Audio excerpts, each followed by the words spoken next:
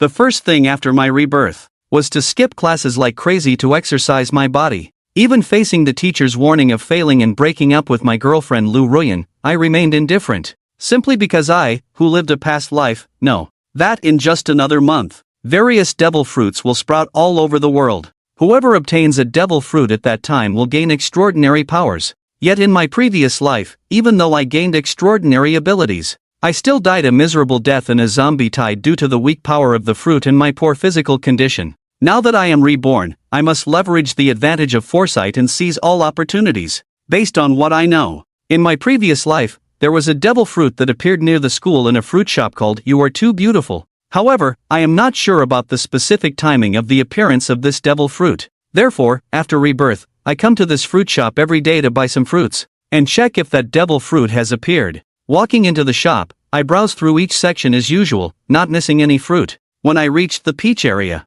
suddenly, two short purple branches caught my attention. I peeled back a large group of peaches covering them, revealing the core of these purple short branches. Indeed, it was exactly the same as the fruit I remembered. This is the devil fruit of Kaido, one of the 4 emperors in the world of pirates. It is the strongest one with a clear location of the fruit as reported in the future. Great, I was overjoyed in my heart, paid the bill and walked out of the store with a bag of fruit. Coming towards me was a middle-aged man with a rather sturdy figure. I glanced at him, feeling somewhat familiar, but soon a face from a past life memory merged with the man in front of me. He turned out to be the user of the blue dragon fruit from my past life. If I had arrived a moment later, the blue dragon fruit would have been bought by this person. Since the devil fruit has appeared, it indicates that the end of the world is not far away. Upon returning to the campus, I no longer hesitated. I picked up the fruit and took a bite. Even though the taste was like a dry bucket mixed in a cesspool, I forced myself to swallow it without feeling sick. With another determination, I decided to swallow all the remaining fruit flesh.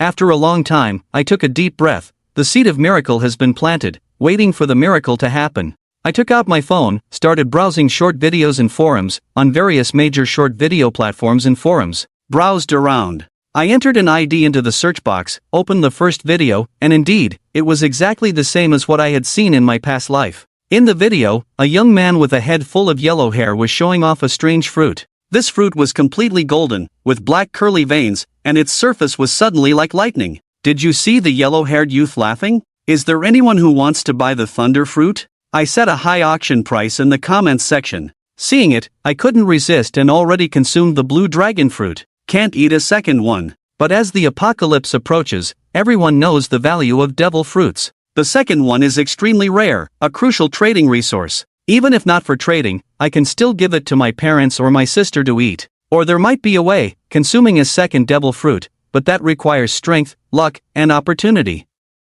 I didn't leave a comment in the comments section. Instead, I directly messaged Huang Ma with the username Gaogui Maozu. Brother, this fruit is well made, just like the real one. I'm sure you know, those people in the comments are just making noise. Just tell me your price directly. If it's reasonable, I'll buy it immediately. In a small county town near the capital of Jizhou province, a yellow-haired person is strolling down the street. However, he is constantly focused on his phone. When he hears it vibrate, he quickly opens the app. My message instantly surprises him, and he hurriedly adds me as a friend. Brother, this is a genuine devil fruit. Asking for $1 million isn't unreasonable, right? I was speechless upon hearing that. Really, why don't you eat it? If you're serious about selling, give a fair price. Otherwise, I'll block you. The yellow-haired person scratched his head, tentatively asking. He immediately reduced the price from 100,000 to 10 times less. But he also knew that a devil fruit figurine wasn't worth that price. What if the other person was just foolish with money? Of course, I'm not foolish. I know that when the apocalypse arrives, not even 100,000, but 1 billion won't buy one. Especially for rare ones like the highly renowned Thunderclap. The stock market, of course, collapsed with the end of the world, and 1 billion is the equivalent price. I pretended to be impatient and replied, fixed price of 1,000. For this quality figurine, this price is already at the top. Huang Ma sighed. He wanted to make a bit more money, but 1,000 exceeded his expectations. Originally, he thought he could buy it for 500 or 600. 1,000 is enough for him to live carefree for a while. Alright, you pay, I'll send it to you. But I'm not willing. You're not a store. If I pay, what if you don't deliver? I see you're in Jizhou, which is where I am too. Give me an address. I'll come find you for a face-to-face transaction. Huang Ma didn't mind, face-to-face it is. You can't rob me of my stuff. He gave his address. I received the message and replied, okay, I'll be there in 3 hours. I hurried all the way and arrived at the county station that Huang Mao mentioned in less than 2.5 hours. Huang Mao was waiting there, and I immediately spotted that yellow-haired person playing with his phone. You must be Gao Gui Mao. Huang Mao looked up and asked tentatively, you're the one buying the devil fruit? I nodded immediately. Give me the payment code. I'll take a look at the fruit's authenticity, then scan the code to pay. Huang Mao was still a bit unwilling, wanting me to pay first. What? Afraid I'll default on payment. This is your territory. Huang Mao thought about it and realized that he had some reputation in this underworld. If this person dared not pay, he could make a call and gather a group of his buddies. I took the bag from his hand and pulled out the fruit from inside. Heartbeat unconsciously accelerating. It's really true, based on past life experience, this fruit is definitely a devil fruit. Immediately scan 1000 to Huang Mao, then quickly take the fruit back to the taxi and continue back to your school.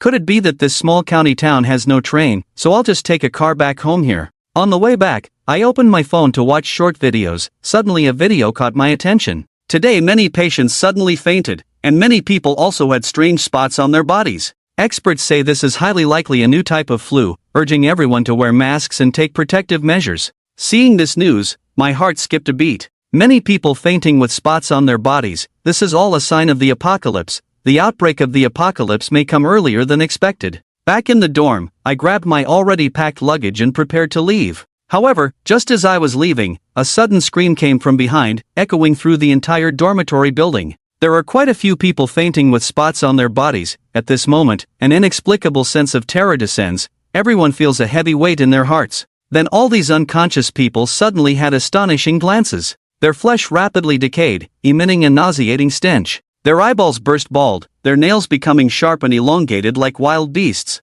The Zombie King fan has turned into a zombie. At this moment, I also feel a power awakening from deep within my bloodline. That power is fierce and mighty. It's the power of the devil fruit I consumed before. The power of the Azure dragon emerges within my body, and I roar skyward, emitting a loud dragon roar. Green scales appear on my skin, twin dragon horns emerge from my head, hands and feet transform into dragon claws, breaking through my shoes, as my whole body begins to transform. This sudden transformation immediately startles the classmates in the hallway, making them think I have also turned into a monster like those zombies. After transforming into a human beast form, my physical abilities such as strength, defense, speed, and recovery power have greatly increased.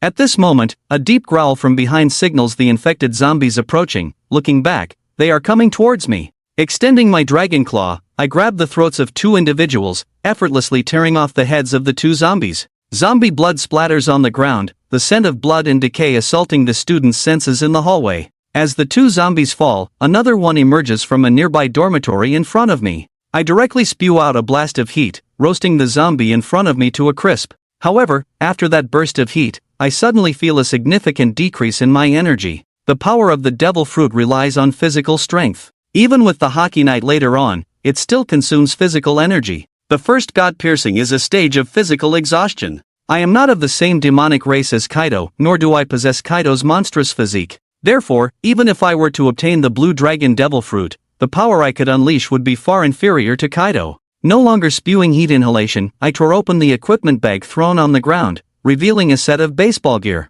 This was originally prepared by me for easy transportation on the train. If only the baseball bat is taken, it would be considered a weapon and cannot be brought on the train. But if it's a complete set, it's different. It would be recognized as sports equipment and can be carried. Now that the apocalypse has erupted, the transportation system must have already collapsed, rendering these facilities useless. I threw the other things on the ground, only picking up the baseball bat. This baseball bat is specially customized by myself, with added thickness and weight, perfect for smashing zombie heads. Although one can purchase crafted items to fight zombies, these things are too easily dulled. A few strikes and they become useless, far inferior to the baseball bat. Swinging the baseball bat, it is wrapped in faint electric currents. The blue dragon devil fruit can control the 3 natural elements of wind, fire, and electricity. Although its power is not as strong as the natural elements, it is sufficient to enhance attack power. The baseball bat entwined with lightning, struck directly at a zombie's head. With a loud bang, even though the zombie's defense far surpasses that of humans,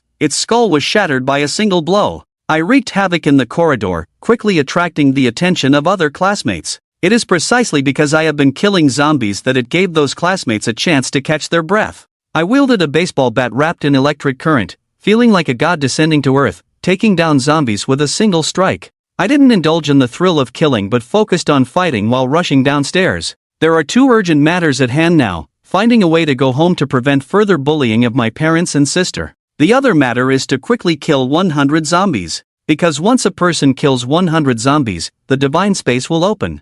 Then, one can exchange for the practice method of the three-color hegemony, accelerating the improvement of one's strength. The Azure Dragon can fly, but with your current stamina, you definitely won't make it flying back home. I swung the iron rod like a war god, unstoppable, with a large group of students gathering behind me, wanting to follow me out of the corridor. What they don't know is that there's no safe place in the apocalypse. Ironically, staying in the dormitory and locking the door might buy them more time. Now, these people are like disposable NPCs to themselves. After rushing out of the corridor, I squinted my eyes, realizing that the situation downstairs was even more terrifying than upstairs. This school used to be a mass grave, where many people died during the Sino-Japanese War. There are rumors on campus that this place is ominous, with strong spirits, and the residential building built here caused many people to fall ill. Later, a feng shui master suggested building a school here, using the vigor and vitality of young people to shape this place, hence the establishment of this medical school. Now, those bodies turned into dry bones, infected by the zombie virus, have all crawled out from underground, attacking every living person they see.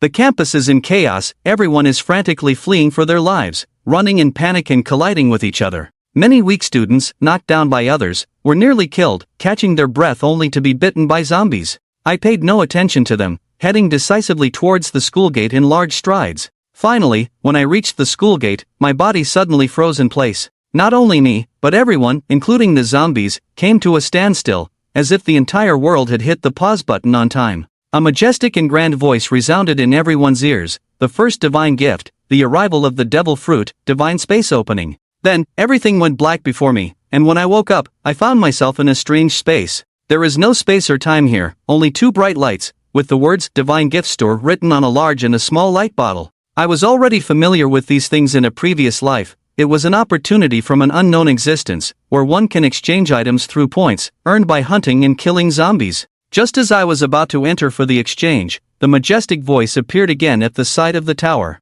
For being the first to kill 100 zombies and reach 100 points, you will receive a divine gift reward. Because you reached 100 points within the 10 minutes of the apocalypse, your reward level has been upgraded by God. You can choose one of the following 3 rewards. Hearing this, I was stunned. This is an insider information I had never experienced in my previous life, but since it's a reward, it must be beneficial. So I quickly focused my attention and looked over. Reward 1, Perfect Fruit. This will make your current blue dragon fruit reach a perfect state, completely eliminating the side effects of the blue dragon fruit. After the side effects are eliminated, you can not only ignore the restraint of sea stone and seawater, you can also eat another devil fruit without your body exploding. If you eat a second fruit, you will still be restrained by sea stone and seawater until the side effects of the second fruit are eliminated, and you cannot eat other fruits before that. Reward 2, Domineering Genius. No need for points exchange. No need for cultivation. Directly awaken the 3-color Domineering.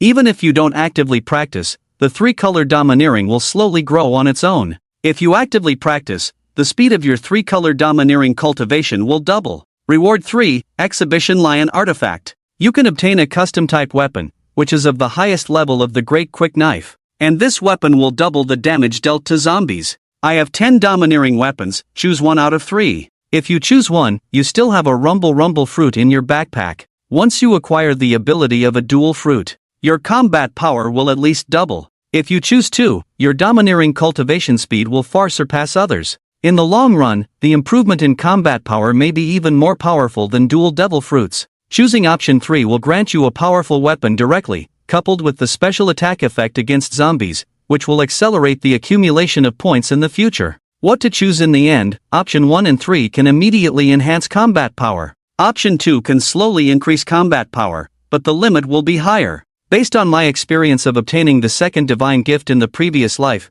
at least by that time, dominance was still relevant. As I hesitated, I suddenly recalled Teacher Kai's wise words: dominance is the essence. Even Roger, Shanks, and Rayleigh didn't have devil fruit powers, yet they became invincible figures. Even Teacher Kai, in pursuit of enhancing dominance, didn't really focus on developing devil fruit powers. When facing King Luffy, he didn't even awaken. No more hesitation, quality over quantity, choose option 2, the dominance genius. The strength of the blue dragon fruit depends on one's own physique. It's already not easy to fully develop a fruit to its limit. The next moment, subdue the mind, a black and faint dominance covering everything. This is armament hockey. By using another 10 points, exchanged for 15 water blocks that can rapidly replenish stamina, allowing oneself to endure longer in battle. One block only costs 2 points, it's a cost-effective and good item. Although I had already learned the 3-color dominance in the previous life, in this life, without the dominance genius reward, I still need to exchange in order to learn. What is exchanged is more of a practice than a method, a permit. The personal panel not only provides personal attributes but also serves as a communication tool. When human civilization is destroyed in the apocalypse, everyone relies on the communication function of the personal panel to stay connected. Moreover, many channels are humanely allocated within it. At this point, many people have started chatting with each other. Soon, the majestic voice from before resounded again. The spatial gaze immediately ended, allowing free entry into the divinely gifted space. I only felt darkness before me, and when I woke up again, my consciousness returned to my body, surrounded by endless zombies and panicked classmates and teachers. As the countdown ended and time returned to normal, I stuffed a piece of water meat into my mouth, gulping it down as I continued to charge towards the school gate. Suddenly feeling something, I quickly moved aside, and right where I had just been standing, a skeletal arm reached out. This is observation hockey. With hockey fully restored through water meat, wielding an electrically charged baseball bat, I swiftly killed these zombies. Then returning to human form, I jumped into the car and sped towards the city outskirts. The vehicles fleeing on the road soon realized that the zombies were erupting in the city, so they tried to escape to sparsely populated areas to survive. But there is no inch of clean land left in this world. To survive, one must fight against the zombies, obtain items by exchanging in the God-given space, and getting stronger is the only way to victory. The radio is still playing in the car, broadcasting urgent national notifications. Everyone, stay calm, stay at home, close your doors and windows, our troops are already in action. Our biological laboratory is also developing an antidote, please maintain order, do not panic. The first wave of the zombie virus spreads through the air, the weak will be infected, so hospitals and nursing homes are high-risk areas for infection. After doomsday arrives, the main transmission method of the zombie virus is through biting and blood transmission. In this situation, military personnel with the best physique have a very low chance of being infected. So when doomsday comes, the military can still play a certain role. But I know this is not sustainable. If the military wants to quickly eliminate the zombies,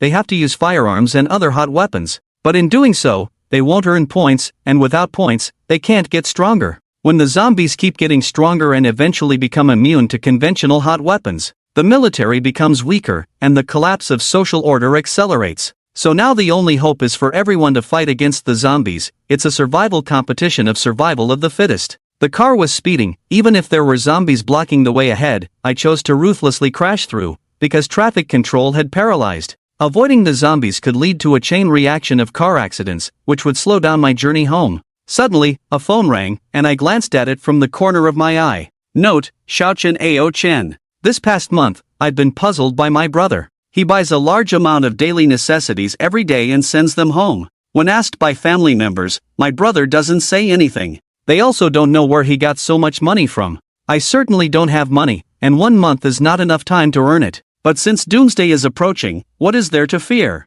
I borrowed all the illegal black market loans. If it weren't for being unable to explain to my parents, I'm afraid I would have to mortgage the house. But with the existence of the divinely gifted space, there's actually no need to store too many supplies. These are just for emergencies. I instructed my sister not to go out, not to open the door for anyone except Dad's return, and to wait for me to come back before making any decisions. My sister, Aocheng, nodded repeatedly. Good, right in front. A luxury car, in order to avoid the suddenly pouncing zombies, flipped over, causing a chain reaction of car accidents. Many vehicles crashed into each other, resulting in casualties. I had anticipated this scene long ago. At this moment, it was too late to stop the car, and there were many vehicles speeding up behind me, not allowing me to slow down. After stuffing the phone into my backpack, I reached back and grabbed the bat and baseball bat, transforming into a dragon form to break through the car roof and fly into the sky. Yan Yun supports his body, the blue dragon soars upwards. This miraculous scene stunned everyone on the road, making the already intense car accident even more massive.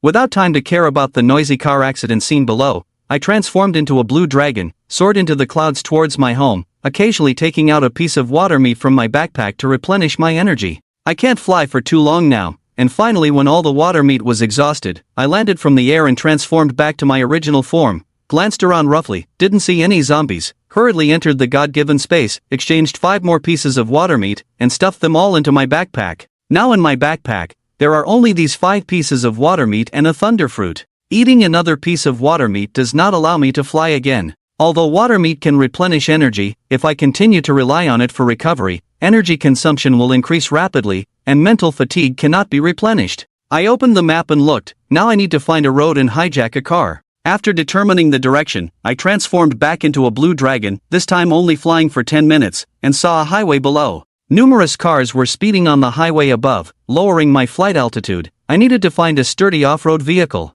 Many people in the traffic below saw the blue dragon flying in the sky. Immediately, someone captured this scene with their phone and uploaded it to the communication channel of the God-given space. Family, I saw a dragon, a huge blue dragon, must be nearly 100 meters long. Immediately, there were comments below this video. The blue dragon must be Kaido's mythical Zoan devil fruit. I wonder who's so lucky to obtain such a powerful mythical beast type. I truly envy. If only I could get a devil fruit too. Sigh, I once got a rumble fruit, but I thought it was fake, so I sold it. A comment by the user named Noble Harry Boss caught many people's attention. Damn, are you an idiot? If you had eaten the rumble fruit, you'd be flying by now. Exactly, since no one has armament haki yet, Conqueror's haki is invincible. With immense attacking power, ultimate speed, and the property of not getting hurt in elemental form, you'd be unstoppable. Damn it, if I had gotten a devil fruit, I definitely wouldn't sell it. You idiot actually sold it. Seeing those mocking comments, little yellow hair hiding in an internet cafe toilet, shivered in anger.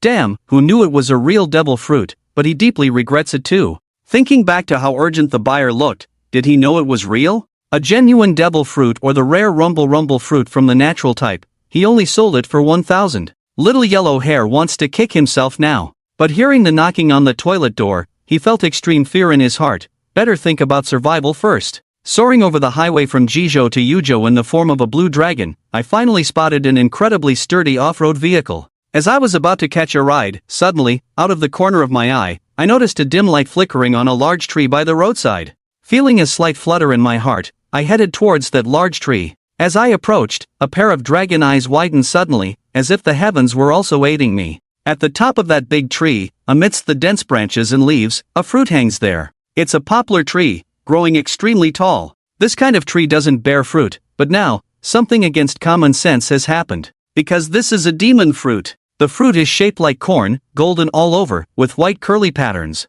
It's a fruit he has never seen before. But that's normal too, as demon fruits in the apocalypse are far more numerous than in comics. In comics, there are only dozens, but based on the fruits counted in his previous life, there are tens of thousands. Of course, most of them are animal-based. There are also quite a few mythical beast species. After all, the myths of various ethnic groups around the world are countless, and each mythical beast and monster can become a new mythical beast species. However, even if mythical beast species are common as dirt, they still deserve the title of the strongest. He reached out with dragon claws, plucked the fruit and put it into his large backpack. Once his points reach 1,000, he can unlock a new privilege in the divine space. Demon fruit identification. This way, he can avoid eating fruits that don't suit his taste. Of course, the identification fee is very expensive, costing a full 1,000 points each time. Plus, the vast majority of people are already considered lucky to obtain a demon fruit, so who still has the qualification to be picky? Just as he was about to catch up to the off-road vehicle again, a large truck ahead suddenly overturned. 3 zombies crawled out of the truck, blocking and attacking the surrounding vehicles. But at this point, which vehicle dared to stop? They all stepped on the gas and rushed past the zombies. One zombie was pinned in front of a car, its already decaying legs rapidly grinding against the ground, soon revealing stark white bones. But zombies have no sense of pain. It raised its fist and fiercely smashed the car window, frightening the man and woman inside the car into screams. Soon, the glass was shattered by the zombie. Infected beings like them have greatly increased strength, so after smashing the glass, they crawled towards the car. The car owner's face turned pale. At this point, all they could do was drive frantically, swerving left and right, trying to shake off the zombie. However, the zombie was still clinging on, and this behavior triggered a chain reaction of car accidents. Ao Feng glanced over there, paid no attention, and instead landed next to the overturned truck, transforming into a human beast form, holding up one side of the overturned truck and flipping it back over. The power provided by the blue dragon fruit was extremely terrifying. Making contact with the dragon transformation, he entered the car and drove forward. When he arrived at the scene of the chain car accidents, he transformed back into a divine dragon, moving aside the wreckage blocking his path. Some severely injured but not dead people saw him clearing the road, weakly opened their mouths, calling for help. "Sir, please save me." He tried to increase his volume, but unfortunately, his sternum was broken, his lungs were also injured, and he was so weak that he could die at any moment. But he didn't want to die, even if he was in excruciating pain. He wanted to grasp onto this last straw. Ao Feng didn't even glance at him. After clearing the road, he got back into the truck and left gracefully. Behind him, thanks to his efforts, those vehicles passed through the cleared road,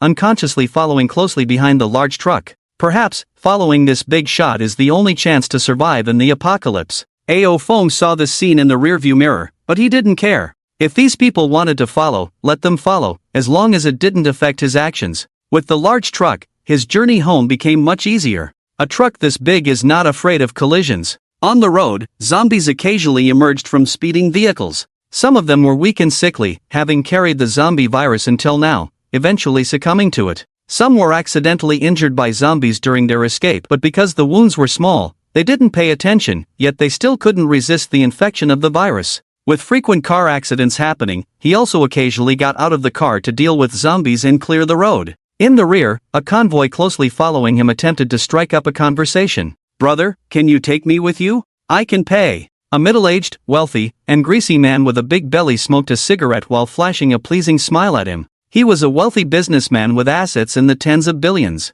But now, he was no different from these ordinary people. Yet, he only received a dismissive "get lost." The middle-aged man's expression changed momentarily, but he quickly resumed his smile. Having struggled in the business world for many years, being slapped in the face was nothing. As long as he could achieve his goal, he would kneel down if needed. "Brother, don't be so distant. How much do you want? 100,000? 1 million? 10 million? As long as you protect me, I can give you endless money." A pair of majestic dragon eyes filled with authority glanced at him, releasing a faint pressure outward. Ao Feng coldly said, "Take one more step forward, and you die." The middle-aged man, terrified, involuntarily knelt down. It was as if the dragon-transformed youth in front of him was the supreme being in this world. The faint dominance deterred a group of people preparing to approach for a chat. However, even in a life-or-death situation, some still wanted to take a chance for themselves. A bold and beautiful mature woman stepped forward. Even in the post-apocalyptic world, she still dressed so beautifully.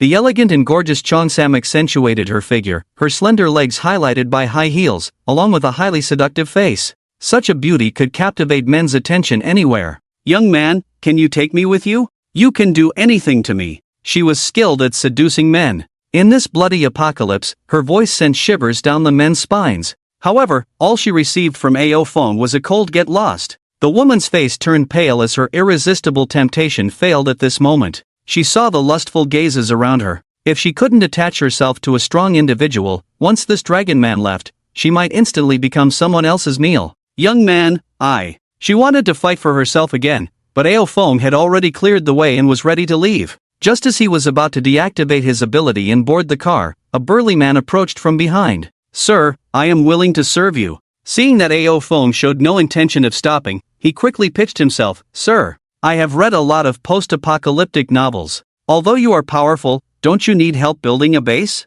I may not have other skills, but I have strength." He even displayed his robust muscles. "Sir, I am a combat coach, I can definitely help you." Ao Feng stopped in his tracks, turned to look at him. Indeed, his muscles were extremely strong. After pondering for a while, he realized that what this man said made sense. With civilization on the brink of collapse, to survive in the post-apocalyptic world, he needed to build his own secure base to combat the zombies. These zombies grew rapidly, and it was difficult to protect his family at all times on his own. Seeing that Ao Feng stopped and turned to look at him, Meng Kuei immediately showcased his muscles in a 360-degree manner. "Alright, get in the car." Delighted that Ao Feng agreed, Meng Kuei abandoned his luggage and belongings. As long as he could keep up with this big shot, what did he lack in terms of daily necessities? Afraid that Ao Feng would leave him behind if he hesitated, he didn't dare to sit in the front passenger seat but used his physical fitness to climb into the back of the car. Meng Kuei's success gave others hope. This big shot wasn't entirely heartless.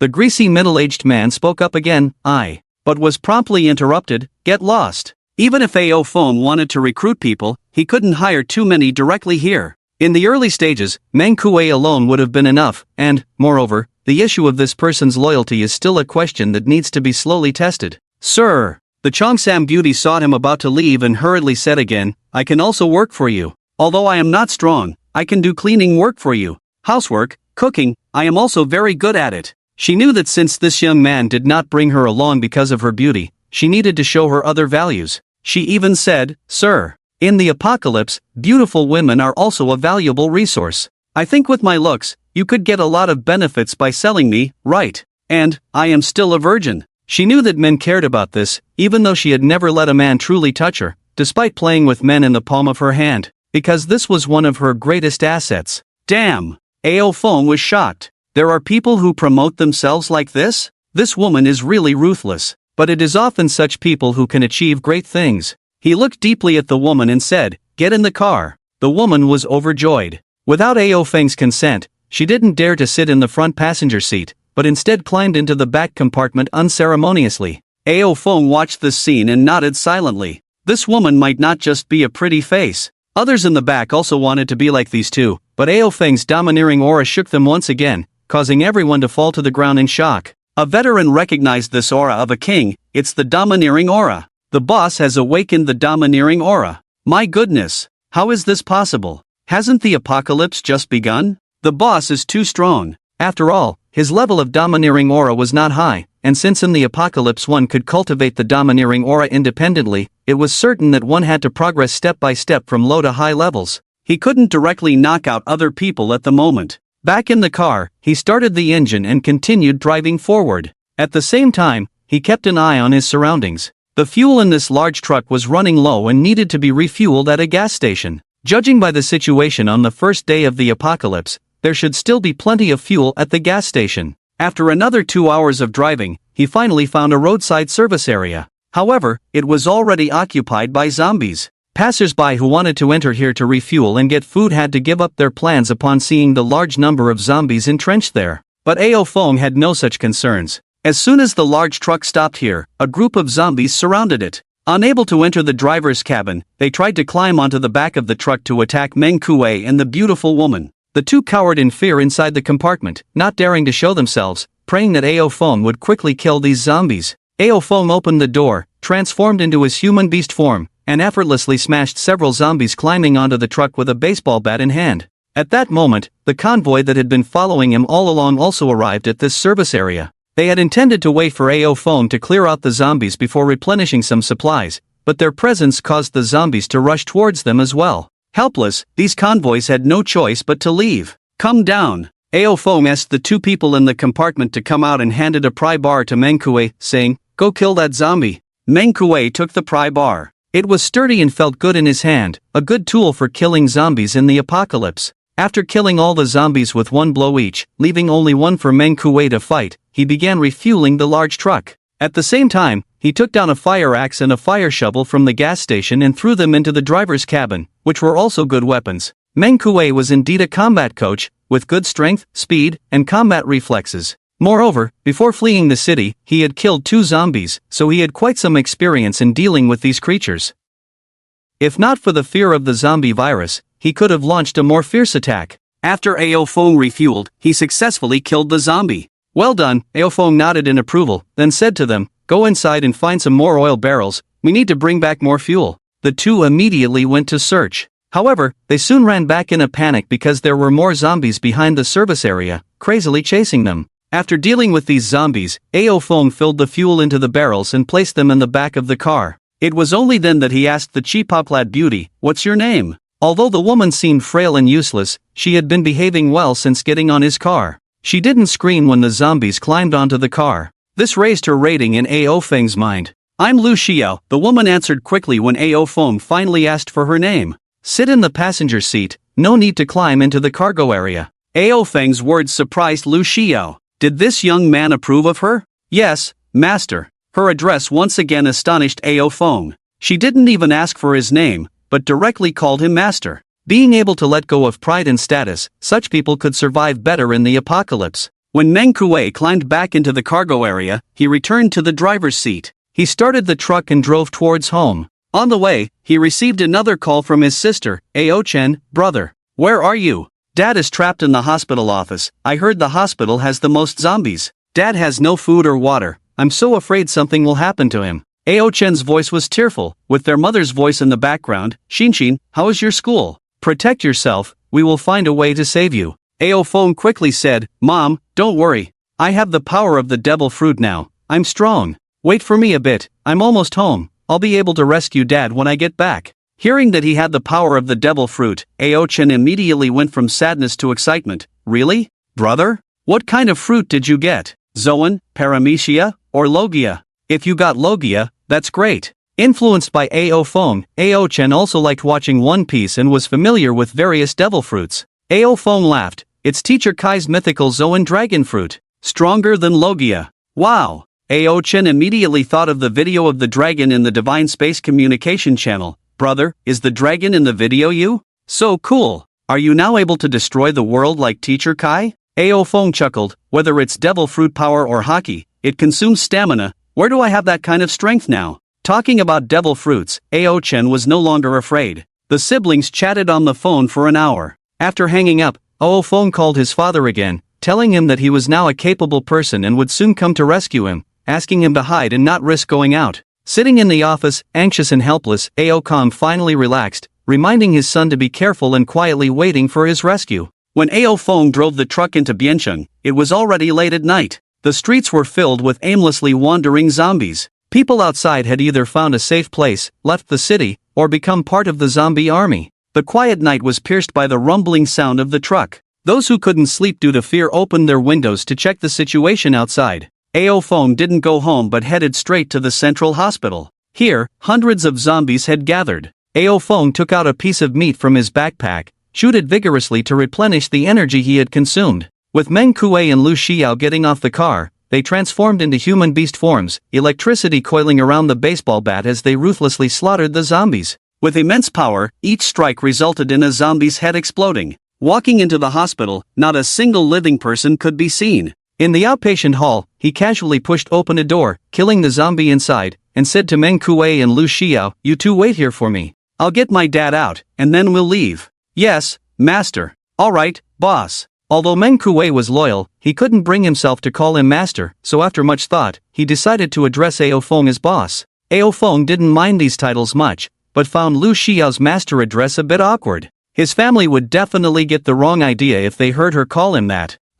About to leave the room, Ao-feng decided to tell Lu Xiao, "Don't call me master, it sounds weird. My parents might get the wrong idea." He scratched his head, making the two feel that this decisive and powerful young man was also a normal student. Lu Xiao said, "Master, the large number of zombies in the bestowed space already indicate that this crisis is extraordinary. With your strength, you will surely become a king in the apocalypse, and those who address you like us will surely have a bright future. Your parents should get used to all this sooner rather than later." Listening to her words, Ao-feng couldn't help but glance at her. This woman's intuition was truly sharp. Many still held on to the fantasy that the country could resolve this crisis. But this woman understood that this was the real apocalypse. All civilized order would collapse, and a new world order would be established by the strong. This woman herself held immense value, and she was gradually proving her worth. "All right." Ao-feng nodded, no longer debating the matter with her. After he left, Meng Kuei and Lu Xiao immediately used numerous tables and chairs to block the door,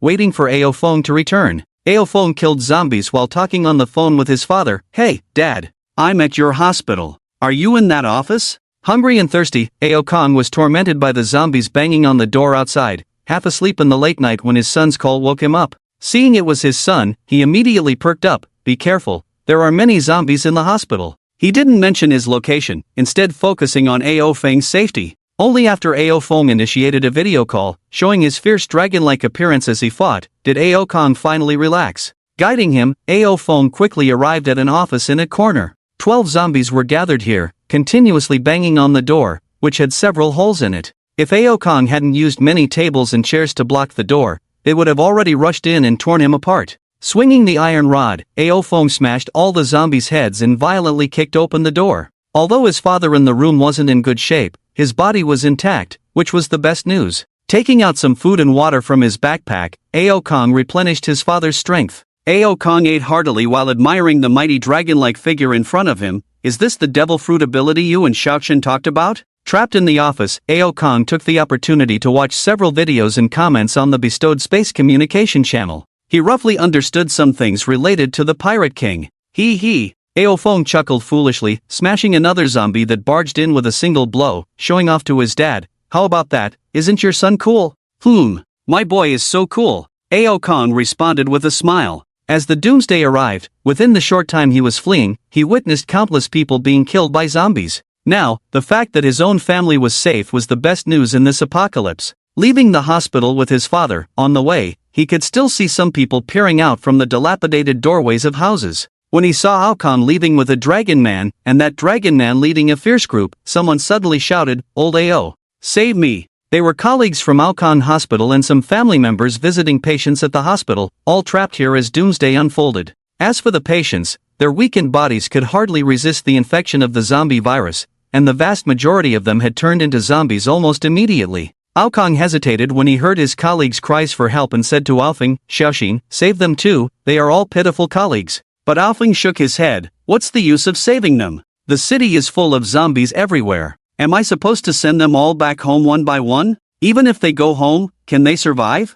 Ignoring the cries of this group of people, he quickly left with his father. Passing by Menkue and Luxio's room, after clearing out the zombies banging on the door, he smashed the door with a stick and brought the two out. "Sir! Master!" Seeing Aofeng return, the two immediately spoke respectfully. Aokong was shocked. He incredulously looked at Aofeng. "They are? A muscular man and an extremely beautiful woman. Why would such people respect his son so much?" Moreover, he heard clearly that Beauty called his son master. Oh my goodness! He was not some old-fashioned conservative thinker. Could his son play like this behind his back? Despite Aofeng's 2 lifetimes of experience, his face was a bit flushed at this moment, but he still pretended to be calm and replied, "2 little brothers I picked up on the road." But Aokong's eyes clearly showed disbelief, a look that said, "You're definitely not telling the truth." Aofeng was speechless and had no intention of explaining further. He brought them back to the large truck, had his father sit in the front passenger seat, and sent Luxio back to the rear compartment. After clearing out the zombies surrounding the truck once again, he drove back home. At home, Aochan looked at Luxio in astonishment. What a beautiful woman! And did this woman just call him brother earlier? Master? Oh my! What has his brother been up to outside? He actually dared to bring this woman home. And that muscular man, even if he claimed to be a special forces soldier, would he believe it himself? He even called his brother boss? At this moment, Luxio stood behind Aofeng like a competent maid, with her hands folded on her abdomen, quietly standing behind Aofeng. Menkue seemed a bit at a loss. Although he was outgoing, these were the family members of the boss he pledged allegiance to, and he didn't know how to interact with them. In the end, it was Aofeng's mother, Zhang Hong, who took the initiative and said, "Are you all hungry? Come and eat." Upon learning that her son was about to return, she stayed up all night to cook, just so her son and husband could have a hot meal. She didn't expect her son to bring back 2 more people, making the food a bit insufficient. But fortunately, Aofeng had prepared plenty of canned food in advance, so he opened some cans and set up a large table. Seeing Menkue and the others feeling awkward, Aofeng said, "Come and eat together." Menkue was about to step forward, but Luxio said, "No need, just give me some canned food, I can't dine at the same table as the master." Aochan! Zhen Hong? Aokong! Aochan's suspicious eyes scanned the two back and forth, suddenly shouted, "I know. This is called adjusting. Ouch!" Before he could finish his sentence, Aofeng's head hit her forehead, making her tear up, and she grabbed Aofeng's arm and bit down on it. After playing around for a while, Aofeng said to Lu Xiao, "Let's have a meal together, nothing fancy." With his permission, the elegant Qipao beauty finally sat gracefully at the dining table. Aochan sat on her other side and asked softly, "Sister Lu Xiao, what exactly is your relationship with my brother?" Lu Xiao calmly replied, "The relationship between master and servant." Aochan. After the meal, Lu Xiao and Aochan stayed in a room, while Menkue was arranged in a guest room. The next day, when they woke up, it was already 2 in the afternoon. After breakfast, Aofeng took out 2 devil fruits from his backpack and said to his parents and sister, "I still have 2 devil fruits here, one is the rumble fruit, and the other one I'm not sure about, you guys have them." Having seen Aofeng's fierce Azure dragon form and witnessed many powerful ability users in videos, they now understood the value of these 2 fruits. Meng Kuei and Lu Xiao were both shocked, not expecting Ao Feng to have two more. Their eyes revealed deep desire. Who wouldn't envy devil fruit ability users? But they also knew they were not worthy at the moment. However, with Ao Feng's immense strength, he might find more devil fruits in the future, and if they performed well, there was a good chance of being granted one. At that moment, the two of them became even more determined in their loyalty. Curious, Ao Chen picked up the two fruits and showed them to his parents. After seeing them, Ao Kong handed them back to Ao Feng. Give one to Xiao Chen to eat. We are old. Even if we eat them, it would be a waste. Zhang Hong also said, yes, Xiaoxin, with you protecting us, we are content. Such precious things, you should keep them for a greater purpose. We won't eat them. Ao Feng said, I already have the Azure Dragon Fruit. My strength will surely increase quickly in the future. If you eat the fruits, you can quickly kill zombies and then exchange for powerful cultivation methods. These are the capital for survival in the apocalypse. However, after all the talk, Ao Kong and his wife still refused. No, give us more in the future. It's too wasteful for us to eat them now. Helpless, Ao Feng said to Ao Chen, you choose one. Ao Chen had been eagerly watching for a while, and when it finally came to her turn, she became excited. She held the two fruits, looking left and right. The reputation of the Rumble fruit was great, so eating that one would be the safest choice. The other one, whose name she didn't even know, would be a loss if it turned out to be just an ordinary animal-type fruit. After thinking for a while, she handed the Rumble fruit back to Ao Feng. I'll eat this one. Ao Feng was surprised. You're not eating the Rumble? The elemental transformation ability of the natural type is invincible in the early stages, and who knows what ability the other one might have. Ao Chen shook her head. There is a bottle of demon transforming potion in the divine space, which can eliminate the side effects of devil fruits and allow one to eat another fruit. Brother, you are so strong now, you will definitely get the potion. The Rumble fruit suits you well. I'll eat this one. Ao Feng thought for a moment and said, alright, let me appraise it first. If the ability is good, you can eat it later. Appraise? Ao Chen was puzzled. Fruit appraisal was a privilege that could only be unlocked when one's points reached 1,000. Ao Chen's points were currently at 0, so she had no idea. After rushing back home from school and killing zombies at the hospital entrance, she had already killed over 1,000 zombies, just enough to unlock one appraisal. But as soon as she heard that it required 1,000 points for an appraisal, she immediately opposed. No way. 1,000 points, that's too expensive. With 1,000 points, you can exchange for one of the Navy's 6 powers, or a fast sword. Appraising a fruit is too wasteful. Without waiting for Ao Feng to respond, she grabbed the fruit, shining like golden corn, and stuffed it into her mouth. After taking a bite of the fruit, she didn't savor the taste but gulped it down in one go. She knew devil fruits tasted awful. Xiao Chen. Ao Feng was shocked. He didn't expect Ao Chen to eat it directly.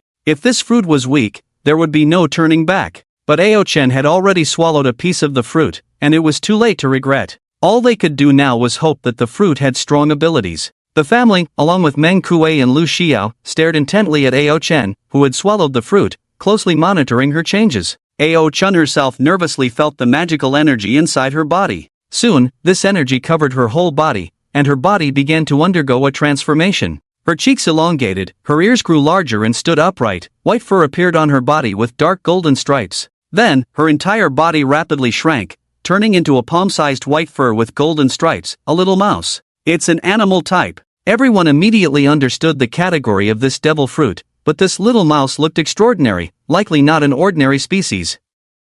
The little mouse spoke in a human voice, hey, you guys are huge. Ao Feng and the others squatted down, curiously asking her, what category is it? Regular species? Ancient species? Or mythical beast species? Ao Chen giggled, it's a mythical beast species. Upon hearing the 3 words, mythical beast species, Ao Feng was overjoyed. It seemed like his sister hadn't made a bad bet. Mythical beast species all have special abilities. What's yours? Ao Chen said, watch this. With that, she burrowed down into the ground, directly disappearing beneath the floors between the buildings. The ground showed no signs of disturbance, as if the little mouse had merged seamlessly with it. Soon, the little mouse emerged from behind Ao Feng, transforming back into a human animal form. Her human animal form was adorable, with white fur and golden stripes on her large ears, sharp claws on her hands, and a long white tail behind her back. Completely different from the sleazy mole fruit ability. Knowing everyone was curious about her powers, Ao Chen didn't keep them waiting and introduced herself. Ahem. Allow me to introduce the power of my devil fruit. Puffing out her proud chest, Ao Chen joyfully said, my devil fruit is called, animal type, mouse fruit, mythical beast species. Duo Bao Mouse form. It has 3 abilities. First, I can pass through all earth and stone obstacles, like burrowing through the ground and walls, which feels like passing through a curtain of water to me. Everyone had witnessed this earlier, but hearing her describe it herself was still fascinating. Secondly, I have an independent treasure storage space where I can store inanimate objects. Saying this, Ao-chan picked up a mop from the corner and stuffed it into her chest, making it disappear completely. What the heck? Ao Feng was astonished, a 4th-dimensional cleavage? And this girl wasn't even big. Mother Zhang Hong even leaned into her daughter's arms, reaching in to feel around. It's gone? Then, Ao-chan reached into her chest and pulled out the long, thick mop. How big is your storage space? Ao Feng focused on this crucial question. As far as he knew, there were no storage items during the first divine bestowal. Whether there would be any in the future, he was unsure. But if Ao-chan's space was large enough, she could carry many things without fear of losing them. After sensing it, Ao-chan said, it's currently only 10 cubic meters, but as the fruit develops, this space will gradually expand. Then, she continued to introduce her abilities, but wait, there's more. I have another ability. Ao Feng was even more surprised. Burrowing through the ground and walls, along with a personal storage space, was already a divine skill. She still had another ability? Ao-chan proudly said, the 3rd ability is treasure hunting. Treasure hunt? The others were puzzled. Ao-chan explained, I can sense the aura of treasures and pinpoint their location based on that aura. Now, my sensing range can cover half of Bian City. Damn! Ao Feng almost cursed out loud. Burrowing, spatial manipulation, plus treasure hunting. He felt even his Azure Dragon form wasn't as impressive anymore. But then again, the Azure Dragon had many abilities. Firstly, the power to control the natural elements of wind, fire, and thunder simultaneously. Secondly, in the Flame Cloud Grasp, the ability to fly. Lastly, a much stronger enhancement in power, defense, speed, and recovery abilities compared to other animal types. In comparison, the Azure Dragon excelled in combat, while the Duo Bao Rat focused more on auxiliary abilities outside of combat. But there are also drawbacks. Ao-chan's voice sounded somewhat disheartened. The emergence of 3 superpowers meant there were trade-offs. Unlike other animal types, once I transform into beast form, my strength and defense are almost 0, completely lacking combat ability. After transforming into human beast form, I hardly gain any strength and defense enhancements, remaining exactly the same as when I'm a regular human, but my speed is greatly increased. I estimate that my speed enhancement is at least twice that of other animal-type mythical beasts. By the end, Ao-chan was still quite proud. Indeed, this wasn't a demon fruit specializing in combat, but its effects were even greater than the Azure Dragon's. In this period, what truly counted as treasure? There was almost no need to think. The demon fruit was the only answer. Of course, it wasn't entirely the case. Ao Feng knew that in the future, there would be secret realms opening up, and Ao-chan's ability would also allow them to gain more benefits in those realms. By the way, keep this thunderous fruit in your treasure storage space, it's only safe here. After reviewing Ao-chan's fruit abilities, Ao Feng handed the thunderous fruit to Ao-chan, and transferred 30 points from his own score to each of them, allowing them to exchange for the 3-color domineering cultivation method. Even without a fruit, as long as one cultivated domineering to the extreme, they could still become strong. Moreover, even with a fruit, if one's domineering was lacking, they would gradually be eliminated in the apocalypse. He then exchanged a common military knife for each of them from the divine bestowal space and let everyone out of the house. Downstairs, there were still countless wandering zombies. Ao Feng transformed into a dragon man, smashing one zombie's spine with a stick and disabling its arms. He said to his father, "Dad, use this knife to cut off its head." Ao Kong hesitated a bit. Even though the other was a zombie, it had been human before, so asking him to decapitate it felt like murder.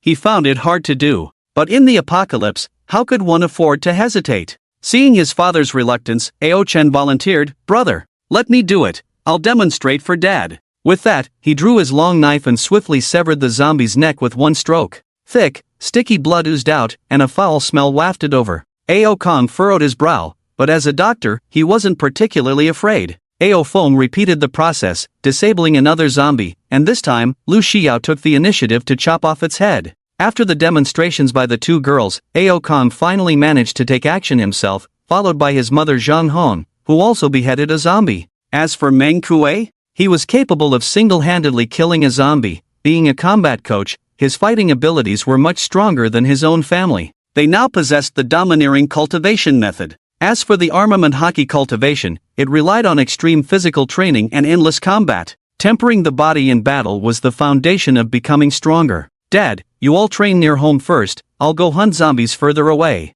Besides body training, fighting zombies also meant gaining points. This was the currency of the apocalypse. It could be used to exchange items from the divine bestowal space and for trading with others. The previous monetary system had already collapsed. "Brother, I'll go with you." Ao-chan saw that he was about to leave, hurriedly grabbed his arm and pleaded. Ao-feng frowned. "No, I will clear out a batch of zombies near the house, so you can go home and rest when you're tired. It's too dangerous to go far away with me, and your fruit combat ability is not strong." Ao-chan said, "I feel there is treasure in the southwest direction, I can take you to find it." "Treasure?" Ao-chan's words surprised Ao-feng. What other treasures could there be besides the devil fruit? "Fine, stick close to me and don't run off on your own." "Okay." Ao-chan nodded like a little chick pecking at rice. He instructed Meng Kuei, "Protect my parents well." Meng Kuei nodded solemnly, "No problem. I promise not to let the boss's family suffer any harm." Ao-feng led Ao-chan towards the southeast. Both of them were in human beast form, and the speed of the duobao mouse surprised Ao-feng. With speed and incredible burrowing ability, the zombies couldn't even touch Ao-chan's clothes. Although Ao-chan's own attack power was not great, she could still wear down the zombies in a guerrilla warfare style. Pluck! When Ao-feng smashed another zombie with a stick, Ao-chan also successfully beheaded one, but frequent use of abilities left her panting heavily. Still, she happily boasted to Ao-feng, "Brother, I killed another zombie." Seeing the girl's proud expression, Ao-feng smiled, "My little Chen is really strong." Yay! Hearing Ao-feng's praise, the girl's beautiful eyes curved into crescent moons, and a pair of dimples appeared on her cheeks. But how could one be so carefree in battle? A zombie pounced from behind, biting towards Ao-chen's neck. Startled, Ao-chen tried to burrow away, but the massive energy consumption prevented her from doing so. As the zombie got closer, at the critical moment, Ao-feng smashed its head to pieces with a stick. "Brother, I can't fight anymore." Ao-chen gasped heavily, as she hadn't trained as hard as Ao-feng for a month, nor did she have the talent of a domineering genius. With Ao-feng's help, she only obtained the qualification for domineering practice but had not awakened her domineering power. The duobao mouse didn't provide much stamina boost, so being able to fight until now was the result of her usual exercise. Ao-feng said, "Point the way, I'll take you there." Ao-chen put the long knife into the treasure space, transformed into a beast form, and perched on Ao-feng's shoulder. The palm-sized little mouse rubbed against Ao-feng's displeased dragon-scaled cheek, and her sister's familiar voice sounded in his ear. "There." Ao-feng directly transformed into a dragon, roaring loudly, the sound echoing far and wide. This alarmed the many people hiding in the residential buildings. They stuck their heads out and saw a blue dragon soaring through the clouds, heading straight up into the sky. Blue dragon! It's the blue dragon boss from the video. The blue dragon boss actually came to our city of Bien? Can he clean up the zombies in Bien City? Maybe the blue dragon boss is one of us from Bien City. Some people captured the scene of the blue dragon soaring and uploaded it to the communication channel of the divine gift space. They dared not fight the zombies and could only hide in their houses, communicating with people from all over the world through the divine gift space. Soon, a video titled "Blue Dragon Boss Suspected to be from Bien City" was trending. The comments below the video quickly exceeded 100,000. The blue dragon boss is one of the strongest at the moment. Can he completely eradicate the zombies and restore order to the world? There are already over 100 people around the world who have eaten devil fruits, but there are only a few with the combat power to beat zombies like the blue dragon boss. I think the blue dragon boss is the strongest, no doubt about it. It looks like the blue dragon boss is about to leave Bien City. Maybe he's just passing through Bien City, otherwise he would definitely hunt zombies in Bien City to earn points. Above Biancheng, Ao-feng quickly arrived at the location where Ao-chen indicated there was treasure. "Brother! Over there, in that grove." Ao-chen, in the form of a transformed treasure rat, sniffed eagerly with her small nose. The closer she got to the treasure, the stronger her senses became.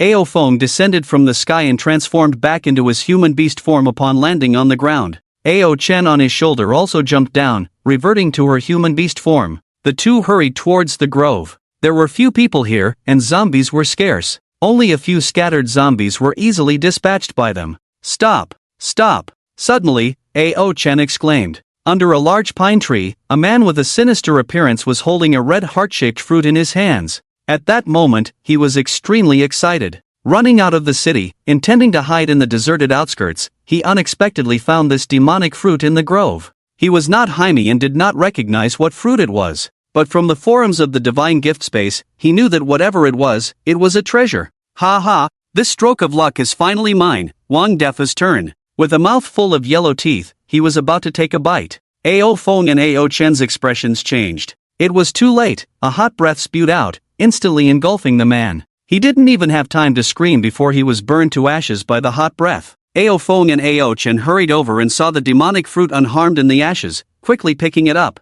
Having experienced doomsday, Ao Feng had long abandoned any sense of mercy. He was not a good person. Killing for treasure was as normal as it could get in the apocalypse. Ao Chen, on the other hand, felt a twinge of guilt. Killing a living human for a fruit went against the education she had received. Ao Feng said, in the apocalypse, only the law of the jungle matters, strength is the only truth, and weakness is the original sin. If I didn't have this strength and a stronger person found the demonic fruit, the outcome would be the same as this man's. Ao Chen nodded gently. Although it was only the second day of the apocalypse, she had also seen the ugliness of human nature on the forums of the divine gift space. Killing for treasure at least had a reason. In the apocalypse, more often than not, there was senseless release of human evil. I understand, brother. Despite understanding this truth, she still felt uneasy, holding onto Ao Feng's arm tightly, looking at the fruit together. The red heart-shaped fruit with black curly patterns on it was recognized by the two-seasoned Jaime. It was the most valuable fruit in the pirate world.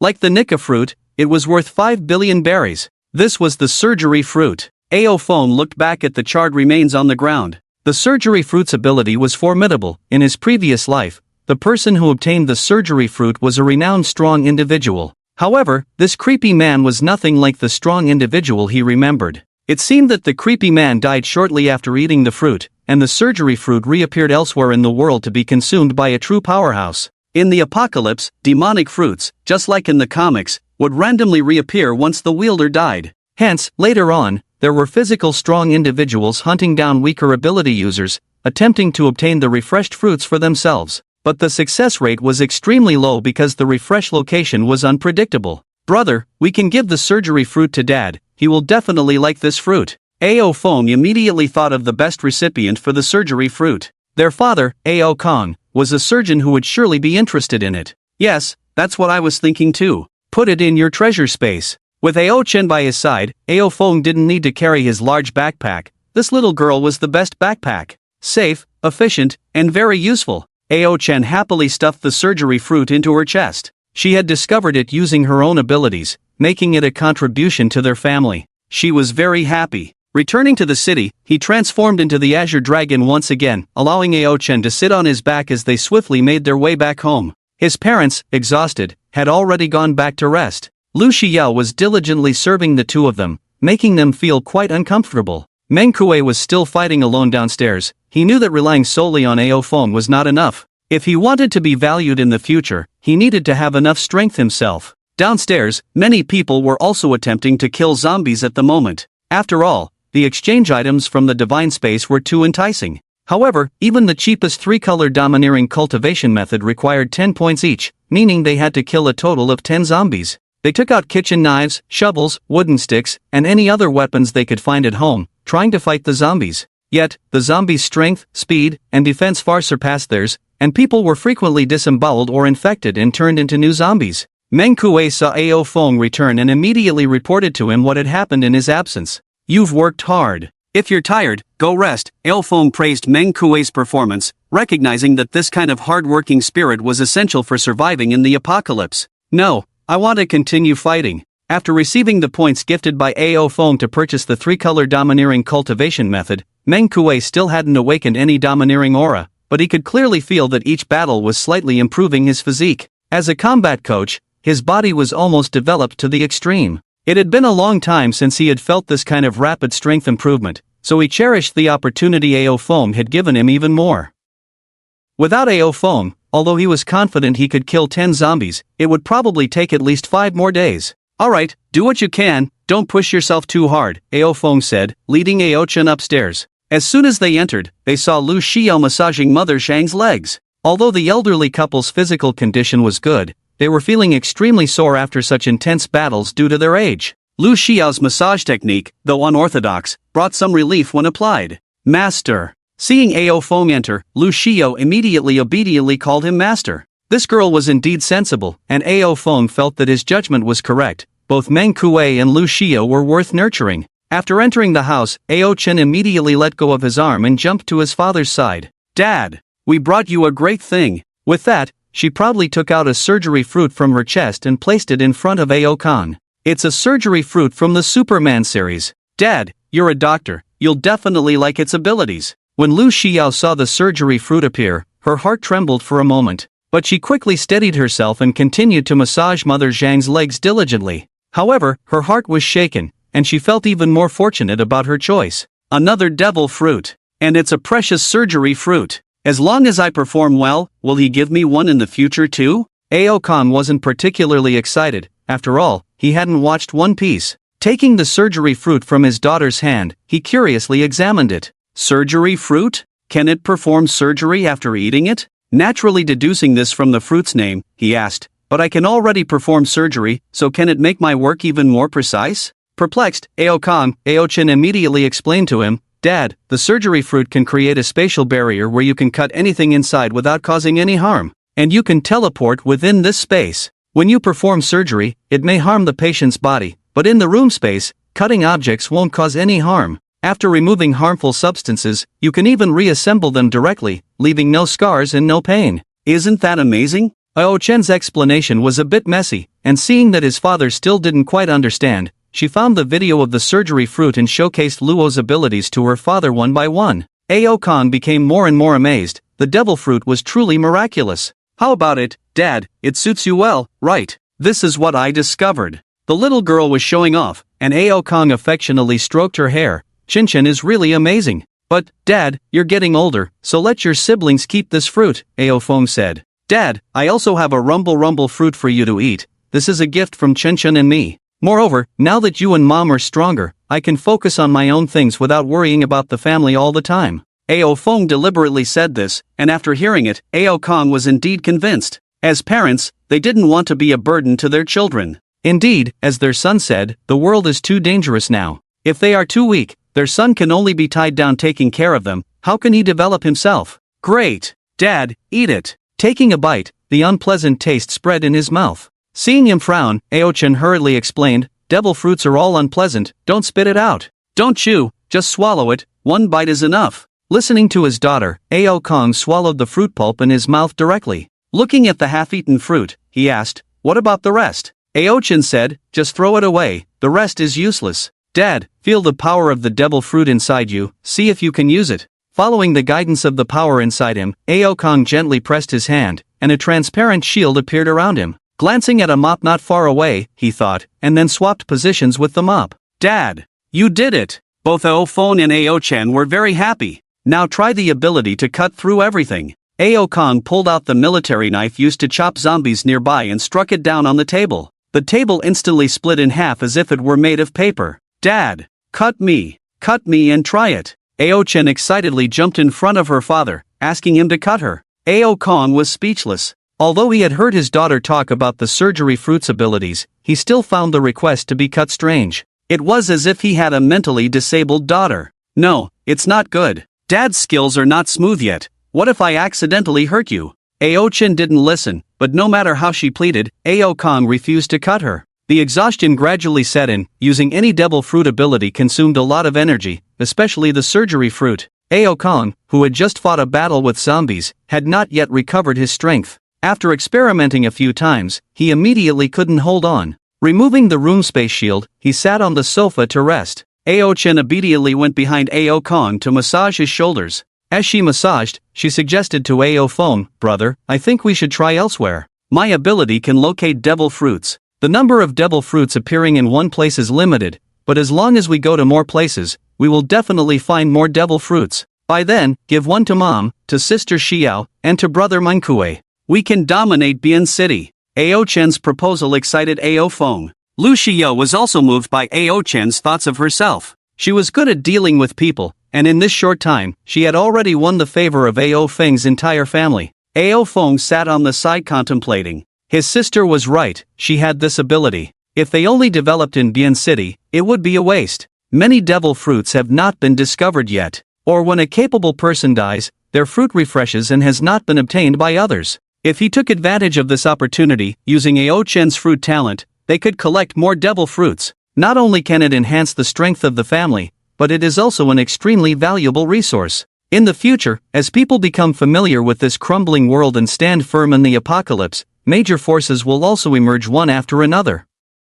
Although he is powerful, he has not yet reached the level of dominating the world. These devil fruits can be used for trading to obtain what one needs the most, or they can be used to attract the strong to become their subordinates. However, he is always worried about the safety of his family. Xiaoxin, don't worry. Now that Dad also has the power of the devil fruit, with the help of Miss Lu and Brother Meng, we will be fine. Seeing his concern, the father said, and with the food you prepared in advance, it will last us a long time. Even if we finish it, we can still buy from the God-given space. We can also kill zombies, earn points, so there's no need to worry too much. Dad will protect your mom. The mother also agreed, your dad is right. We no longer understand this world. You can rest assured to do what you need to do. With your help, we can survive in the apocalypse. Even Lu Xiao expressed her loyalty to him. Master, I will take care of the two elderly masters. As long as I am alive, I will not let them suffer any harm. At this moment, Meng Kuei, exhausted, returned to the room to rest. Upon hearing them talk about this, he also promised, Big brother, rest assured, I will take care of our parents. Ao Feng was touched by their words. It was a good decision to take these two in. Alright, I entrust my parents to you. I will give each of you 400 points, which can be used to exchange for potions and various foods, and can also help you enhance your strength faster. His firm tone did not allow anyone to refuse. He transferred 400 points to the parents, Lu Xiao and Meng Kuei, depleting most of his points. But now killing zombies was easy for him, and he didn't care about these points. Since the proposal was approved by his sister, it needed to be implemented quickly. After that, he used 10 points from the God-given space to establish a communication group and added his parents, sister, Meng Kuei, and Lu Xiao to it. This way, even if he left, he could still communicate with his family at any time and know their situation. After finishing all this, he left home with Ao Chen, got on the large truck parked at the door, and headed towards the city outskirts. Where are we going? Ao Feng left the direction issue to Ao Chen. You are the treasure mouse. Even if you can't sense treasures, your intuition should be useful. Ao Chen thought it made sense. Let's go west, to the provincial capital. There are more people and a larger city there, so the probability of encountering devil fruits might be higher. Following the intuition of the treasure mouse, Ao Feng drove towards the west of the city. Along the way, they occasionally got off the car to fight, then returned to the truck to rest while continuing their journey. However, the large truck was not very convenient, and Ao Feng felt they needed an off-road vehicle. Upon entering the provincial capital, they continued straight west. The number of zombies here was indeed 100 times more than in Biancheng. Moreover, there was an organized military operation to clear out the zombies. Gunshots rang out, blowing zombie limbs everywhere. However, unless their heads were blown off, they still retained their mobility. The military intercepted Ao Feng's truck. Military operation ahead. No entry here. But the soldier who intercepted them did not allow them to leave directly. Instead, he registered them and pointed them in a direction. Go in that direction. There is a shelter set up overnight, surrounded by our military camp. It's absolutely safe, with food and water provided regularly. The country was indeed trying its best to stop this disaster, but unfortunately, this disaster was not something that human civilization could combat. Ao Feng did not head towards the shelter as directed by the soldier. They were not here to seek refuge. After turning the car around, they decided to bypass this area. A military officer watched the large truck leave without intervening. As the saying goes, it's hard to persuade a stubborn ghost with kind words. They've said what they needed to say, but the person still wants to leave, and there's nothing more they can do. Even if they were forced to stay, if they are determined to leave, it would only cause more trouble. Besides, they were currently unable to handle so many things. Those willing to accept military protection would risk their lives to protect the people, but those who were too clever to stay would have to fend for themselves. Returning to the road they came from, when they reached a fork in the road, Ao Chen suggested heading north, and Ao Feng followed her in that direction. After walking about 7 or 8 kilometers north, Ao Chen suddenly instructed him to continue west. This area was not surrounded by the military, and the zombies were still rampant. Occasionally, they could see people fighting zombies near buildings, using various methods to kill the zombies before retreating back into the house to rest and come out again to find opportunities to kill more zombies. Everyone was trying their best to survive in the apocalypse. Suddenly, Ao Feng's eyes lit up. Although he didn't find the devil fruit, he found something even better. In front of a luxurious villa, there was a Dongfeng warrior parked. This vehicle, although called an off-road vehicle, was actually equivalent to a civilian armored vehicle. Sturdy as a rock, except for lacking a positioning system and weapon system. It was the ideal vehicle model for AO Fong. A young man leaned against the warrior, opened a hole in the door, then climbed into the car and extended a spear to stab the approaching zombies. Although it was difficult to hit the zombies' heads directly, with patience, he could kill several zombies. AO Fong parked the large truck next to the Dongfeng warrior and jumped down with AO Chen. The dragon form activated, wielding a thick and heavy baseball bat with unstoppable force. This bat was very effective. Even though he had enough points to exchange for a quick knife, he still used the bat. The young man hiding in the car, slowly grinding down the zombies, felt a jolt in his heart when he saw a large truck suddenly stop beside him. At this moment, being robbed as a wealthy person was not surprising at all. His father, who had been drained by smoking, drinking, and women, was directly infected by the zombie virus and killed his whole family. Only he managed to escape in time by hiding in this Dongfeng warrior. Since then, he had been surviving by dealing with the zombies using this vehicle. Just as he was anxious and unsure of the other party's intentions, a dragon man and a cute girl with white hair and big ears jumped down from the truck and killed all the zombies surrounding him. Damn! Big brother Azure Dragon? He immediately recognized AO Feng's classic appearance as the Azure Dragon. Why is Big brother Azure Dragon here? Why did he save me? Is he here to rob me too? As he was lost in his thoughts, AO Feng had already cleared all the zombies in the area and knocked on the car window.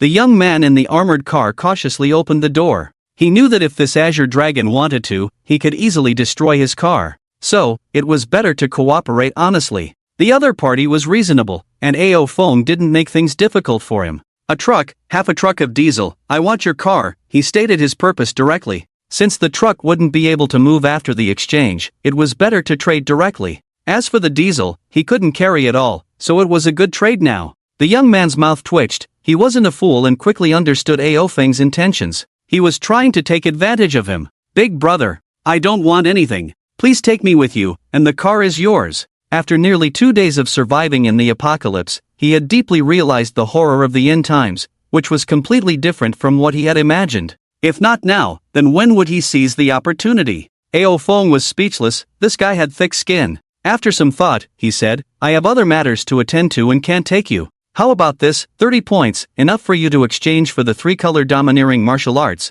use it to trade for your car. But the young man still wanted to cling on. Boss, take me with you, I've studied wilderness survival. I can do a lot of things. He was a doomsday enthusiast, fantasizing about how he would survive if doomsday arrived. Therefore, he specially customized this thickened civilian armored vehicle, modified the door with a small window, added a custom-made bore spear that could be disassembled and installed in 2 segments. He thought that when the time came, he could hide in the armored vehicle and extend the long spear out of the window to kill zombies. For this, he also prepared a complete set of wilderness survival equipment, and a large amount of canned food and other daily necessities. In addition, he raised 2 Kong dogs, 1 Caucasian, and insisted on practicing archery for over 3 years. He believed that if the end of the world truly came, he would definitely survive in style. Unfortunately, man proposes, God disposes. His wealthy father, who had been drained by alcohol and debauchery, couldn't withstand the infection of the first wave of the zombie virus and turned directly into a zombie. As a result, his family was wiped out in an instant,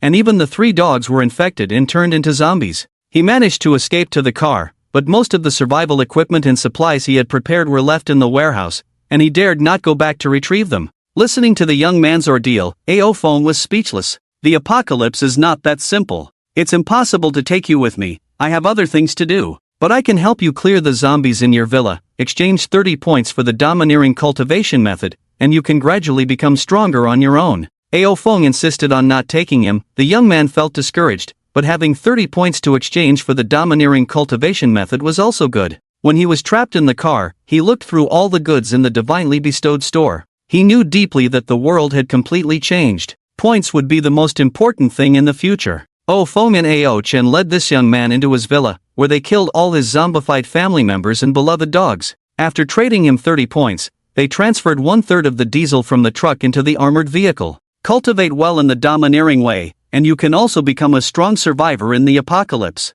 As they left, AO Feng encouraged the young man with a sentence. Boss, my name is Lin Tian. Can you tell me your name? If I want to find you, where should I go? AO Feng, who had just sat in the car ready to leave, was also stunned by the young man's words. So persistent towards himself? But there was no harm in telling him. If this person really had talent, he could consider taking him in the future. My name is Ao Fong. I live in Bien City. If you can walk to Bien City, I will consider accommodating you. Leaving behind these words, he started the car and left in a cloud of dust. Standing there, Lin Tian muttered to himself, Ao Fong? Just walking to Bien City, I can definitely do it. Looking up and seeing the zombies wandering in the distance starting to approach, he quickly returned to his villa and closed the gate. With points, he could cultivate the domineering way. After changing cars, Ao Feng's speed increased more and more. With gunfire roaring in his ears, he headed in the opposite direction of the gunfire. Killing zombies was useless. Even if you cut off a zombie's head, the dead zombie would be devoured by other zombies, triggering evolution.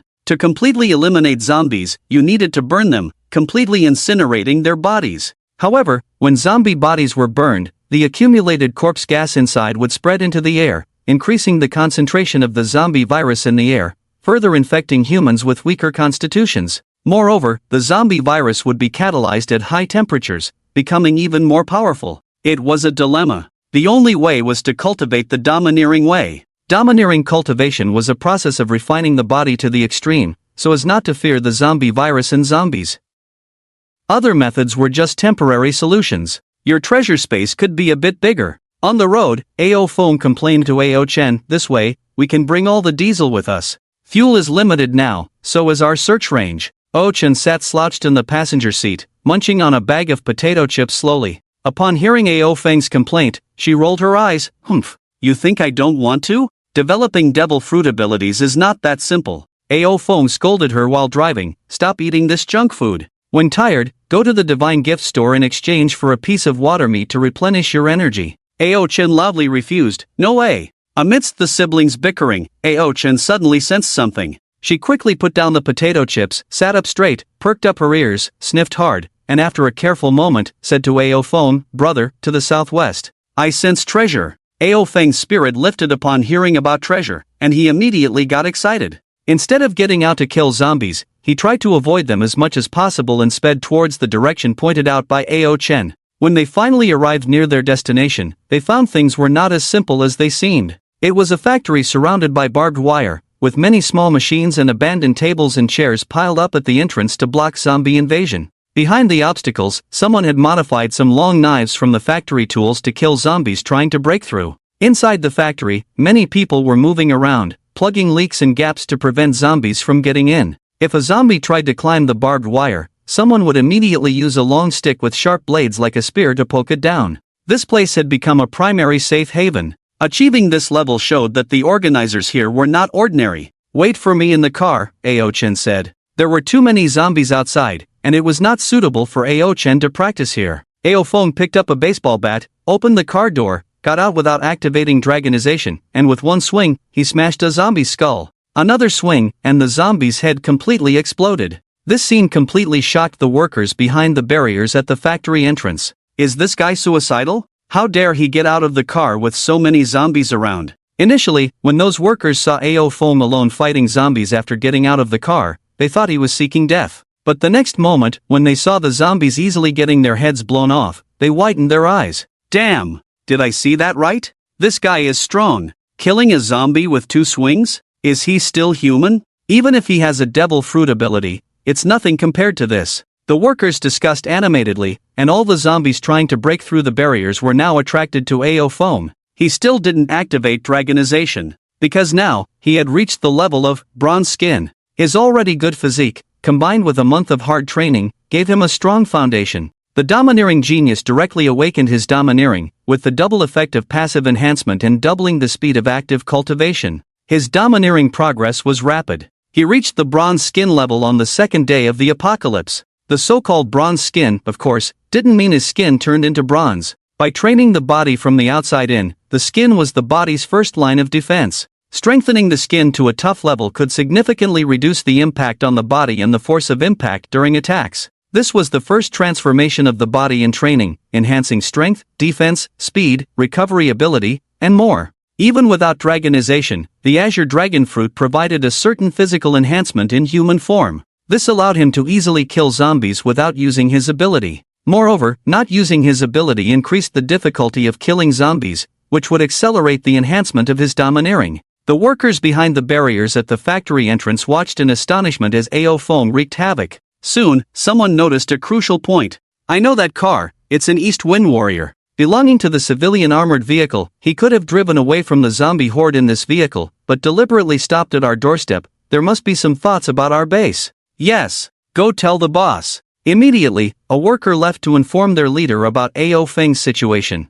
Outside the factory, AO Feng retreated towards the direction of the car while fighting, and when he reached the car window, he said to AO Chen, "Give me some water and meat." The massive consumption of energy made him extremely exhausted, and AO Chen immediately exchanged some water and meat and handed it to him. Holding the water and meat in his left hand, he continued to smash the zombies' heads with a baseball bat in his right hand. The combat skills honed in the previous life gradually merged into his body in this life. Although he didn't use weapons like an iron rod in his previous life, the principles of martial arts were transferable, and he felt that the baseball bat in his hand became more and more handy as he used it. That's also why he never exchanged for a quick knife. On the one hand, he looked down on the quality of the quick knife, and on the other hand, the early knife was not as useful as a blunt weapon. There were many zombies gathered in front of the factory, and his attacks never ceased. Inside the factory, a dark-skinned, sturdy man who looked to be around 30 years old arrived at this gate under the guidance of a worker. Indeed, a master. He looked serious. AO Feng's killing of zombies was too easy, putting great pressure on him. If this person had ill intentions towards their base, could they resist him? Before coming here, he had heard the workers' accounts and had the idea of subduing this master. But now, it seemed difficult for him to overpower him. Moreover, this master was a young man, at the age of vigor and pride. How could he easily submit to others? Immediately, he communicated through the divine space, Lao Wang, Lao Wei, Lao Lu, you three come over, each bring 2 more people. In the communication channel, Lao Wang asked in confusion, "Boss, what's going on? We're about to kill this zombie." Lao Lu also asked, "Yeah, Lao Zhang, what's happening over there?" Only Lao Wei, without much questioning, immediately took 2 people with him and rushed to the north gate after seeing the message. Lao Zhang said, "A master has arrived here, probably with intentions towards our base. I'm afraid we can't handle him alone, we need you to bring a few people to support." A master? These people were even more surprised. "Boss, you have nearly 20 people there, can't you defeat just one master? Is he a devil fruit ability user?" Lao Zhang said, "No, he uses a baseball bat, 2 hits, and he can kill a zombie. Very strong. He may have awakened Haki. In just a few days, he can awaken Haki?" Lao Wang and Lao Lu were astonished. Understanding the seriousness of the situation, they told the workers around them to focus on defense and wait for their return. Then, they took 2 strong workers with them and headed towards the north gate. They were among the people in the factory who had already exchanged for the armed color domination technique. Although they had not yet awakened Haki, with the practice technique, their physical fitness had surpassed everyone else, making them among the strongest here. When they all gathered at the north gate, they were amazed at AO Feng's strength. Damn! Is he still human? He has definitely awakened the armed color Haki. Not only that, I suspect he has reached that. What was it? The bronze skin level. He's no longer an ordinary person like us. They all tightened their weapons in their hands. Fortunately, they were in the factory, where they had produced many handy weapons using the lathe, allowing them to easily fend off the zombies. Lao Zhang even suggested bringing everyone's families to the factory, using it as a base to defend against zombie invasions. Not only did he propose this, but he also took the lead in doing so, driving with Lao Wang and others to bring back the families of their colleagues. Along the way, many people died, but many more were safely brought back. Therefore, he was able to become the recognized leader by all and organized the defense of the factory in an orderly manner. Seeing AO Feng's strength now, there was inevitably some tension in their hearts. "Boss, this young man is so strong, why not let him join us? Our days will be better with him in the team," a worker suggested. "No, what if he tries to take over the leadership position? We absolutely cannot let him in. Besides, we don't even know him, who knows what kind of person he is? This is the end of the world. What if he goes after your wives and daughters?" Before this person could finish speaking, he was interrupted. "Shut up, you fool." But some still thought it would be good to have more skilled people around. "Boss, rest assured, we will always only recognize you. Even if that person is strong, if he really provokes us, won't he need to sleep? We have ways to deal with him." The discussions left Lao Zhang feeling somewhat annoyed and confused. He stared closely at AO Feng's movements, becoming more and more alarmed as he watched. This young man seemed like a seasoned warrior, every move made with the intent to kill, without any unnecessary embellishments. Moreover, he always seemed to predict the next move of the zombies and react in advance. He was certain this was definitely observation haki. Ao Feng only realized after unlocking his Conqueror's haki that to quickly improve his dominance level, he couldn't rely too much on his Devil Fruit ability. In this battle, he could clearly feel that both his armament haki and observation haki had significantly improved. Tired, he returned to the armored vehicle, where Ao Chen handed him a piece of water meat to restore his strength before continuing the fight. An hour later, the zombies in front of the factory's northern gate were finally cleared out by him. Shaking his sore arms, he strode towards the factory entrance. "I want to go in and get something."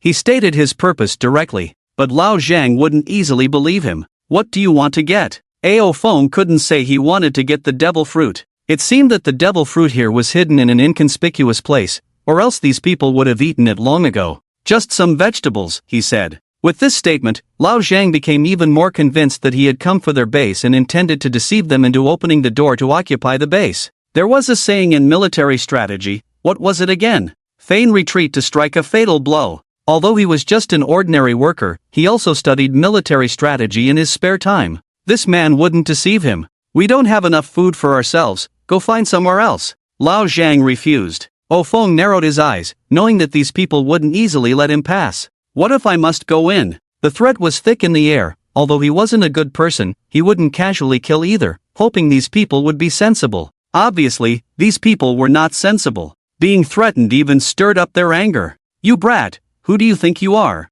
Just because you can kill a few zombies, you think you're invincible? Damn, there are so many of us, are we supposed to be afraid of you? Come on in if you dare." The workers argued, and Lao Zhang remained silent, wanting to see how Ao Feng would handle the situation. If he backed down, that would be best. If he started a conflict, with so many people on his side, would he really dare to kill them all? After causing public outrage, even if he took over the factory, did he think he could manage and develop it alone? Unfortunately, he didn't know that Ao Feng wasn't interested in this factory. He also knew that others wouldn't believe him. An invisible pressure spread out, and the workers felt as if they were facing the imposing aura of a king, trembling in fear. Some even fell to their knees with a thud. The most timid ones were even scared unconscious. Only Lao Zhang and a few others who had already begun their training could still look him in the eye, but they were also shaken to the core. "Conqueror's haki. It's definitely Conqueror's haki." One worker who knelt down said, "Boss, let him in, even if he becomes the leader, it's not embarrassing." Yes. Just now, the workers who were cursing Ao Feng were shaken by the imposing manner of the overlord and unexpectedly turned their coats, wanting to welcome the new king. "You guys." Old Zhang and the others had complex expressions. Even though they had sacrificed so much for them, at a critical moment, they would still not hesitate to betray themselves. After Ao Feng released his imposing manner of the overlord, he had no intention of continuing negotiations with them. It was just too much of a waste of time. A layer of black light wrapped around the baseball bat in his hand, and with a strong swing, the obstacles set up by the workers were broken. Old Zhang gripped the weapon in his hand but ultimately did not dare to make a move. Ao Feng glanced at him, and he had already noticed those little movements. "It's best to be honest, think about whose head is harder, yours or the zombies." Then, he beckoned to the armored vehicle, Xiao Chen. "Come." "Hey." "Coming." Ao Chen, who had been watching the show, heard his call, immediately took out the key, jumped out of the car, and ran towards Ao Feng in leaps and bounds. What a beautiful young lady! Only then did they realize that there was another person in the car, a beautiful young woman in her 20s. This made them start to speculate about Ao Feng's identity. Ao Chen ran to Ao Feng's side, hugged his left arm, as if returning to his own home, and led him towards the interior of the factory. The workers watched their receding figures, and some also kept an eye on the car parked at the entrance. "Dongfeng warrior, if we could get this car, we could also more conveniently search for supplies in the city. If you're not afraid of that expert, then go ahead and steal it. No matter how strong he is, he's still human. By the time he finds out, I'll have already stolen the car." "Ha, if you run away, he will take it out on us. Do you want us to die?" Old Zhang impatiently interrupted their argument. "No one is allowed to touch that car. Otherwise, it's declaring war on our entire base. A few people come with me to see what they are up to. If they were really just taking something and leaving, it would be fine. Just afraid." Ao Feng sniffed delicately at his little nose, leading Ao Feng towards the back of the warehouse. Old Zhang and others who followed them from afar were puzzled. What are they doing in the canteen? Are they really going to take some vegetables? In the canteen, a group of women were here selecting vegetables, cutting meat, washing pots. They were the family members of the workers and were responsible for the logistics work after being brought to the factory. At this moment, seeing Ao Feng and the two entering, they all felt very strange. They had never seen these two people before. With the looks of Ao Feng and Ao Chen, if they had seen them before, even if it was just once, they would remember for a long time. Obviously, these two were not people from the factory. "Who are you guys?" A middle-aged woman with a fat figure blocked their way, asking rudely. Not to mention strangers, even if they were colleagues, they couldn't just enter the kitchen casually. In the post-apocalyptic world with limited resources, every resource had to be allocated reasonably. How could they come and go as they pleased? "Get lost," Ao Feng coldly snorted, and the shrew immediately became furious. "You little bastard, what did you say? A bastard without a mother's upbringing, where do you think this is? Dare to talk to me like that, I'll hang you at the door to feed the zombies later." She glanced at Ao Chen. "Oh, still bringing a pretty little girl with you? Where did you bring her from, a nightclub? Later, let the young men in the factory without wives have some fun." Ao Feng raised his head, his eyes containing an untouchable dignity. Just as the shrew was terrified, Ao Feng's baseball bat in hand ruthlessly struck down. Shou Qin. Behind him, Old Wang, who had entered the canteen with them, suddenly became furious. He only saw that the young man smashed his wife's skull with one blow. Brain matter spilled all over the floor, and the women in the room immediately let out terrified screams. Murder! Murder! They had seen zombies kill before,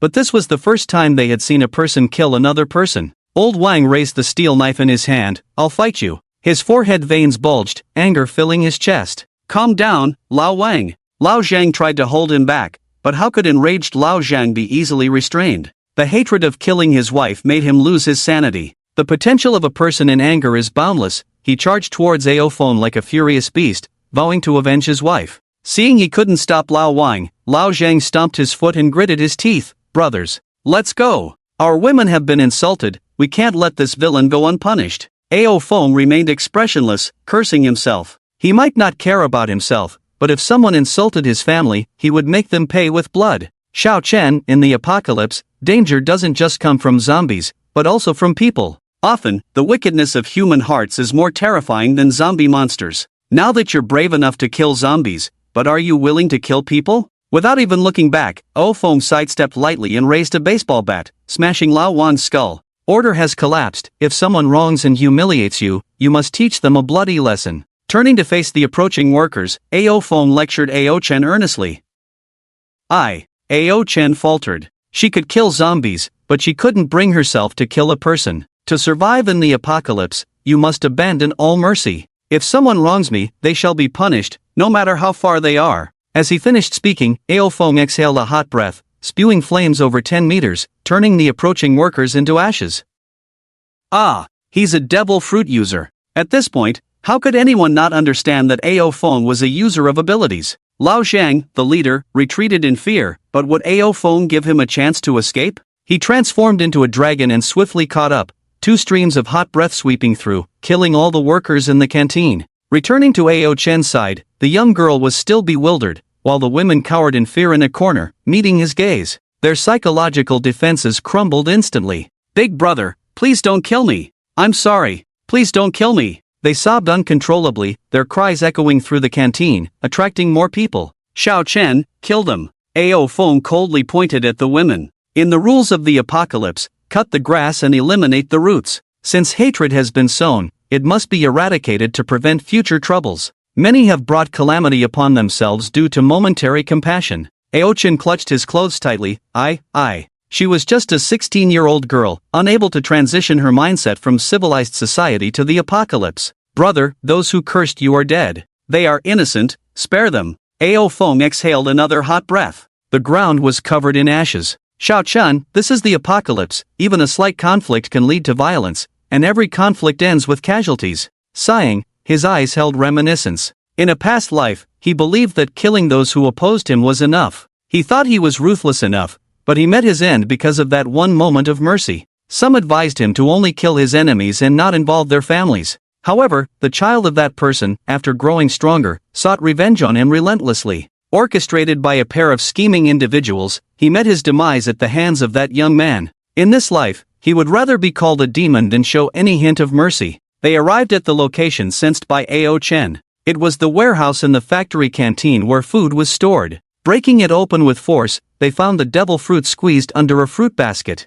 Still an unknown type to him, he handed it to Ao Chen to store in her treasure space. The two then left the factory. However, as they reached the factory gate, they saw their car being driven away. Although Ao Chen removed the key, there are always skilled locksmiths in the world who can unlock it. Transforming directly into a green dragon, carrying Ao Chen up to the sky, he quickly sought his car. The green dragon swooped down, and with one impact, flipped the car over. Transforming back into human form, Ao Chen took out the key and opened the car door, pulling out the worker inside. "Boss, please don't kill me. I beg you not to kill me." The man was so scared that he wet himself, emitting a foul stench. Ao Feng frowned, tossing him onto a large tree by the roadside. In an instant, the man's brain burst, beyond dead. Back in the car, mischievous Ao Chen remained silent all the way. Today, she was truly frightened by Ao Feng's decisive methods. It was as if he was not her brother at all. After a long time, she cautiously spoke, "Brother, you were so scary just now." Ao Feng sighed, "Xiao Chen, remember, it's the end of the world now. Apart from our family, no one is untouchable." Suddenly, Ao Chen blurted out, "Brother, have you been reborn?" Ao Feng? What? Did I reveal a flaw? Why did this girl suddenly say that? Seeing his surprise, Ao Chen became more certain of her guess. "Before the apocalypse began, you hoarded food like crazy. When I asked where the money came from, you wouldn't say. I guess you got it from illegal online loans. I was puzzled before, but after the apocalypse, I suspected that you must have known it was coming. That's why you did all this. You even made Mom insist on taking leave and bringing me home, so determined. You must have known. And ever since you came back home, I felt you're so unfamiliar, as if you were a different person, completely unlike the old Ao Feng. The old Ao Feng wouldn't kill so decisively. I've read a lot of online novels, and I think, in this situation, there are only two possibilities: either you've been reborn, or you've been possessed." As she finished her sentence, Ao Chen's voice grew lower, afraid to look at Ao Feng, fearing her brother was no longer himself. Surprised, Ao Feng had done so many irrational things. Xiao Chen, being clever, could guess these things, which was not surprising. He smiled. "What if I'd been possessed?" Ao Chen gathered courage, staring at him. "If you've been possessed, after I know your secret, you'll surely kill me, right? But I still want to know the truth. Even if you want to kill me, but Mom and Dad don't know anything, considering you've used my brother's body, can you be kindred to Mom and Dad? And if you've been possessed, is my brother dead now? Can I still see him?" Moved by her words, Ao Feng softened. The little girl was not in vain. Even though asking like this was risky, she still wanted to know about her brother's safety and always worried about her parents. Feeling warm inside, his tone unintentionally softened. "Don't worry, your brother is still your brother. I have been reborn." "Really?" Ao Chen still had some doubts. Ao Feng was speechless, reaching out to give her a familiar brain burst. "Really? Ouch. Annoying big brother." But after being hit with such a familiar brain burst, she confirmed that the person in front of her was indeed her brother, not possessed. Knowing this, her nervousness and unease disappeared. Suddenly excited, "Brother, how did you die in your previous life? Was I impressive in your past life? And our parents, are they okay?" Mentioning the past life, Ao Feng's mood became somewhat solemn. "You all died." Ao Chen fell silent at his words. It was truly a sad story. Ao Feng said solemnly, "But in this life, I won't let any harm come to you guys again. In this world, whoever dares to harm you, I will exterminate their entire family. Xiao Chen, we will definitely survive until the end." After leaving the factory, the two continued westward. Along the way, they encountered a group of zombies and got out of the car to fight them. In order to train their dominance, Ao Feng no longer activated the abilities of the Azure Dragon. Ao Chen had not yet awakened her dominance and was quite weak, but with the speed boost from the Duobao rat, she was able to handle the zombies with ease. The two of them walked westward for 3 days. "Bro, the blade is dull." After another intense battle, Ao Chen sat in the passenger seat panting. Her knife, a regular naval knife, had dulled after so many fights, reducing its efficiency. Ao Feng took the knife from her hand and inspected it. Besides the nicks, the blade had curled, and even the handle was loose at the joint. This was why he didn't exchange swords. Regular swords were not very useful. Even a good sword didn't catch his eye. To sustain prolonged battles, at least a weapon of the level of a great sword was needed. With this level of weapon, coupled with the constant nurturing of haki, the weapon's quality could be continuously improved to an indestructible level. "If the blade is dull, let's exchange it for a new one." Ao Feng didn't mind and spent 100 points to exchange a new regular naval knife for Ao Chen. As for her original one, it was still usable with some sharpening and repairs, but he had no equipment or time for that. Fortunately, the divine space could recycle it, so he let the space reclaim the dull blade and received 50 points back. Although it was a bit of a rip-off, he had to endure it for his sister's improvement. In the past 3 days, they hadn't found any devil fruits. This made Ao-chan's initial enthusiasm wane. She even began to doubt if there was something wrong with her abilities, or if there weren't as many devil fruits in the world as she thought. But Ao Feng told her that this was normal. In his previous life, during the second period of divine bestowal, a powerful force had statistically recorded over 10,000 individuals with different abilities. Although much more than the less than 100 devil fruits in the manga, when averaged over nearly 10 billion people worldwide, it seemed scarce. 1 in a million. Being able to obtain 5 devil fruits consecutively in these few days was already remarkable. Bro, let's go in that direction. Ao-chen put the new knife into her treasure space and pointed to a small road beside the fork, telling Ao Feng. There? Ao Feng was surprised and looked at the map. It led to the mountains. They were already on the outskirts of the divine capital, surrounded by mountains. If they ran up the mountain, the number of zombies would decrease. In the past, many people had run into the mountains to wait for the end of the world. As a result, the apocalypse quickly destroyed human civilization.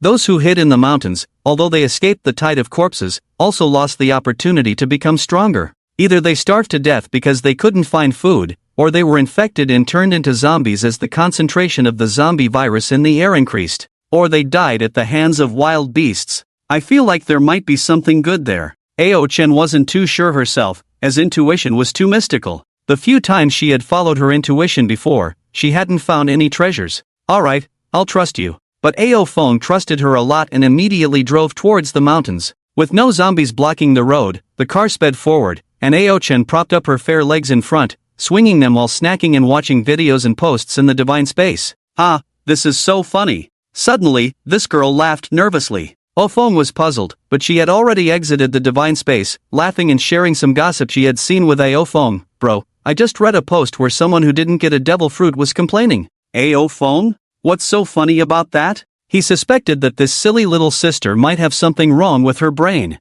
Seeing his face looking like a fool, Ao-chen immediately became unhappy. Hey, what's with that expression of yours? Do you know who the person complaining is? Who? Ao Feng felt that no matter who it was, it couldn't be this funny. How many devil fruits are there? Not getting one is normal. It's Oda. Ao-chen laughed and said a name. Ao Feng was stunned. Damn, he also burst into laughter. Indeed, it's really funny. Oda the old thief is probably going to be furious. You don't know, this post is now going crazy in the divine gift space, and some people want Oda to teach them hockey techniques, but Oda said, I'm just a lousy painter, what do I know about hockey? Ha ha ha ha ha ha. Thinking back to his past life, it seems that Oda didn't really make a name for himself. Even though the world under his pen in the divine gift space, it has little to do with the original author. In the deep mountains, in a dilapidated Taoist temple, an old Taoist priest was thrown out by 3 burly men. No! You can't do this! The old Taoist priest was too old, his legs were not very agile.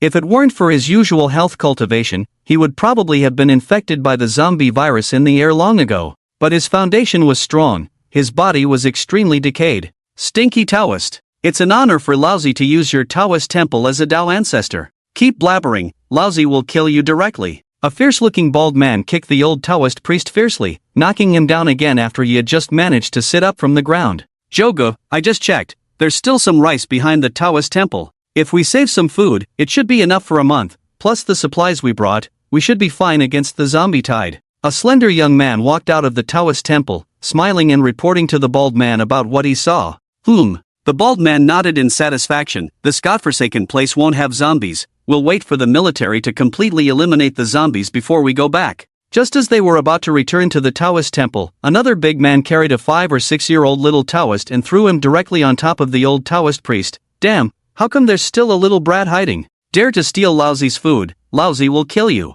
With that, he gestured with a dagger on the 2 Taoists, leaving with a wicked smile and slamming the door of the Taoist temple shut. Inside the wall, there was a clattering sound. What kind of junk is this? The altar can be dismantled to make a fire. Take down the statues, they take up too much space. Joga, the main hall statue is too big, we can't move it. Can't move it? Won't it break? If it breaks, there might be some gold in it. When we go back, we might make a fortune. 2 small statues were thrown out from the wall, hitting the old Taoist priest's thigh, fracturing his already osteoporotic thigh. Ouch! The old Taoist priest cried out in pain, but what pained him more was seeing the statues inside the temple being thrown out like trash. You will face retribution. The Thunder Ancestor will punish you. In the mountain path, an armored vehicle came roaring in. As the sky darkened, Ao Feng decided to park the car by the roadside to rest for the night. Just as he turned around a mountain, he suddenly saw some light ahead. There's light? Light meant people, but in the apocalypse, one couldn't trust others.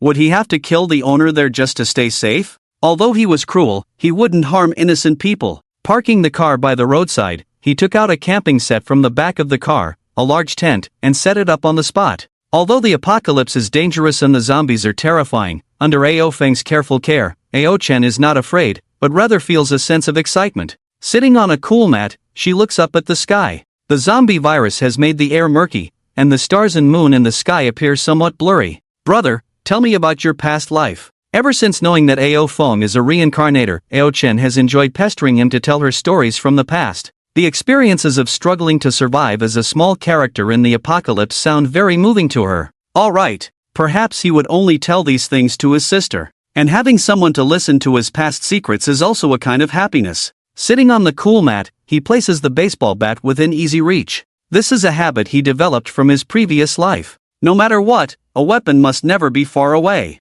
In my past life. His eyes, like stars, sink into distant memories. Suddenly, a chilling roar echoes, and he stands up in an instant. Brother, what's wrong? Seeing him stand up suddenly, Ao Chen can't help but feel nervous. She quickly retrieves her long knife from the treasure space and cautiously looks around. It's a zombie roar. Ao Feng's expression is serious as he raises the baseball bat, his gaze fixed on the bright spot in the distance. The roar is coming from there. Zombie roar? Ao Chen is puzzled. What is a zombie roar? A zombie roar is the angry roar of a zombie. Ao Feng explains, but have you ever heard a zombie roar? Reminded by him, Ao Chen suddenly realizes that although she has killed many zombies, she has never heard a zombie speak, let alone roar like this. Zombies' bodies decay, their vocal cords rot, so they cannot make sounds. However, as zombies evolve, their bodies gradually repair, and they start to have basic physical functions, like speaking. But to make sounds, they need to be at least a 1-star zombie. 1 star? Ao Chen is unaware of the classification of zombies. Ao Feng explains, just-turned zombies are unranked, the lowest level of zombies. Low-level zombies are just walking corpses, staggering forward, not very fast, occasionally using a few attacking moves, slightly stronger in strength, bones harder, but not difficult to deal with. Even ordinary people have a chance to kill them. When they repair their bodies by devouring flesh and blood, no longer decaying, they complete the first step of evolution. At this point, besides being covered in corpse spots and smelling of death, they can walk like normal people. By now, they are faster, can perform human-like combat moves, not just simple grabbing and biting. At this stage, they are 1-star zombies. 1-star zombies are also known as flesh zombies. Flesh zombies have complete bodies, so they can make roaring sounds. But to deal with flesh zombies, you need to be at least at the copper skin level. It's not safe here anymore. Ao Feng tells Ao Chen, you go back to the car, I'll go check ahead. If it's just flesh zombies, it's fine, but if it's a 2-star zombie, we're in danger. He is only at the copper skin level now. To deal with a 2-star zombie, which is a ghoul, he needs to reach the iron bone level. But it's only been 5 or 6 days since the apocalypse started, zombies shouldn't have evolved this quickly. After sending Ao Chen back to the armored vehicle, he, transformed into a dragon, heads towards the direction of the roar with an iron rod in hand. As he approaches, he realizes that the bright spot is an old Taoist temple. Leizu Temple? Hidden in the mountains, so dilapidated, it must not be a Taoist temple commercialized by the secular world. Here, there must be real Taoists. Ah! A man's exclamation is heard, followed by the clattering of pots and pans falling, creating a chaotic noise. The gate of the Taoist temple suddenly swung open, and a bald man rushed out in a panic. Help! Help! Even though he knew there would be no one to rescue him in the deep mountains, he continued to shout desperately. As soon as he ran out of the gate, he was met face to face by a dragon man carrying an iron rod. In the pitch-black night, under the dim moonlight, he was so scared that he sat down on the ground. Monster, monster, monster. Fear spread through his heart, and he didn't even realize that this was a person with the ability to capture the fruit of the green dragon in the space given by the gods. His spirit collapsed at that moment, and he sat there dumbly, laughing foolishly as he soiled himself. Ao Feng was speechless. How could someone with such a big bald head have such weak mental fortitude? As he was about to step forward, he saw the main hall of the Taoist temple collapse with a loud crash. An old man with dark skin wearing a Taoist robe was frantically tearing apart a man's body. On the ground, there were several bodies that had been gnawed to pieces. When the old Taoist heard the noise and turned to look, he and Ao Feng locked eyes, and he thought to himself that this was not a corpse but a zombie. Even when eating, the old Taoist kept his limbs straight, his dry hands covered with sharp claws, and his mouth with 4 sharp teeth dripping with blood.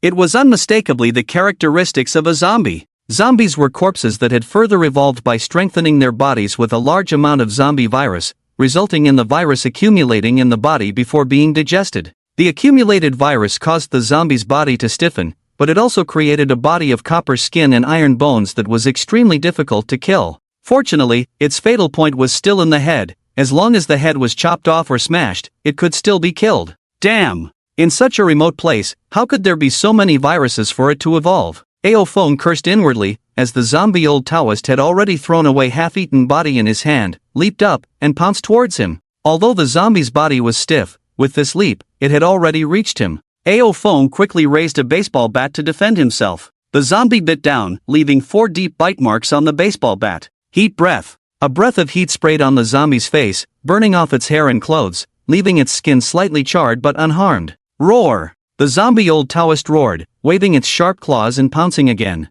Thunder 8 trigrams. Although it didn't dominate, the baseball bat entwined with electricity truly had some of the power of the Thunder 8 trigrams. Bang! There was a loud noise, followed by a slight cracking of bones. Damn! Ao Feng cursed silently. The zombie's skull was as hard as steel. The custom-made thickened and weighted baseball bat had actually broken directly. The achievement gained was just a slight crack in its skull. Roar! The zombie old Taoist roared, bearing its stinky sharp teeth towards Ao Feng's neck. He quickly retreated, spraying another breath of heat and thunder, temporarily blocking the zombie. Brother! A startled cry came from behind, as Ao Chen heard the sounds of battle and got off the armored vehicle. This was the first time she had seen Ao Feng being pushed back by a monster. Little Chen, go underground. Come out after I kill him. He thought it was just a corpse, but who knew it was actually a 2-star zombie? This kind of zombie, with its strange strength, copper skin, and iron bones, the armored vehicles of human civilization could no longer defend against it.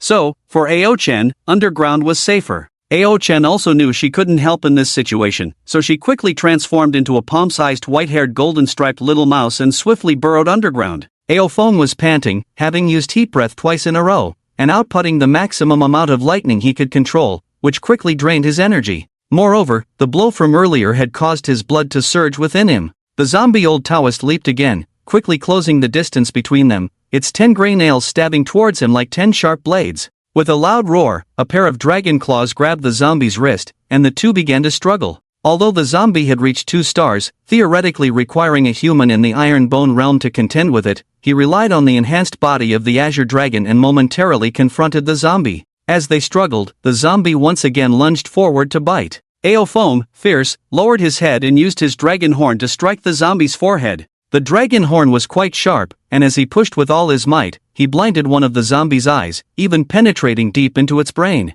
If an ordinary creature had been struck like this, it would have surely perished, but zombies had no sense of pain. The zombie tilted its head back, pulling its head off the dragon horn with a roar, and its arms even slightly bent. Ao Feng's eyes twitched. The reason the zombie's limbs were stiff was due to the accumulation of the zombie virus in its body. Once it fully absorbed and integrated these zombie viruses, its limbs' flexibility would be restored. The slight bending of the zombie's arms indicated that it was accelerating the absorption and integration of the zombie virus. They couldn't continue to stalemate like this. The zombie had endless stamina, and he would be worn out. Another roar, and the zombie's arms were flung away. He transformed into the Azure Dragon and soared into the sky. With a flick of his tail, the zombie stumbled, and a thunderous strike made its body even more charred. Bad Feng! Countless wind blades spewed from the dragon's mouth, slicing off numerous pieces of flesh from the zombie, despite its tough skin and bones. Amidst the wind and clouds, the Azure Dragon descended, its claws grabbing the zombie's arms and lifting it up. The zombie, destabilized by the bad wind, couldn't exert force and was directly carried into the sky by the Azure Dragon. Roar! The dragon claws exerted force, attempting to tear the zombie in half. However, the zombie also pushed back, and he couldn't tear it apart. His realm was still too low. Although he could suppress the zombie in his dragon form, killing it was not easy. Moreover, in just that moment, he already felt his strength depleting. Flying in dragon form, he could hold on a little longer, but actual combat couldn't last too long. Soaring back into the sky, he forcefully flung the zombie downwards with his claws. Boom! The zombie's body collided with the towering statue in the main hall of the Taoist temple. But how could a clay statue withstand the zombie's tough body? The statue shattered into countless pieces. The zombie rolled on the ground, its once indestructible body now pockmarked. Some marks were from the wind blades, some from the heat and thunder, some from the impact, and a bone fracture from a baseball bat strike to its head. The Azure dragon also landed, reverting to human form. Ao Fong gasped for breath. This was the first time he had used his full strength in Azure dragon form. Indeed, it was powerful, but still too much of a stretch for him now. Kaido's strength came from being able to single-handedly destroy a country, with the Azure Dragon Fruit power being an added bonus. Relying entirely on the Azure Dragon Fruit, the strength he could unleash was naturally worlds apart. Brother, eat meat. Just as he was catching his breath, Ao Chen suddenly emerged from the ground behind him and handed him a piece of water meat. She had anticipated that her brother's stamina wouldn't hold out, so she had exchanged water meat in the divine space in advance to quickly restore his strength. Taking the water meat, Ao Fong chewed on it heartily, and Ao Chen, understanding, once again retreated underground, not wanting to be a burden. With his strength somewhat restored, the zombie Taoist had already risen to his feet, transforming back into his human beast form, covering his dragon claws with armament haki as he engaged with the zombie. With the dual protection of armament haki and dragon scales, he could effectively prevent the invasion of the zombie virus. However, if they continued to fight like this, he would still be worn out. He needed a weapon. Bang! After another clash, he quickly retreated, but it was already too late to exchange for a weapon in the divine space. Ao Chen didn't have enough points. Just as he was contemplating a plan, he suddenly caught sight of an iron rod next to the broken pieces of the statue from the corner of his eye. What's that? It dawned on him. This was the Thunder Ancestor Temple, and this bamboo-shaped iron rod was the steel whip held by the Thunder Ancestor statue in the temple. This thing must be sturdier than a baseball bat, right? Ao Fong rushed towards it and picked up the bamboo-shaped steel whip from the ground. Due to the statue's size, the steel whip was thicker and longer. Ordinary whip-like weapons usually did not exceed 80 centimeters in length, but this one was a full 1 meter too. The whip was thicker and heavier, providing a solid grip. With his current strength, it was just right to use. As soon as he picked up the bamboo-shaped steel whip, the zombie Taoist had already pounced again. Its body was tattered, but its attack was still fierce. Ao Fong exerted all his remaining strength, unleashing the most violent electric current. Thunder and armament haki intertwined around the bamboo-shaped steel whip, fiercely smashing towards the zombie Taoist's head. Bang! The tremendous recoil force shattered the scales in his palm, but under this blow, the zombie Taoist's head was crushed to pieces. The violent electric current flowed down through the zombie's flesh and blood, the burnt smell filling the air, and the zombie virus inside its body catalyzed by the high-temperature electric current, spreading into the air. Few unable to maintain his human beast form any longer and unable to hold onto the heavy bamboo-shaped steel whip, Ao Fong threw it on the ground, feeling sore, weak, and exhausted all over. Ao Chen, who had hidden underground, heard the battle above cease, cautiously emerged from a distance. When he saw Ao Fong sitting exhausted on the ground, he quickly ran to offer him water, meat, and fresh water. After a short rest, Ao Fong and Ao Chen entered the dilapidated temple to investigate. At the entrance, the bald man they first encountered had died in the aftermath of the battle. Inside the temple, there were broken statues, overturned instruments, and shattered bodies. These bodies were severely damaged and could no longer turn into zombies. In the rear hall was where the old Taoist used to live, the only place that remained intact when the main hall collapsed. The room was filled with various supplies and a few sleeping mats. It should be safe here. Let's rest here today. Ao Fong parked the armored vehicle at the entrance, blocking the door to prevent others or zombies from entering. In the backyard, there was a well that still worked. Ao Chen stood guard outside while Ao Chen took a bath using the well water. Despite having enough food and drink, bathing remained a luxury. The water plant had long ceased operations, the tap water system no longer functioning, and they had been on the road without a place to wash up. Ao Fong, who had experienced the end of the world in his past life, didn't mind, but Ao Chen, a clean-loving young girl, found it difficult. Now that there was a well, she was delighted. Ao Fong moved a chair outside and looked up at the night sky. Suddenly, his heart stirred, and his mind entered the divinely bestowed space. Just as he arrived here, he heard the grand and majestic voice again. For being the first to kill a star-level zombie, you will receive a reward. And for killing star-level zombies within the first 10 days of the apocalypse, the quality of the reward will increase. Furthermore, for directly killing a 2-star zombie, the quality of the reward will increase again. Please choose one of the following 3 titles. Titles? Ao Feng's spirit shook. Just like choosing talents for the first time, titles were also an extremely rare and precious thing. At least, in his previous life, He had never obtained any titles no matter how hard he tried. He quickly looked ahead. As expected, just like last time, 3 choices appeared directly before his eyes. Title 1, Zombie Slayer, permanently doubles the damage dealt to zombies. Title 2, Bounty Hunter, permanently doubles the points earned from killing zombies. Title 3, Divine Bestowal Member, become an esteemed Divine Bestowal Space member, and you will have a one-time 10% discount exchange opportunity. Moreover, all item exchanges within the Divine Bestowal space will enjoy a 20% discount. Oh, how enticing these 3 titles are. Killing faster and earning more. It's still better to kill faster. Because the faster you kill, the more you naturally earn, and there's also the possibility of facing stronger zombies. However, neither of these compares to Title 3, Divine Bestowal Member. A one-time 10% opportunity and a permanent 20% discount privilege. The 2 unique exchange options, the hidden black bloodline factor and the demonic medicine that eliminates devil fruit side effects, both require 1 billion points. With a 10% discount, you can exchange one for 10 million points. And, with a 20% discount on all exchanges, one could easily act as a middleman and earn a large number of points. There's no need to hesitate, just choose Title 3, Divine Bestowal Member, directly.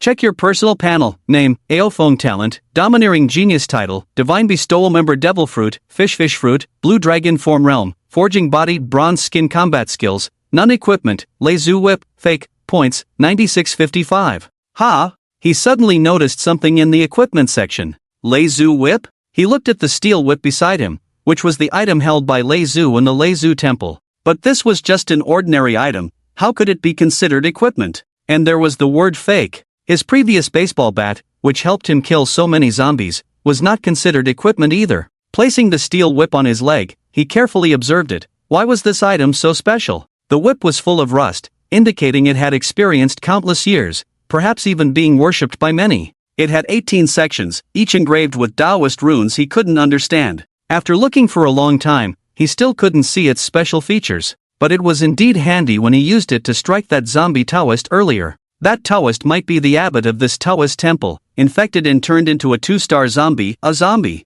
He thought so. He had nearly 10,000 points, even after spending a lot on purchasing food, sharing with his parents, and getting a knife for his sister. Otherwise, his points would have exceeded 10,000 by now. Many people didn't even have a single point yet, and he had already gained over 10,000 points. This could only be described as a miracle.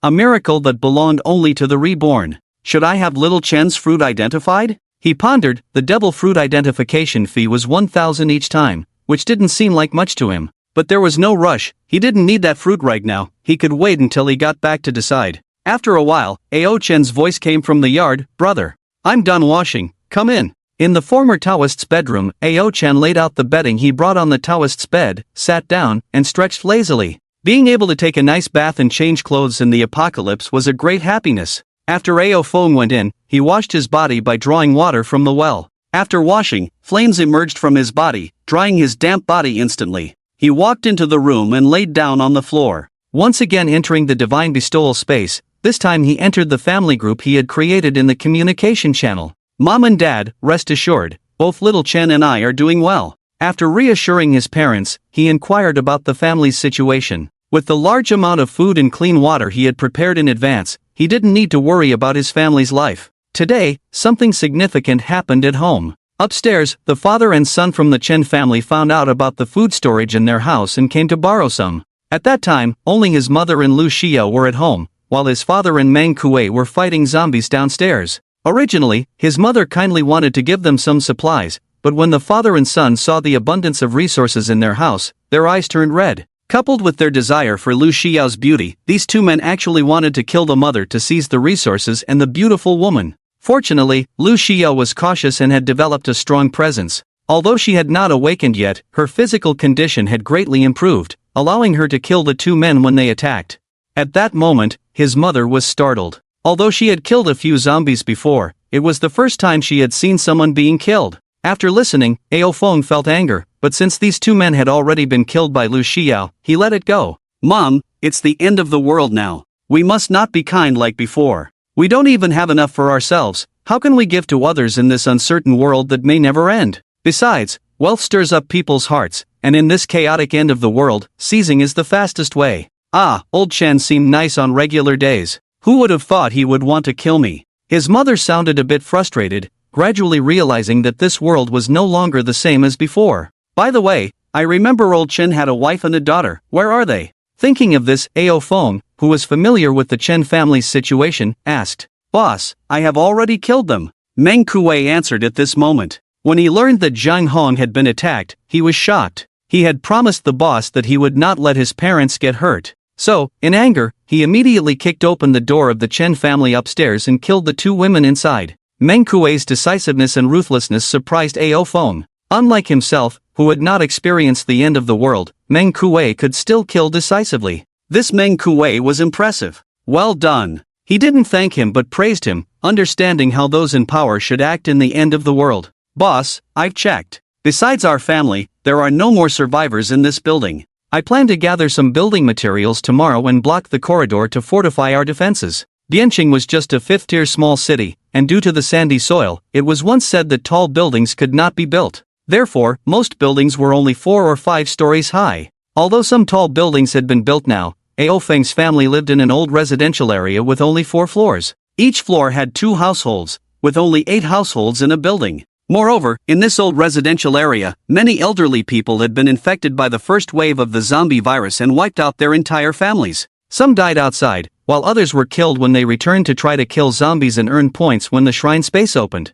In the end, only the Ao family and the Chen family remained. Now that the Chen family was gone, the whole building was empty. Alright, be careful. Ao Feng agreed with Meng Kuei's idea. At this point, he finally asked about the family situation of the two. Meng Kuei's mother was in poor health. After the zombie virus outbreak, she was sent to the hospital while unconscious. However, she turned into a zombie during the apocalypse and directly bit her husband, Meng Kuei's father, who was wiping her face.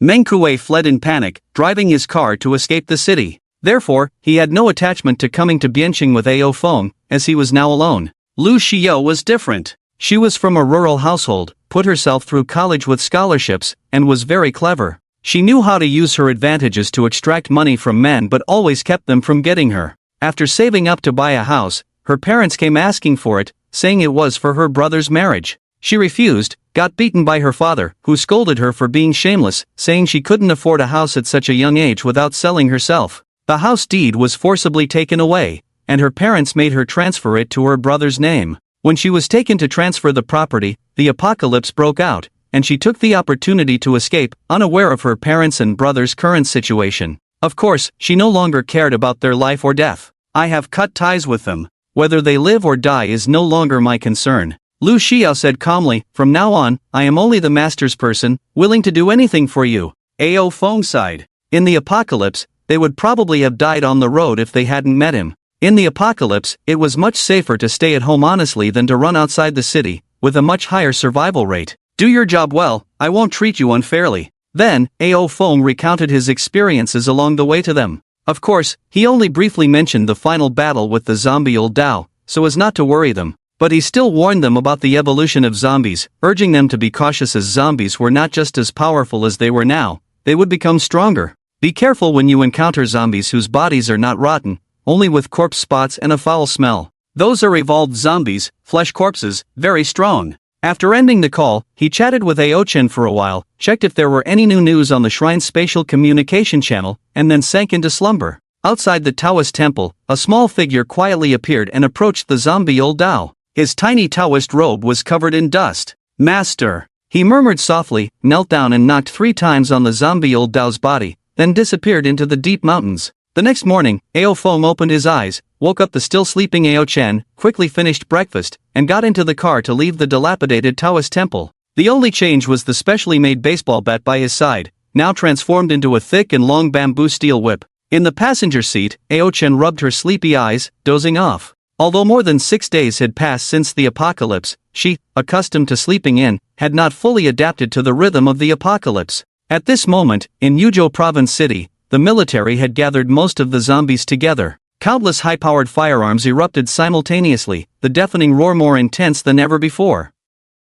Countless zombies had their bodies shattered. However, as long as their heads remained intact, they would grab body parts from other zombies around them, chew, and devour them. Set fire! The military had also realized that merely killing the zombies was not enough, smashing their heads only served to let other zombies feed on them. Therefore, after research and decision-making, flamethrowers were put into use. After several rounds of artillery fire, soldiers in protective suits holding flamethrowers began to advance. The air temperature rose, and in the microscopic world invisible to the naked eye, the zombie virus underwent drastic changes. They split and combined, becoming stronger. Finally, a zombie with intact flesh, covered in corpse spots, and agile movements burst out from the bodies. The flames burned its flesh but could not immediately incinerate it. With a snap, it bit through the protective suit. More and more zombies evolved into flesh corpses, with stronger defense, greater strength, and faster speed. Even bullets could not immediately bring them down. Sniper rifles that could blow people up,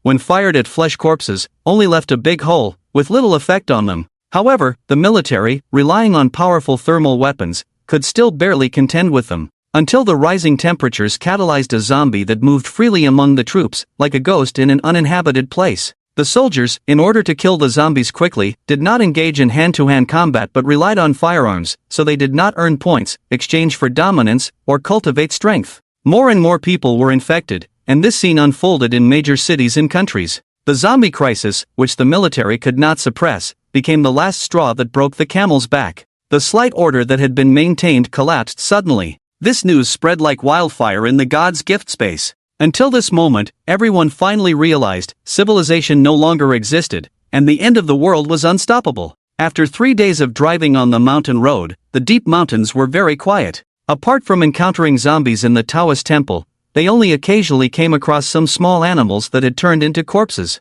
However, they were not strong and were easily dealt with by Ao Chen. Suddenly, Ao Chen's ears perked up, and he shouted, "Brother! I sense it! It's ahead!" Ao Feng also became alert and headed towards their destination as indicated by Ao Chen. However, many parts of the mountain had not been developed, and they soon reached a point where the car could not go any further. Helpless, they had to temporarily abandon the car. After locking the car by the roadside, the two continued on foot. Halfway up the mountain, a thin young man was smoking there. Suddenly, he looked up and gazed down below. "Ha! A car is coming?" He picked up the binoculars hanging around his neck and looked in that direction. "It's an off-road vehicle. It seems like people trying to hide in the mountains. 2 people, a man and a woman, interesting." After confirming, he immediately extinguished his cigarette and ran back. Not far from there was a tile house. After running inside, he said to 3 young men playing cards, "Faye, 2 people are coming down from the mountain in an off-road vehicle. There must be a lot of supplies inside.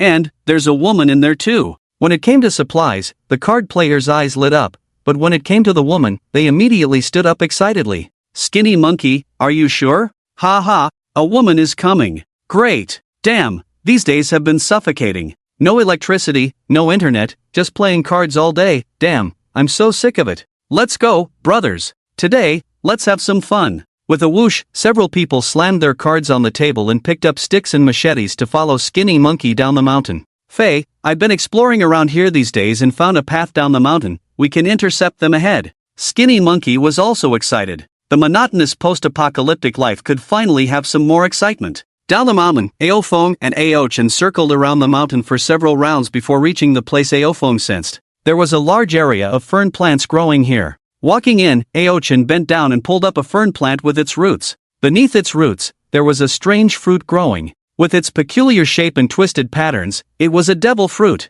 "Great! I found another one." Excited, Ao Chen jumped around, all thanks to her efforts. Just then, 4 young men came down the slope from the side. When they saw the devil fruit in Ao Chen's hand, their eyes widened in shock. "Faye, is that a devil fruit?" Skinny Monkey's voice trembled with excitement. Faye slapped him on the head, of course. He was also excited, that was indeed a devil fruit. Once he ate the devil fruit, he could gain superpowers. He could then go out to hunt zombies, earn points, learn skills, exchange for weapons, and become a strong individual. By then, he would dominate the area, have plenty of followers, and could have any kind of beauty he wanted to play with. Lost in his thoughts, he quickly shouted at Ao Chen, "Hey, put the fruit down." Startled by his excitement, Ao Chen jumped. Because she was too focused on the devil fruit, she hadn't noticed the people approaching. When she turned around, she saw several young men carrying machetes and sticks, staring intently at the devil fruit in her hand. As she turned around, their eyes were also fixed on her. What a beautiful girl. Faye and the others felt that they could only see such a beautiful girl online. From her youthful face, it was evident that the girl was probably still in high school. Unconsciously swallowing saliva, today, I'm really lucky, not only did I get a devil fruit, but also such a beautiful girl coming to me. With a lewd grin, he walked up, completely ignoring Ao Feng, and arrogantly said to Ao Chen, "Give me that fruit, from now on, you belong to me, a fae. Follow me, and I'll make sure you live a life of luxury and indulgence." Faced with the young man's arrogance, Ao Chen furrowed her delicate brows. "Who are you? Why should I give it to you?" Ao Feng remained silent on the side. He had a keen sense and noticed these guys the moment they appeared. But this time, he wanted to test Ao Chen. "These guys are yours, kill them." Ao Chen was shocked, she still wasn't quite ready to kill. Ao Feng said, "If you were still the ordinary girl you used to be, what fate would await you in the hands of these people? You can't bear it, do you think they would? In times of peace, they are society's parasites, in the end of the world, they are the scum of the earth. These people deserve to die, especially since they have also insulted you. What are you waiting for?" With the final sentence, he shouted loudly, even startling the young men. After regaining their composure, they cursed angrily, "Who do you think you are? Barking like a dog? I'll kill you first. Leave this girl alone, you go die for me." The group brandished crude weapons to attack Ao Feng, aiming to kill him. This made Ao Chen furious. She had the same temperament as Ao Feng, she could endure being bullied herself, but not her family. "Dare to insult my brother, you're asking for death." Reaching into her bosom, she put the devil fruit into her treasure space and drew out her own knife. The long blade gleamed with a cold light as it was unsheathed. Having learned the three-colored domineering from Ao Feng's personal instruction, her strength had improved rapidly. Coupled with days of fighting zombies, even without transforming into her human beast form, her strength was not something these thugs could match. The blade sliced through the skinny monkey's throat, decapitating him instantly. This was a blade technique honed through battling zombies. Because only by cutting off a zombie's head could it be killed, so every move Ao Chen made was aimed at decapitation. As the skinny monkey's head hit the ground, Fei Ge and the others were horrified. They never imagined that a seemingly delicate girl could be so decisive and ruthless when it came to killing. Beheading with one stroke was legendary to them. But now they were in a difficult position, either subdue this girl after killing her, or be killed themselves. Stealing themselves, they cursed, "You bitch, if you won't take the toast, you'll have to drink the penalty. Just wait and see how I deal with you later." After Ao Chen beheaded the skinny monkey, she no longer felt the tension of killing. The blade technique she had honed from fighting zombies, combined with her strengthened body, made dealing with these ordinary thugs a piece of cake. Ao Feng stood on the side watching the battle. Although her combat skills were rough, considering the short time she had been training, she was doing quite well. Bang! Blocking a young man with a tattooed face's machete with the back of her blade, she sidestepped and swiftly beheaded him, another head rolling to the ground. With another person dead, the remaining two were even more terrified. The saying goes, one man's courage can withstand 10,000, if one harbors cowardice, even great strength cannot be fully utilized. The blade flashed continuously, within seconds, another head rolled. A Fei trembled in fear, dropping his axe and kneeling on the ground begging for mercy. "I'm sorry, spare me. Big brother, big sister, I was wrong. Just let me go." Despite having seen zombies kill, the impact of a human killing was different. The opponent dropping their weapon and begging for mercy left Ao Chen, who had already started killing, at a loss. She looked bewilderedly at Ao Feng, unsure of what to do. Ao Feng calmly said, "Kill." The voice was not loud, but it carried a domineering intimidation. Ao Chen found himself unconsciously wanting to obey Ao Feng's words. With a swift slash of the long knife, the young man named a Fei lost his head. "Shao Chun, remember, in the apocalypse, when you make enemies, you must eliminate them all. Any hint of hesitation or softness will sow the seeds of your own death. In my past life, I died because of a moment of softness." Ao Chen looked at the 4 bodies in front of him, all killed by his own hands. He felt a bit uneasy but not to the point of wanting to vomit. It was just the discomfort of killing for the first time. Nodding gently, he obediently replied, "I remember, brother." The two returned the way they came, the car still in place. After getting in the car, they did not venture deeper into the mountains but headed towards the outside. They obtained 2 demon fruits, but the car was running low on fuel. If they couldn't find a gas station to refuel, they would have to turn back now. With the further outbreak of the zombie virus and the collapse of the satellite system, navigation was no longer possible. They had to rely on memory to move forward. "I remember there was a gas station on our way here, let's go check it out." Driving towards the gas station, there were almost no cars frantically fleeing on the highway. People either hid in the city trying to survive, or those who wanted to run had already fled. However, most of those who ran away died on the road. The deserted highway meant very few zombies because they were attracted to the human aura and gathered where people were. Without any obstacles along the way, they arrived at the gas station. Ao Chen waited in the car while Ao Feng got out to check the situation at the gas station. Fortunately, there was still some fuel left.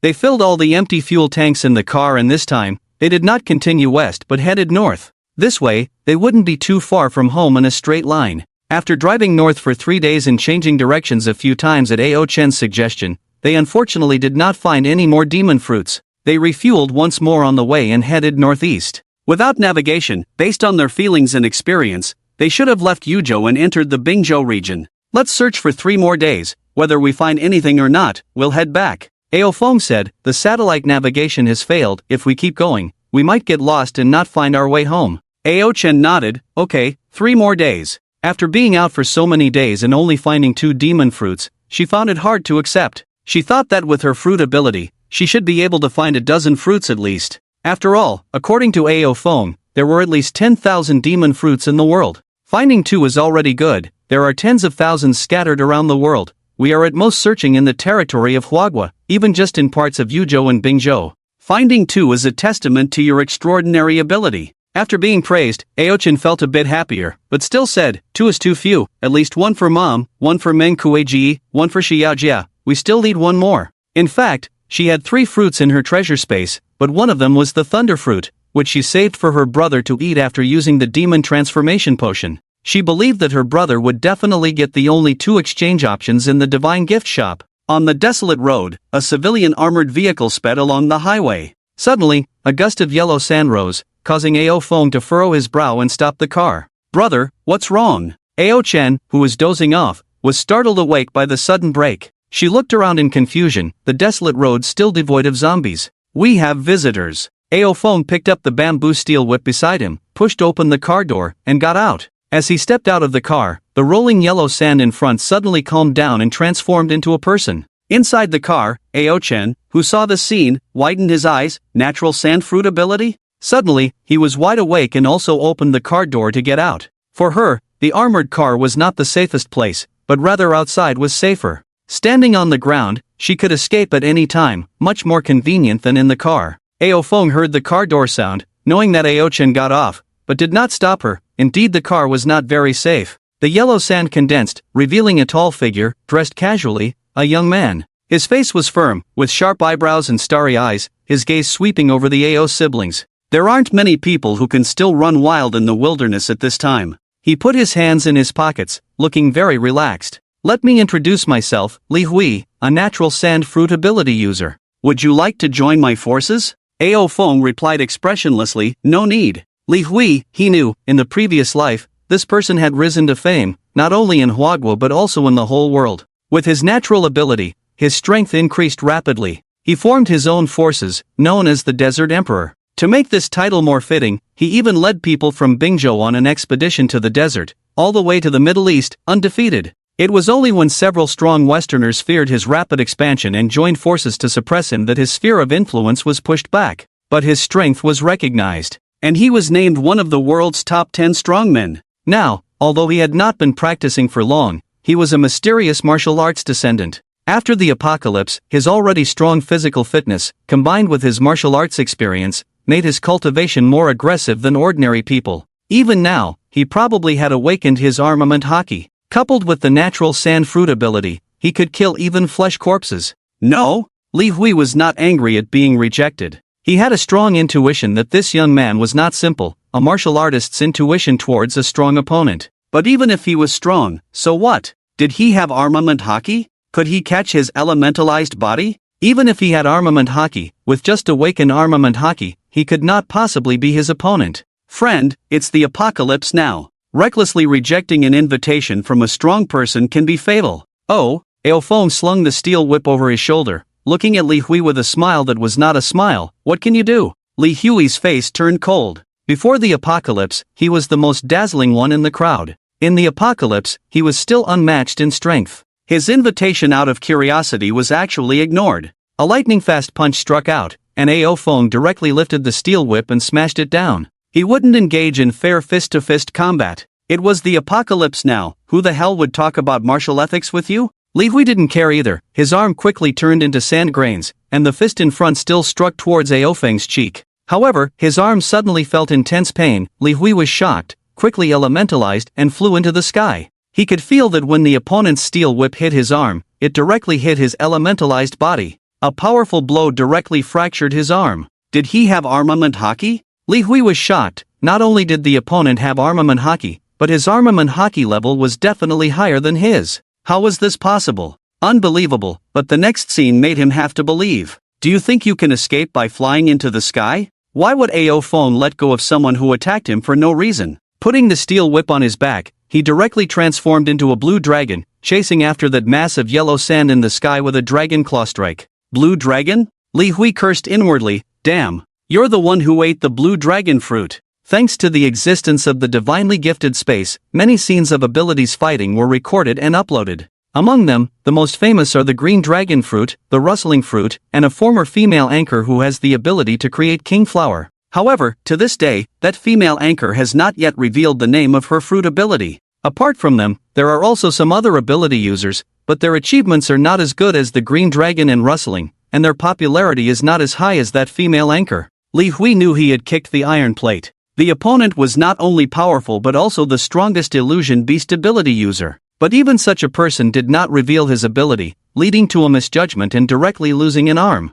And it was his dominant right arm. How can he continue to fight? The yellow sand rolled up, trying to hinder the green dragon's pursuit. The green dragon spewed out bad wind, and countless wind blades shattered the yellow sand. Damn it! Li Hui was annoyed. The opponent's control over the fruit ability was not low, able to directly break through his blockade. You win! Stop chasing! Helplessly, he could only give in and apologize to Ao Feng. Sorry, it's my fault. However, can a simple apology make Ao Feng give up? This guy is a strong competitor in the future. It would be nice to kill him at this moment. A hot breath was exhaled, and countless yellow sand turned into glass and fell down. Seeing him chasing relentlessly, Li Hui had to accelerate his escape. The natural flying ability was very convenient. The green dragon relied on catching the flame clouds for flight, which was relatively cumbersome, so the speed difference between the two sides was negligible. After chasing for a few minutes, Li Hui suddenly descended to the ground. Ao Feng thought he was exhausted and unable to use his fruit ability, so he also landed on the ground. However, after landing, a zombie suddenly emerged from the side and rushed towards them. Li Hui directly passed through the zombie with elementalization, while Ao Feng, blocked by the yellow sand, did not see the zombie appear. Caught off guard, fortunately, his observation hockey sensed the danger, so he quickly transformed into his human beast form, took off the bamboo steel whip on his back, and faced the zombie. Brother! This zombie is to make amends to you. How about we call it even for the offense earlier? Li Hui stood behind the zombie, not taking the opportunity to escape but engaging in a conversation with Ao Feng. Oh, how do you propose to make amends? Ao Feng struck down with his whip, repelling the zombie. The ferocious power made Li Hui extremely shocked. Is this the power of the green dragon form of the illusion beast? Truly monstrous. I will assist you in killing this zombie, and the points will be yours. Li Hui said, now that zombies are constantly evolving, first into flesh corpses, then into zombies, these monsters are not something we can resist at the moment. But with my assistance, it will be much easier for you to kill them. What do you think? Ao Feng pondered while fighting. Killing a zombie earns 1 point. Flesh corpses are worth 10 points. Zombies are worth 100 points. However, for each tier higher you kill, the points are multiplied by 10. Like before, Ao Feng killed a 2-star zombie with his copper skin realm, advancing 1 tier and earning 1000 points. 1000 points may be a lot for most people, but for Ao Feng, it is not difficult. There was no need to kill this zombie. Moreover, it was not near his home and posed no threat to him. But I think killing you would be more valuable. After repelling the zombie, Ao Feng once again attacked Li Hui. Damn it! Are you crazy? Li Hui quickly elementalized and flew towards the zombie. After passing through the zombie, Ao Feng had no choice but to face the zombie again. This repeated several times, and Ao Feng stopped chasing. He taunted, if you're brave, don't run. Li Hui retorted without backing down, if you're brave, come and chase me. Ao Feng said, if you're brave, don't run towards the zombie. Li Hui, there's a way to kill the zombies. Ao Feng. Damn! This guy is so cunning, using zombies as shields, it's really hard to kill him for a while. Indeed, to become a strong figure in the apocalypse, it's not just about strength. Quick thinking and thick skin are needed to resolve crisis after crisis. Seeing it's difficult to kill Li Hui, Ao Feng transformed into a blue dragon and flew away, saying, I hope next time I see you, there will still be zombies protecting you. However, Li Hui unexpectedly caught up from behind. Wait. The blue dragon turned back. What? Are you looking for trouble? A sand elemental revealed Li Hui's head, keeping a distance from Ao Feng. I apologize again for recruiting and attacking you, it was my mistake. But I want to discuss a deal with you. Ao Feng sneered, assist me in killing zombies? Do you think I'm stupid? He didn't trust Li Hui at all since they were not familiar. Who knows if during their so-called cooperation, Li Hui might betray him or even take his life in the end. Li Hui shook his head. No, I have a devil fruit and I want to make a trade with you. Oh, Ao Feng became serious, a devil fruit? Are you willing to trade it? Li Hui explained, I have consumed the Sansan fruit, and it requires 1 billion points to create a devil potion. I don't know when I'll gather enough, so I want to trade this fruit. Go on. Ao Feng marveled at Li Hui's luck, having acquired 2 fruits without his own prophetic advantage or Ao Chen's abilities. Shall we discuss it down there? Li Hui asked tentatively, seeing Ao Feng willing to listen.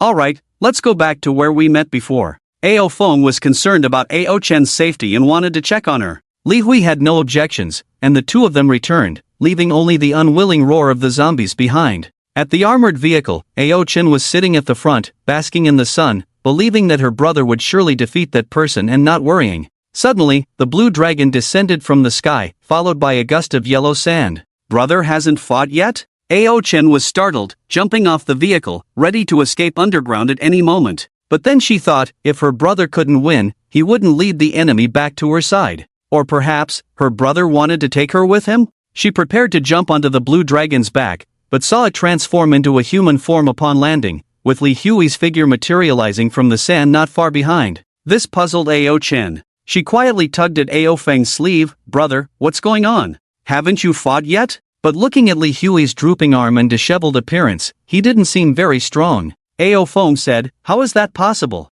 He said he wants to do business with us. Business? Ao Chen didn't know what kind of business could be done in the apocalypse. According to Ao Feng, isn't it all about using fists in the apocalypse? He has a devil fruit and wants to exchange it with us. Ao Feng's words made Ao Chen jump up, even her voice raised. A devil fruit? But why should we trade with him? Why not just take it by force? The young girl was gradually adapting to the rhythm of the apocalypse, thinking of grabbing everything. Li Hui, can you at least talk behind my back? He can hear you. What kind of siblings are these? One keeps chasing to beat him up, insisting on getting himself killed, and the other talks about snatching right away. Ao Feng said to him, speak, what do you need? Although he could beat up Li Hui, killing him was not easy. Otherwise, he would have wanted to snatch it directly. Seeing Ao Feng's gaze, Li Hui unconsciously took a step back. These siblings still want to rob me. But since they were already here, they might as well talk first. 3 conditions. Li Hui held up 3 fingers.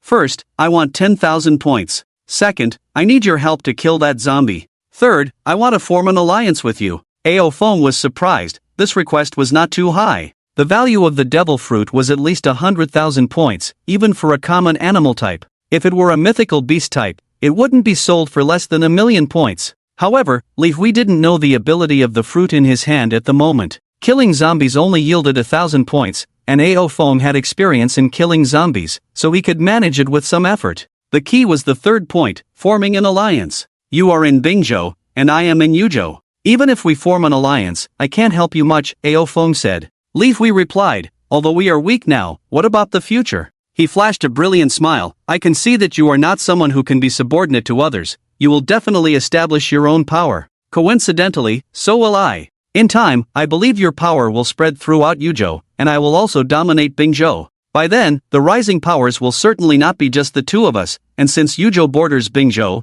what I want is an alliance at that time. Ao Feng was surprised. This person was indeed worthy of being the renowned desert emperor, with such far-reaching plans. With the end of the world approaching in just about 10 days, he had already thought about what would happen after dominating a province and was forming an alliance with him at this moment. He calculated that he would surely achieve great things, and what could be done with just 1 devil fruit now would require the value of 10 or 100 fruits at that time. Do you really trust that we can become the strongest in Yuzhou? What if I don't acknowledge it then? Ao Feng squinted slightly, wanting to see how Li Hui would respond. Li Hui casually replied, if you can push me to run around, I believe you will achieve great things. As for whether you will acknowledge it, that will depend on my strength at that time. As long as my strength is strong enough, and it's a mutually beneficial situation, why wouldn't you acknowledge it? On the other hand, if my strength is not strong, I would be worried about being swallowed by you. Ao Feng chuckled. What he said made sense. Having such an ally in the future would indeed be good.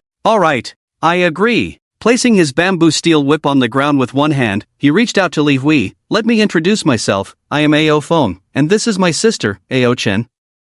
Li Hui's eyes twitched, unsure whether to shake hands with him. He was afraid that the person he had dealt with in the past might turn hostile, leaving him with nowhere to run. However, he was always bold and confident in his judgment. He walked over slowly, extended his left hand from his pocket, and shook hands with Ao Feng, saying, "You will be a powerful ally." But the next moment, his expression changed as a sharp pain shot through his palm. Ao Feng's strength was astonishing. Just as he thought Ao Feng was about to turn hostile, Ao Feng released his hand at that moment, saying, "A pleasant cooperation." Li Hui breathed a sigh of relief, showing a smile again. "A pleasant cooperation. The devil fruit is not on me. Wait here, I'll go get it." With that, he turned into yellow sand and quickly left. After he left, Ao Chen curiously asked, "Brother, aren't you afraid he won't come back?" Ao Feng replied, "If he runs, let him run. We can't kill him anyway. Wait a day, if he doesn't come back, we'll leave." Li Hui did not flee directly. Soon he returned with a backpack. "Ao brother, you know the value of the devil fruit.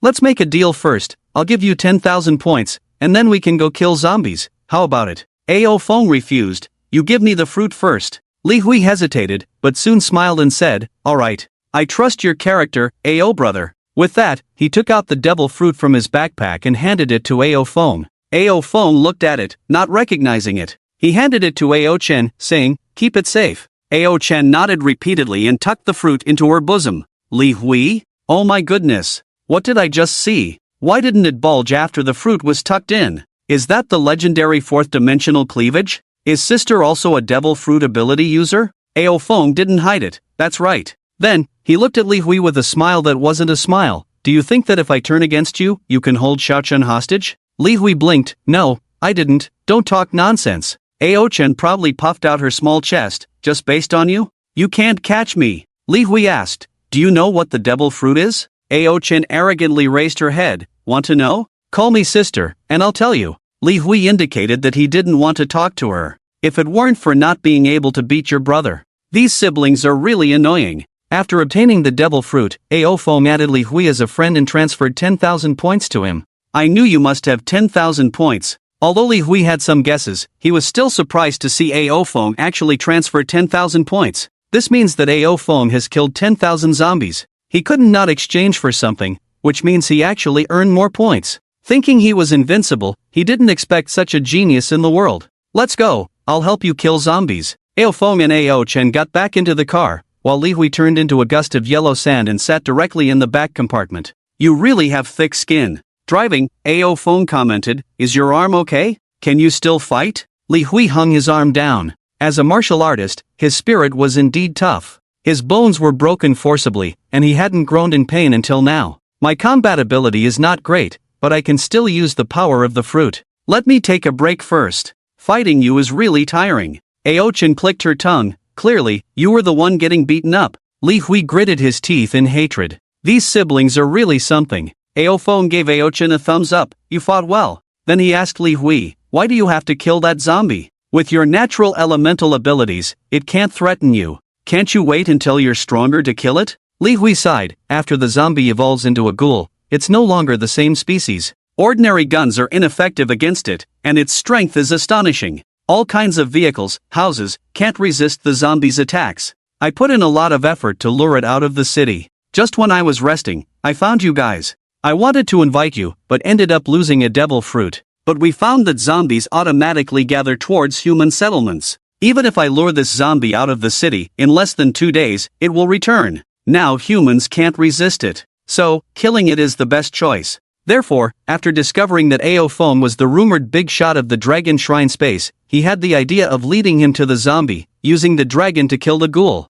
"We're here, it's nearby." The three got out of the car and soon saw the zombie wandering aimlessly, but the direction it was wandering in was towards the city. "Be careful, if it's dangerous, run. The zombie is not something you can handle with your current strength." After instructing Ao Chen, Ao Feng, and Li Hui moved towards the zombie. The sound of the dragon's roar echoed as Ao Feng transformed into a human beast form, wielding a bamboo steel whip to smash the zombie's head. Behind the zombie, Li Hui summoned a swirl of yellow sand to entangle the zombie's ankles, hindering its movements. With its ankles buried in yellow sand, the zombie lost its balance and fell forward stiffly. Seizing the opportunity, AO Fong didn't miss. The strong electric current entwined the steel whip, fiercely smashing towards the zombie's head.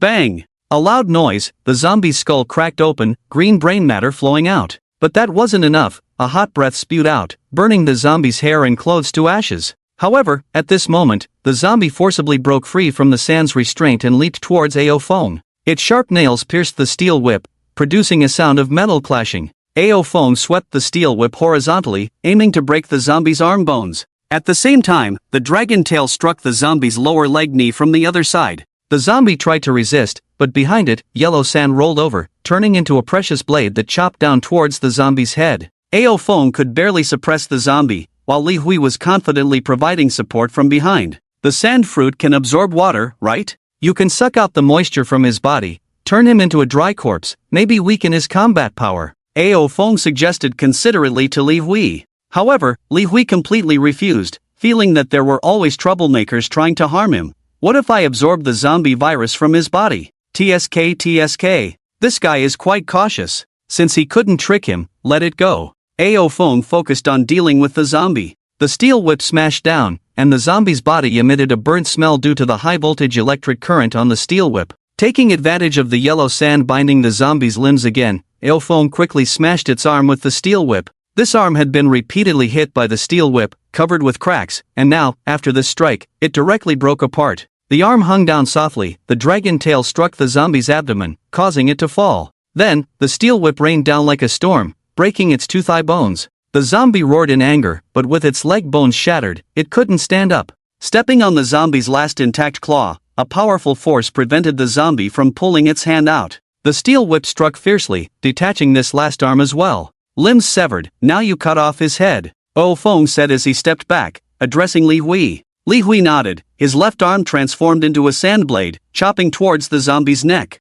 Bang! The sand blade was sharp, and even though the zombie's flesh was tough, its throat was the most vulnerable spot. Moreover, AO Feng's fire and lightning attacks had weakened its skin considerably. Despite this, Li Hui had to chop down more than 10 times with the sand blade before the zombie's head rolled off, unable to struggle anymore. That steel whip of yours is really ruthless. After beheading the zombie, Li Hui was pleasantly surprised to find that he had gained 10,000 points. Since he hadn't reached the copper skin realm yet, killing this zombie was considered a 2-level kill, directly earning him 100 times the points. He had tested the zombie's defense himself and couldn't break through it. But now, AO Fong had directly smashed its hardest limbs with a steel whip. If it weren't for the lightning and fire weakening the zombie's defense, he wouldn't have been able to decapitate it. Thinking about the blow that had directly broken his arm bone, he inwardly cursed the abnormality. He muttered to himself, are all mythical beasts this strong? Suddenly, he felt that his sand fruit wasn't as appealing anymore. AO Fong shrugged, he had to leave the zombie for Li Hui, or else he would have crushed its skull long ago. Walking towards the direction of the car, AO Chen was watching the battle over there. When she saw them return, she curiously asked, brother, why didn't you just kill the zombie directly? Why disable its limbs? AO Fong explained, to let Li Hui kill it. But, AO Chen frowned, as if there was something she couldn't understand, killing zombies is just for points. Why don't you kill it and give the points to Li Hui? AO Fong and Li Hui looked at each other. Yeah, why go through all this trouble? Wait a minute, not right. Li Hui's level was lower than his, and killing zombies would earn him 10 times the points. Wasn't this also a way to get rich? After disabling the zombie, he could let AO Chen kill it, directly multiplying the reward points by 10. After parting ways with Li Hui, AO Fong and the others continued driving eastward. Forming an alliance with Li Hui indeed had many benefits. In the future, his power would be significant, and then he could use the privileges of the Divine Gift members to trade with Li Hui's power to earn points. After driving east for 3 days without finding any more devil fruits, AO Fong decided to return. It had been 17 days since he left home, and the world had completely plunged into the apocalypse. Water and electricity were cut off everywhere, transportation was paralyzed, and everything human civilization relied on had been destroyed. The military suppression in various countries had instead catalyzed the evolution of zombies. The bald eagle across the ocean and the polar bear from the north even resorted to using nuclear weapons to try to eliminate a wave of zombies. As a result, it directly catalyzed a 3-star zombie stronger than regular zombies, the hairy zombie. Now, those places had become ghost domains, devoid of any living beings, a paradise for zombies. The collapse of the satellite system rendered navigation ineffective, but Ao Feng still relied on his experience from his past life to control the direction and distance, heading back home. Along the way, Ao Chen suddenly exclaimed, "Brother! There's treasure! I sense treasure again!" Ao Feng immediately followed her guidance to the location where the treasure appeared. It was a combination of urban and rural areas here, with relatively fewer zombies. On the road, he experimented with his idea, but the results were not good. Ao Chen's level was too low. Despite being a mythical beast species, she did not have a strength boost. Even if he dismembered the limbs of a zombie, it would take a long time for Ao Chen to behead a flesh corpse. However, the speed of acquiring points had still significantly increased. He knew that soon the rules for earning points in the God-given space would change. At that time, earning points would no longer require killing zombies but would be based on the damage inflicted on zombies. Such opportunities to exploit loopholes were rare. In his past life, he had been struggling at the bottom of the apocalypse and had never enjoyed such opportunities to exploit loopholes. In this life, although Ao Chen could exploit loopholes, there were pros and cons. The downside was that Ao Chen had fewer opportunities for combat, which would slow down his strength improvement. It was known that the essence of cultivation lay in physical training and combat. In the apocalypse, being slow meant falling behind step by step. The strong ones were always engaged in battles, keeping their strength in a leading position. The car arrived near a farmhouse amusement park with an orchard. Presumably, business was decent here before the apocalypse. But now, many fruit trees had been trampled by zombies. The two got out of the car, about to walk towards the orchard when they saw a man coming out of the orchard with a homemade weapon tied to a stick. He appeared to be a middle-aged man in his 30s, with a somewhat weathered complexion due to years of tree planting and running a farmhouse restaurant. However, when Ao Feng saw him, his expression changed. It was him. "Who are you?" The man shouted in a rough voice, raising his homemade weapon towards Ao Feng and Ao Chen. "We." Ao Chen was about to explain, but Ao Feng swung his steel whip and smashed the man's skull without asking any questions. "Brother?" Ao Chen was a bit confused. Although her brother had become cold-blooded and ruthless, he had never killed someone without asking for reasons. "He was one of my enemies from my past life," Ao Feng explained lightly. Just then, they heard a sharp scream from behind. "Dayoung. Ah!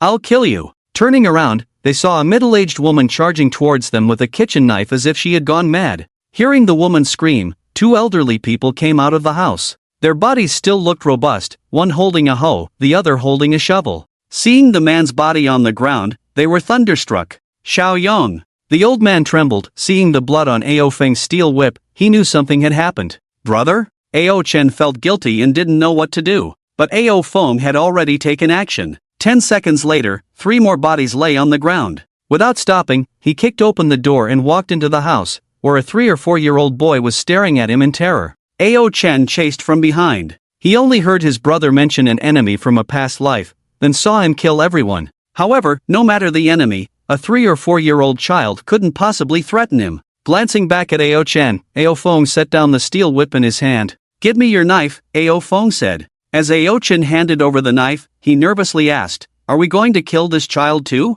Ao Feng chuckled, "Give him a chance." With that, he exchanged a piece of meat and placed it along with the knife in front of the boy, saying, "Choose one. If you choose right, I won't kill you." The boy's trembling eyes scanned the knife and meat, then focused on Ao Feng's face, as if trying to remember the man before him. Thud! The steel whip struck the ground heavily. Ao Feng's eyes filled with killing intent. The boy was so scared he peed himself, quickly grabbing the piece of meat and looking at Ao Feng with pleading eyes. Ao Chen asked, "Brother, he chose the meat. Are we still going to kill him?" Ao Feng coldly replied, "I'll kill his whole family." He chose meat over the knife, showing such deep cunning. This child must not be spared. With that, amidst the boy's terrified gaze, Ao Feng raised the steel whip and smashed the boy's skull. Ao Chen. She was a bit puzzled. What if he chose the knife? Ao Feng said, "Choosing the knife means he holds a grudge, wants to kill me, wants to kill those close to me. Of course, he must die."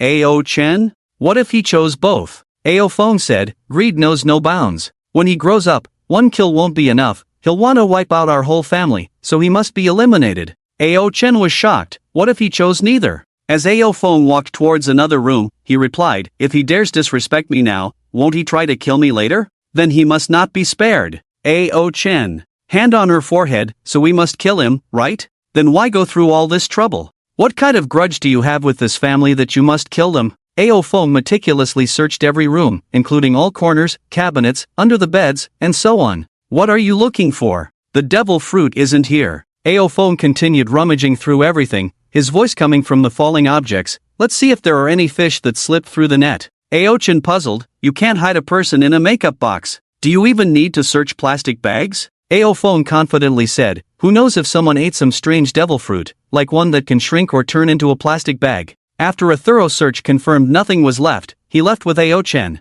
Before leaving, he sprinkled all flammable materials in the house on the ground, then exhaled a hot breath, igniting the house. Satisfied watching the blaze, he said to Ao Chen, go find the devil fruit, the fire will soon reach the orchard. In the orchard, among the kiwi trees laden with fruit, one fruit stood out. Its color was a deep emerald green, with black fuzz and curly patterns on the surface. It was the devil fruit. This fruit was well hidden among many others. If Ao Chen couldn't pinpoint its location, even knowing there was a devil fruit in the orchard, finding it would not be easy. This fruit might be the one that person ate in a past life. That fruit was truly powerful. Handing the fruit to Ao Chen, she stored it in her treasure space, and they headed back towards Bianqing in the car. On the way, Ao Fong recounted the karmic ties with this family from their past lives. That man was once a member of my squad, and I had also helped his family. Later, he betrayed me and joined a stronger person. There's nothing wrong with that. Changing allegiances in chaotic times is common, following the stronger one is a basic rule.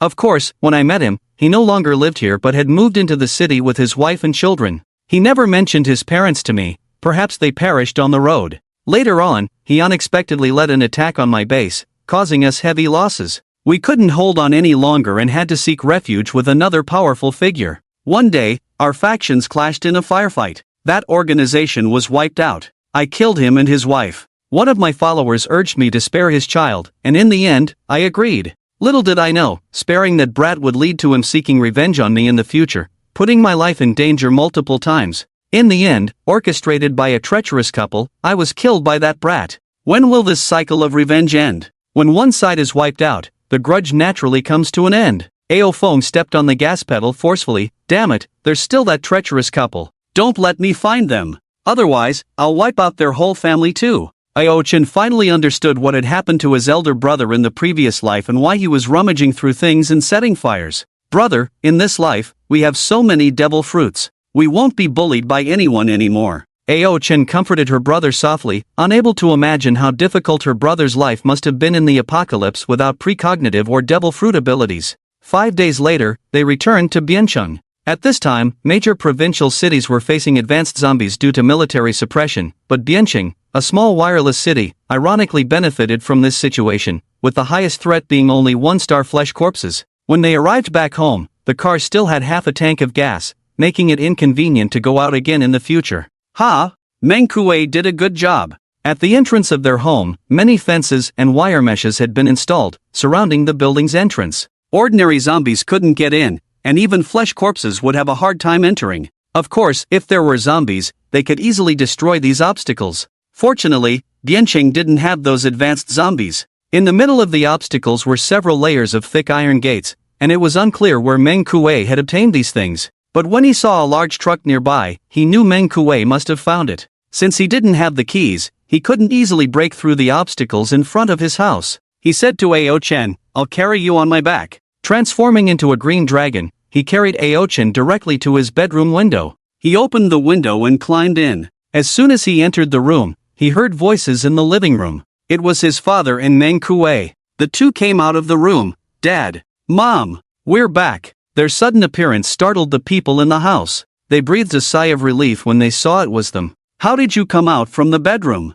Ao Fong chuckled. I saw that the entrance to our building was blocked by obstacles. It would be a pity to destroy them, so I just turned into a dragon and flew up. It had been several days since they had seen their family, and at this moment, seeing them again felt warm and reassuring. Their family was still safe. At that moment, their father was bandaging Meng Kuei's wound. Ao Fong was shocked. In the apocalypse, being injured likely meant being bitten by a zombie, which could lead to turning into one. What happened to Meng Kuei? He was prepared to kill Meng Kuei. Once turned, it wouldn't be a joke. Father Ao Kong immediately understood his concern and waved his hand, saying, Meng Kuei was bitten on the shoulder while helping your mother fend off zombies. But I used the surgical fruit's ability to remove that piece of flesh, so there won't be an infection. Standing between Ao Fong and Meng Kuei, Ao Kong was deeply moved by Meng Kuei's selfless act of helping Zhang Hong fend off zombies, even considering him like a godson. AO Foam was still uneasy. The zombie virus was extremely aggressive, and once infected, the transformation was rapid.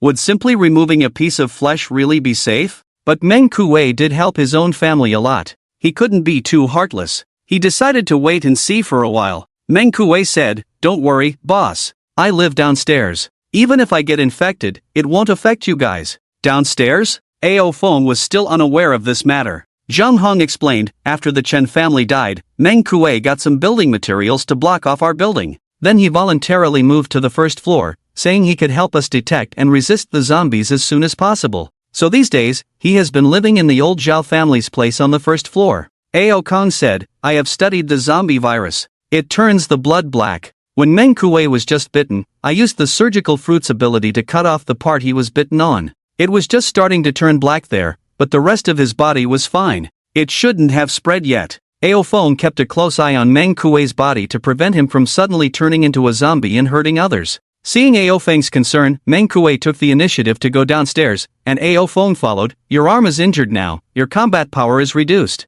If the zombies come, you will have a hard time defending yourself. I'm here to ensure you have nothing to worry about. Of course, if you turn into a zombie, I will not hesitate to kill you." AO Feng spoke frankly. This was not the time for tact. Meng Kuei smiled bitterly to show his understanding. "I understand, boss." The two entered a room on the first floor, and Meng Kuei sat on the sofa to rest, creating a somewhat awkward atmosphere. AO Feng entered the divine gift space and exchanged for a large meat stick, similar to Luffy's favorite. This item not only had a great effect on restoring energy but also could heal external wounds. It cost a whopping 100 points. It was a luxury item that people of this period could not afford. "Eat this, it will help you heal your arm wound quickly." Handing the meat stick to Meng Kuei, although it couldn't resist the zombie virus, it had a good healing effect. AO Feng spent a good half day in Meng Kuei's room, confirming that his body would not turn into a zombie, before taking him back upstairs. "Boss, I won't go up, I can rest downstairs." AO Feng said, "You did well, you deserve a reward." Hearing the word reward, Meng Kuei's eyes lit up. Why did the boss go out for so long? Wasn't it to find devil fruits? Could he also get a devil fruit? It seemed that his efforts in these days were not in vain. Following AO Feng upstairs, AO Chen had already changed into a new outfit and washed his body with clean water. "Xiao Chen, bring out the devil fruits. Let's identify which one is more suitable." With AO Feng's approval, AO Chen immediately excitedly took out the devil fruits. Besides the rumble fruit, there were a total of 4. One from the provincial factory, one from the mountain wilderness, one given by Li Hui, and the last one from the orchard. Xiao Xin, the identification fee is 1,000, for fruits make it 4,000, it's too expensive. Zhang Hong felt that spending money to identify the fruits was unnecessary. Who wouldn't just eat it once they got it? In these days, they had gradually become accustomed to the post-apocalyptic life and had a deep understanding of devil fruits, hockey, and other systems. With the points given by AO Feng in advance, their physical condition had also improved greatly. Although they had not reached the level of awakening hockey, their mental state had become somewhat younger. AO Feng didn't think it was expensive. With Xiaochen here, there must be more devil fruits. Of course, we should eat the best ones. Identification is still necessary. After identifying the 4 devil fruits one by one, he was surprised to find that all these fruits were actually quite good. By quite good, it meant that none of them were ordinary animal-type fruits. Among them, there was 1 superhuman-type and 3 animal-type fruits. They were superhuman-type stitch fruit, animal-type ox fruit, mythical beast species, mammoth form, animal-type bird fruit, mythical beast species, phoenix form, animal-type ox fruit, ancient species, plated rhino form. There were actually 2 mythical beast species. Alfing was very suspicious that the duobao mouse had an additional lucky hidden attribute. Another ancient species of animal was the plated tooth rhino, a prehistoric giant rhinoceros with super thick fur and a huge sharp horn. One can imagine that the plated tooth rhino's form would provide the consumer with tremendous strength and defense. The Monghan was a legendary beast, resembling a cow with 4 horns, long fur, said to be born in the netherworld, with a penchant for human flesh, extremely ferocious. As for the Maori Ji, it was simply divine. The Maori star in the 28 constellations was also extraordinary. When the family learned of this result, they were also very surprised. They had thought that having a devil fruit would be good enough, but who knew they would get such good fruits? "Mom, you choose first, except for that ancient species of animal, the other 3 are all good." The Superman-type stitch fruit can sew everything together. Although its killing power is not strong, its ability to trap enemies can be considered invincible. If developed well, it will surely not be weaker than the thread fruit. Of course, I would prefer you to choose these two mythical species. After all, in the apocalypse, the body is fundamental, and the fruit is just a bonus. This time, Zhang Hong did not refuse. She now understood that in the apocalypse, only by becoming stronger herself could she be of the greatest help to her son. Saving and conserving were of no use. I'll choose the stitch fruit. Zhang Hong picked up the stitch fruit. These days I've also read a lot about devil fruits, and this fruit's ability is also good. It just so happens that your mom works in clothing and likes this ability. Your dad even thought about catching a zombie for research. With this fruit, we can completely trap the zombie, which would be a great help. I'll leave the mythical species to you young people. With that, she swallowed the Superman-type stitch fruit. Having seen Alfing and Aokong eat fruits, she knew this fruit was very difficult to eat, but she didn't expect it to be this bad. But thinking that her son and daughter had gone through so much trouble to bring it back, she gritted her teeth and swallowed it. As the fruit entered her stomach, she quickly felt a sensation, took a steel needle from the drawer, and a thin thread immediately appeared in the needle's eye. The thread looked very short, but she knew that the length of this thread depended on her stamina. As long as her stamina was not depleted, the thread would be infinitely long. She pierced the tabletop with the needle, encountering no resistance at all, easily piercing through. Then, the needle passed through the tabletop, and she squatted on the ground, piercing the ground with the needle, again easily penetrating. Stitching the table and the ground together, no matter how often tried to separate the table from the ground, he couldn't. The toughness of this thread exceeded imagination. However, when Alfing transformed into his beastly form, he could still forcibly break the thread. It's just that before the thread broke, the table was already torn apart. Not bad, as long as Mom improves her speed, she can completely sew the zombies to the ground and then slowly chop them up. Or as she said, use it for Dad's research. In this way, both parents became ability users, greatly increasing their combat power. Only then did he look at Lu Xiao and Meng Kuei. You two choose one of these two fruits. You've done well these days, and this is the reward you deserve. Lu Xiao had always taken care of her mother, protecting her during battles, and massaging her shoulders and legs afterwards. When the Chen family father and son attacked, she remained vigilant and killed the two. Although she spoke lightly in the Divine Space Communication Group, Alpham later learned that she had also been slightly injured while killing the two. For a woman, this was not easy. As for Meng Kuei, it goes without saying. In order to protect his own mother, he was bitten by a zombie. If it weren't for Dad's surgical fruit ability, he would have been infected by now. Although he knew they were doing this to repay a debt, it was only natural, right? He did not possess the awe-inspiring dominance that would make people bow down in reverence from all directions. Reward for good deeds, punishment for mistakes, that is the way to endure. The bottom line is not to betray oneself. The two were pleasantly surprised, not expecting such a quick and substantial reward. It seemed their choices were right. First, they were safely escorted out of the zombie horde and taken to a place with plenty of food and fresh water. They were then granted many points to purchase powerful cultivation techniques, weapons, food, and a series of supplies.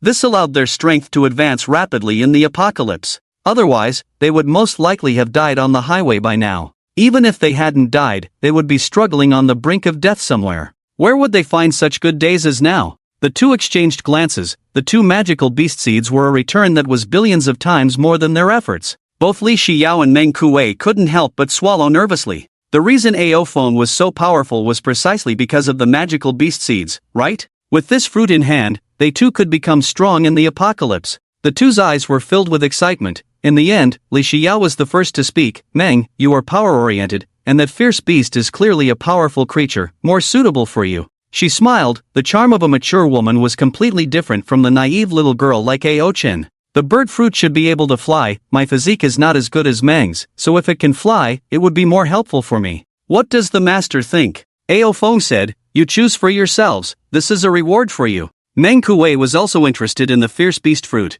He pursued the ultimate violence, and the fierce beast was obviously a perfect match for him. I agree with Li. If the boss has no objections, I'll eat this bull fruit. Ao Feng had no objections. What he took out was meant to be shared with them. He wasn't afraid that these two would become ambitious after eating the fruit. His advantage was not only the Azure dragon fruit but also the talent of a domineering genius, the title of a God-given member, taking one step ahead at a time. Not to mention that even if their strength didn't match his after eating the fruit, he had plenty of ways to punish them if they dared to betray him secretly. Moreover, he knew deeply that although power was important in the apocalypse, the fundamental aspect of power was leadership. He was the cornerstone. Go ahead, I respect your choices. Proper respect could win the loyalty of his subordinates even more. Indeed, when they heard this, their eyes looked even more sincere. Master, rest assured. Xiao will always be yours. Li Xiao was the first to express loyalty, even kneeling down to show her submission. She wouldn't betray him just because she got the demon fruit. She also understood that Ao Feng's strength was irreplaceable. Meng Kuei also quickly pledged loyalty, kneeling down, imitating a scene from a movie, placing one hand on his chest, performing a gesture of a Western knight. Boss, I, Meng Kuei, will follow you to the death. Only Ao Feng was willing to bestow the magical beast demon fruit. He believed that besides himself, there would be no one else in this world. Well, go ahead and eat. Ao Feng nodded lightly. He had heard enough words of loyalty, but whether they were truly loyal remained to be seen. He wouldn't completely trust others just because of flattery. The two each picked up a demon fruit and put it in their mouths. They were still disgusted by the unpleasant taste and had to force it down. Li Xiao even hardened her heart and swallowed the entire fruit. Oh, not good. Ao Feng suddenly realized something and quickly said to the two, many animal-based bodies are quite large. When you go outside, don't bring down the house. At this moment, others also realized it and hurried downstairs. As soon as they reached the ground floor, Meng Kuei's body began to undergo uncontrollable changes. Moo! A bull's roar, his muscles violently expanded. On the forehead, two sharp horns protruded forward, and at the top of the head, two black curved horns appeared. The face quickly transformed into a bull's head, and long, thick black fur resembling a raincoat emerged on the body. Known as Aoin, he was originally a white bull, but for some reason, this fruit was black. Moreover, a sinister black light enveloped his body. This black light was cold and lifeless, and Ao Feng instinctively felt that it was very dangerous, likely a mysterious element. Moo! Meng Kuei completely transformed into a beast, his hooves like iron hammers, smashing down on a zombie, directly shattering its bones. Another stomp left a deep imprint of a bull's hoof on the zombie. Aoin roared, and the black light on his body began to spread onto the zombie. Soon, the zombie's body began to decay and deteriorate. Zombies were originally undead beings that needed to evolve from death to life, but now, this black light directly accelerated the decay of their flesh. That black light was the aura of death. Legend has it that Aoin originated from the underworld, carrying the aura of the underworld, which was quite normal. Just as this scene was shocking, Li Xiao beside them also underwent a tremendous transformation. Her mouth turned into a beak, a fiery comb appeared on her head, feathers grew all over her body, burning with golden flames. She turned into a chicken, a large rooster burning with flames. But shouldn't she be a hen? Ao Feng quipped in his mind. Of course, mythical beasts might not have gender distinctions and all look the same. With wings spread, she was even more beautiful than a pheasant, faintly resembling a phoenix. Clad in golden flames, the true sunfire, hotter than the temperature Ao Feng could control. Indeed, even dogs won't eat burning fruits. Ao Chen also quipped from the side. This bird is so beautiful. Although named a chicken, she could rival a phoenix in beauty. The golden flames converged into her body, and Li Xiao descended from the sky, transforming into a humanoid form. Feathers made of golden flames burned on her body, with a large pair of wings on her back, and both feet and hands turned into sharp chicken claws. Poor Marco's phoenix, having to turn both arms into wings in humanoid form.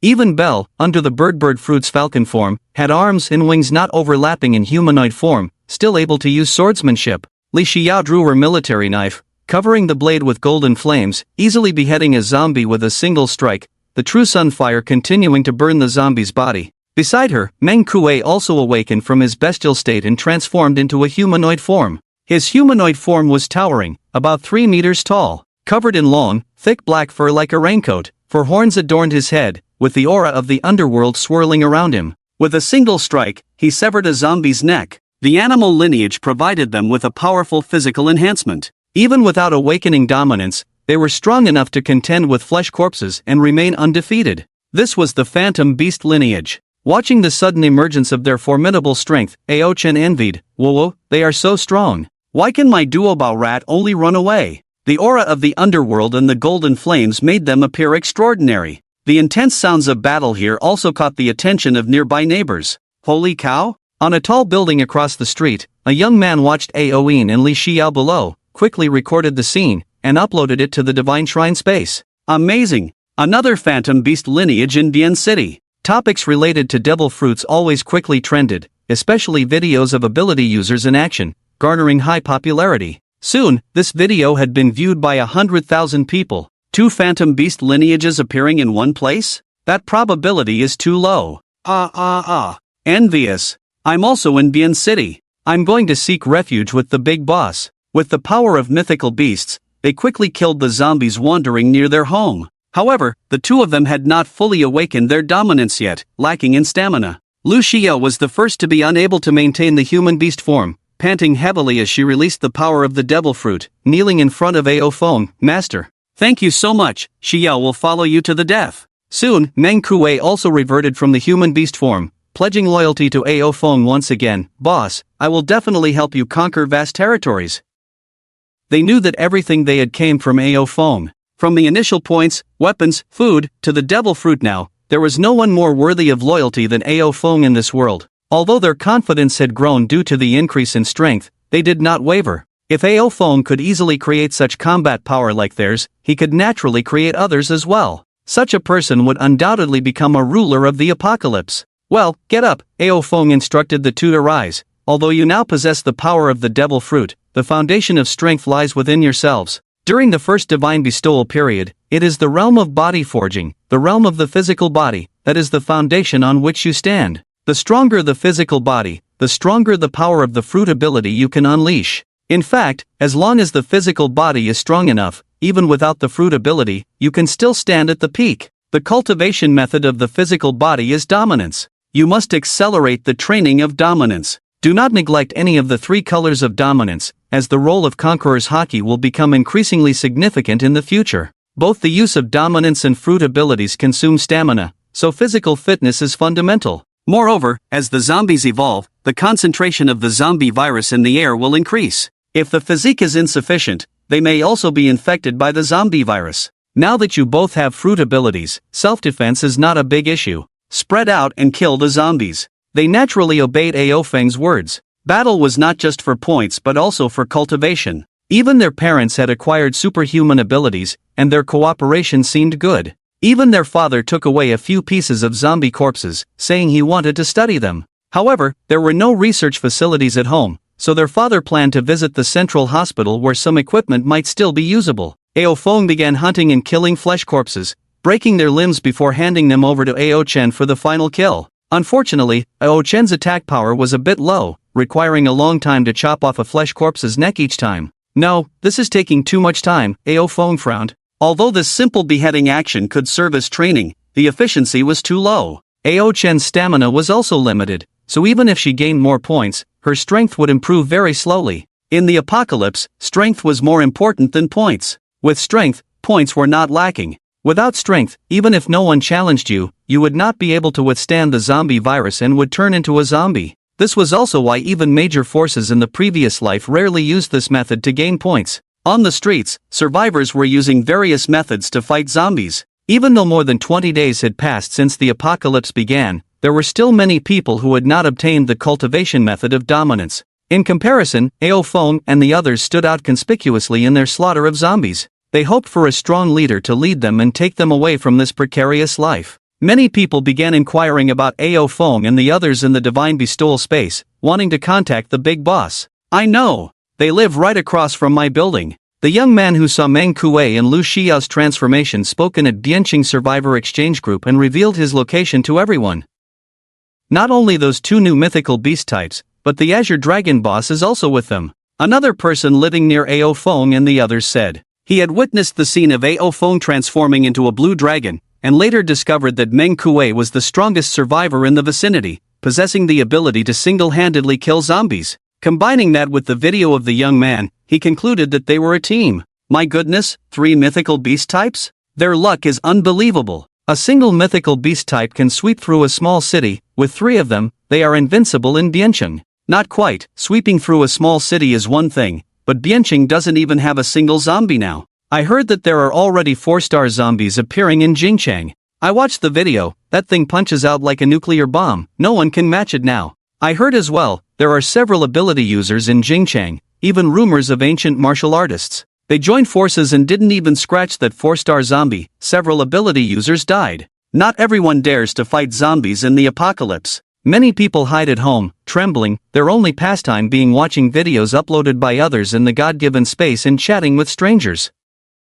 These news, like a strong fighter like AO Fong, he had no time to pay attention to. I want to join these big shots, I wonder if they will take me in. Finally, someone returned to the topic, someone sighed, I dare not even step out of my room now. Even if I know where the big shots live, I can't get past them. The young man living near AO Feng's house said, don't be discouraged, these big shots have almost killed all the zombies near my house, now they are heading to other places, maybe they can also clear the zombies in Biancheng. Let's hope so. AO Feng led AO Chen to walk towards the distance. He did not activate dragon transformation, only confronting the enemy with dominance, a steel whip still unstoppable. Brother! Slow down the killing, I can't keep up. AO Chen's small chest kept rising and falling, even if AO Feng killed all the flesh corpses and killed 99% of the encountered zombies, she still struggled with the remaining 1%. Why isn't my fruit-like sister Xiao's combat type? AO Feng swiftly circled behind a zombie, a knife slashed towards the zombie's neck, but only managed to cut halfway, unable to directly decapitate it. Thinking about Meng Kuei and the others gaining fruit abilities, they could instantly kill ordinary zombies. Bang! AO Feng smashed a zombie's skull with a whip. The intense battle made his blood boil. A domineering force spread throughout his body, adhering to his bones. He could clearly feel his bones rapidly strengthening with the help of this force. A faint smile appeared at the corner of his mouth, that was dominance merging into his tendons and bones. Once fully integrated, his bones would be as hard as steel. Even if the flesh rots and decays, the bones will remain eternal. This realm is called Iron Bone. In the west of Biancheng, in a high-end residential area, more than 100 people gathered here. In front of them stood a man covered in scales. Mythical beast type? Humph. He slammed the pirate sword he exchanged from the god-given space heavily on the ground. Biancheng is mine. Xianyi, have you found out clearly? The scales on the man's body fell off, revealing a resolute face. He was extremely robust, with dark skin, as if he had endured the wind and sun for an unknown period. Looking up, in this not-so-large residential area, there were independent villas. Outside the community, there was a 2.5-meter-high iron fence. Now, these iron fences were covered with a layer of cement wall to block zombie attacks. Here, it was like a paradise. In the villas behind him, there were disheveled women with dull eyes, some in their 30s or 40s, others barely teenagers. They all had fair skin and lived a pampered life. This was a stark contrast to the rough-skinned and rugged-looking men outside. Boss, I found out that they are in Xiaotaiyang community. It's a rather old community, and according to the group members living nearby in the communication group, the zombies in that community have already been cleared out. A middle-aged man with messy hair looked worried. Koen-gu, those are mythical beast types, can we handle them? Before he could finish speaking, a lean one-armed man immediately said, so what if they are mythical beast types? Our Koen-gu is an ancient species. Marco's phoenix is not necessarily stronger than Jin's toothless winged dragon. Moreover, our Koen-gu is even more powerful than the toothless winged dragon. They seemed very confident in their leader. We have more people than them. The apocalypse has just begun. Everyone's stamina is limited. We can wear them down. Right. Biancheng should belong to our Koen-gu. In the future, all the women in Biancheng will be ours. The theories and praises of the crowd pleased Feng Kuan. Before the apocalypse, he was just an ordinary middle-aged laborer. By a stroke of luck, he obtained a strange fruit. Not being a connoisseur like Jaime, he bit into it out of curiosity and accidentally swallowed it. Little did he know, when the apocalypse arrived, he directly gained the power of a powerful ancient creature. Not only could he easily kill zombies, but he also gathered all his co-workers under his command. He even took over this upscale community where they were working, killed the wealthy residents, and claimed their wives and daughters. After all, these rich people were not good folks, and there was no guilt in killing them during the apocalypse. Moreover, he had materials like limestone and stones brought from the construction site to build a high wall outside the community, forming the rudiments of a safe haven. As for his wife and children at home, in the apocalypse, as long as you had power, would you lack women? Of course, there were workers who cared about their families and insisted on going back home, but most of them had already died on the way. Feng Kuan sneered. He had long wanted to get rid of the ugly and obese middle-aged woman at home. Now he was being asked to bring that woman back? What a joke! He even doubted for many years that the teenager at home was not his own offspring. Relying on the power of the ancient animal species of the animal system and the assistance of his co-workers, he had killed quite a few zombies and even used points to exchange for a pirate sword from the divine space. Everyone here obeyed his every word. All the women in the house were at his disposal. Mythical beast types? Even mythical beast types must kneel before me. Feng Kuan knew there were other capable individuals in Biancheng, but his previous strength was too weak. Now, armed with a weapon and practicing his dominance every day, he felt much stronger than before. Therefore, he had the idea of sweeping away the other capable individuals in the city.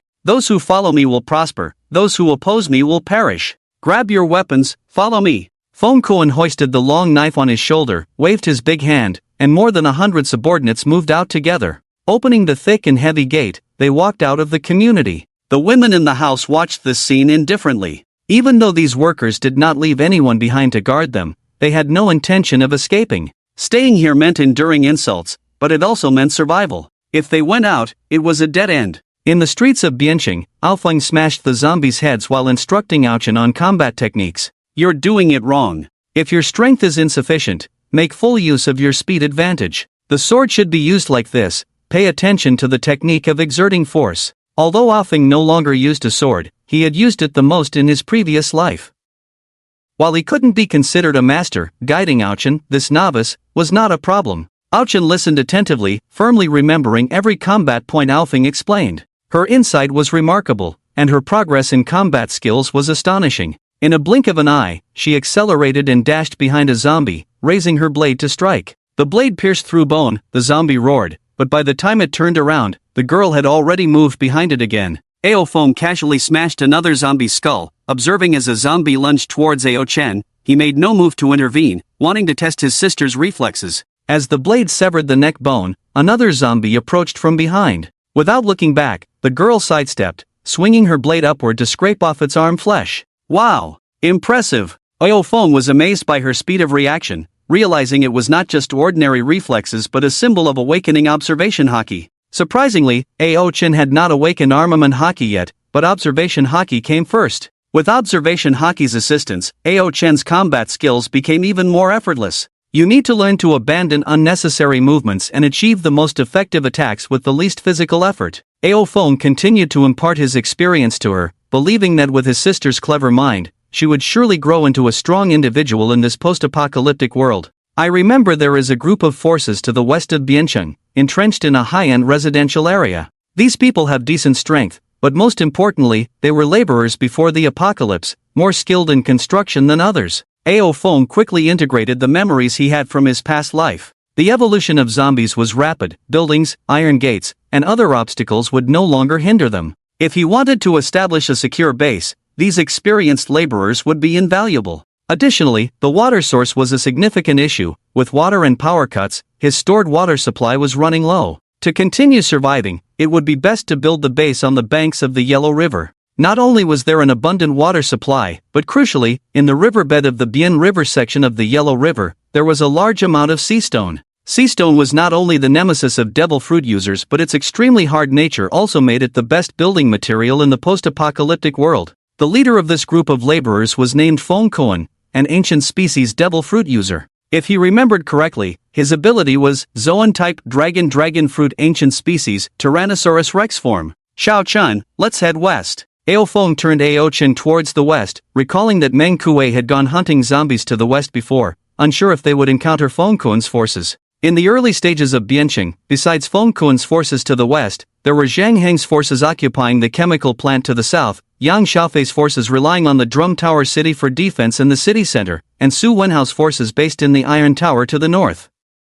These four were known as the Four Emperors of Bianqing in the previous world. Among them, Feng Kuan and Su Wenhao were devil fruit ability users. The other two managed to confront Feng Kuan and Su Wenhao for a long time solely based on their aura despite being ordinary people. Of course, in the end, none of them emerged as the ultimate victor. They were all absorbed by a big shot from the divine capital, who unified all the forces in Yuzhou and allied with strong individuals from Jizhou to prevent the Desert Emperor Li Hui from expanding southeast. This was also why Li Hui later expanded north and west all the way to Central Asia. In the west of the city, after Meng Kuei knocked down a flesh corpse, he continuously slashed its neck a dozen times with the long knife in his hand before finally beheading it. It wasn't that the flesh corpse was too strong, but Meng Kuei was exhausted, unable to maintain his human beast form, and the blade had become dull and rolled in the prolonged battle. Looking at the notches and curls on the blade, Meng Kuei sighed, understanding why the boss preferred blunt weapons. Swords were just not durable. I should start using heavy weapons like the boss from now on.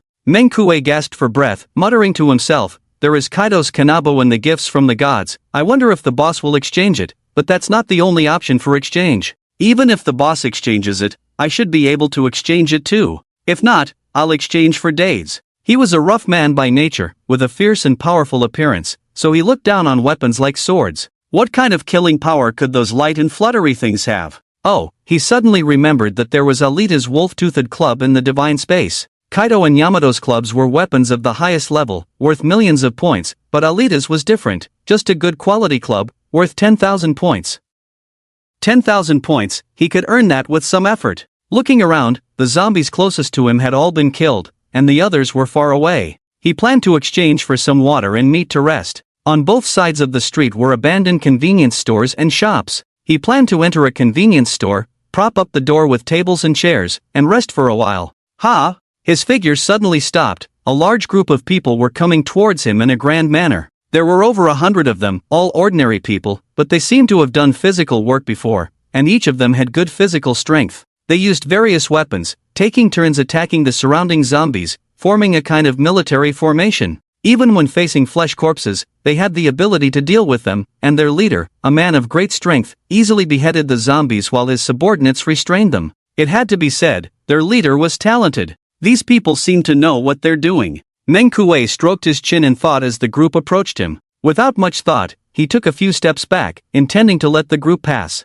However, they stopped in front of him. What's the matter? Meng Kuei was astonished. He was no longer an ordinary person, let alone afraid of trouble. He coldly asked while tearing into the water and meat in his hand. You're the illusion beast ability user, right? A man with a resolute face came up to him. Join me, I have endless food and women. Follow me, and I'll make you second to none. The man was arrogant, carrying a knife on his shoulder. He was Fongkuan. If this illusion beast man became his subordinate, he would be even more confident in becoming the master of Biancheng. In the future, he might even expand his influence to the entire Yujo. You? What are you? Meng Kuei sneered. Fongkuan was furious. Not only did this man not submit, but he also dared to insult him. Since the apocalypse, with his strong power, it had been a long time since anyone had defied him like this. Looks like you want to die. Fongkuan grinned, showing his white teeth, drew the long knife on his shoulder, and threw the scabbard to his men behind him. You think you're invincible just because you have an illusion beast ability? With a slash, Meng Kuei met the long knife with his own, and both were pushed back a step by the impact. Such strength! Meng Kuei was surprised, and so was Fongkuan. Meng Kuei thought that in this world, besides the boss, there couldn't be anyone stronger than him.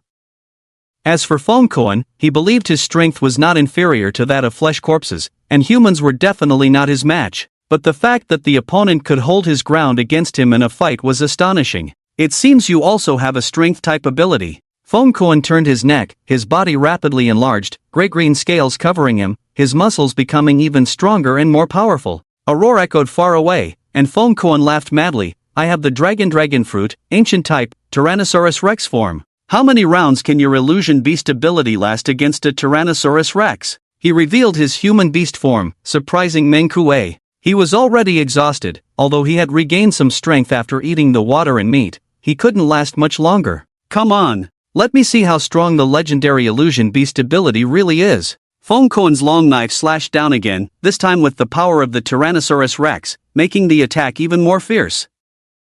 The enemy was aggressive. How could Meng Kuei endure it? With a roar, he transformed into a fierce beastly form, the blade in his hand swirling towards Fongkuan. Bull? Fongkuan taunted, dare to challenge me, the mighty Tyrannosaurus Rex, even as a mere herbivore? I am not one to be trifled with. Meng Kuei sneered, a dark aura enveloping the blade. If you pledge loyalty to my boss, I might spare your life. Your boss? Ha ha ha, so you're just another lackey. Fongkuan retorted as he clashed blades with Meng Kuei. Being a lackey to my boss is your honor. You fool, you don't know a good opportunity when it presents itself. Both sides were evenly matched, but the dark aura surrounding Meng Kuei made Fongkuan uneasy. Despite the blade being swirling, Fongkuan dared not let it touch him. Moreover, Meng Kuei, a former combat coach, had a better grasp of battle than Fongkuan. Soon, he spotted a flaw in Fongkuan's defense, Dark Abyss Slash. With a shout, a massive black blade of dark energy extended from the blade, Meng Kuei's initial application of the dark aura. The Dark Abyss Slash was not sharp, but under the dark aura, all things decayed. Even the Tyrannosaurus Rex's defense would be cleaved in two by this move. Fongkuan was shocked, knowing he couldn't let the dark aura touch him. Unless he used armament hockey for defense, the Tyrannosaurus Rex's defense was as fragile as paper before the dark aura. He quickly dodged, but his men behind him weren't as fortunate. At least a dozen were struck by the dark aura, their bodies decaying into dust in an instant. After unleashing this move, Meng Kuei could no longer sustain his beastly form, his body trembling violently from the excessive exertion. Although he had developed a new technique, its speed was lacking, and the angle of attack was off, causing accuracy issues. This allowed Feng Kuan to evade. Seeing a dozen men slain with one move, Feng Kuan felt a mix of fear and relief that Meng Kuei had exhausted himself fighting the zombies before facing him. Pointing his long blade at Meng Kuei's throat, "Submit, or die." Meng Kuei faced the blade calmly. "You think Meng Kuei will submit? There is only one person in this world I will bow to. You? You're not worthy." Feng Kuan raged. "Aren't you afraid of death?" Meng Kuei smiled. "Death? In this apocalyptic world, who dares claim they won't die?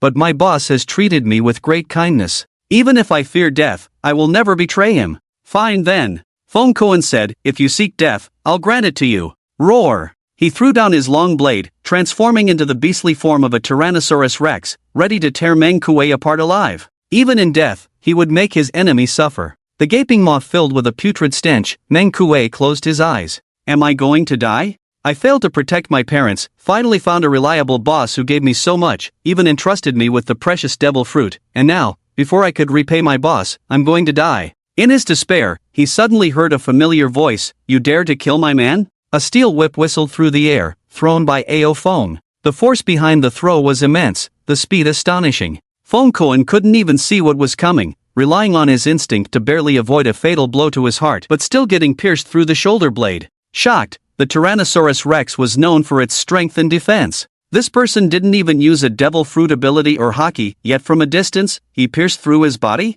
Feng Kuan's body could withstand even ordinary bullets, meaning this person's throw was stronger than a bullet. How could there be such a powerful being in this world? Feng Kuan was startled. When he turned around, he saw a bamboo joint steel whip inserted not far away on the wall. What was this thing? He thought, as the person attacking him had already arrived in front of him. It was a young man in casual clothes, tall and handsome. Behind the young man was a cute and lovely girl. Feng Kuan? Ao Feng walked slowly to Feng Kuan's side, the Tyrannosaurus Rex he had seen from a distance before. However, at that time, he was just a fruitless little Karami, while Feng Kuan was a strong person who could be actively recruited by the big shots. But in this life, Feng Kuan was just a little Karami in front of him. "Dare to touch me, don't you want to live?" His voice was not loud, but it made Feng Kuan involuntarily feel fear. Under his Tyrannosaurus Rex's massive body, Ao Feng seemed as small as an ant, but in his eyes, Ao Feng was as majestic as a mountain. "Boss!" Meng Kuei was overjoyed to see Ao Feng, realizing he might not die.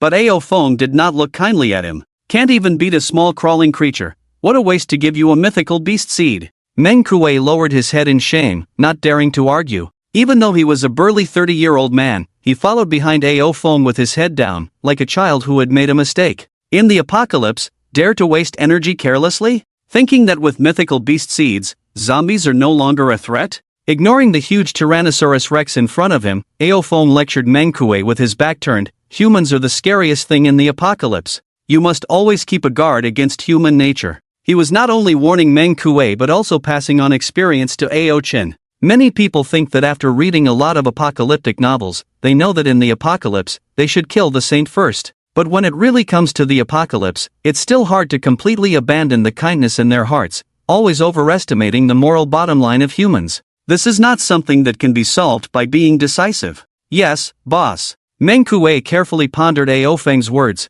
knowing that Ao Feng was passing on his experience. Seeing Ao Feng's indifferent look, Feng Kuan immediately turned from fear to anger. "Who do you think you are? How dare you act so arrogantly in front of me?" With a ferocious bite, he wanted to vent all the humiliation he had suffered before. Behind him, the more than 100 henchmen also recovered from the fear of their companions dying instantly and quickly surrounded Ao Feng and the others. A mob! Ignoring their encirclement, Ao Feng's faint aura spread out, hitting the depths of their souls directly, instantly magnifying the fear in their hearts. Over 100 people collapsed to the ground, some even urinating in fear, the yellow liquid soaking through their pants, the foul smell making Ao Chen frown. A fist struck the Tyrannosaurus Rex's cheek, the fist wrapped in armament haki, hammering Feng Kuan's face faster than the Tyrannosaurus Rex's attack. Bang! A crisp sound, the Tyrannosaurus Rex's facial bones shattered. The massive body fell backward. The intense pain hit him, and the fear induced by the Tyrannosaurus haki deepened once again. Relying on the animal system's superendurance, Fongkoan reverted to his human beast form and struggled to stand up. Armament Haki, Tyrant Haki, how can you be so strong? His face was bleeding, and several teeth had been knocked out. He had completely lost the courage to fight Ao Fong. The two sides were not in the same league at all. Moreover, this person didn't even use devil fruit abilities. Just relying on physical skills, he rendered Fongkoan completely defenseless. Meng Kuei, you lost to him. I leave it to you to deal with this man. Stepping over the bodies of the collapsed henchmen on the ground, he pulled out the steel wood deeply embedded in the wall and left with Ao Chen. Left behind were Meng Kuei, Fongkoan, and others. Who is he? After Ao Fong left, Fongkoan dared to ask Meng Kuei. My boss. Meng Kuei proudly declared, the legendary Dragon Lord. He is the Dragon Lord?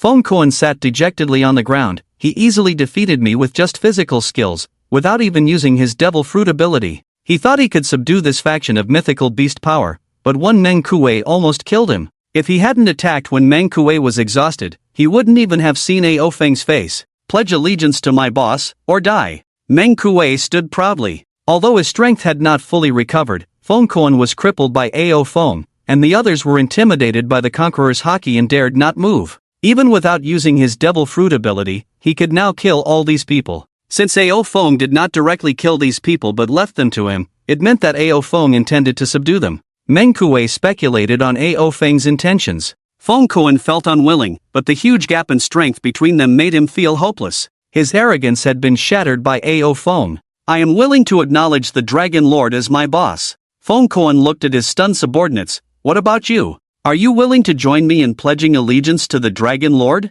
Where would these subordinates not be willing? They were all pleasantly surprised. As for the dozen or so companions who were killed, what did it have to do with them? These people could abandon even their families. They were just a group of co-workers. Did they really need to avenge those people? Moreover, Ao Fong was obviously a stronger fighter than Fongkoan. Following Ao Fong would undoubtedly have a brighter future than following Fongkoan. When they learned that the Dragon Lord was also from Biancheng, they had thoughts of betraying Fongkoan to join Ao Fong. It's just that they didn't know the specific address of the other party, making it difficult to cross the city filled with zombies. On the other hand, they were also worried about being discovered and killed by Fongkoan. Even if they found Ao Fong in the end, it was uncertain whether they would be accepted. Now that the other party had come to them voluntarily, it was exactly what they wanted. We are willing. We are willing. We are now under the Dragon Lord. Big brother, what should we call you? So we can address you too. Some of these subordinates immediately came forward to show their respect to Meng Kuei, leaving Fongkoan feeling cold. He cursed these people for being disloyal and only caring about their own interests, lacking any loyalty, but the situation was stronger than individuals, and he could do nothing about it. My name is Meng Kuei, and the boss's name is Ao Fong. Meng Kuei looked satisfied at these workers bowing before him, but you can't just casually call the boss by his name, you must address him with respect. Understand? The workers nodded repeatedly. While they were talking, the zombies wandering in the distance were attracted by the crowd gathered here and began to attack. Meng Kuei glanced at them, lifted his already notched blade, and looked into the distance. The zombies are coming, let's continue fighting. Take me to your residence later. Meng Kuei asked Fongkoan, can you still fight? Fongkoan's face was covered in blood, his shoulder was bleeding too. His facial bones were fractured, his scapula pierced by a steel whip, his injuries were not light. If it weren't for the super endurance provided by the Zoan type, he would probably have passed out by now. I can. Gritting his teeth, Fongkoan felt that he couldn't be looked down upon. Even if he had to pledge allegiance to Ao Fong in the future, it would definitely depend on his abilities. With one arm hanging, holding a knife with one arm, he stood at the forefront of this group of workers, acting as the tip of the spear. Meng Kuei stood at the end of the team, clearing out the zombies that came from behind. These people may not have high education, but they were very resourceful. With the advantage of numbers, they found a simple way to fight against the zombies. This method was very effective in the early stages. In fact, the most suitable for this kind of combat method was the military. They had stronger physique and stamina, teamwork abilities, combat experience, and courage, etc. However, at that time, the military wanted to eradicate the zombie crisis as quickly as possible and chose to use heavy weapons for mass destruction. As a result, it led to the evolution of the zombies, and the brave soldiers suffered heavy casualties. Ah! Suddenly, a man let out a scream as he was bitten on the arm by a zombie, the intense pain causing him to break out in a cold sweat. However, his co-workers acted decisively and killed him on the spot.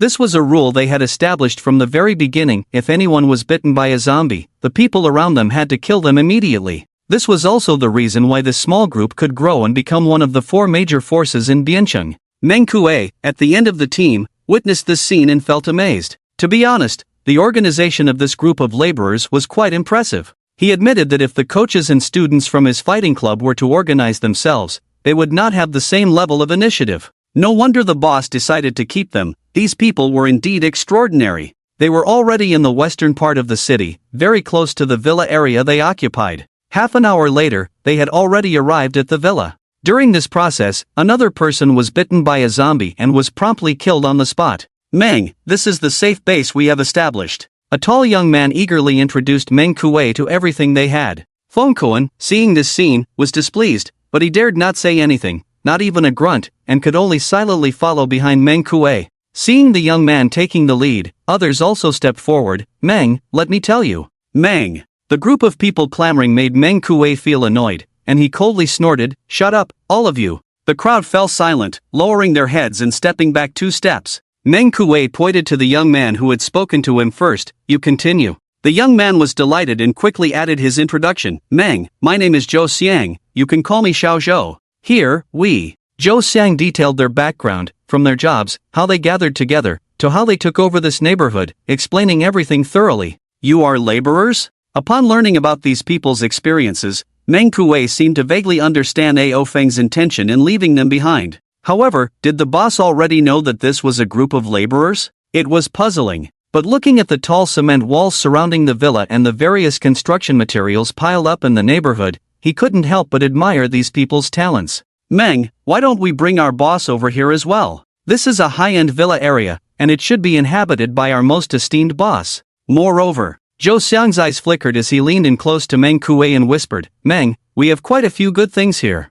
Good things? Meng Kuei was somewhat skeptical. Although he admired the organizational and construction abilities of these laborers, what good things could they have? Even if they were good, could they be better than devil fruits? Seeing Meng Kuei's disbelief, Zhou Xiang smiled ingratiatingly. "Meng, come and see in our house, I guarantee you'll be satisfied." Seeing the young man's confident look, Meng Kuei also became curious and followed him into the villa. As soon as he entered, he saw many disheveled women and instantly understood what Zhou Xiang meant by good things. Although these women looked a bit tired, their skin was fair, their figures slender. While they might not be stunning beauties, they were considered attractive by ordinary standards. "Meng, these women are all ready for you." The women showed no reaction when a stranger entered. To them, it was just another person to use their bodies. They had grown accustomed to such days. Besides, although Meng Kuei was not extremely handsome, his rugged features and fit physique were much cleaner than the laborers. Being with him in bed was much better than serving those laborers. "Meng, if you're not satisfied, there are more in other villas.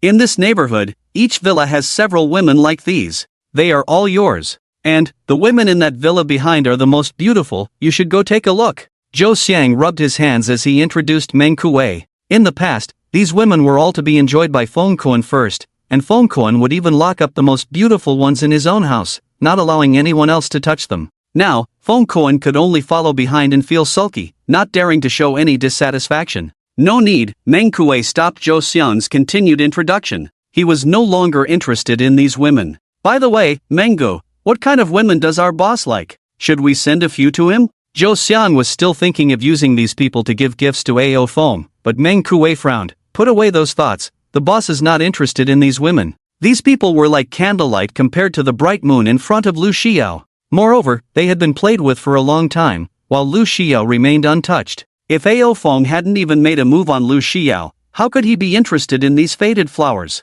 Zhou Xiang was glared at and awkwardly remained silent. "Alright, I have a general understanding now, you guys carry on, I will report to the boss and come back to you later." He also added Feng Kuan and Zhou Xiang as friends in the God-given space, making it easier for him to contact them at any time. After resting for a while in the villa and regaining his strength, he left again. The boss had said that in the end times, strength was the most important. In the north of the city, Ao Feng was hunting zombies with Ao Chen towards the north. These terrifying monsters in the eyes of others were just points to them. Swish! Ao Chen's long knife beheaded a zombie. She was becoming more skilled at decapitation. After Ao Feng killed a large group of zombies, he left a flesh corpse for Ao Chen to practice on. The flesh corpse was equivalent to a human in the copper skin realm, but with the speed boost from the duo bow mouse, Ao Chen could barely keep up with it. Ao Feng would occasionally give her some pointers from the side. This kind of extreme combat could best stimulate human potential and was the fastest way to improve strength. Half an hour later, Ao Chen finally beheaded the flesh corpse.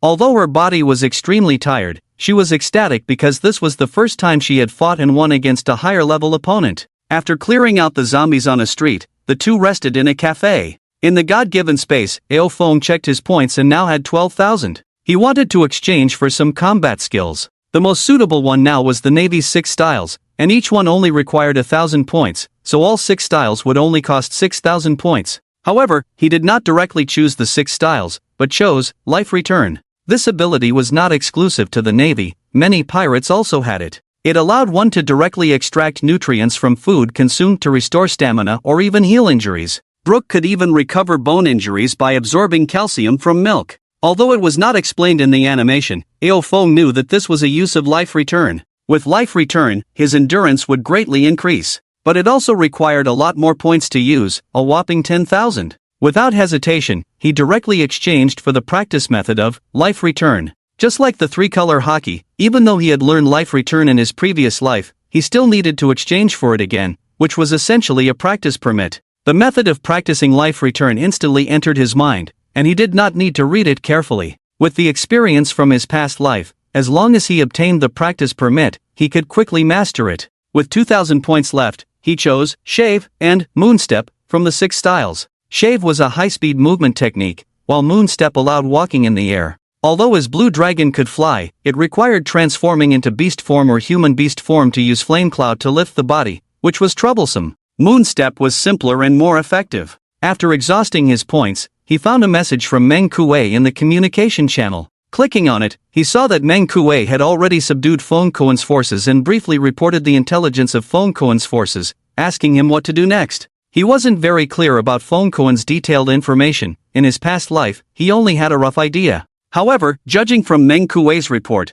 these people had decent professional abilities. He remembered that in his past life, after Feng Kuen surrendered to the big shot in the divine capital, he was specifically in charge of building secure bases. He said to Meng Kuei, "These people belong to you, you lead them." Feng Kuen and the others were not worthy of entering his core circle, so handing them over to Meng Kuei was just right. Additionally, he remembered the women mentioned by Meng Kuei who were imprisoned by Feng Kuen and the others. These women couldn't be imprisoned indefinitely, otherwise, their health would deteriorate as they struggled to withstand the increasingly potent zombie virus in the air. When they turned into zombies, it would bring a lot of trouble. However, although these women were imprisoned by Feng Kuen and the others, they could still become a force for him. After some thought, he messaged Meng Kuei, "I will entrust these women to Lu Xiao to lead. She will come to you later." He also messaged Lu Xiao to go and receive and integrate the imprisoned women. Furthermore, after exchanging all his combat skills, he transferred the remaining 358 points to Lu Xiao as startup capital for her to gather those women.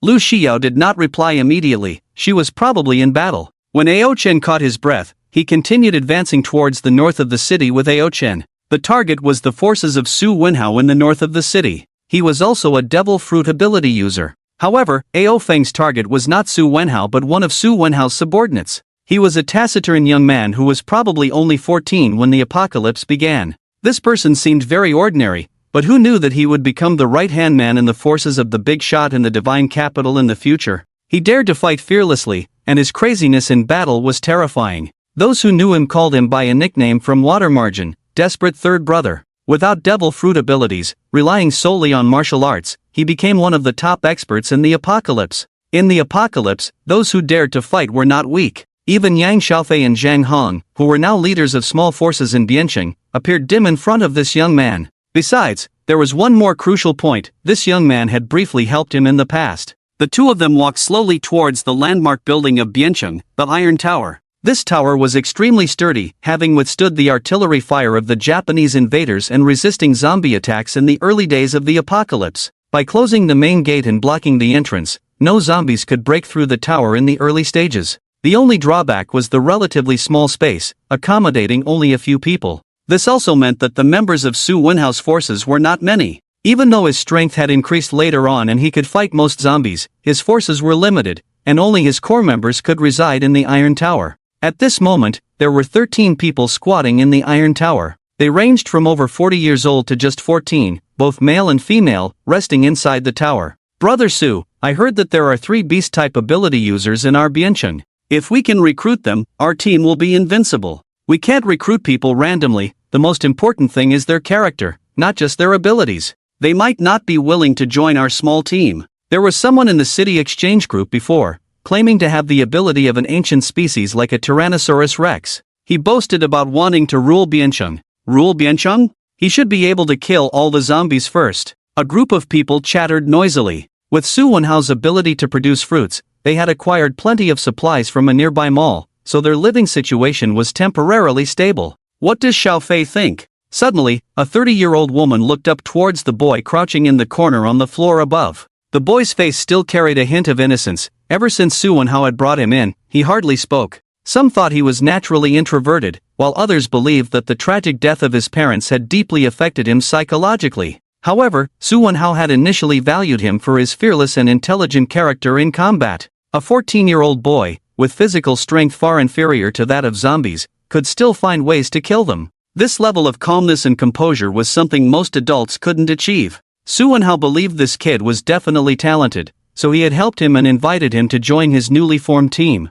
But I think we should try to communicate with those few people. To survive in the apocalypse, we need to help each other, someone suggested. But do you know how to contact them? Those 3 revealed mythical creature ability users have never spoken in our city's communication group. They probably look down on us, another person pointed out. Our Su Ge is also an ability user, why would they look down on us? Right, Su Ge. Su Hao-1, who had been sitting on the stairs all along, remained silent. He didn't have big ambitions, he just wanted to survive well in the apocalypse. Suddenly, his expression changed, and he gestured for everyone to be quiet. Be careful, someone's coming. Everyone fell silent, all eyes fixed on the door. Suddenly, there was a loud bang, and the Iron Tower gate was shattered. In the smoke and dust, a figure appeared. Su Wenhao, care to come out for a chat? Ao Feng stood with Ao Chen in front of the Iron Tower gate. The gate was too low for him to enter. Su Wenhao's heart sank, they were here for him. The fact that they could cross numerous zombies to get here and forcefully break down the gate meant their strength was not inferior to his. The people inside the tower looked at each other, and Su Wenhao stood up. Su Ge, the visitors are not friendly, they're probably the ability users of those mythical creatures. Su Ge, don't go out now. Since they know you, they must know you're an ability user, which means they are confident in dealing with you. But the current situation left them no choice. Su Wenhao sighed, if I don't go out, they can still break in, and then all of you will be in danger. Stay in the tower, I'll go out to meet them. The others also said, Su Ge, I'll go with you. Yes, let's go together. Su Ge, you saved me from the zombies, I owe you my life. Today, let's face that person together. Su Wenhao was touched, true colors show in times of adversity, and now it seemed there were no backstabbers in the team. Nodding, he knew that even if these people hid in the Iron Tower, they wouldn't be safe. The group walked out together, surprised to see only 2 people on the other side. Just 2 of them? And they don't seem to have fruit abilities either? Ao Feng didn't need the Qinglong ability to kill these zombies now, and after finishing off the nearby zombies, Ao Chen had also deactivated her fruit ability to regain strength. A handsome young man and a beautiful young woman, are they a couple? Handsome people always leave a good impression, and the tension from before eased a bit as they realized things might not be as bad as they had imagined. May I ask who you are? Kuan Ge? Or one of those mythical creature users? Su Wenhao stood at the forefront, sizing up the 2 individuals. Although they seemed harmless, the young man gave him a faint sense of pressure. As I approached, I couldn't help but shiver involuntarily. This person is skilled. My gaze focused on the steel whip slung over Ao Feng's shoulder, with traces of viscous fluid left from smashing zombie skulls. This weapon looks heavy, and anyone who can wield it must possess immense strength, likely belonging to one of those mythical beast species. Ao Feng. Ao Feng was also sizing up Su Wenhao and his group. Even in his past life memories, Su Wenhao's faction stood out as unique. They supported each other and retained warmth from the pre-apocalyptic era. Their unity far surpassed other factions. However, Su Wenhao met his end due to this very model.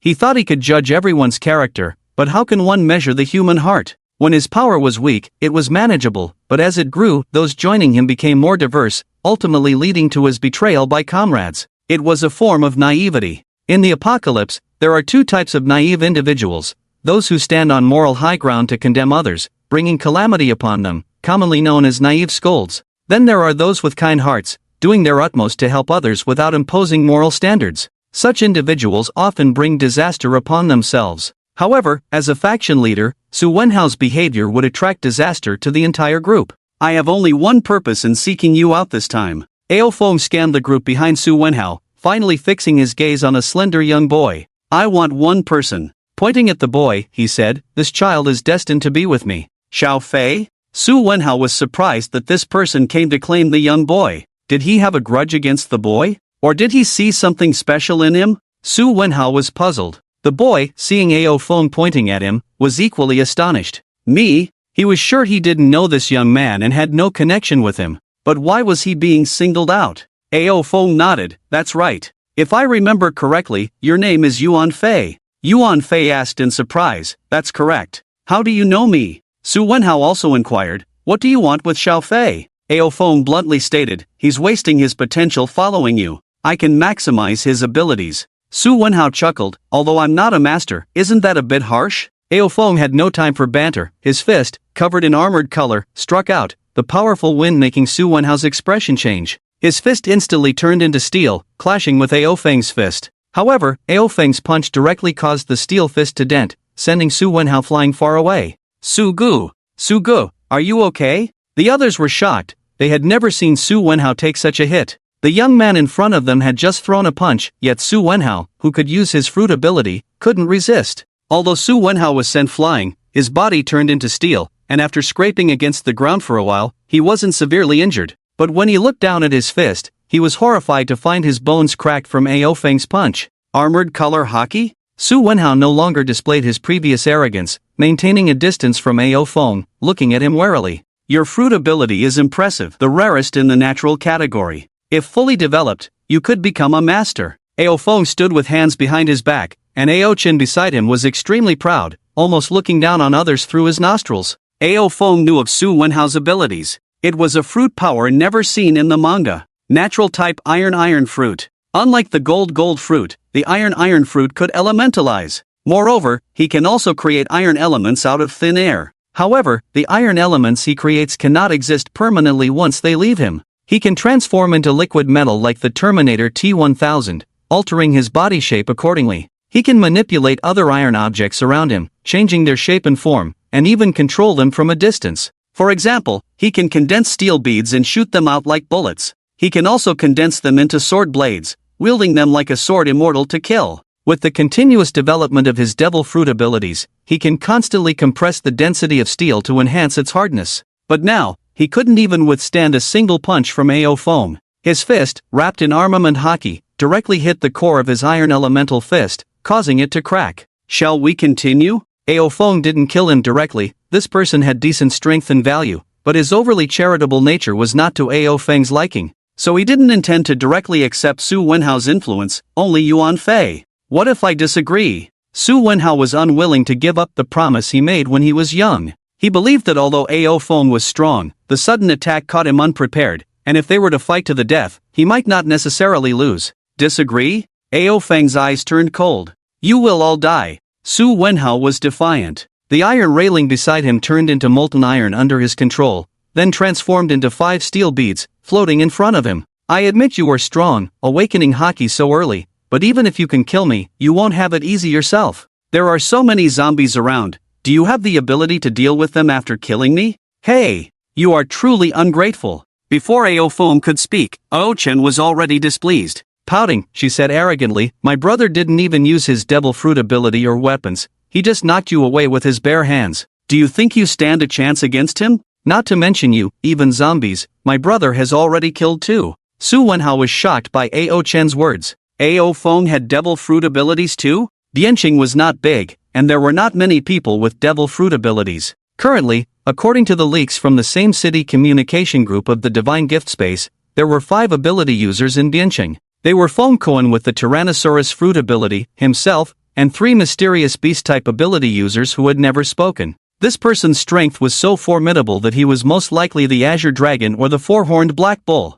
He tentatively asked, are you the beast-type Azure Dragon fruit ability user? Ao Chen nodded, that's right. My brother didn't want to kill you, so he didn't use his devil fruit ability. Otherwise, you would have died long ago. Moreover, that boy following my brother is stronger than you. Although she didn't understand why AO Foam specifically wanted this 14-year-old boy as a reincarnator, her brother must have his reasons. Su Wenhao took a deep breath. Even ordinary people who didn't watch One Piece knew the strength of this mythical creature, the Azure Dragon. If the opponent unleashed all their power, he would probably be instantly killed. Without him, even if AO Foam didn't kill the others, how long could they survive in the apocalypse? While Su Wenhao was contemplating quickly, Yuan Fei stepped forward voluntarily. Su Ge, I'll go with this big brother. Xiao Fei. Su Wenhao felt that he had not fulfilled his duty as a big brother, forcing his younger brother to compromise. Yuan Fei said, Su Ge, thank you for taking care of me these days. Xiao Fei will never forget. If AOGE wants to kill me, it wouldn't be so complicated.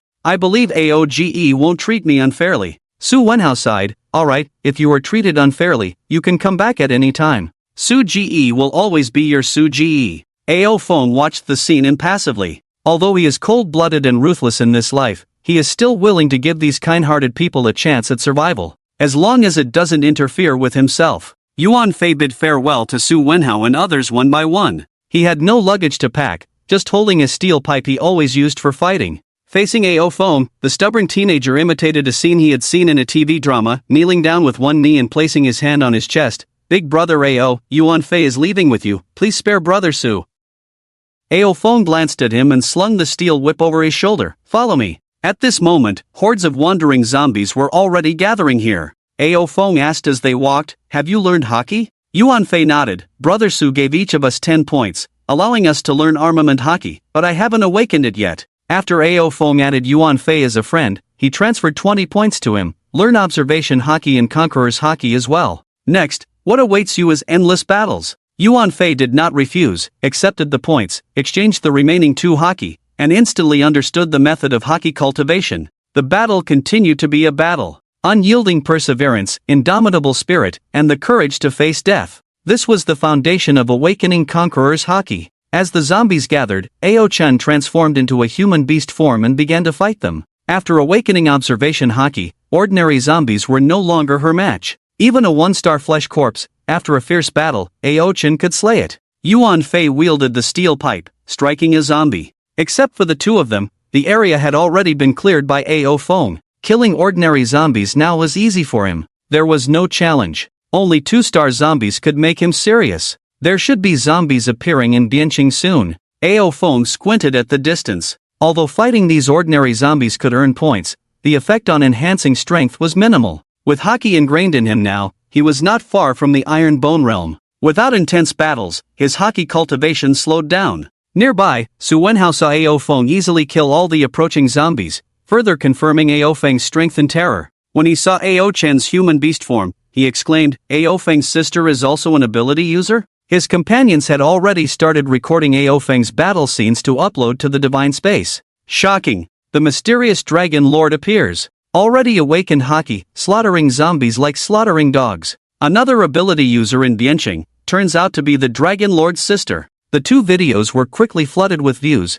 and countless people left comments below. Oh my god, this lord is too powerful. I have to lure a zombie away and use obstacles to kill it, but the lord just does it with 1 strike. Can this lord's speed in killing zombies clear Bianqing's zombies? Wowo who knows where the lord lives? I'm willing to warm his bed. Of course, some people noticed Ao Chen in her human beast form. That beast-eared girl is so cute. What ability does she have? Looks like a little white mouse, didn't see any special ability. Wonder if she's a phantom beast species. The Dragon Lord's sister, she must also be a phantom beast species. People were discussing animatedly as Ao Feng and the others moved further away. Su Wenhao looked at his cracked fist and thought, we are all ability users, why should I be inferior to him? Using his ability to create a steel knife, he held it in his hand. Brothers, we should continue fighting too. In the distance, Ao Feng returned with the 2. Although Yuan Fei was slender and had no devil fruit ability, his madness in battle even surprised Ao Chen. She handed him a piece of meat to help him regain his strength before continuing the fight.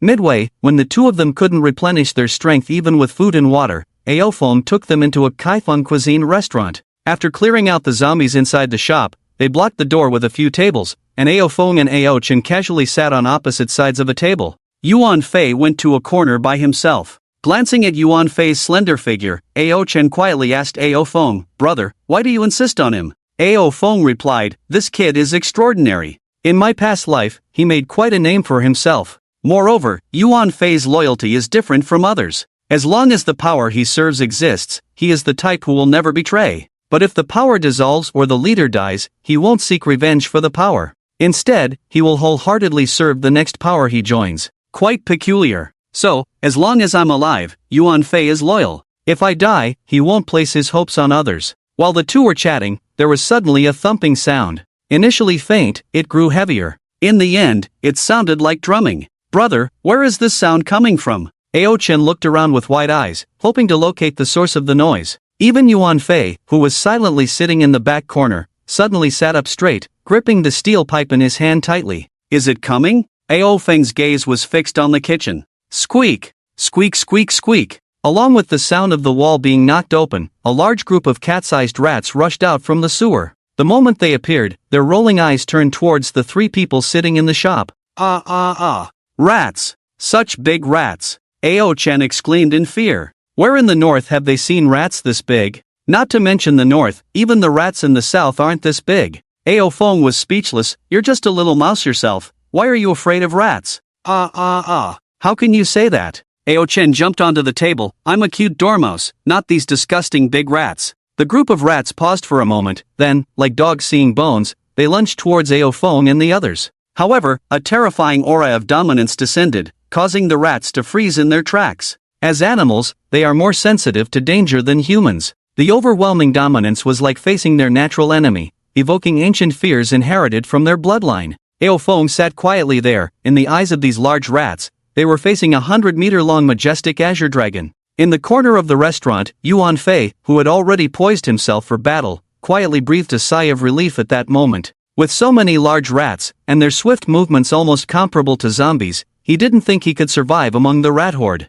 "The rats aren't moving?" Ao Chen, who had jumped from the table to behind Ao Feng, peeked out with a cute little head. She was so scared that she transformed into her human beast form, ready to act at any moment. Ao Feng said, "You're not afraid of zombies, yet you're afraid of rats?" Ao Chen held onto the back of his clothes tightly, whispering, "It's different. I've seen zombies in movies a lot, but rats make me nervous." "Brother, aren't you going to kill them? Why keep a group of rats?" "Kill? Of course." Ao Feng stood up, walked up to the largest rat in front, and as he approached, the overwhelming dominance grew heavier. The bodies of these rats in front of him began to tremble. Squeak! Squeak! The rats dared not lift their heads, unable to imagine such a terrifying creature in the world. Ao Feng placed his hand on the head of the lead rat. As his hand touched the tangled fur, he could feel the rats underneath, trembling like chaff. Once again, his hand left the head of the big rat. Ao Feng moved the tables and chairs blocking the door, knocked a few zombies crowded in front of the door to death,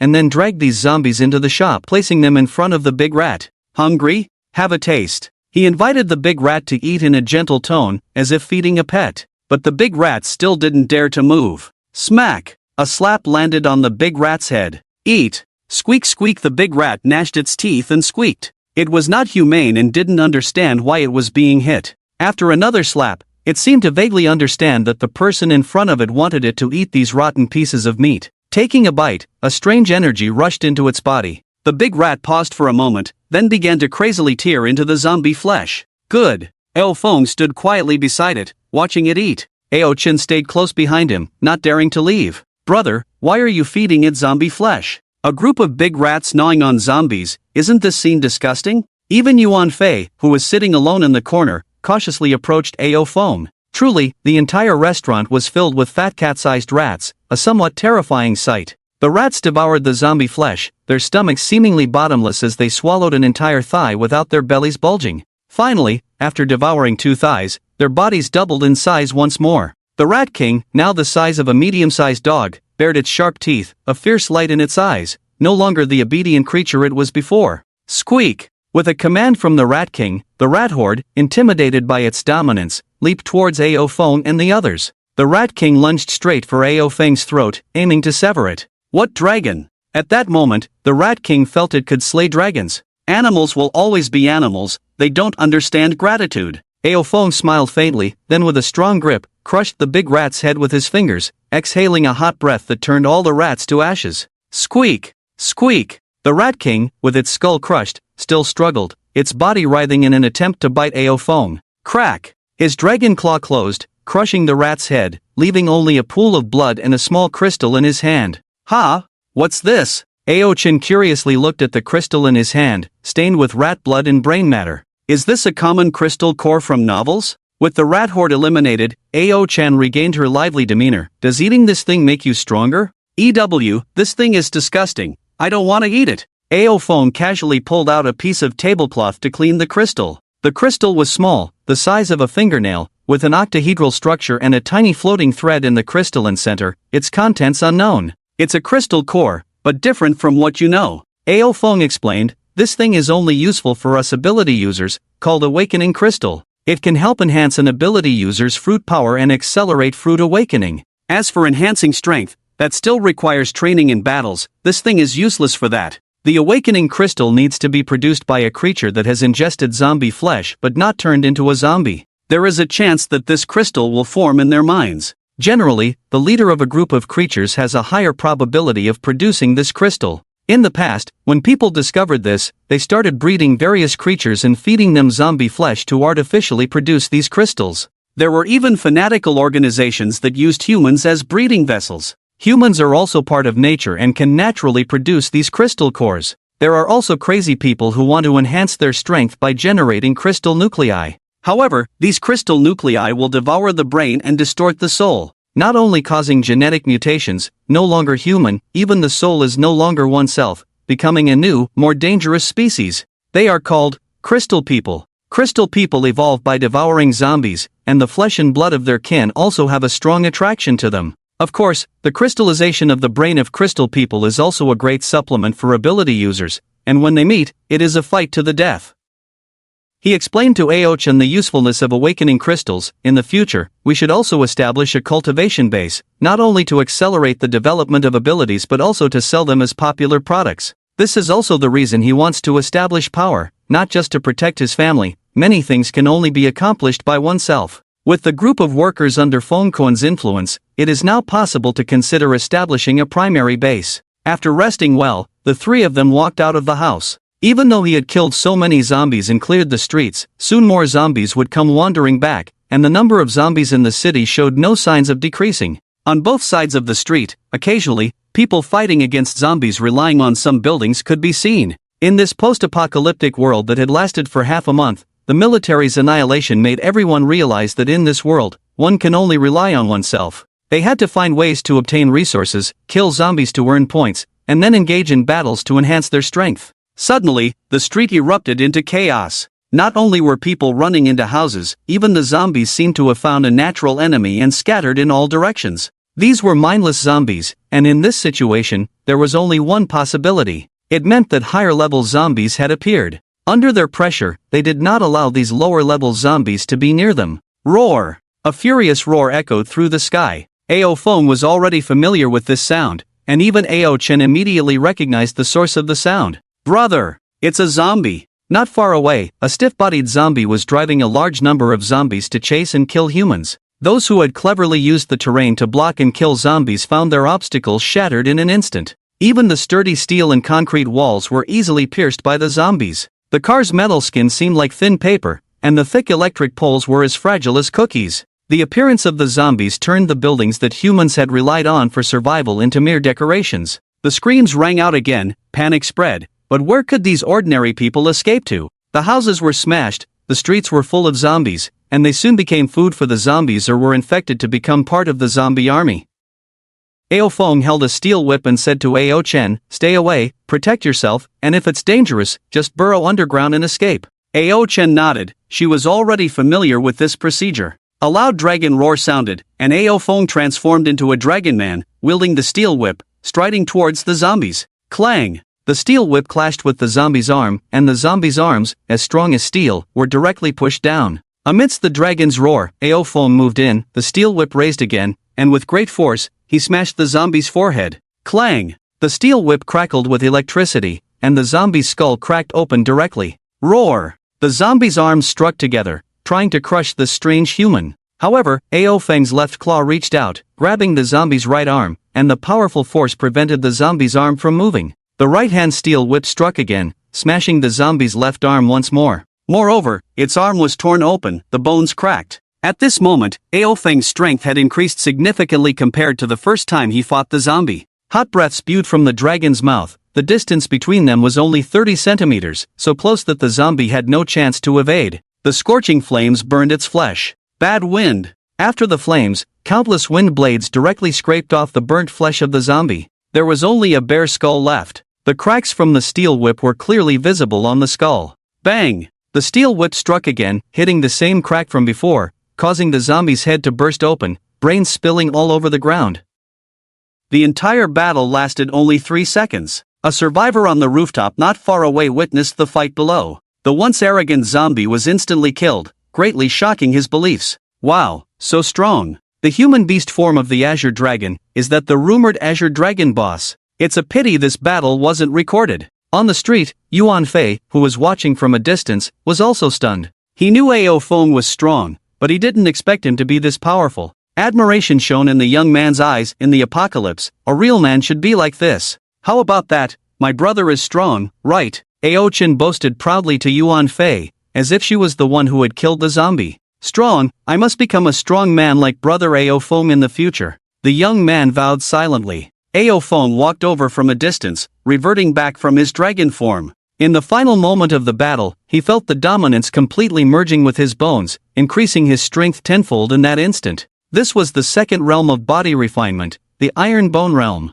Stepping into the Iron Bone realm, coupled with the Azure Dragon Fruit, he was capable of battling a 3-star hairy zombie. However, there were no hairy zombies in Bianqing at the moment. They were in the neighboring provincial city, but he wasn't going there just to kill hairy zombies. In the western villa area, Lu Xiao had already arrived after receiving Ao Feng's orders. On the way, she met up with Meng Kuei, and the two headed to the villa area together. Inside the community, Feng Kuan and others looked at the woman who came with Meng Kuei, utterly amazed. They thought the women they had imprisoned were beautiful enough, but compared to this tall and beautiful woman, they were nothing. Unconsciously swallowing their saliva, they were kicked in the chest by Meng Kuei. This is the boss's woman. Put away your dirty thoughts. However, there was a small man sneaking glances at Lu Xiao, his gaze repeatedly scanning her exquisite figure. Meng Kuei was furious, drew his sword, and beheaded him, shocking the workers awake. Menga, I'm sorry, it's my fault. Zhou Xiang fiercely slapped himself in the face,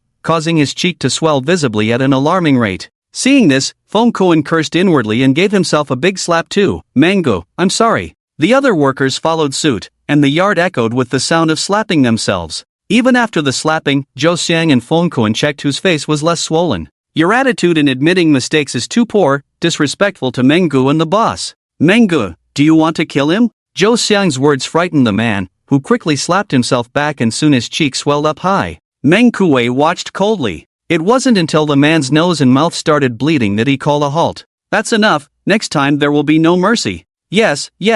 The workers nodded with their heads down. When the farce ended, Lu Xiao finally spoke. Where are those women? Bring them all out. Her voice was cold, yet even such ruthless words still sent shivers down one's spine. Feng Kuan and the others dared not have any other thoughts. They quickly brought out all the women from the villas. These women looked numb, unaware of the fate awaiting them, but as long as they could survive, was there a more tragic fate than the present one? Outside, they lined up in 3 rows. Besides the man who made Feng Kuan nod and bow, there was another extremely beautiful woman. She was tall, slender, with fair skin, delicate cheeks, and a charming demeanor. Belonging to the type of woman that makes hearts flutter at a glance. Her demeanor is so superior, confident, and noble that even Feng Kuan's men dare not look at her with their heads bowed. Even the burly man seems to lurk behind this woman. Is she the leader of this powerful man? That's what the women thought. As women, the differences among them are truly vast. Look up, Lu Xiao coldly ordered, and the women unconsciously raised their heads. Their spirits were low, some even coughing. This was not a good sign. Lu Xiao had learned from Ao Feng that infection did not only occur through bites. The air was filled with a large amount of zombie virus that could directly infect weaker beings. My name is Lu Xiao. From today onwards, you all belong under my command. Lu Xiao stated bluntly, fight alongside me, and you won't have to endure this humiliation anymore. However, these women were not appreciative. One of them snorted and said, Fight? Fight against zombies? I'd rather sleep with a man. As she spoke, she coughed, her face turning slightly pale. There were many who shared her thoughts. Yeah, why fight? It's just going to our deaths. Just heard the commotion in the yard, weren't you also a plaything of a strong man? Why pretend to be so lofty? Huh, think you're a female warrior just because you have a sword? Why should I listen to you? The women went back and forth, from whispering at first to ending up hurling the most offensive insults. Lu Xiao furrowed her brows, flames of golden sunfire ignited in her hand as she grabbed the throat of the woman who cursed the most viciously. In the blink of an eye, the woman turned into charred remains. The carbon ashes scattered on the ground, shocking the other women. They dared not continue their complaints. They didn't even dare to gasp, fearing they might anger Lu Xiao and suffer the same fate. No more insults? Why the silence now? Lu Xiao extinguished the flames in her hand, coldly scanning them. The laborers standing respectfully in front of Meng Kuei were also startled by the sunfire. So, the rumors were true, the third mythical beast ability holder is Sister Lu. They were awestruck. Meng Kuei and Lu Xiao, both under AO foam, the forces of the three mythical beast holders, were they not invincible? Now, thinking about being under their command, these people felt it was worth it. Wasn't this better than following Feng Kuan? Unfortunately, the chance to flatter was taken by Zhou Xiang. Now, Meng Kuei often went directly to Zhou Xiang for matters, his status seemingly higher than Feng Kuan's. Cursing inwardly at this shameless brat, they couldn't help but envy him. But since Zhou Xiang seized the opportunity, all they could do was sigh. Lu Xiao killed another person directly, making them realize that this beautiful woman was just as ruthless. Do you think hiding away, letting men toy with you, having food and shelter, makes you safe? Lu Xiao said, the zombie virus is also in the air, infecting weaker beings. Moreover, as the number of zombies killed increases and the end times progress, the zombie virus in the air will become denser. If you don't cultivate, even if you hide, you will be infected and turn into a zombie. Her words stirred up the crowd, not just the women, even the laborers were stirred. These were things they didn't know. In the previous life, it wasn't until much later that people understood this truth. But by then, 90% of the world's population had already perished. Cultivate dominance, strengthen your physique, become strong. It will not only give you dignity in the apocalypse but also ensure your survival. Lu Xiao circled around the group of women slowly. You're right, I am the master's plaything. But that's because of my luck and good judgment. The master has never disrespected me. Your luck isn't as good as mine, so the only thing you can rely on is your own perseverance. Become strong, at least you can choose to be the plaything of a strong one, rather than being played around by just anyone. I heard from Meng Kuei that some of you are wives and daughters of the wealthy in this villa area, while others were plundered from the neighboring district. Your husbands, children, parents were killed by zombies, as well as by them. Don't you want revenge? At this moment, flames of hope ignited in the eyes of some women in the crowd. Meanwhile, the onlookers, the laborers, were gaping in astonishment. Menggu, this. Zhou Xiang, feeling favored, whispered to Meng Kuei, but was glared at by Meng Kuei. Shut up.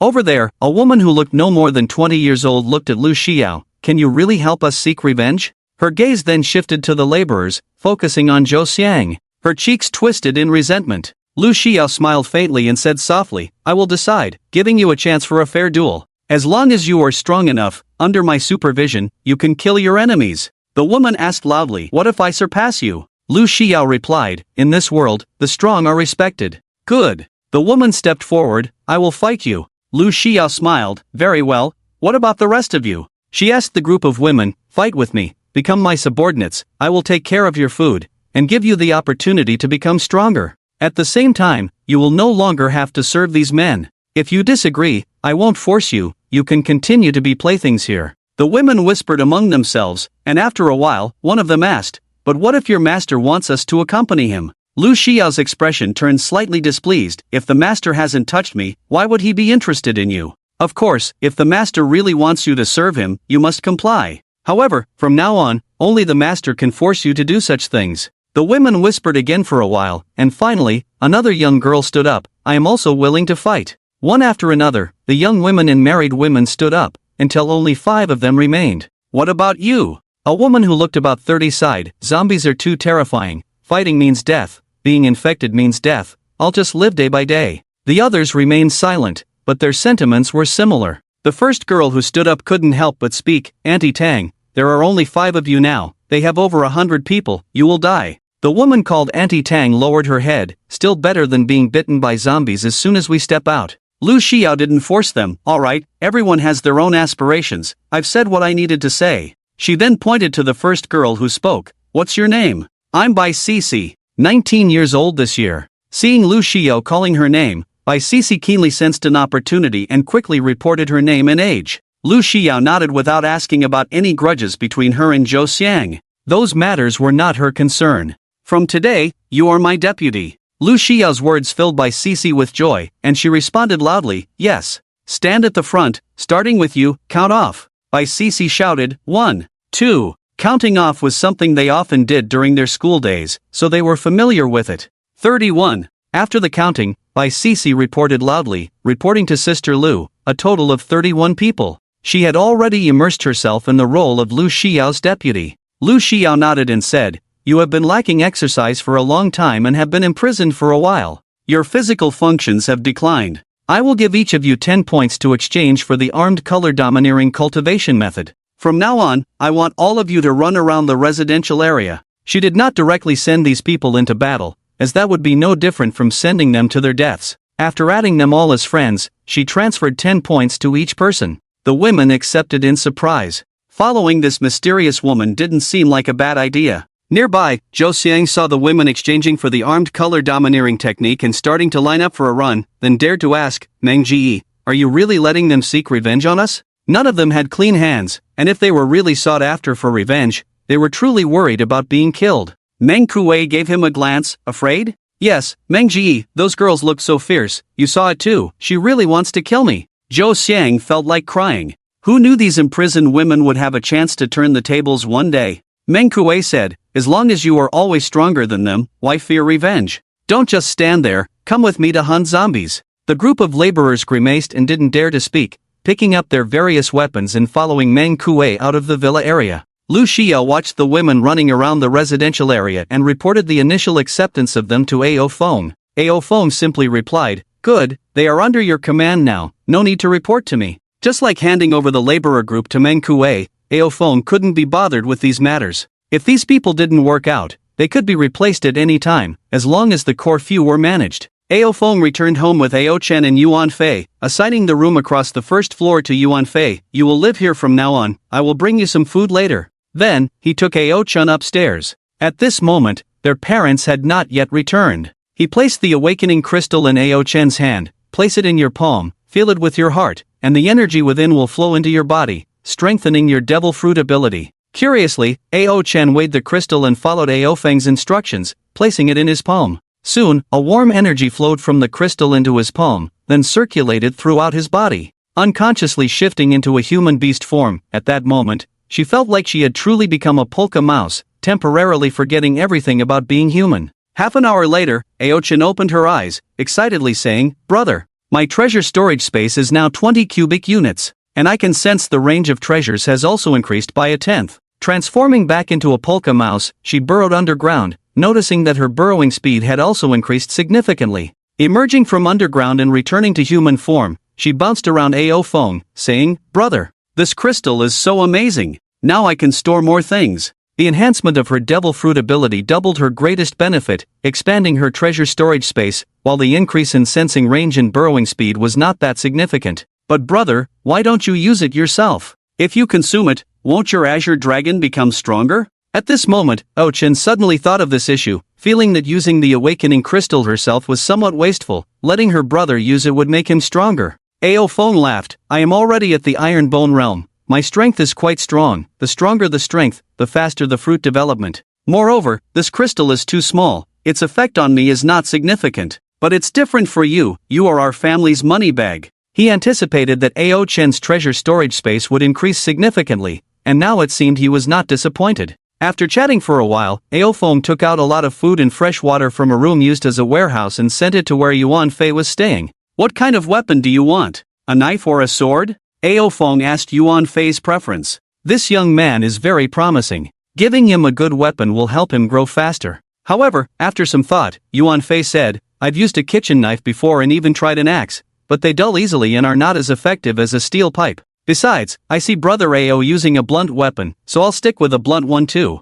Ao Feng entered the God-given space and took a look around. Yuan Fei is young, brave, but still limited in strength. Without the ability of fruit power or awakening conqueror's hockey like Alita's wolf-toothed club, such weapons are too heavy for Yuan Fei. After searching for a while, he found something suitable: steel water pipe, a plain water pipe. But even the Revolutionary Army's second-in-command, Sabo, still uses it as a weapon even after becoming famous. It should not be underestimated. Price, 10 points. This thing doesn't even qualify as a weapon, considering the cheapest pirate or navy sword requires 100 points. Yet this steel pipe only costs 10 points. After exchanging it and comparing it to the one in Yuan Fei's hand, it was indeed different. Leaving aside other factors, things in the pirate world seem to be exceptionally tough. Use this for now. Although they are both steel pipes, this one is better than the one you have. Yuan Fei took it, feeling the weight of the steel pipe in his hand. Thank you, Brother Ao. There are obstacles at the entrance of the building. As long as they are not zombies, it's safe here.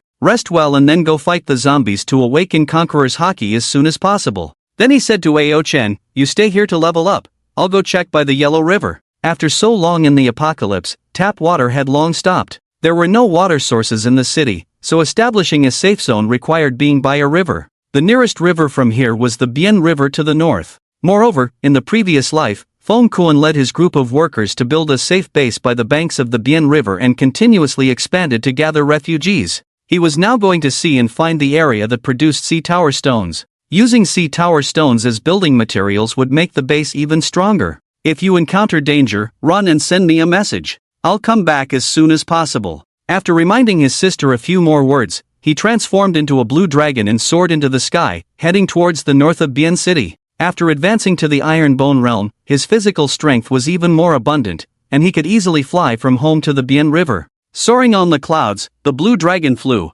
Just before leaving the city, he saw a mutated magpie. In the apocalypse, bird zombies were rare, as their feathers and flesh would fall off in the early stages.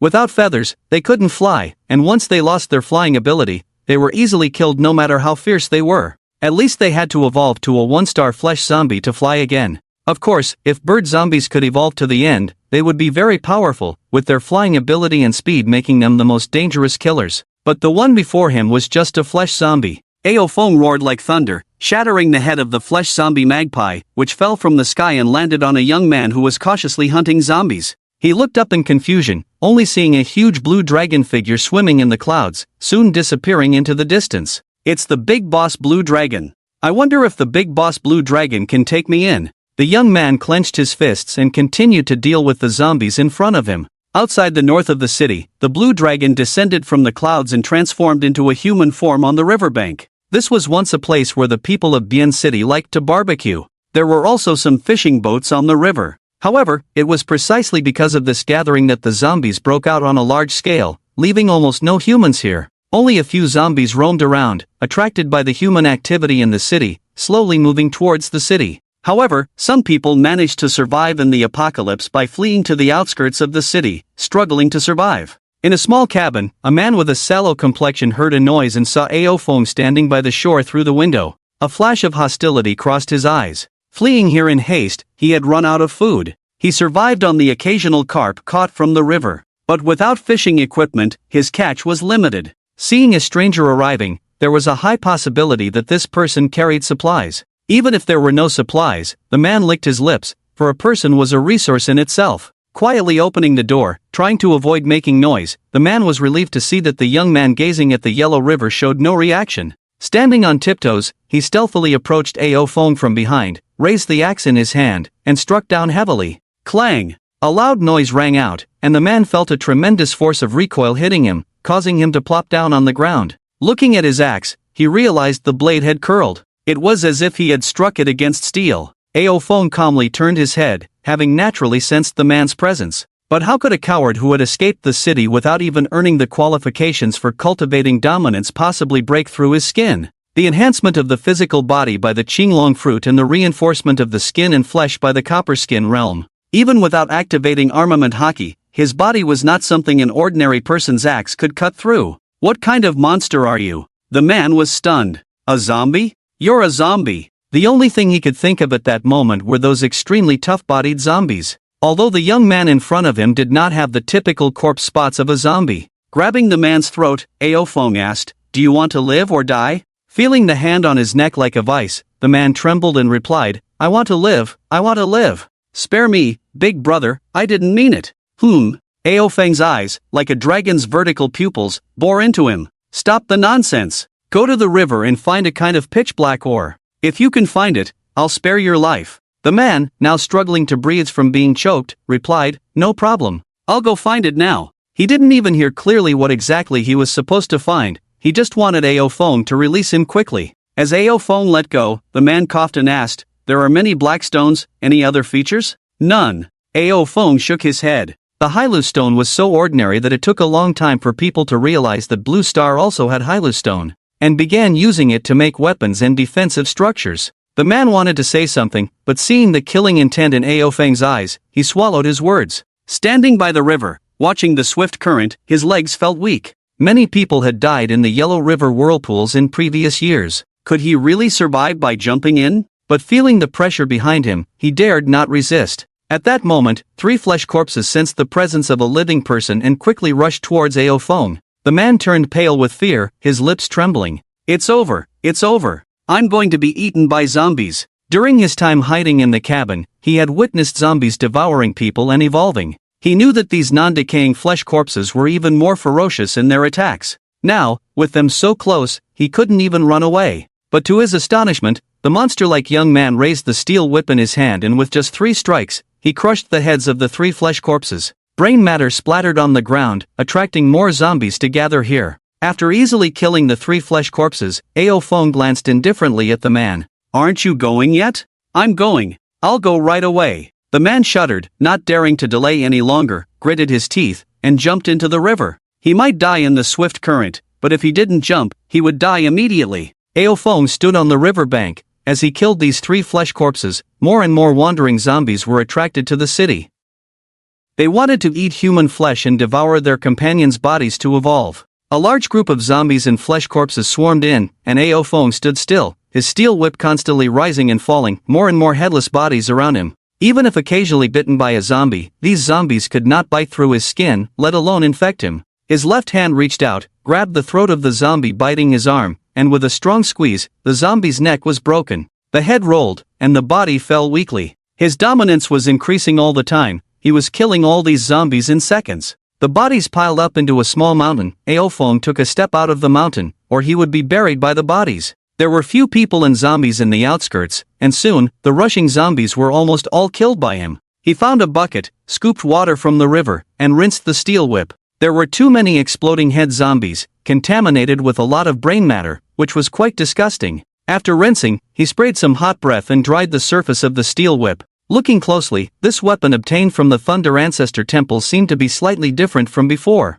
The rust on its surface was gradually falling off, revealing its original color. Moreover, holding this steel whip every day, he felt the speed of dominance permeation was very fast. Faster than the supreme great sword he exchanged in his previous life. But he knew that the quality of this steel whip was not as good as the supreme great sword. However, if this speed continued, the steel whip transformed by dominance might become the quality of the supreme great sword. Perhaps this is why it is listed as equipment in personal information. Ao Feng muttered to himself, carrying it on his shoulder, feeling the steel whip heavier again. Why would a weapon in the hands of a pre-apocalyptic deity have these supernatural qualities? He couldn't figure it out. In his previous life, he had never heard of any strong person using a steel whip as a weapon. Everyone used weapons exchanged from the divine gift space, or from the secret realm in the future, or when the second divine gift descended, they went to obtain the Soul Slayer. This kind of mortal weapon had never appeared. Staring at the river, unlike in comics, after the apocalypse, all rivers would have sea tower stones. Of course, the place with the most sea tower stones was still deep in the sea. Only lakes or ponds did not have sea tower stones. Moreover, there seemed to be some mysterious power in lakes and ponds. Even if water with sea tower stone factors flowed in, it would be purified. Now that the sea tower stones had just appeared, the sea tower stone factors in the river were not strong, so he could sneak in, just unable to touch the sea tower stones. As time passed, rivers and seas would become forbidden areas for ability users. The muddy river water had been calm all along. Just when Ao Feng thought that the man had died in the river, the man suddenly popped up again. In his hand, he still held a small black stone. "Big brother!" he shouted, about to come ashore, when suddenly a black shadow appeared in the river. Before the man could react, he was dragged in. Only a pool of blood remained on the river surface. The blood dispersed, and the black stone also sank into the river. "Is it that guy?" It turns out it mutated from the Bien River. Ao Feng stared at the river. This was the reason he didn't enter the river himself. Although the sea tower stone factors were not strong now, they would still weaken him. If he encountered that guy, he was afraid he wouldn't be able to beat him. Ao Feng stroked his chin in contemplation on the riverbank. This big guy roamed along the Yellow River, passing through the Luo River, when the strong man from the god capital wanted to kill him, but was almost dragged into the river. It caused quite a stir in the Yellow River for a long time, which made various factions relying on the Yellow River to build safe bases extremely miserable. However, for the water source, even if it meant risking lives, these factions still insisted on building bases along the riverbank. Fortunately, there weren't too many powerful monsters in the Yellow River, and they didn't stay in one place but roamed all over the river. People could only pray they wouldn't encounter these monsters. Not only in the Yellow River but also in rivers like the Yangtze River and the Huai River, various types of monsters appeared. Some were killed by people, some flowed into the sea along the river, and others caused chaos in the river, ready to devour creatures on the banks. They needed to find a way to kill this big guy.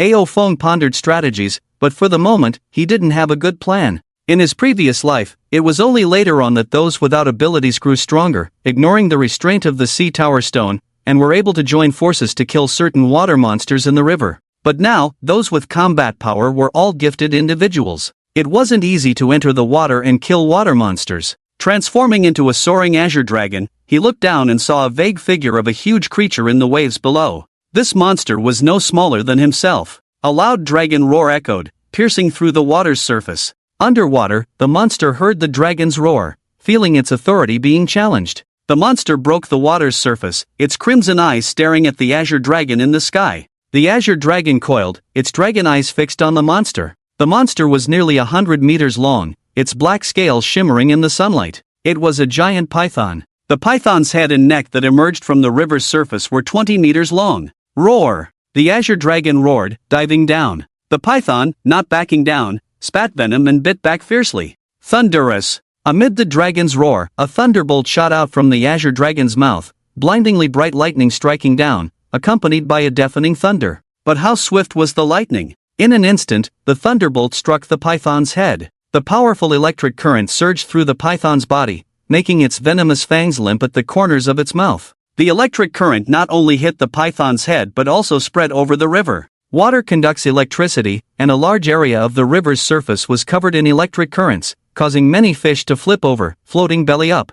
Fiery breath. Another burst of flames erupted. Although the azure dragon could control the elements of wind, fire, and thunder, its power was not as potent as that of natural elements. It could only be used as a supplementary attack method. For instance, wrapping the elements around a weapon to enhance its attack. The giant python was so massive, and the hardness of its scales was unknown. Ao Feng didn't expect to rely solely on thunder and flames to kill it. The scorching flames surged down, catching the disoriented python off guard, further confusing it. As the high-temperature evaporated water vapor, mist enveloped the river's surface, a hint of burnt smell wafting through the air. However, Ao Feng didn't feel pleased because the burnt smell only indicated that some scales had been singed, not that the python's flesh was harmed. While the python was still paralyzed by the electric shock, Ao Feng exhaled another gust of bad wind. Countless wind blades shredded the python's scales burnt by lightning and flames into pieces, further cutting into its flesh. At that moment, as the python regained consciousness from the shock, intense pain struck,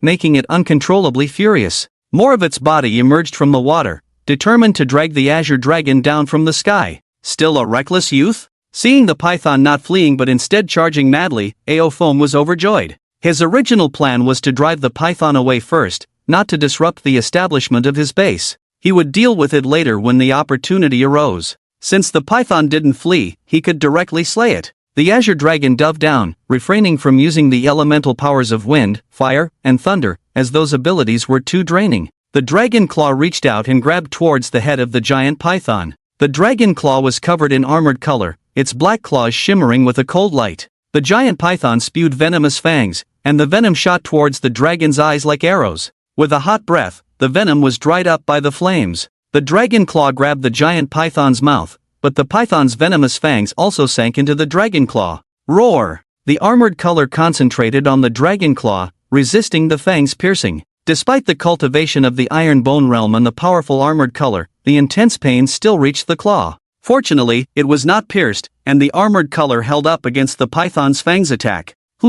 Since you can't pierce my hand, it's my turn next. The sharp dragon claw pierced into the python's mouth. Even though its scales were as hard as the dragon's scales, the inside of the mouth was still soft. 3 dragon claws pierced the python's chin, while the other 2 claws held onto the scales outside its chin. "Get up!" Ao Feng shouted and pulled the nearly 100-meter-long giant python out of the river. The python's body kept twisting, trying to break free from the dragon claw's control. But Ao Feng's strength was greater than its, lifting it from the water and soaring 100 meters high. On the shore, there were still a few people hiding in cars or shops. They heard the dragons roar outside and saw the battle through the windows. A huge azure dragon pulled a giant python out of the river. No matter how the python struggled, it couldn't escape the azure dragon's control. These people were stunned. Someone immediately took a picture of the scene and uploaded it to the Divine Space, citing it as Battle of the Dragon and Snake. 100-meter giant python spotted in the Bien River. Engages in an epic battle with the azure dragon but ultimately falls to the azure dragon's capture.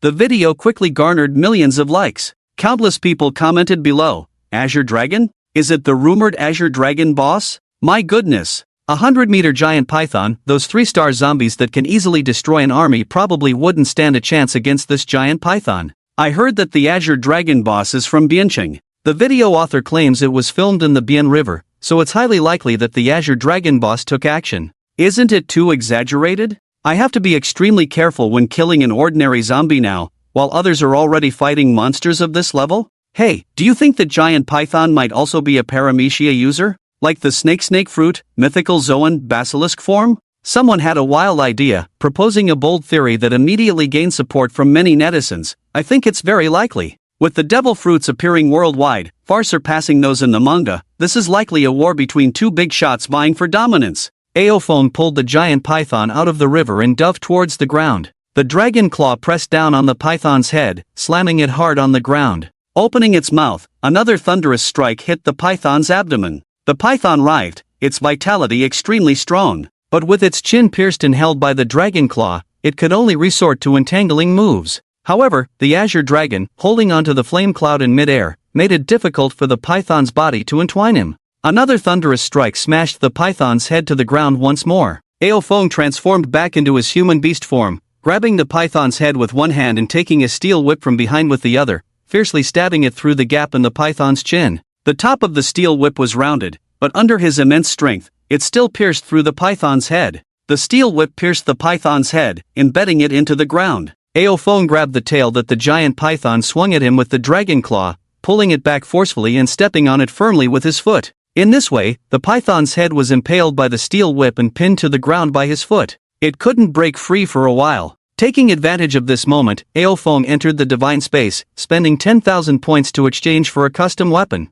It was a chain whip of excellent quality, like a fast knife. Pass the chain through the wound on the python's chin and wrap it around the giant rock on the shore. The python's strength was not enough to move this giant rock. However, doing so would tug at the wound on its chin, causing intense pain. Moving to the python's tail, a steel whip pierced its tail and plunged into the earth. With its head and tail secured, even with its extraordinary strength, it was unable to make the slightest move. Clapping his hands, Ao Feng released the human beast form. It was truly not easy to subdue this giant beast. This creature was like a sea king in the world of pirates. Rivers were limited after all, and in the sea, those sea monsters were even more colossal. Stuffing a zombie corpse into the python's mouth, seeing it refuse to eat, Ao Feng forcefully pushed it down its throat. With its throat blocked, the python was extremely uncomfortable and had no choice but to swallow the zombie corpse. Its body continued to thrash wildly, but each movement would tug at the wounds on its head and tail, causing intense pain that made it behave for a while.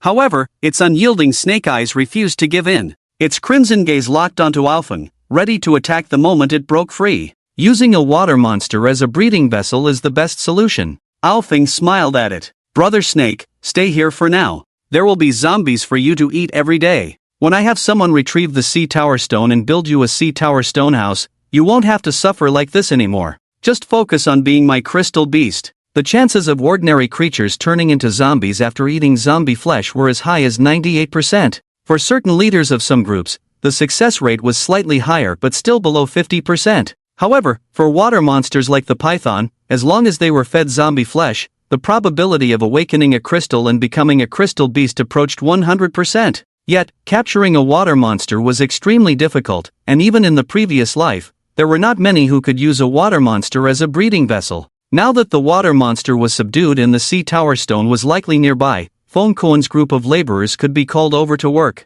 However, the distance from the west of the city to the banks of the Yellow River, although not far on normal days, was like a chasm during the apocalypse. Phong Koen could make it over with the ability of the Tyrannosaurus, but it would be much harder for others. After informing Meng Kuei, he assured that he would arrive within a day. He then stayed by the python, killing all the zombies attracted to it. With the zombies cleared out, the people hiding in the vicinity dared to come out. They witnessed the battle between the Azure Dragon and the python, as well as the Azure Dragon transforming into a human. At this moment, they naturally realized that the formidable man before them was the rumored Azure Dragon boss. "Young man, can you take me with you? I'm willing to pay. What use is money at a time like this? Young man, I'm willing to offer supplies. I still have some food. Can I exchange it for points with you?" With so many zombies killed, it was hard to imagine how many points Alfing had now. These people were like using them to exchange for a little bit, at least enough to exchange for the armed color domineering, giving them the capital to fight against zombies in the future. Alfing looked around. There were still quite a few people hiding here, at least 20 or more. The vast majority were strong men, and it was difficult for the elderly and women to survive in such an environment. Does anyone know how to operate a sand mining boat? Alfing saw several sand mining boats not far away on the river, which could not only be used to collect sea tower stone from the riverbed but also as building materials from the Yellow River sand. Upon hearing his question, someone immediately answered loudly, "I do. I used to operate sand mining boats." In fact, sand mining was not allowed on the entire Yellow River now, but there were always people engaging in such profitless transactions. "I will start working here in a couple of days. You work for me, and I'll pay you in points." These people included sand mining workers, restaurant owners, locals, and a few who had run out of the city to hide here. But those who had made it this far still had decent physical fitness. "No problem. We will definitely come." They were overjoyed to escape to the outskirts of the city. Although there were fewer zombies, there were no supermarkets or malls to scavenge for supplies. Their resources were running low, and without life-extending points, they would starve to death even if they weren't bitten by zombies. Waving his hand to dismiss the people surrounding him, Aophone left a message for Aochin in the divine space, informing her that he wouldn't be back for a few days and she shouldn't wait for him. His main concern was the giant python breaking free from its chains and escaping. Such a beast was not easily contained. With nothing else to do, he began practicing the shave technique from the 6 forms. Drawing from his experience in a past life, he quickly grasped the key points once he received permission to train. As darkness fell, he lay directly on the python and drifted off to sleep. Having cleared most of the zombies in the area, those further away were more likely to be attracted to the city's activity and stay away from the outskirts. Even if a zombie approached occasionally, his heightened senses remained alert, and he would wake at the slightest disturbance. Moreover, with his iron bone realm physique, ordinary zombies couldn't bite through his tough skin. However, the restless movements of the python beneath him made his sleep uneasy. It wasn't until the late hours of the night, perhaps when the python grew tired of struggling, that it gradually stopped resisting and fell asleep. In the morning, as sunlight bathed his face, Aophone rubbed his stiff neck and felt the uncomfortable slithering of the python's body. Yawning, he spent 3 points to exchange for a portion of Sanji-style seafood rice, which he enjoyed heartily. This rice didn't just replenish physical strength like water fruit, but the seafood used was from the smallest sea king in the world of One Piece, containing extremely potent energy. Otherwise, with Aofeng's current physique, he would probably need to eat half a cow to feel full. After satisfying his hunger, he dragged the corpses of the zombies he had killed the day before and stuffed them into the python's mouth. Given the python's size, it required a substantial amount of zombie flesh for crystallization. The python didn't seem keen on eating the zombie flesh, sensing a strange energy invading its mind, seemingly stripping away its consciousness. These aquatic creatures had developed intelligence, and by the second divine bestowal, some had become monstrous entities akin to demons. Despite the python's reluctance, Aophone forced the zombie corpses down its throat, and it could only swallow them begrudgingly. As the python consumed more zombie flesh, its crimson eyes gradually dimmed. When the 100th zombie was stuffed inside, its eyes lost their luster. A deep green thread climbed into the python's bloodshot eyes, and its transformation was markedly different from the previous ones. Its previously motionless body suddenly bounced as if electrified. It continued to bounce faster and faster, causing the chains that bound its head to rattle and shake in its struggles. At the tail end, the steel whip that had pierced into the ground also had the potential to be pulled out. Veery! Ao Feng slapped the python's head, but instead of subduing it, the blow seemed to trigger its ferocity. Its red and green eyes snapped open, and its mouth, which had only hissed and spat venom before, now emitted a deep, beastly roar. Oh, still want to fight? Ao Feng transformed into a dragon directly, his sharp dragon claws enveloped in armament haki, pressing the raised snake head firmly to the ground. With another claw, he peeled back the snake scales, severing its bones.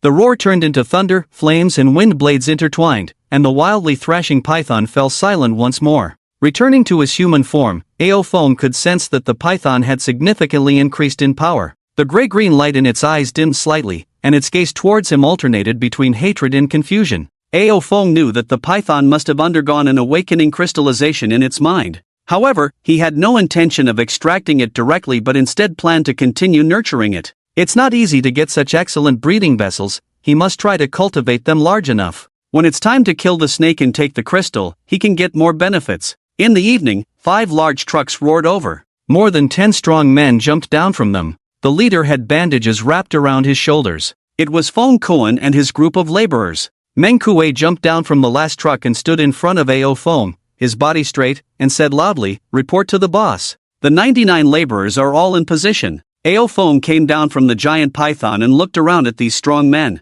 The first time he saw them, there were over 100 of them, but in just over a day, there were less than 100 left. In fact, when they first gathered, there were nearly 200 of them, but continuous battles led to continuous casualties. In battles with zombies, if anyone is injured anywhere by a zombie, they will be infected, so once someone is injured, their companions will immediately kill them. The laborers looked at the 100-meter giant python under Ao Feng with even more awe. At this time, it's not difficult to find a car, but finding oil is still quite a skill for Meng Kuei. Ao Feng pointed to the riverbank behind him and said, "The stored water source is running out. Fresh water is crucial for survival, so I plan to establish a safe base here, you guys plan it out." Don't underestimate these laborers thinking they can only do physical work. In their own hometowns, in the countryside, they built their own houses from scratch, from design to laying each brick and tile. If they were to build high-rise buildings, they would lack the necessary knowledge, but for building a flat base, these laborers were sufficient. Zhou Xiang was about to speak up but was quietly pulled back by Feng Kuan next to him.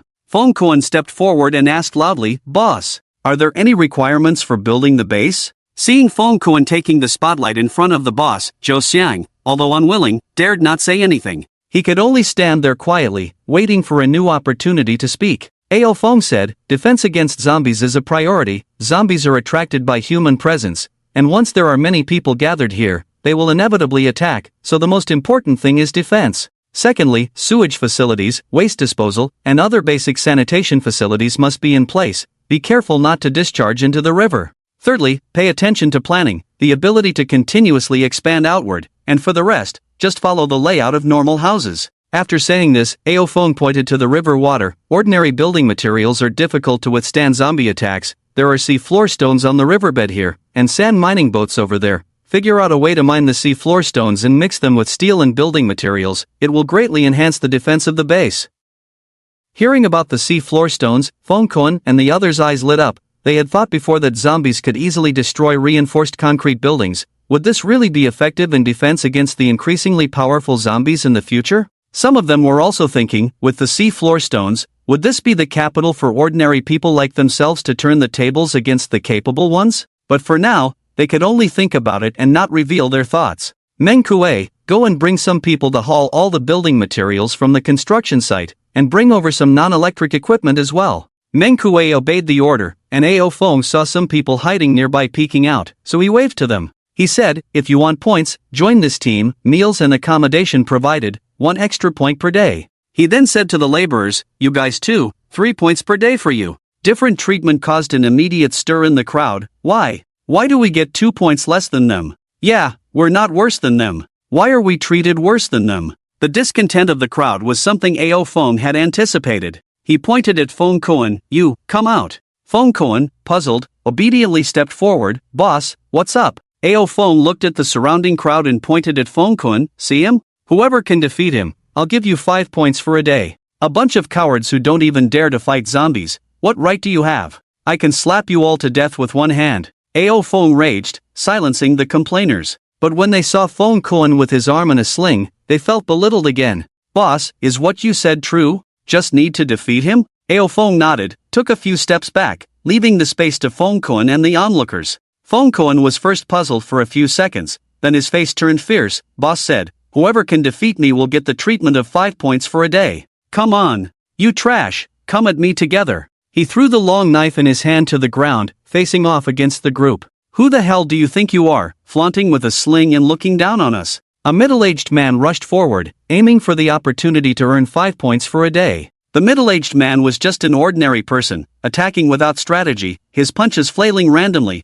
until Fongkoan kicked him several meters away. The surroundings fell silent. The gap between the two sides was glaring. Fongkoan sneered, "All of you come at me. Want to challenge me?" Just moving a muscle counts as losing. He possessed the Tyrannosaurus fruit ability. Even without transforming into a beast, his physique was beyond comparison with these people. Coupled with his physical labor over the years, his physique was even better. Being more adept at killing zombies meant more points, and he had exchanged for the 3-color domineering practice method early on. Although he hadn't awakened his domineering power yet, his physique had further improved, already overpowering these non-combatants. He was arrogant and proud, or else he wouldn't have dared to entertain the idea of subduing 3 mythical beast species. His arrogant words angered the crowd, and Fongkoan's mockery continued, "A bunch of weaklings, have you killed zombies? You think you deserve the same treatment as us? Boss, giving you even 1 point is too much. In my opinion, giving you food and drink is enough. Do you even deserve a single point?"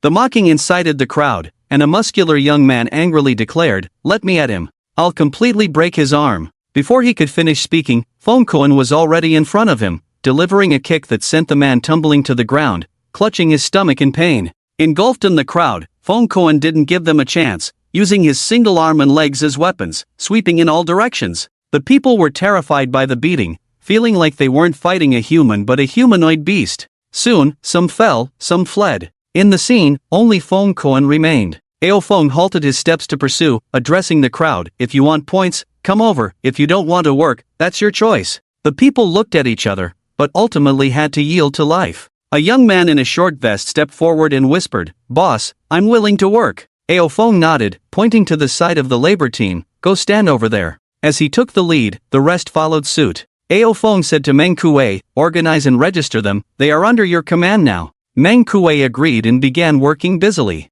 Without paper and pen, he had each person add him as a friend in their divinely gifted space and recorded their names in the internal communication group. Fongkoan led 10 people to fetch building materials and equipment, while he assigned each person their tasks, including those who could operate sand dredgers, clean the riverbanks, and design base construction plans. He led a few people to fight against the gradually attracted zombies while supervising the work of the others. Ao Fong interrupted the python's bones, immobilizing it, pulled out the steel whip from the python's tail, and looked westward. To the west was the provincial capital, one of the most dangerous places for zombies nationwide. As a densely populated city with the assistance of firearms, the zombies there had evolved to the level of 3-star hairy corpses. It was even uncertain if there were 4-star martial corpses, because no one dared to explore. The abilities in the provincial capital had more than one casualty, casting a huge shadow over their lives. However, these powerful zombies happened to be Ao Feng's training targets. Ordinary zombies he could kill bare-handed, a 1-star flesh corpse he could handle with a steel whip in one go. Even a 2-star zombie, after his dragon transformation, was not difficult to kill. This overwhelming style of combat was somewhat beneficial for cultivating dominance. If it weren't for the talent of the dominance genius, he might have just awakened and reached the level of a copper skin at most. Therefore, while the provincial capital was hell for others, for him, it was a sacred place for cultivation. After some thought, he returned to the python, touching its bones, breaking each bone to prevent it from suddenly attacking. He then instructed Meng Kuei to stuff zombie bodies into the python's mouth daily before he went to check the communication group of Bianqing Tongqing for the first time. And he said, "I am Ao Fong, the green dragon fruit ability user. If zombies appear, you can contact me anytime, and I will handle it." His words silenced the entire group. After a while, the group suddenly exploded. "Damn! The green dragon boss! The boss has appeared! Boss, can you take me with you? I'm willing to give birth to monkeys for the boss. Boss, how did you become so strong? Can you share your experience?" The group flattered Ao Fong, even ignoring his words about helping them clear zombies. Finally, a message buried in the flood of comments caught his attention. "Boss, there is a zombie near the southern city's auto repair factory. It's very powerful, those big cars can't stop it, and many people have died. I want to run, but the zombie is outside, and I dare not move. Although it was just text, it conveyed a sense of crying between the lines. Ao Feng directly mentioned her name. I'll be there right away. With that, he left the divine space, transformed into a green dragon, and soared into the sky. For his current strength, flying from the north to the south of the city was within his endurance. When he reached the vicinity of the auto repair factory, he could already see the zombie rampaging around. Wherever the zombie went, no one could stop it. Looking southwest, there was a large group of people hiding in the chemical plant. The leader of their force was named Zheng Hang. He was also a talent, but Ao Feng had no time to deal with him now. Descending from the sky, a thunderbolt struck, hitting the zombie's forehead directly. Amid the zombie's angry roar, a pair of dragon claws pierced its shoulders, lifting it off the ground. A mid-air somersault sent the zombie headfirst crashing into the ground. As a result, a large pit was smashed into the hard cement ground. Transforming from the green dragon form into the dragon human form, Ao Feng removed the steel whip from his back, and with a swift strike, he splattered the zombie's brains. In a nearby residential building, behind a window, a girl with twin ponytails saw the green dragon descend from the sky, effortlessly killing the zombie, her eyes filled with admiration. A strong one? Is this what a strong one in the apocalypse looks like? She saw the green dragon soar and wanted to greet Ao Feng, but he didn't even notice her and flew off to the west. The girl felt a bit down, but quickly rallied.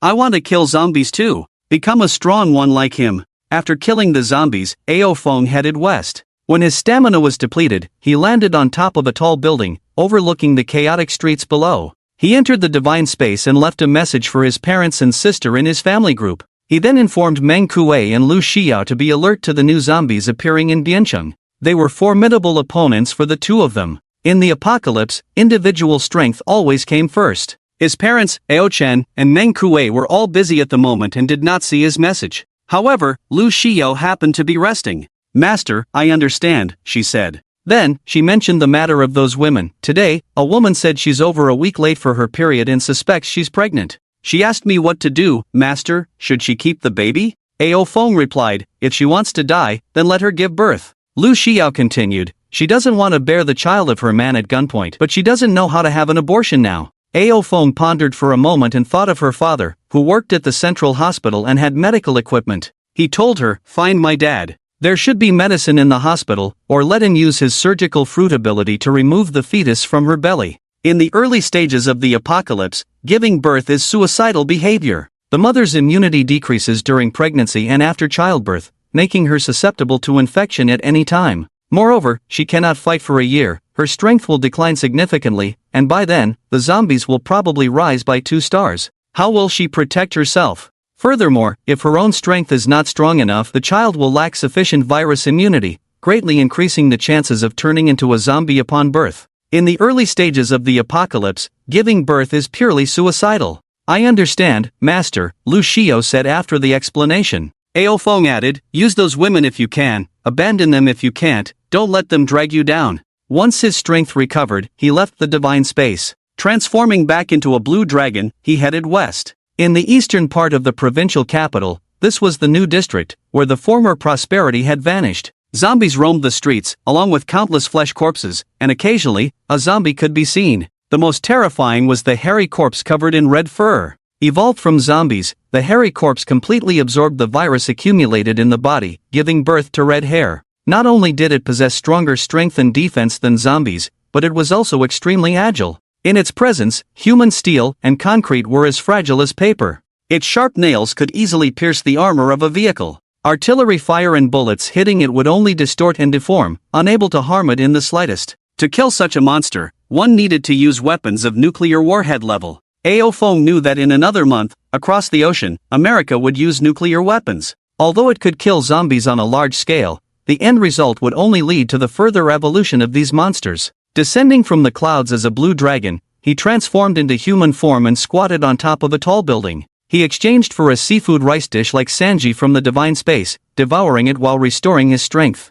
Unlike Biancheng, a fierce battle awaited him here, and he had to restore his body to its peak condition. Half an hour later, his strength was fully restored. Transforming back into a blue dragon, he swooped down, and as he neared the ground, he transformed into a human beast form, taking out a steel whip from behind and fiercely smashing it on top of a zombie's head. Roar! The zombie roared, and the surrounding zombies immediately became agitated. Countless zombies swarmed towards Ao Feng. His dragon claws enveloped in armament Haki grabbed behind him, plunged into a zombie's chest, and crushed its heart. However, the heart was not the weak point of the zombie, and they still relentlessly tried to bite Ao Feng. The steel whip flicked open the arm of the zombie in front of him, then smashed down on its head, shattering the skull completely. A 2-star zombie was no match for him in his second-order Iron Bone realm. The dragon's roar echoed through the sky, its tail sweeping past, knocking down several ordinary zombies and flesh corpses. The ordinary zombies were directly cut in half at the waist. The steel whip was invincible, aided by his observation Haki, he dodged all the zombie bites.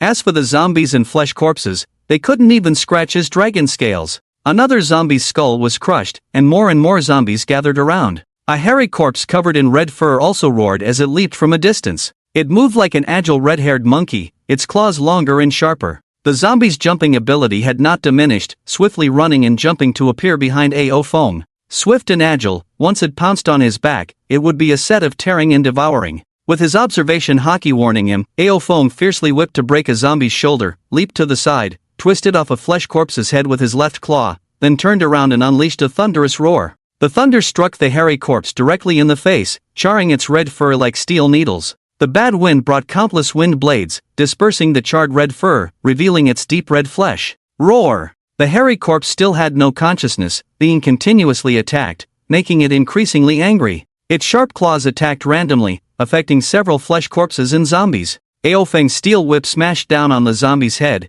breaking its skull and shattering the bones of several zombies. With a loud shout, he wielded his whip with both hands, smashing down towards the hairy corpse. Clang! The hairy corpse blocked with its arms, producing a metallic clang. Its arms sank from the impact, and its body retreated several steps. However, a crimson light flashed in its eyes, the hairy corpse grinned, revealing its sharp teeth, and leaped up. Its legs sprung like a coil, leaping at incredible speed, like a phantom. Ao Feng's steel whip had just landed, and at this moment, he couldn't retreat in time. He stepped out dozens of times in succession, the explosive reactive force allowing him to sidestep like teleportation. It was the shave from the 6 powers. Although not yet fully proficient and unable to use it continuously, it was still effective in combat emergencies. Moonwalk was a higher-level application of shave, requiring mastery to practice walking or hovering in the air by stepping on air. Swiftly moving away, he also pushed back the surrounding zombies, being as tough as iron, causing the zombies to collapse with broken bones and tendons.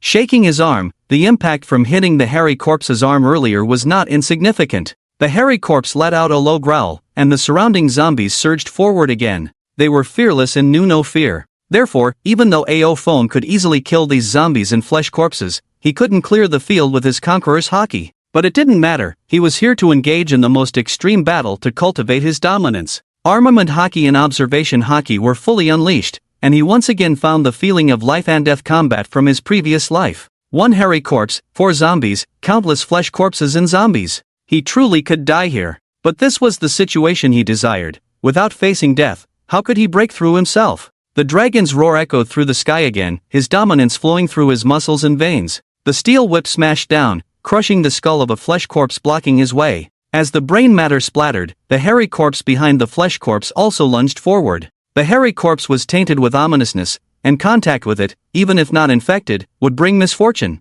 Only the strongest blood could resist the ominousness. Charging forward, his left leg suddenly cramped, causing him to stumble, almost being scratched on the cheek by the hairy corpse. This was the looming ominousness, gradually taking effect. The dragon's roar echoed, as electricity surged through the body. The blood rushed, breaking through the left leg's tendons, and under the impetus of the dominating aura, it further flowed into the limbs and bones. With a mighty roar, a faint black energy dispersed from the body, dispelling the ominous presence. The steel whip struck again, hitting the hairy corpse's arm. Its arm, like diamond, withstood 2 consecutive strikes without fracturing. This time, it blocked the steel whip with one arm and reached for Ao Feng's chest with the other. The dragon claw met the hairy corpse's sharp claws, grappling as zombies approached from behind. Ao Feng lashed out with his dragon tail, forcing the zombies to retreat, but killing them with the tail was still unlikely. A thunderous roar struck the hairy corpse's face, leaving it no chance to evade at such a close distance. The invisible ominous aura corroded Ao Feng, slowing the flow of his chi and blood.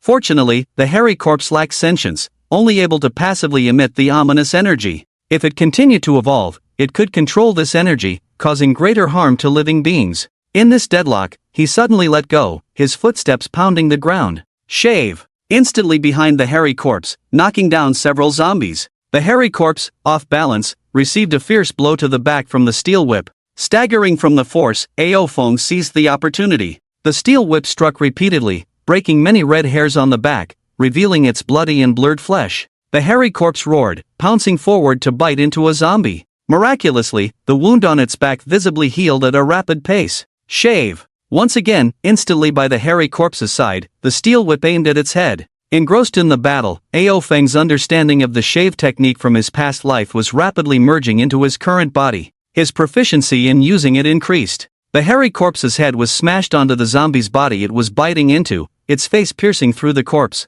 Despite its extremely tough bones, it showed no cracks from the blow. Ha! Armament hockey covered the steel whip as Aofeng struck again, the howling wind indicating the strength of the attack. The hairy corpse lifted the zombie's body over its head, using its palm to block the steel whip. Crack! The zombie's body was shattered, and the hairy corpse's fingers were broken. When the hairy corpse faced Aofeng again, he used Shave to appear behind it. The steel whip struck again, this time with a slight sound of bones cracking. As the hairy corpse tried to turn back, Aofeng's left dragon claw grabbed its neck and forcefully slammed it to the ground. The steel whip rained down from his right hand, suppressing the struggling corpse under his foot. The dragon tail swayed, driving away the approaching zombies. Finally, after dozens of strikes, the hairy corpse's head was completely crushed. Brain matter oozed out, blood splattering. It finally stopped twitching, becoming a lifeless body. Behind him, zombies continued to bite at him, some even trying to devour the hairy corpse's body. Although the hairy corpse was dead, the potent zombie virus within its body was a great nourishment for other zombies, promoting their evolution. But Aofeng couldn't allow them to evolve now. After this intense battle, his stamina was running low, and if another hairy corpse appeared, he wouldn't be able to hold on. The steel whip lashed out, breaking the bones of the zombies, rendering them unable to rise. The dominating aura flowed into his flesh, increasing his strength. Muscles bulged, dragon scales shimmered with a blue light. A zombie leaped towards him, only to have its skull crushed by a single blow. These monsters that once took several strikes to kill were now being slain in an instant. His feet continuously stomped the ground, his mastery of Shave becoming more proficient with each use. On the street, a blue dragon man flickered among the zombie horde, each appearance resulting in a zombie's skull being crushed. He slaughtered wildly, and finally, the entire street fell silent. Deactivating the fruit ability, his chest heaved violently. The blood and brain matter of the zombies splattered unavoidably on him. If he were just an ordinary person, these bloodstains alone could infect him and turn him into a zombie. However, his physique was strong enough to resist this level of the zombie virus. Pushing open the door of a store, which turned out to be a furniture city, he walked in and sat on a torn sofa, placing a steel whip beside him. In this battle, he slew one hairy zombie, 7 stiff zombies, hundreds of flesh zombies, and countless zombies. For a full 2 hours, his body never stopped for a moment. But his domineering growth was also astonishing. He could feel the fusion of dominance with his flesh and blood, significantly increasing his strength. Entering the bestowed divine space, he now had 20,000 points again. The hairy zombie contributed the most. A 3-star hairy zombie could earn 1,000 points, but with his second-order Iron Bone realm surpassing 1 level, the points increased tenfold, totaling 10,000. Spending 10 points, he exchanged for a grilled king of the sea meat skewer and ate it heartily. The deliciousness of the king of the sea was something he had never experienced before. The abundant energy contained within was enough to satisfy his hungry body. After eating his fill and burping, the divine space did not provide water, but the food contained some wine that could provide additional effects. For example, accelerating blood flow could make a person more sensitive in battle. Drinking it could grant a brief berserk effect, enhancing overall strength to a certain extent, but it would consume extra stamina, leading to weakness after the berserk state ended. And so on. Aofeng exchanged for the cheapest bottle of wine, which had the effect of resisting severe cold. Drinking this bottle of wine would allow even an ordinary person to move freely in 0-degree weather. Although accelerating blood flow also had some resistance to cold, direct resistance to cold was more effective. However, Aofeng's goal was simply to quench his thirst, and with his current physical fitness, he was not afraid of severe cold. After drinking the wine, the choking sensation finally disappeared.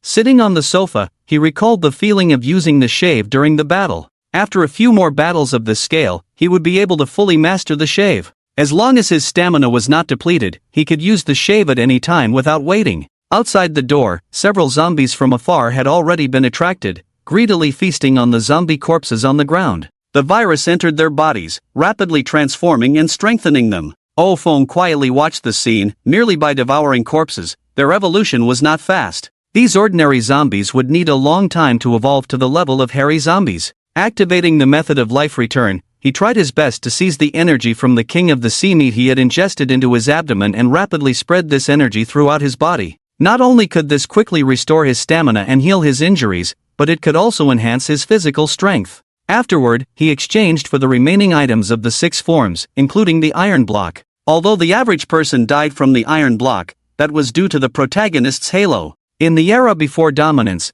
the defensive power of the iron block was evident. Just because Luffy defeated Crocodile and Enel without even using second gear, does that mean the San fruit and Rumble fruit are useless? The advanced realm of the iron block could be mobile, and when combined with armament haki, it would greatly enhance one's defense in certain unavoidable battles. Each basic skill of the 6 forms only required 1,000 points, but their extended skills required 10,000 points. He began practicing the 6 forms in the store. He had trained in these skills in his past life and knew their techniques and tricks. Outside the door, the gathering zombies continued to increase, feasting on the zombie corpses on the ground. After practicing for 2 hours and gaining some insights, Aofong stepped out to battle these zombies. In order to master the 6 forms faster, he even left the steel whip on the sofa in the store without carrying it. Instead, he tried to use the unmastered finger gun and tempest kick attacks as much as possible. Paper painting looks similar to observation haki, but it's actually different. Observation haki involves seeing attacks outside of one's field of vision and then dodging them.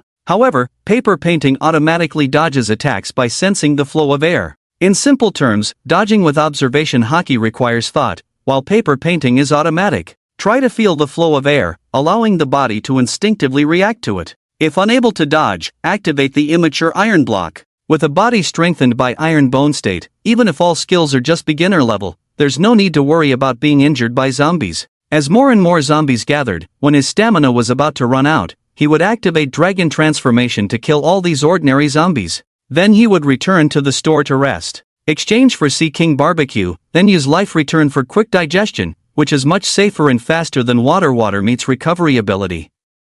After a short rest, when zombies gathered outside again, he would continue to go out and practice the 6 forms with them. At night, after killing the last zombie, he blocked the store's entrance with furniture from the furniture city, found a relatively intact large bed, lay down, and went to sleep. The next morning, awakening in the dawnlight, he ate a large piece of Sea King Barbecue, got up, and moved the furniture blocking the entrance of the furniture city. As soon as he moved it, a zombie that was lying on the ground eating zombie flesh suddenly jumped up and lunged at him. Iron block. Instead of activating Dragon Transformation, he used Iron Block and, as a precaution, added a layer of armament haki to defend against the zombie's claws. Clang! A sound like metal clashing. Aofong was overjoyed. The iron block was starting to show results. With his naturally tough body and past life experience, he quickly mastered the iron block. Of course, the most important thing was the physical enhancement through life return, otherwise, it would have taken much longer to master. Extending his index finger, he instantly pointed, finger gun. The index finger pointed at the zombie's chest, causing intense pain in his fingertip, but it didn't pierce the zombie's chest. The strength of his finger and the resilience of his finger bones still needed further training. Retracting his finger, shaking it off, he hardened it with armament haki and then fired the finger gun. The finger no longer hurt, but it still didn't penetrate the zombie's flesh. This move required years of practice on all 10 fingers, along with special force techniques and speed, to reach the level where the fingers could act as guns.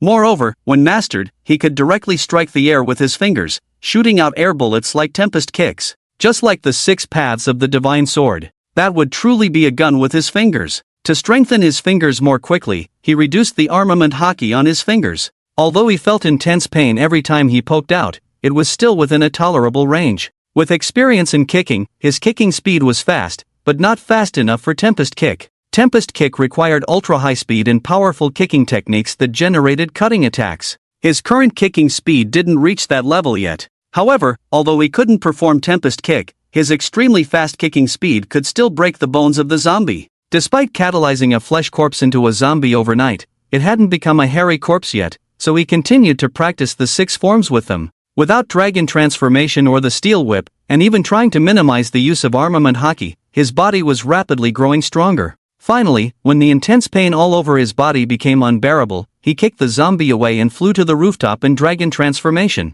Exchanging for Sea King Barbecue, he delved his consciousness between his fingers and flesh, activated life return, and the painful areas quickly subsided. In their place, he felt stronger and tougher. After a brief rest, he leaped down from the rooftop and entered the battle once again. This cycle continued, and he fought here for a full 3 days. Due to the lack of attack power, that zombie had still not been killed. Even in these few days, 3 more flesh corpses have evolved into zombies.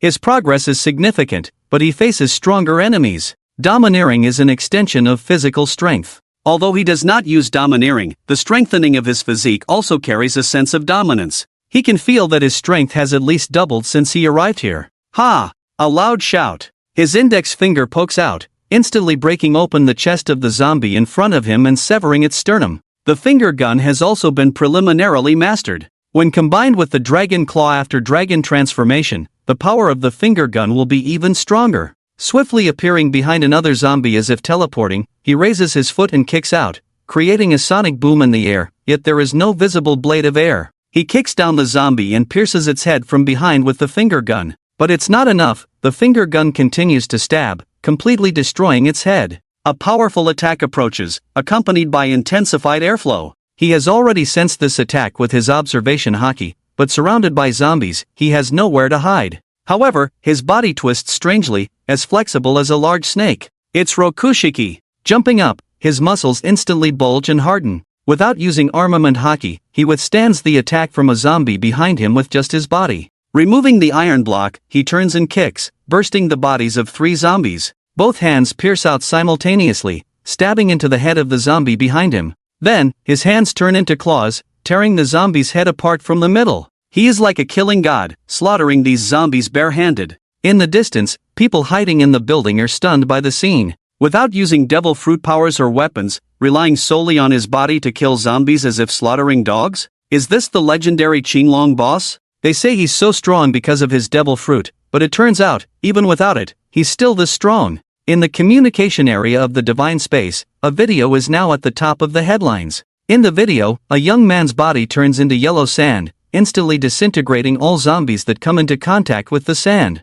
The sand condenses into a precious sword, and even the tough and powerful zombies are easily beheaded. The most eye-catching scene is his battle with a zombie. The zombie is invincible, with skin as tough as copper and bones as strong as iron, easily tearing apart even tanks. However, the young man is engaged in a fierce battle with the zombie, though at a disadvantage, he handles it with ease. Finally, after 2 hours of intense fighting, using his elemental ability to be invulnerable to attacks, the young man manages to wear down the zombie. The sand fruit. It's crocodile sand fruit. That young man is so strong. I've seen zombies, and they are not something humans can fight against. He relies not only on devil fruit but must have awakened haki, and his strength is not low. Wow, the boss is so cool. It must be so lucky to be in the same city as him. Praise-filled voices fill the comments section below the video. In a border town in Binzhou, Li Hui is drinking juice and watching videos in a basement. Seeing himself being worshipped by many, he happily posts, "Li Hui, owner of the sand fruit, currently in Binzhou, now recruiting personnel, interested parties please sign up with me." The video is so clear because he had his subordinates film it, aiming to increase his popularity for recruitment purposes. While feeling pleased, he suddenly notices that his video has been pushed down by another video. Moreover, the views and likes are skyrocketing. Who can overshadow me? Could it be that popular female anchor again? Speaking of that little beauty, she's really something. What kind of fruit does she have? She seems to have introduced herself before. Oh, right, it's the animal system flower fruit illusion beast type flower fairy form. Damn! Are your family's flowers animals? They might as well be classified under the category of human fruits. Or maybe we should open a botanical department. Muttering to himself, Li Hui clicked on the video that had pushed him down. In the video, a person was in the midst of a zombie horde, solely relying on martial arts to kill 4 zombies and a large group of flesh corpses and zombies. What kind of monster is this? Are you sure this isn't synthesized? Bro, the divine gift space doesn't have video editing functions. Right, what does the title say? Is this the Qinglong boss that was leaked before? What's going on? He didn't even use his fruit ability. If he used his fruit ability, wouldn't these zombies be instantly killed? Exactly. My brother Hui only killed 1 zombie at full power, and this person killed 4 barehanded? Was it while being surrounded by a group of zombies? Li Hui didn't pay attention to the comments below. Although the video shooter was standing far away and high up, he could still tell at a glance that it was AO Feng. Oh my goodness. Is he already this strong? It's only been a few days? Is he cheating? Moreover, isn't he from Biancheng? Why go to the provincial capital of Yuzhou? Aren't the zombies in Biancheng enough for him to kill? Finding AO Feng's friend, he sent a message, "Are you there?" At this moment, AO Feng had just finished the battle, exchanged points for several large bottles of strong liquor, and washed himself from head to toe.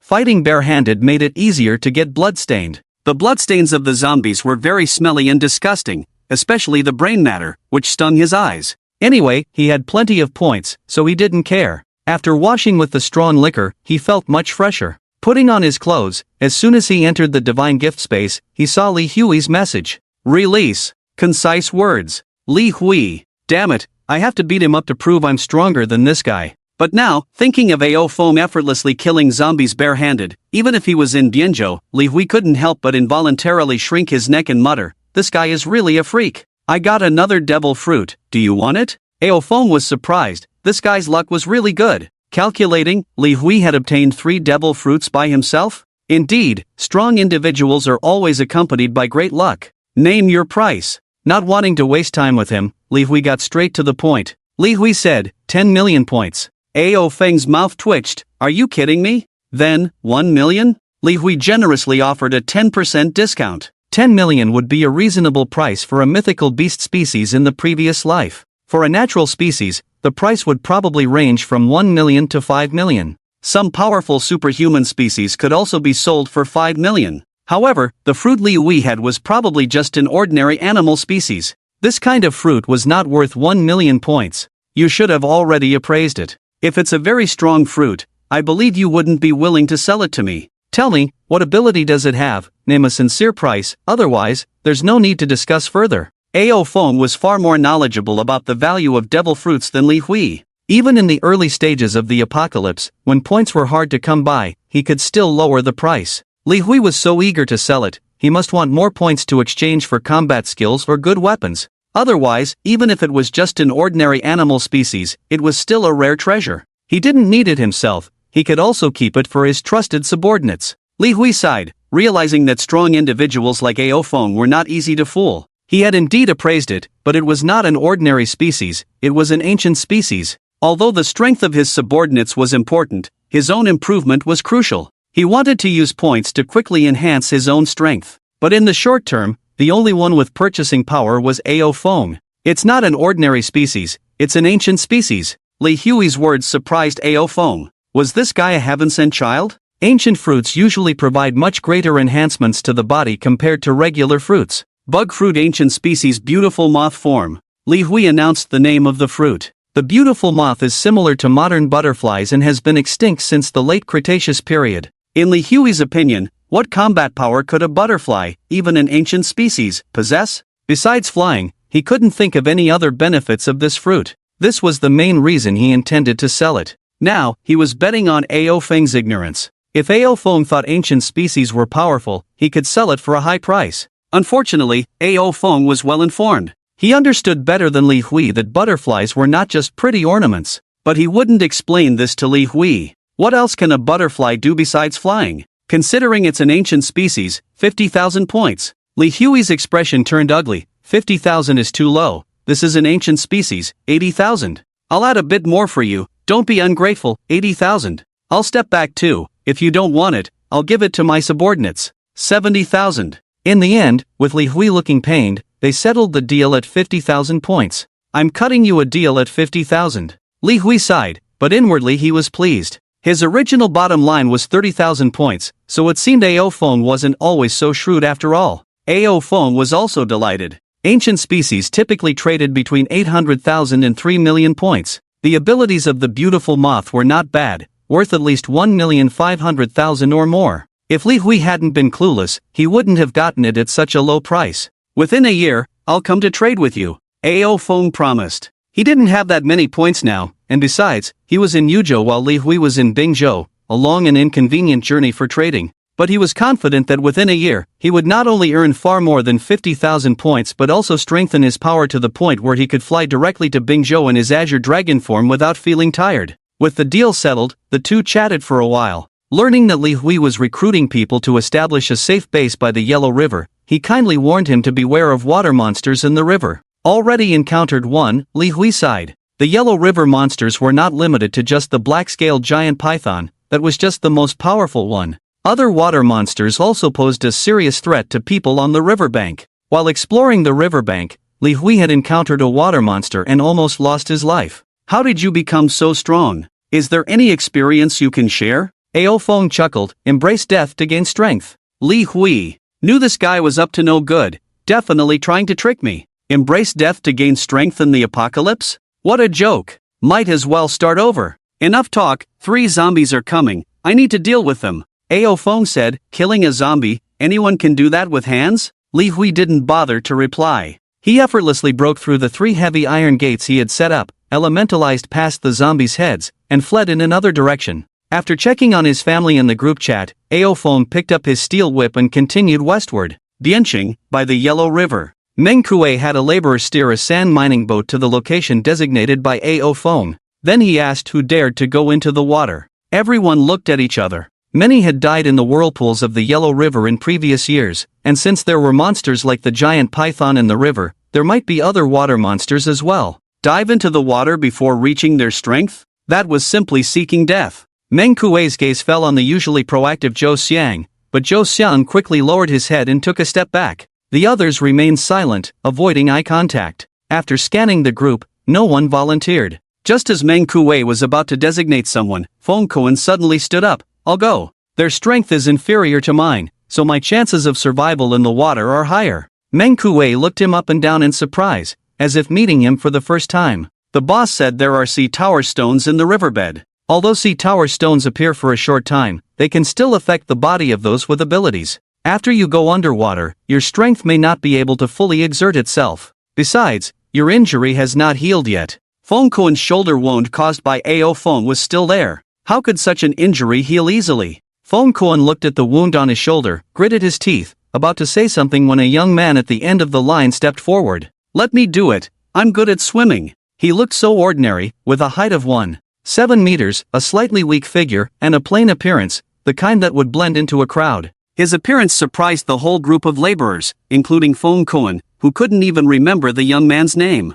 What's your name? Meng Kuei was also surprised that someone dared to take on such a life-threatening task and looked at the young man with admiration. My name is Zhang Tao. Zhang Tao's voice was somewhat dull, with no unnecessary words other than answering questions. Zhang Tao? Wasn't he a dull person? Why is he suddenly brave today? The laborers whispered to each other. Brave? Just seeking death. Jump into the Yellow River? The water flows so fast here, not to mention there might be water monsters now. Even in the past, it was not safe to jump. This kid used to be so dull, with so many women in the villa, he wouldn't even indulge when he had the chance, didn't flatter when he should, and now he's trying to be brave? What a fool. Quiet. Meng Kuei shouted loudly, and the noisy discussions immediately stopped. This was the authority he had shown leading the team these days. He nodded at Zhang Tao. If you can come out alive, I'll reward you with 100 points. Although Zhang Tao tried to look calm, anyone could see the excitement on his face. 100 points were too important for them. On the boat, a rope was tied to him, along with an iron chain. They also found a diving equipment on the boat, with 1/3 of the oxygen left in the tank. After Zhang Tao was dressed properly, he jumped into the river from the boat. The Yellow River was too muddy, the water turbid, making it not easy to find something here. On the shore, the giant python whose bones were broken by Ao Feng occasionally moved. Even though it was subdued, no one dared to touch it. Time passed by minute. Many thought Zhang Tao had perished in the river, but Meng Kuei still kept a close eye on the river. Finally, Zhang Tao emerged from the river. Before anyone could breathe a sigh of relief, a huge shadow appeared beneath him. Be careful! Even though these workers had an average relationship with Zhang Tao, they were anxious to see danger approaching. Meng Kuei directly transformed into a human beast form, pulling the rope tied to Zhang Tao upwards with force. Zhang Tao exclaimed as he was lifted into the air. Just as he was lifted out of the water, a 5-meter-long fish leaped out from below, its huge mouth tearing towards Zhang Tao. Beast! Meng Kuei was furious, pulling Zhang Tao towards him in midair while raising a long knife, delivering a swift dark moon slash. The dark moon power condensed into a crescent, splitting the fish in half from the middle. The two halves of the fish fell into the river, dyeing the water crimson. Jiang Tao landed on the boat, only then realizing the presence of the large fish behind him. Still shaken, his legs went weak, almost falling. But seeing the fish being instantly killed by Meng Kuei, he breathed a sigh of relief. That was close, he almost became fish food. Manga, I found a stone that might be a sea tower stone, and I've already tied it up with a rope. Meng Kuei praised, well done, I'll transfer points to you right away. Upon receiving 100 points, Jiang Tao's body trembled with excitement. Meng Kuei grabbed the iron chain and pulled with all his might. It didn't budge. Feng Kuan, come help. It was difficult to exert force on the sand mining boat, so the two of them jumped ashore while pulling the iron chain, transforming into beastly forms, and strenuously dragged it towards the shore. The sea tower stone was extremely hard, far beyond what human strength could break at the moment. However, the sea tower stone evolved from ordinary rocks in the riverbed. Although the sea tower stone was hard, it was not exceptionally tough. With the combined effort of the mink and the Tyrannosaurus, the connection between the sea tower stone and the ordinary rock broke, and a large chunk of sea tower stone was pulled ashore by them. The jet black stone reflected light, shining as beautifully as obsidian. It was extremely dense and exceptionally heavy. After dragging this large chunk of sea tower stone ashore, Meng Kuei and Feng Kuan were both panting. The next issue was how to divide and utilize it. Processing sea tower stone was a profound skill and was also listed for sale in the divine space. Sea tower stone processing method, price 100,000 points. Meng Kuei naturally didn't have that many points, so he had to seek help from Ao Feng. At that moment, Ao Feng was on the road battling zombies. It wasn't until evening when he entered a bar to rest that he saw Meng Kuei's message. You don't need to worry about the points. Go and bring all the building materials from Bianqing and also the equipment from the water plant that can be used. The concentration of the zombie virus in the river is similar to that in the air, so there's no need to worry too much. However, the Yellow River has too much silt, and the water source needs purification. Furthermore, the river is contaminated with sea tower stone particles. If consumed directly, it's like poison to us ability users. Remember to distill it first. Distillation can remove the sea tower stone particles from the water. Ao Feng relayed this information to everyone around him as their fresh water reserves at home were running low. Once Meng Kuei and the others had established a presence by the Yellow River, they would have their families move there too. These common sense from their past lives were lessons learned through blood and tears. After leaving the divine space, he began to search through the bar. The drinks on the counter had all been taken or smashed. The dilapidated tables and chairs, along with bloodstains, indicated that a tragic battle had taken place there. The murky bar was a place where zombies were likely to erupt. Fumbling in the darkness, with no light, he had to rely on his enhanced senses to move forward. His enhanced physical body also improved his vision, and when his eyes finally adjusted to the darkness, he could roughly make out the outlines of objects ahead. There's a basement, and it's still locked from the inside? Finding a door lock, he gently twisted it off, revealing a staircase leading downwards. Holding a steel whip in one hand, he descended the stairs slowly. Suddenly, he sensed movement underground through his perception ability and swiftly brought down the steel whip. A scream rang out as he spewed a flame from his mouth, slightly illuminating the dark underground space. In the corner in front of him, a disheveled young woman crouched, and looking down, a young man had his skull smashed by his whip. These two appeared frail, having been in the basement for who knows how long. They had been in the dark for so long that they could barely see in the darkness. Seeing the man killed by Ao Feng, the frightened young woman kept shrinking back, but with the wall behind her, where else could she escape to? Don't kill me, please don't kill me. Ao Feng frowned at her, her cheeks sunken, looking emaciated from prolonged hunger. Another flame spewed from his mouth. It had to be said that in terms of illumination, the Azure Dragon was not as good as the Flame Fruit. His peripheral vision scanned the ground. There were still some bodies on the ground, with bite marks on them. Bite marks? Alfing's face changed drastically as he raised his steel whip to block in front of him. Clang! A loud noise reverberated in the basement. He quickly turned around, but the terrified girl curled up on the ground was nowhere to be seen. Sensing movement beside him, his perception was sharp, but the attacker was fast, and the confined space left him with no room to dodge. Paper drawing. His waist unnaturally concaved inward, evading the fist with a swift wind. Simultaneously, a fist enveloped an armed color struck, sending a figure flying backward. The steel whip followed through, a crisp shattering sound echoed, and the figure in front of him vanished. The darkness was unfriendly to him. Relying solely on his perception of colors in battle, if not for the passive force dissipation of the paper drawing, he would have been hit several times by now. Of course, with his current strength, even if struck by that thing, the injuries wouldn't be severe. The enemy lurked in the dark while he stood quietly in the basement, fully utilizing his color perception. Although he could swiftly end the fight by activating dragon transformation, it was unnecessary. It was a good opportunity to hone his color perception. Suddenly, his left leg kicked out to the side, but he was a step too slow, kicking into thin air. He immediately punched towards the other side. The swift change in tactics caught even the entity off guard. A muffled groan as something hit the wall. Dust and wall plaster fell as he approached, but the entity was gone. Swish! Moving at high speed, he cracked his whip, and another crisp shattering sound followed. He reached out and grabbed a transparent crystal chip in the darkness. Had this thing appeared so early? Alfing's ears twitched, and his left arm swiftly grabbed to the side. Got you! A small flame spurted out, revealing the emaciated girl who had been cowering in the corner. However, her appearance was vastly different now. Transparent crystals scattered on her cheeks and arms. Alfing held her throat, lifting her off the ground. She struggled to pry his iron-like grip open. TSK. How can a delicate girl like you eat zombie flesh? Alfing, with his past experiences, was all too familiar with this state of the girl. She was a crystal human. Eating zombie flesh without infection, her brain crystallized, and the crystallization of the brain domain was a treasure known as awakening crystal to ability users.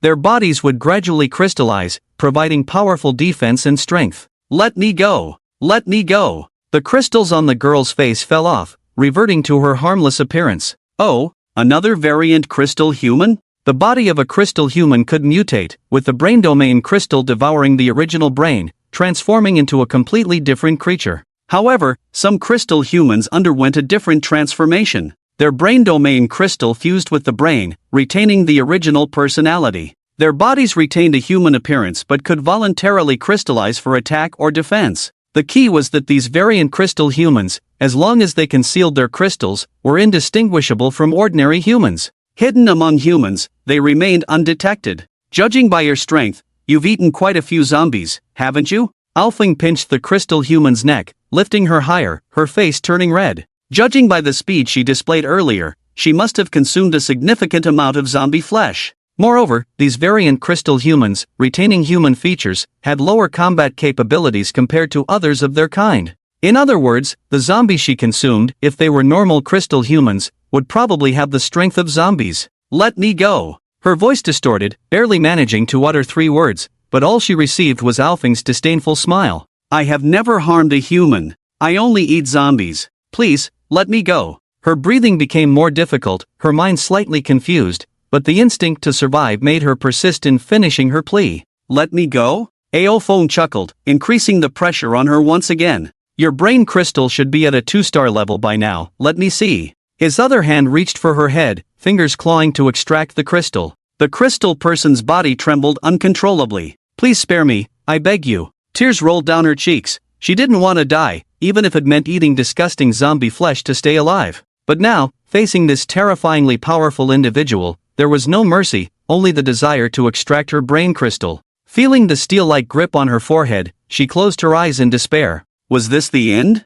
However, just as Aophone was about to use his finger gun to shatter the crystal person's skull and extract the crystal, he suddenly stopped. His fingers touched something, plucking it out and holding it up. It was a simple headband, black with a small star decoration on the side. This headband. Aophone looked at the emaciated crystal person before him, lost in a memory. What's your name? He loosened his grip slightly, allowing her to breathe. Seeing that Aophone didn't kill her and even released his hold on her, she cautiously answered, My name is Han Shuang. Boom! This name struck Aopheng's mind. He gently placed her on the ground, releasing his grip on her throat. Do you have a younger brother named Han Lei? How do you know? She remained still, facing this young man whose power was overwhelming. But why did he know about her brother? Did he know her brother? So it's you. Aophone gazed at Han Shuang in the darkness with a complex expression. In a past life, he had known her. At that time, Han Shuang had disguised herself as a human and infiltrated a group of survivors. With her sunken cheeks and ghastly appearance, she was not well received by others. Only he was willing to talk to her. Later, her identity as a crystal person was exposed, and she had to flee. Back then, he had been terrified when he learned of her true identity, but she just smiled and ran away. Years later, he was being hunted by a boy with devil fruit powers and she had saved him. Unfortunately, her intervention had exposed her, and the boy spread the news, leading many to seek her brain crystal. As for her ultimate fate, he did not know because she was captured by those pursuers and died at the hands of that boy. At least in his previous life, her actions showed no malice towards humans. He had never heard of her consuming human flesh. Perhaps she was truly different from other crystal people. I owe you a favor, Ao Feng said cryptically, but Han Shuang didn't catch it. Ha, it's nothing. Shaking his head, Ao Feng said, come with me, as long as you don't harm anyone, I'll protect you. Han Shuang still feared him greatly, but I'm no longer human, I've turned into this monstrous form. If I go out, others will surely kill me. I'm here, no one can harm you. Ao Feng's words were firm, giving her an inexplicable sense of security despite his calm tone. Okay. Her voice grew softer, eventually breaking into sobs. Ao Feng was not one to comfort others, especially not someone who was no longer human. He searched the basement for a moment and finally found a large bottle of soda water. His purpose in coming to the basement was to find drinkable fresh water or juice. Although alcohol had no effect on his body, drinking every day didn't really quench his thirst. He unscrewed the bottle cap and gulped it down, feeling the cool sensation go straight into his stomach, refreshing his mind. Finishing a bottle in one go, he satisfiedly discarded the empty bottle. Finding another bottle of mineral water, he took a sip, confirmed it hadn't gone bad, closed the cap, and carried it as he turned to leave. He regretted not bringing Ao Chen along. With Ao Chen's treasure space, he could store more fresh water. But considering the battles of the past few days, if he had really brought his sister out, she wouldn't have been able to withstand the hairy corpses and the endless army of zombies. Let's go! Back with Han Shuang, he called out. Han Shuang softly acknowledged and followed him out of the basement.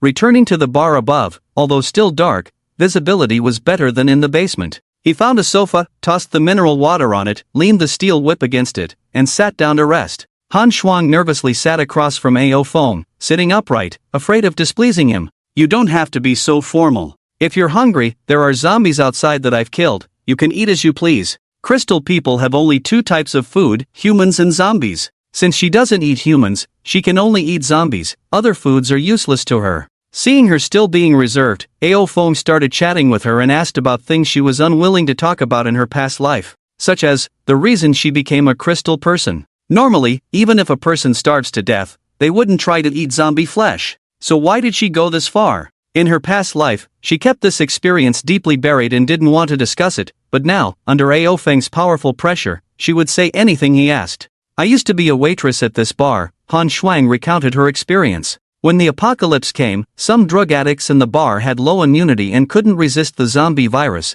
leading to their transformation. The whole bar was chaotic at that time. She and a few other bar workers hurriedly fled into the basement. They survived for a few days on the food in the basement. However, the concentration of the zombie virus in the air kept increasing, coupled with staying in the basement weakening their bodies. Soon someone's body underwent a transformation. Fortunately, they discovered it in time and killed the person as soon as they transformed. But in the apocalypse, people losing their morals were everywhere. In such a collapsed civilization, what could happen when a woman was locked in a basement with several men? But those things were nothing to her anymore, as long as she could survive. However, there were always people whose actions were beyond imagination. With zombies everywhere outside the bar, they didn't dare to go out, and food was running out quickly. Finally, someone suggested that she should eat the flesh of the person who had transformed and been killed. She refused, but they held her down and forcibly stuffed the flesh into her mouth. No matter how she cried and struggled, it was futile. Perhaps there is always a way out in desperate situations. She didn't transform into a zombie but underwent a mutation during the crystallization of her brain, becoming a different kind of crystal person. And she killed all those men. After listening to Han Shuang's account, Ao Feng couldn't help but sigh. Indeed, the scariest thing in the apocalypse is human nature. After becoming a different kind of crystal person, Han Shuang had also thought of seeking death but ultimately wanted to survive. Do you know my brother? How is he now? After a brief exchange between Han Shuang and Ao Feng, she gradually realized that Ao Feng didn't seem to want to harm her and began to let go of her guard. This was the first time she had seen a living person after killing those men. Not only was he incredibly powerful, but he also didn't seem to discriminate against her. This made her develop a bit of reliance on Ao Feng deep inside, and she couldn't help but think of her brother mentioned by Ao Feng earlier. Perhaps she could learn about her family from him. They're all dead, Ao Feng replied. Naturally, he did not know Han Lei and their family. These were all recounted by Han Shuang in the previous life. After hiding in the basement for a while, she went to look for her family but found nothing. Later, she accidentally found surveillance footage from a nearby store, where she saw her whole family being infected by zombies at the beginning of Doomsday. Are they dead? Han Shuang murmured, tears streaming down her sunken eye sockets. As expected, in the apocalypse, death was the norm. After sleeping on the sofa for a night, he woke up the next day to see Han Shuang gnawing on a zombie's thigh. It was the zombie he had killed the day before. Morning. He turned his neck a few times. Sleeping on the sofa was very uncomfortable, and his neck was a bit stiff. Han Shuang, seeing him awake, quickly turned away. Although she could only feed on zombies, she did not want anyone to see her in the ugly state of eating zombies. Ao Feng smiled, exchanged a large piece of roasted sea king meat from the divine space, swallowed it down, and then poured mineral water he found in the basement into his mouth. Then he activated the life return technique, digesting all the energy in the meat. After the meal, Han Shuang tore a piece of tablecloth to wipe her mouth, and Ao Feng felt full of energy. Picking up the steel whip, he walked towards the door. Let's go. Han Shuang followed closely behind. Just as he opened the door, a large group of zombies rushed towards them. Ao Feng slung the steel whip on his back, using finger guns and the soundless lawn foot technique to fight the enemies. Han Shuang hesitated for a moment, crystals appearing on her body's surface, and she joined the battle against the zombie horde. The evolution of the crystal people was similar to that of zombies, which involved devouring other zombies to enhance the crystals in their bodies through the zombie virus. Even though they still retained a human appearance, their genes had already become a different species. From the moment they became crystal people, they could no longer use the divine space. For humans, whether zombies or crystal people, they were all monsters. They were all killable monsters. Crystals formed on Han Shuang's fists as she punched a flesh corpse. The powerful force pushed the flesh corpse back a few steps, but it immediately roared and charged back. Rip! Her back was scratched by a zombie, blood oozing out, and the zombie virus entered her body.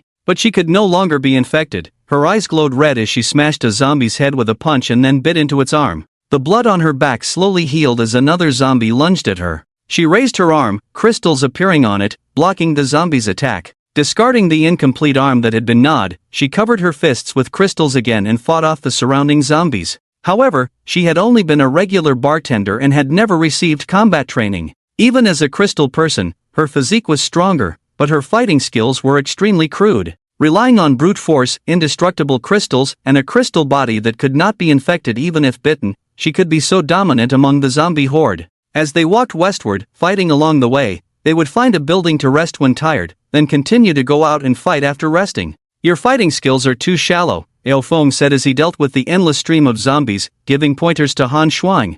I'm sorry, I don't know how to fight, Han Shuang said apologetically, feeling ashamed as she watched Ao Feng's artistic fighting style, her own movements as ugly as defecating. However, the crystallized brain domain of the crystal people had a strong learning ability like a computer. She dealt with the surrounding zombies while learning combat skills from Ao Feng's movements, and the learning results were remarkable. After clearing another group of zombies, Ao Feng exchanged several bottles of the cheapest liquor from the divine space to cleanse his body. Do you need some? He poured strong liquor over his head while questioning Han Shuang. Ha? Me? Han Shuang looked down at herself, covered in blood and a stench, then glanced at Ao Feng's muscular and powerful body, feeling inferior and lowering her head. Here you go. Ao Feng understood that even though she had fallen to surviving by devouring zombie flesh, she was still a woman. Which woman doesn't love cleanliness? He exchanged a few bottles of strong liquor for her, and the girl poured it over herself. Although she couldn't get completely clean, reducing the dirt and lessening the smell made her feel more comfortable. Thank you. She spoke very little, staying silent unless Ao Feng spoke. After rinsing off, her clothes were soaked with alcohol. But there was no other way. Luckily the sun was shining brightly, and the alcohol would quickly evaporate, drying the clothes soon. Ha! Why are there so few zombies on this street? As they entered a street, it was unusual to see only a few zombies scattered around. This place used to be bustling, supposed to be a gathering place for zombies, so why were they so scarce? Easily killing a zombie that approached, the two moved forward briskly. But the further they went, the more zombies appeared. Is someone luring the zombies? Amidst the crazed killing of zombies, he saw a huge iron fence ahead. The fence was thick, with many other large obstacles behind it. Even the flesh corpses would find it hard to break through. At the top of the fence was a platform where a girl sat, making faces at the zombies in front from time to time. Below, behind the obstacles, was a large group of people holding spears exchanged from the divine space, poking out from the gaps in the obstacles to slowly kill the zombies. In the middle of the intersection stood a man wearing gray-green scale armor, with a long face and a thick tail behind his back. He wielded a serrated long knife. This knife was exactly the same as the one used by the evil dragon. Ao Feng remembered this was a fine blade-level weapon called the Peak Cutter, priced at 10,000 points. Besides himself, who else could obtain 10,000 points? This person was definitely not an ordinary individual. The Peak Cutter was heavy and sharp, easily killing a zombie with each strike. Even the flesh corpses only required a few more strikes. This person's strength was also extremely powerful. On the platform, the girl making faces at the zombies was startled to see Ao Feng and the other person charging towards them amidst the zombie horde. They found it too easy to kill the zombies. She quickly shouted to the man with the serrated knife below, "Uncle Luo, 2 people are coming towards us mixed in with the zombie horde." The man with the serrated knife was clearly focused on the battle and was taken aback. What did she mean by coming towards them mixed in with the zombie horde? Although the zombies and flesh corpses had been led away by Ying to another street, there were only zombies and flesh corpses here. Even he, an ancient ability user, wouldn't dare to mix in with this level of zombie horde. Before the girl could explain, he saw a commotion in the zombie horde. The group of zombies attracted by Ying suddenly became chaotic. They stopped charging towards them and instead halted their steps. It seemed like something among them was crazily slaughtering the zombie horde. Bang! A flesh corpse was kicked into the air and landed right in front of the stunned man. Seeing the deep footprint left on the flesh corpse's chest, he was shocked. That unknown kick had broken the zombie's sternum. Even the spine was twisted by the tremendous force. What kind of strength was needed to achieve this? With a serious expression, he shouted, "Everyone, be careful, a strong individual has arrived." He didn't know if this strong individual was human, and even if they were, what attitude they held towards them. Soon, a young man with a handsome face and muscles bulging all over emerged from the tide of corpses. It seemed like he was carrying a weapon resembling an iron rod on his back, but he didn't use it. Instead, he fought barehanded, killing these zombies. His 10 fingers were like 10 spears, and the zombie's defense in front of him was as weak as toilet paper. One poke and it broke. Beside this young man was a slender woman. At least, he thought it was a woman. The big man wasn't too sure, but judging from the protrusion on the person's chest, it was probably a woman. The woman's arms were wrapped with unknown crystals. The crystals sparkled in the sunlight, yet their hardness was astonishing. Ordinary zombies were instantly crushed to death by her fist. The elite zombie's claws and teeth that bit into her were also blocked by the crystals. Is it a devil fruit ability? The sparkling fruit? The only thing he could think of was Diamond Josu's sparkling fruit. As no one knew about the existence of crystal people yet, Han Shuang's crystalline body was mistaken for a fruit ability. Are they really human? Especially that young man, purely using physical skills, he killed countless zombies. Suddenly, he remembered a video he had seen not long ago. That Azure Dragon boss? Rumor has it that he's heading towards the provincial capital. From the previous videos, if he keeps heading west, he could indeed reach here. Did he also kill the hairy zombie attracted over there by Ying? On the high platform, the girl was also stunned. She had always thought Uncle Luo was the strongest person she had ever seen, but today's sights and sounds left her shocked. Ao Feng had already seen this group of people hiding in the huge obstacles, but he didn't stop his killing spree. Together with Han Shuang, they slaughtered all the zombies attracted to this side. Walking slowly in front of the big man, he could tell that this big man was their leader. "Let me introduce myself, I'm Ao Feng." Ao Feng shook his arm, flicking off some of the bloodstains, and extended his hand, covered in blood, which made the big man hesitate for a moment before reaching out his own hand, covered in gray-green scale armor, to shake it. Witnessing Ao Feng's strength firsthand, he dared not deactivate his fruit ability, fearing this man's sudden outburst. Seeing his caution, Ao Feng smiled and just lightly shook hands before pulling away. This image, he recognized. This person was named Luo Yi, and his fruit was the fish fruit, ancient type, boar crocodile form. In terms of strength, he was considered a fierce general among the various forces in the apocalypse. But what made him famous was not himself, but a girl under his command. Tang Yingying, the girl standing on the high platform making faces at the zombie horde. Because of this girl, Luo Yi's power grew rapidly, even once confronting the strongman from the divine capital. Of course, he was ultimately defeated and brought under his command. But when his power was merged with that person's, Tang Yingying's status became even higher than his. Because Tang Yingying could attract zombies. Her fruit was the superhuman series, Fragrance fruit. The Fragrance fruit was also an ability never seen in anime. It could release various scents. In essence, these were various odors. For example, the sleep-inducing enchanting fragrance, stirring up lust in others with the joyful union fragrance, and so on. She could even emit a scent that attracted zombies, which was the reason these zombies were constantly drawn to her. Not only that, she had delved deep into attracting zombie scents. She could release scents that attracted zombies of various levels. For example, only attracting hairy zombies' scent. The hairy zombie that was originally nearby was lured by her to a distant place. The stiff zombies that Luo Yi couldn't easily confront were also led away by her. She could even emit the scent of zombies herself, making zombies think she was one of them, so she could walk among them without being attacked. Here, only zombies and flesh corpses are left, with multiple obstacles brought by Luo Yi. They gathered a large group of people to hide behind and hunt zombies for points. The points were then uniformly distributed to Luo Yi. This is how Luo Yi could exchange for a top-notch weapon like a good sharp knife. It can be said that Tang Yingying's ability is of strategic importance in the apocalypse.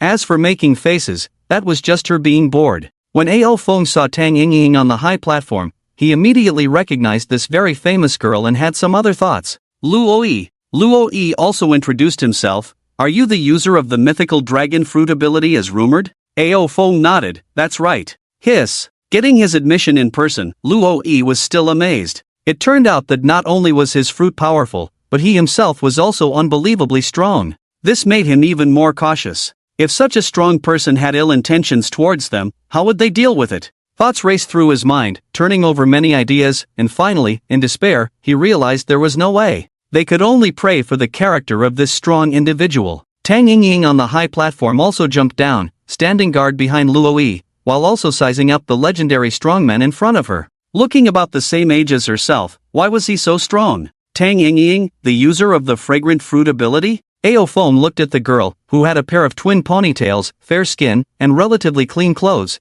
which were extremely rare in the apocalypse. How did you know? Tang Yingying blinked her big eyes and asked. Ao Feng smiled. I not only know you, but I also know that Luo Yi has the fish fruit, ancient species, crocodile pig form. Luo Yi and Tang Yingying were even more astonished. How did he know? Both of their abilities were new powers that had never appeared in anime, so how could this person see through them? Let's make a deal. Ao Feng had no intention of explaining to them, which only highlighted his mystery and power even more. What deal? Luo Yi still didn't know why Ao Feng appeared here. Pointing to the approaching horde of zombies in the distance, Ao Feng said, use her ability to lure the zombies here, I will cripple the zombies, and you reap the rewards. Earn points? That was Luo Yi's first reaction. But he quickly realized something was wrong. No one was a fool, and no one would willingly offer something for nothing. Ao Feng must have a plan behind this. None of you have reached the copper skin realm yet. For every tier you advance in killing zombies, the points you earn will increase tenfold. You harvest these zombies, get more points, and then we split 91. He and Ao Chen had done this kind of thing before, but it was too time-consuming. It greatly affected Ao Chen's own strength progression, so he tried a few times and gave up. Points could be earned again, but strength could only come from oneself. But he didn't care whether these people in front of him progressed in strength or not. Whether they lived or died didn't matter. It was just right to implement this plan with them. He believed they wouldn't refuse. But Luo Yi unexpectedly showed a somewhat guilty expression. Is it not too good to give you 1/10? Ao Feng? What are you thinking? I give you 9, you won. Luo Yi was even more astonished. Giving 1/10, wouldn't that mean he was doing all the work for nothing? Ao Feng held out 3 fingers and smiled. First, I can instantly cripple those flesh corpses, including zombies. You only need to kill them, no danger, no need to grind slowly. Although it's 1/10, what you get will definitely be more than killing them yourselves. Second, even if it's a hairy corpse, I can disable it. A 3-star hairy corpse is worth 1,000 points. The more tiers you kill, the points increase 1,000-fold. That's 100,000. Even 1/10 is 10,000. How long would it take you to get these 10,000 on your own? After saying these 2 points, Luo Yi, Tang Yingying, and the other's eyes were already shining. What about the third? The girl asked eagerly, wanting to know what other benefits there were. Ao Feng still smiled, but his words were chilling. Thirdly, you are too weak. I could kill you all with just a flick of my hand. So, do you have the qualifications to object? Don't say I'm willing to give you a share. Even if I don't give you anything, what can you do? His words were gentle, but to the others, they sounded icy. Luo Yi's forehead bulged with veins, but he understood that this was reality, not fiction. In the apocalypse, to secure a lasting existence, one must be pragmatic. gripping Jianfeng tightly with both hands. After a moment, he slowly replied, "All right." Behind him, the others felt humiliated, but none dared to mock. This man emerged from the tide of corpses, his aura terrifying, making them too scared to joke about their lives. Hearing the word "all right," Alfeng smiled and said, "That's more like it. It's a win-win situation. I'm not a heartless capitalist. Let me clear the way first. These zombies won't contribute many points." With that, he beckoned Han Shuang and leaped towards another direction where the zombie tide was approaching. Luo Yi and the others occupied a crossroads, setting up a square defensive position with various heavy metal objects. Their team members stood in the center, taking turns to kill the zombies attacking the obstacles. Currently, Alfeng had only cleared the zombies on the street they came from, while the other 3 streets were still filled with the zombie tide. Removing the steel whip from his back, his goal this time was to earn points, so he planned to end the battle quickly. The onlookers only saw a figure flash by, and countless zombies fell to the ground. Alfeng was observant and quick to react, deliberately avoiding the flesh corpses and only killing the zombies. Killing a zombie earned 1 point regardless of who did it. There was no need to maim them. Luo Yi was shocked by this scene, as Alfeng now wielded a weapon, displaying a combat power vastly different from before. "Uncle Luo, how can he be so powerful?" The girl with twin ponytails marveled. For people like him, peacetime was a shackle, the apocalypse was their world. Behind them, a young man who had been defending the north gate entrance came over panting. "Uncle Luo, he's too strong. Those zombies are like ants in his hands." His body was covered in yellow fur with black spots, pointed ears on top of his head, and a short tail behind his back. He was also a supernatural being. Coming to Luo Yi's side, he deactivated his fruit ability. "He's not just strong, he's downright abnormal," Tang Yingying quipped. Under Luo Yi's leadership, their lives in the apocalypse were relatively good. At least during these days, everyone had earned more than 10 points, and they had all exchanged for armed color cultivation techniques. However, they fought for points between life and death, while Alfeng had points delivered to him directly. Not just him, that woman is also very strong. Uncle Luo doesn't have it as easy as her. Although Han Shuang's performance was not as eye-catching as Alfeng's,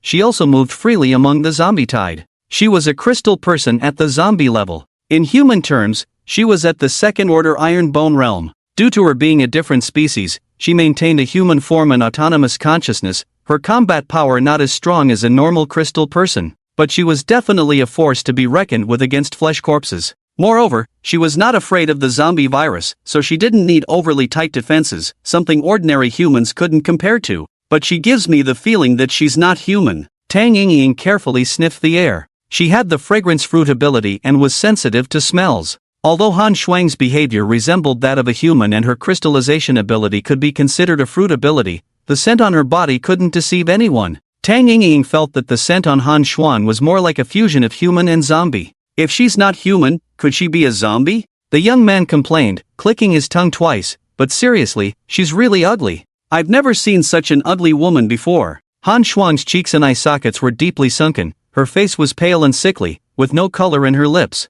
If encountered suddenly under the moonlight at night, it would surely scare the faint-hearted. Coupled with her blood-stained and tattered clothes, her appearance was not only ugly but also eerie. While a few people were chatting, Ao Feng had already killed all the zombies on the 3 streets, leaving only some flesh corpses. He broke the limbs and spines of these flesh corpses, letting them crawl on the ground. Han Shuang was exhausted, leaning against a utility pole to rest. She looked at the zombie bodies in front of her, saliva unconsciously dripping down. The intense battle had consumed a lot of energy, and now she was very hungry. Tang Yingying noticed Han Shuang's abnormality. She exclaimed, "Look at the way she's staring at the zombies, as if they were delicious food." "No way?" The young man thought Tang Yingying was overthinking. Who would want to eat zombie meat? That's so disgusting. Even Luo Yi thought Tang Yingying's idea was too far-fetched. "Alright Yingying, no need to be so sensitive, how could anyone eat zombie meat?" Tang Yingying pursed her lips. "Okay, maybe I'm overthinking it." And then continued to admire Ao Feng's heroic fighting. "He's so cool." After killing all the zombies that had gathered, and breaking the limbs and spines of the flesh corpses, Ao Feng returned holding a steel whip. "Let your people go. After clearing out these flesh corpses, let Tang Yingying lure the surrounding zombies over." Luo Yi and the others looked at the empty streets. Was this still the post-apocalyptic world they knew? He said to the young man beside him, "Xiao Shi, you take people to kill these useless flesh corpses. Make sure to remember the number. Don't be greedy for even a single point." He felt fearful of Ao Feng's strength. If someone on their side got greedy because he remembered the count, wouldn't that be pushing them all into a pit? Sure, you nodded and left, calling out to 10 people in the crowd, "Follow me." He first determined the exact number before letting these people start chopping off the flesh corpses' heads. The bodies of the flesh corpses were much stronger than zombies, with tougher bones, making it not an easy task to chop off their heads. Ao Feng glanced at their work and then turned to Han Shuang. Hungry? He could see the hunger in Han Shuang's eyes for zombie meat. If you're hungry, go ahead and eat.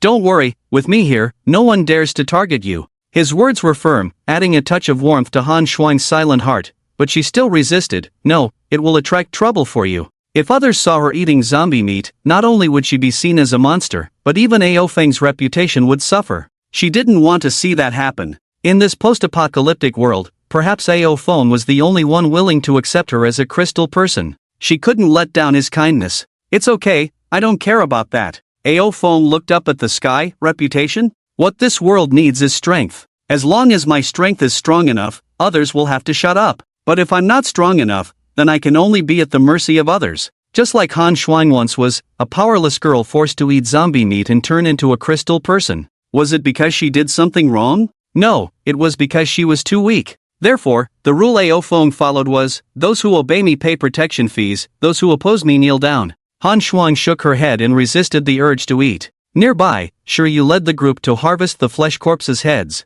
It took Ao Feng only 5 minutes to disable them, but Shiryu and the others spent a full hour chopping off the heads of these flesh corpses. I wonder if these people can chop off the hairy zombies' heads. Muttering to himself, he held no hope for these people's strength. The only one who might be of some use was Shiryu. With the blessing of his animal-type devil fruit ability, his physique was much stronger than the others. Naturally, his attack power was also stronger. Perhaps he still had a chance to chop off the zombies' heads. If not, they would have to let Luo Yi try. However, Luo Yi's strength had already reached the copper skin realm, and after killing the hairy zombies, he could only gain 100,000 points. When Shiryu and the others finished harvesting, they came to report to him, a total of 68 flesh zombies, a total of 6,800 points. According to the agreement, 6,120 points are yours, and I will transfer them to you now. Ao Feng nodded, added Shiryu as a friend in the divine gift space, and received 6,120 points. For these people, being able to earn 680 points in an hour without fighting was simply a fortune.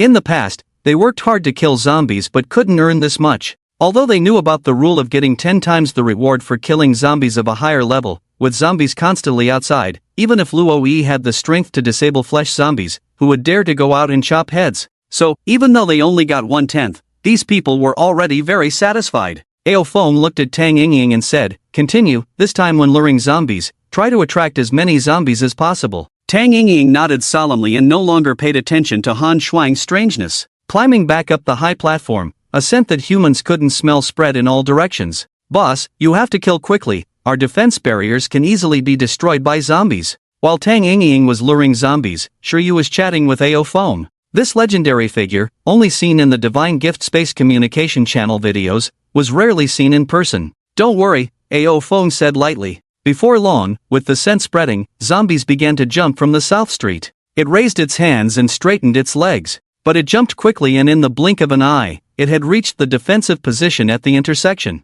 Faced with countless living beings, the zombie was extremely excited, opening its mouth wide, ready to start a massacre. But it was met with a steel whip. Crack! With a muffled sound, the zombie's sternum was directly broken. Ao Feng used the Taij Gen up, his movements were continuous, and with a few more strikes, he broke the zombie's limbs and spine, kicking it in front of the defensive position. First one. As soon as he spoke, zombies appeared on the east and west streets at the same time. Ao Feng continued to use Taij move. The zombies on the east street had not reacted yet and were struck by him, breaking their spines. Carrying the zombie back, he casually struck a few more times on the way, breaking its limbs and leaving it in front of the defensive position. Then, he leaped high into the air, jumping directly over the defensive position. His steps trod the air fiercely, and he even took 2 steps in the air. It was the moon step. But before he could celebrate, he couldn't stand in the air on the 3rd step and fell down. But it was okay, it was a good start. His figure flashed, using Taij to approach the zombie, and just like that, the zombie was disabled. On the high platform, Tang Yingying watched him disable the zombie effortlessly and also maximized her own abilities, trying to spread the scent even further. Beads of sweat dripped from her fair forehead, the result of exerting her abilities to the fullest. Luo Yi and the others were completely stunned. They were not on the same level at all. Zombies were lured from afar, easily disabled by Ao Feng, and thrown in front of the defensive position at the intersection. When Tang Yingying finally couldn't continue to use her abilities and catch her breath, no more zombies appeared on the streets. Let's begin. Ao Feng returned to Han Shuang's side and had Shiryu's team behead the zombies with broken tendons. Hey! A man wielding an ordinary pirate sword swung it forcefully, but it felt like striking on steel, making his wrist ache. I got this. Shiryu stepped forward with his sword, roaring as he transformed into a human beast form. Shiryu is an animal-type cat fruit lynx form. Seeing Ao Feng's curiosity about Shiryu, Luo Yi took the initiative to introduce. Lynxes are fierce beasts with formidable combat power, and the core of their team consists of him, Shiryu, Tang Yingying, and 2 others. However, only the 3 of them have devil fruit abilities. Shiryu had just awakened his dominance not long ago and had not reached the copper skin realm yet, but with the enhancement of the lynx fruit, his strength was considerable. The zombie wanted to bite, but its bones were shattered by Ao Feng, leaving it powerless and furious. Flipping the zombie over, Shiryu positioned his long knife at the zombie's neck and began chopping down, 1 strike at a time. Clang! Shiryu sat down heavily, his steel knife unexpectedly breaking into 2 pieces. However, the zombie's neck was only slightly cut. He awkwardly scratched his head, while others had maimed the zombies, he couldn't even decapitate one. Seeing this, Luo Yi handed over his serrated machete. Use my knife, it's sharp enough to chop the zombies. Shiryu thanked him and took the serrated machete, fiercely striking down. This time, it went in 1%. Just 100 more strikes, and the zombie would be completely beheaded. Ao Feng, bored with watching, noticed Han Shuang staring at the zombie and salivating, so he whispered to her, if you can't resist, go back to the street where we came from. The street was not visible from here, but there were many zombies they had killed, enough to satisfy Han Shuang. Han Shuang nodded, she was too hungry and dashed off. Luo Yi and the others, seeing Han Shuang leave, didn't dare to ask and focused on Shiryu chopping off the zombies' heads. 13 zombies in total, each taking 10 minutes to be beheaded. By the time they were all done, over 2 hours had passed. Shiryu wiped the sweat off his forehead, panting, and approached Ao Feng, 13 zombies, totaling 130,000 points. You get 90%, which is 117,000 points. Entering the divine gift space, he transferred the points to Ao Feng. Shiryu looked at the string of numbers in his account, feeling like he was dreaming. He had earned 13,000 points in just 2 hours. Adding to the previous 680, there was no need to add, not even the leftovers from this time. He was increasingly looking forward to what the zombie fur could bring them. His admiration for Ao Feng grew as he looked at him. Are you still good? Ao Feng asked Tang Yingying. After resting for an hour and eating a piece of ordinary grilled meat stick, Tang Yingying's stamina had almost recovered. She made an okay gesture to Ao Feng, no problem, and climbed back up the platform, taking a deep breath and adjusting the scent within her body. Soon, an imperceptible human scent wafted out. This time, she concentrated the scent and spread it to the north. There, she had lured out another zombie with fur. After a while, she stopped panting, but the zombie with fur did not appear. Are you okay? Ao Feng questioned. Tang Yingying replied indignantly, the distance is too far. My scent couldn't reach there. After all, she had just awakened her dominance and was an ordinary person, not as strong as her companions, especially in terms of stamina. It was already good that her scent could travel that far. Seeing her efforts, Ao Feng didn't push her. Since you lured out the zombie with fur, you should know its location. Tell me, and I'll go maim it and bring it back. It seemed to be the only way now. Tang Yingying felt a bit disheartened, unable to help, making her feel useless. Pointing towards the street to the north, after reaching the end of this street, turn west, then after reaching the end again, turn north, and after reaching the end once more, head west, probably in that street. Ao Feng. My goodness, it's really far. But thinking about the location where I killed that zombie, it's also far from here. It seems they put in a lot of effort to prevent the zombie from coming back. Turning to Han Shuang, who had just returned after eating, he said, wait for me here, I'll go kill that zombie. After saying that, he transformed directly into a blue dragon and flew towards the direction Tang Yingying pointed to. Oh my god! Seeing the 100-meter-long blue dragon, Luo Yi and the others widened their eyes. Even Han Shuang saw Ao Feng transform into a dragon for the first time.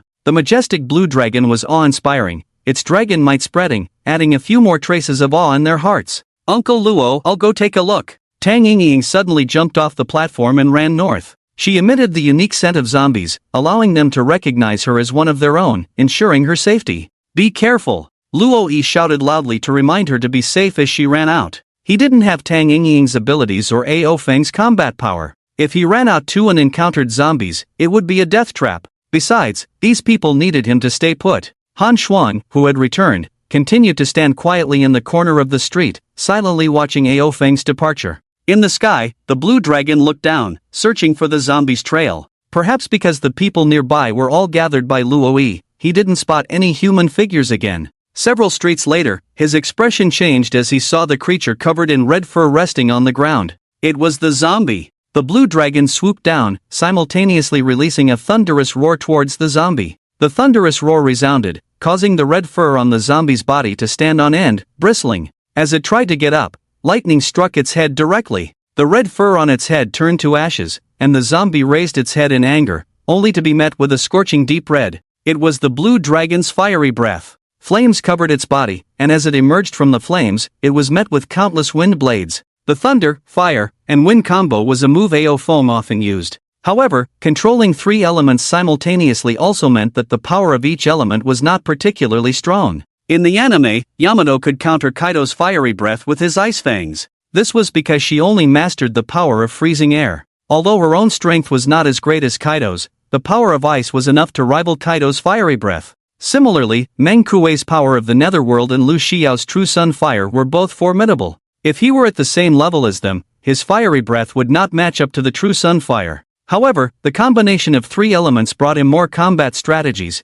and the power he unleashed was not inferior to using a single element. After the thunder, fire, and wind combo, the blue dragon reached out its claws. The dragon claws were covered in armament haki, utilizing the technique of finger guns. The sharp claws gleamed with a cold light, burning off most of the red fur on the zombie's body, even scraping off a lot of flesh and blood. It raised its arm to block, and the blue dragon's claws pierced directly into its arm, blocked by the bones. At that moment, Ao Feng transformed into a human beast form, his other hand grabbing the steel whip from his back and fiercely striking the zombie's shoulder. He intended to incapacitate the zombie rather than kill it, which was more challenging than killing it. An invisible ominous aura enveloped the area, causing the flow of blood and energy to stagnate. Roar! With a loud roar, he stomped on the ground, his dominance merging into his blood, his robust blood and energy surging and churning, dispersing the congealed blood energy. Electric currents surrounded his body, wisps of black energy expelled from his body, the steel whip smashing down on the zombie's shoulder,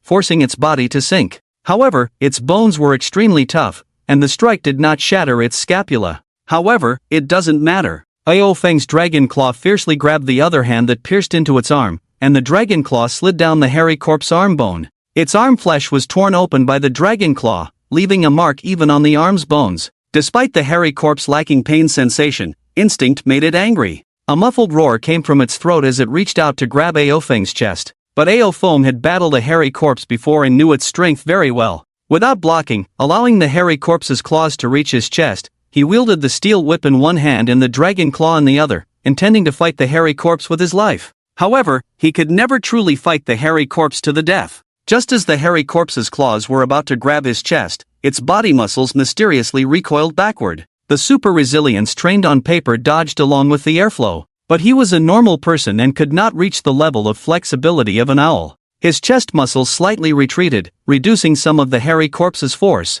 His chest suddenly swelled up, as hard as steel. Iron block. The iron block covered in armed color dominance, combined with the tough dragon scales on his body, clashed with the hairy corpse's sharp claws, indestructible like a diamond. 3 dragon scales fell off, and there was some swelling on his chest. But that was all. The hairy corpse's full force attacks could not break through his defense at this moment. But his attacks would not show mercy either. The steel whip struck again at the previous shoulder position, as he was immobilized by the iron block, relying solely on the inertia of the iron block to strike down. Bang! The hairy corpse was almost brought to its knees by his strike. The dragon claw pierced the hairy corpse's throat and penetrated its throat flesh, touching the throat bone. What's more, this one finger landed right in the gap between the throat bone. The sharp dragon claw enveloped in armed color pierced halfway in, and when he released the iron block, the dragon claw curled up, retracting the nails from the bone gap, completely piercing the throat flesh. The dragon claw fully penetrated its throat and directly grabbed the internal neck bone. Ha! Ao Feng shouted loudly, lifting its body up. In the distance, a panting girl peeked out from behind the building, shocked by the ongoing battle. Damn! This big brother is too fierce. Tang Yingying covered her mouth in astonishment, watching as the violent dragon man form of Ao Feng grabbed the hairy corpse's neck and repeatedly smashed it to the ground. His strength is incredible. She quickly activated the recording function of the divine gift space to capture this exciting scene. Although Tang Yingying was not very strong, she could see that the hairy corpse was struggling hard but could not break free from the dragon claw's grip. Other zombies surrounded them, and Ao Feng directly used the hairy corpse in his hand as a weapon, smashing it onto the other zombies. The hairy corpse's head, like the hardest hammer, smashed onto the other zombies, easily breaking their bones. Even the zombies, when hit, would at least end up with fractured bones. In fact, the hairy corpse's strength was on par with Ao Feng's, but Ao Feng had the experience from his past life and would skillfully disrupt the hairy corpse's force during its exertion, rendering it powerless and turning it into his toy. Bang! The hairy corpse was once again ruthlessly smashed to the ground. Ao Feng bent his body, one foot stepping on its head, and the steel whip fiercely struck its shoulder. Suddenly, the dragon claw deep in the hairy corpse's neck flesh softened, and for a moment, he couldn't exert any force. This was due to the long-term close contact with the hairy corpse's body, the ominous infection, the entanglement of the dragon tendons in the dragon claw, and even the blood and energy could not disperse it for a while. With the dragon claw unable to exert force, the hairy corpse broke free from its grip, leaping up with all its might, and Ao Feng's foot on the hairy corpse's head could not withstand such force. He staggered back 2 steps. He shook his left hand, covered again in armed color, the blood and energy repeatedly surging in his body, finally dispersing the entangled tendons. Such a hassle, he muttered, charging forward once again. At this moment, the appearance of the hairy corpse was extremely miserable. Most of its flesh had peeled off from its neck, revealing the pale vertebrae and the marks left by dragon claws. Roar! The hairy corpse let out an angry roar, then grabbed a nearby zombie's body and began to gnaw on it. But how could Ao Feng let it feed and recover? Swish! His figure flashed and he appeared in front of the hairy corpse, raising his whip to strike down. The hairy corpse tried to resist with its fist, but its arm was relentlessly struck by the steel whip, causing the bones to crack. Although it had no sense of pain, its body still followed the laws of physics. The fractured arm was far weaker in both reaction and strength than before. The steel whip struck directly on its fist, the force transmitting through and hitting its shoulder, sending the hairy corpse, feasting on zombie flesh, flying. With the shoulder already fractured, the impact caused the flesh to be smashed towards the back. Swish! While still in midair and unsteady, the hairy corpse once again faced the Dragonman figure, with Ao Feng grabbing its throat with one hand and using his dragon tail to coil around its body. The steel whip struck the shoulder once more. Finally, the shoulder blade shattered completely, and an arm fell to the ground. The hairy corpse suddenly dropped the zombie flesh in its hand, opened its mouth with sharp teeth, and bit towards Ao Feng's throat. Its sudden attack was powerful, but Ao Feng managed to grab its throat, preventing the foul-smelling maw from reaching him. Another thunderous roar erupted, lightning striking the zombie directly in the face, causing its eyes to burst. With a forceful twist of the dragon tail behind, the left dragon claw tightened and the hairy corpse turned to face away, immobilized. Gripping its neck firmly, Ao Feng repeatedly smashed it onto the ground. However, the cement ground was too hard for its head. Even though a large hole was smashed into the ground, the hairy corpse's forehead remained unscathed. Despite losing a lot of flesh and blood, its ferocity remained undiminished as it roared, attempting to rise and attack. But after Ao Feng dismembered one of its arms, it had no chance of winning. The steel whip continued to strike, first breaking the spine of the hairy corpse, then completely shattering its limbs. However, fundamentally a corpse, although its bones were broken, its flesh could still move. Without bone support, its strength was greatly reduced. Lifting his foot off the hairy corpse's head, Ao Feng's dragon claw pierced into its body from behind, grabbing its spine, then transformed into a blue dragon and soared away. Is that all, boss? Tang Yingying, who had been watching from hiding, was not satisfied. The epic battle she had anticipated did not happen. From the moment she arrived, she only saw the hairy corpse being beaten single-handedly. Hey! The boss left, I should go back too. At the original crossroads, a hairy corpse was thrown from the sky, and then the blue dragon landed and transformed into a human form. He removed the steel whip from his back, completely removed the remaining 3 limbs of the hairy corpse, and then stabbed it from behind. No blade, no problem. The round whip head pierced through the hairy corpse's body with his immense strength, deeply embedding into the earth. Let's begin. Luo Yi and the others swallowed nervously. They had witnessed the destructive power of the hairy corpse, effortlessly slaughtering an entire army fully armed. But now, it lay before them like a dead dog. Uncle Luo, lend me the knife again. Sure, you took the peak-cutting greatsword from Luo Yi and approached the hairy corpse. With a beastly roar, he transformed into a lynx human form, exerting all his strength to strike down, leaving only a scratch on the hairy corpse's vertebrae. Sure Yu's own wrist was sore from the recoil. Ao Feng watched this scene and sighed, unable to break through its defenses after all? Trying to kill a tier 3 creature was indeed an impossible task. Shiryu continued to strike with all his might, but still struggled to inflict effective damage on the hairy corpse's neck bones. Just as he was about to give up the generous reward and let Luoyi try, Tang Yingying, who came back panting, spoke first. I have a method, would you be willing to give it a try? Oh, Ao Feng glanced sideways, wondering what method could immediately increase so much attack power. Tang Yingying explained, the Peak Slayer is only a good knife-level weapon. If there is a great knife-level weapon, perhaps it can cause damage to the hairy corpse. Yingying, the great knife requires 100,000 points, but where do we have 100,000 points to use? Luoyi smiled bitterly. If he could obtain a great knife-level weapon, why wouldn't he use it? Tang Yingying did not answer Luoyi but stared at Ao Feng. Big brother Qinglong, if this meat corpse can be killed by brother Shiryu, you can get 900,000 points, and we can get 100,000. If you are willing to lend us 100,000 first to exchange for the great knife, we will most likely get a higher return. Yingying. Luoyi quickly pulled Tang Yingying, grateful enough that the big brother could share points with them. How could he let the big brother cover for them? While signaling Tang Yingying not to say more, he observed Ao Feng's reaction. Ao Feng was not angry at the words but was considering if this was profitable. Indeed, as Tang Yingying said, lending them a great knife could lead to more gains.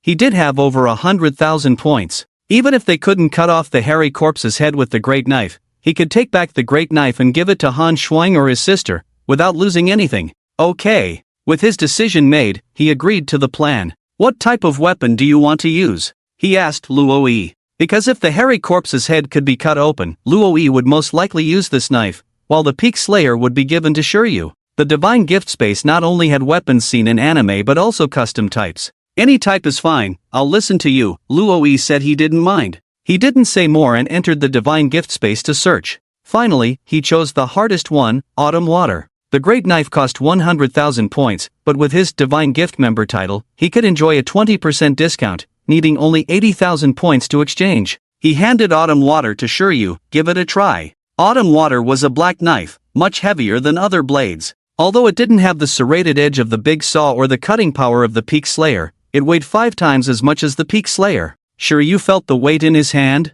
If he had to fight with this weapon, not to mention affecting his agility, he would be exhausted after a few swings. Fortunately, he didn't need to fight now, he just needed to mechanically chop down. Drawing the blade, the cold light reflected his fierce expression. Discarding the scabbard, he held the knife with both hands, took a deep breath, and fiercely chopped at the hairy corpse's neck. Clang! The metallic collision echoed, and Shiryu was pushed back several steps. However, the shallow knife mark on the hairy corpse's neck made him extremely excited. Uncle Luo, big brother, it works. Dragging the knife back, he chopped down again. With a strong vibration, he was pushed back once more. Unfortunately, the time with the knife was too short, the aim was off, and this strike landed beside the first one. Noticing Ao Feng's displeased look, he hurriedly said, Big brother, sorry, I won't miss next time. With that, he raised the knife again and struck heavily. As a result, a third knife mark appeared on the hairy corpse's cervical vertebrae. Sure you. Nervously glancing at Ao Feng's reaction,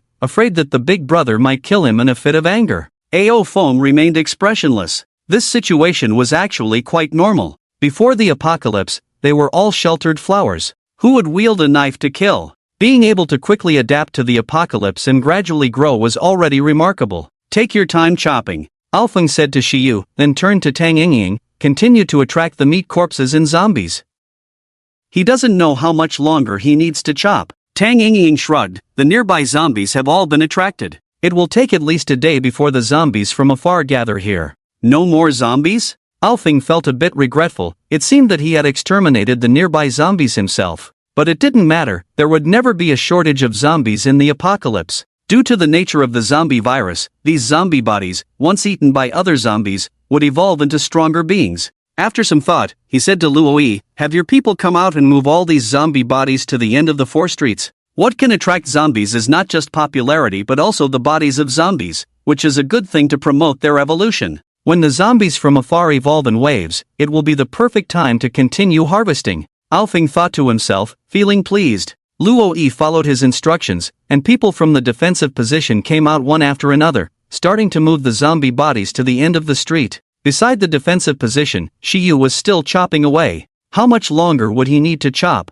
But visibly, a small gap had been cut in the neck vertebrae of the zombie. Everyone was busy, and Alfing had nothing to do for the moment, so he said to Luoyi, "Do you want to join me?" Luoyi was shocked. The thing he feared had happened. This powerful individual was trying to recruit him. Tang Yingying, who looked bored beside him, also perked up her ears, listening to Luoyi's choice. Even Shiyu, who was continuously chopping down, paused for a moment. Luoyi remained silent for a moment, then smiled bitterly. "Can I refuse?" Alfeng still greeted him with a smile. "What do you think?" Ah. In the apocalypse, the strong are respected, and Luoyi knew he had no choice but to ask, "What benefits can we get?" Perhaps it was because Alfeng had been very approachable since they met that Luoyi dared to ask this. Alfeng replied, "A better life, faster strength growth." Luoyi's expression remained unchanged upon hearing these 2 points. Such promises were too vague. He wanted to hear something more concrete. "If you purchase items through me instead of the divine space, I will give you a 5% discount."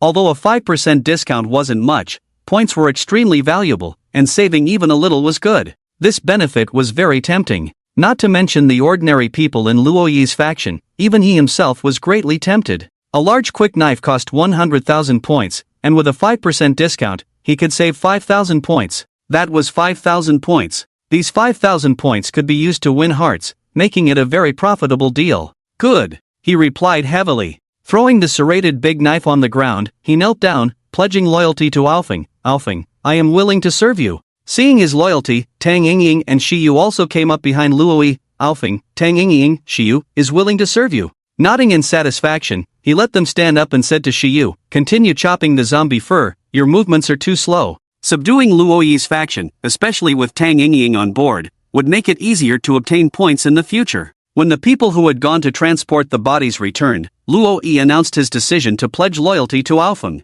"You are free to stay or leave, I won't force anyone." Although he said so, who would dare to leave? With their strength, they could survive by sticking together. Leaving alone would be seeking death. No one objected, and Alfeng had Luoyi count them. There were a total of 172 people. Most of them were young and strong, and under Luoyi's control, these people maintained order quite well. Leaving Han Shuang to watch over Shiyu and the others, Alfeng took Tang Yingying and temporarily left. "Come with me." Without waiting for Tang Yingying's agreement, he transformed into a dragon, grabbed Tang Yingying, and flew off into the distance. "Yingying." Luoyi was shocked, and Shiyu was also surprised. "Boss, where are you taking Yingying?"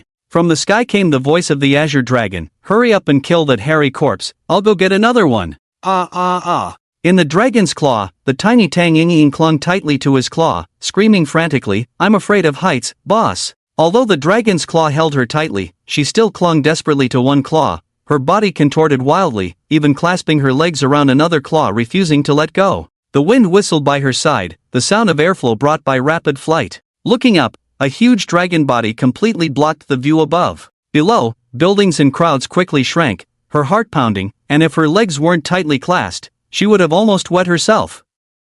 With adrenaline rushing, head spinning, she had no idea where AO foam was taking her. As she gradually adjusted, her mind couldn't help but wander. Why did the boss take me alone? Is he going to do something to me? Should I agree or refuse? I heard it's very painful, and the boss is so strong. Will I get pregnant? If I do, will I have to give birth? What should I name the child? AO Foam, flying in dragon form, had no idea where the little thing in his claw was thinking, and soon, when he saw a group of aimlessly wandering zombies below, he descended from the sky and landed on top of a tall building. He released his claw and shook it downwards. Ha! Looking down, Tang Yingying was still clinging tightly to his claw, her eyes unfocused, either scared or lost in thought. Hey! Let go! Ah! Tang Yingying woke up, but seeing the rooftop of a 30-story building below her feet, she clung even tighter in fear. It's too high, I can't do it. Helpless, AO Foam had to come to the center of the rooftop, giving her some sense of security, carefully releasing her arms and legs, standing on the rooftop, not daring to move forward. Boss, why did you bring me to the rooftop? In her mind, she thought, oh no, did the boss bring me to the rooftop for real? He's so powerful, I don't think I can resist. However, after AO Foam set her down, he did not transform into human form but said, use your ability to lure nearby zombies. All zombies and those below. Before the words fell, he plunged down, 10 meters from the ground, transforming into human form, his feet stepping on empty space, walking 2 steps in the air before landing safely. Ha! Tang Yingying on the rooftop blinked her big innocent eyes. Boss,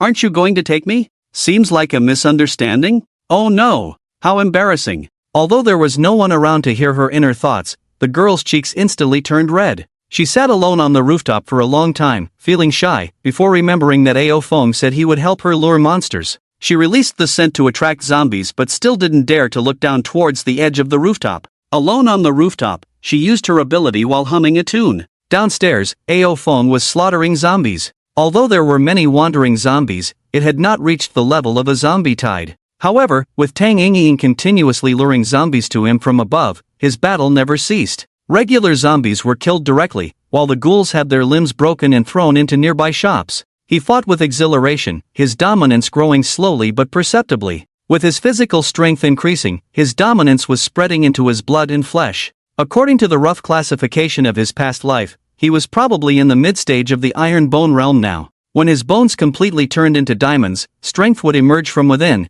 strengthening his flesh and blood vessels, reaching the giant strength realm. Thanks to the talent of the dominance genius, his cultivation was progressing rapidly. Finally, a hairy corpse was attracted, and he excitedly let out a long cry, but did not transform into a human beast form. Instead, he took off the steel whip on his back and attempted to battle the hairy corpse. The two forces clashed, and Ao Feng felt a huge force coming at him, causing him to step back several steps. Without the support of the Azure Dragon, his strength was still not enough. However, being able to battle a 3-star hairy corpse at the Iron Bone realm without being instantly killed was already a feat. The steel whip was covered in armed color as he held the whip in one hand and thrust with a finger gun in the other, using the forceful kicking method of the lawn foot technique. But the hairy corpse blocked with its arms, easily deflecting the attacks of the steel whip, and its finger gun was also blocked by the hairy corpse's other fist. Despite the swift leg techniques and the whistling wind, he still couldn't land a cutting blow. Practicing the 3-foot techniques of shaving, moonstep, and lawn foot, if he were to learn the divine foot realm techniques, his progress would be extremely fast.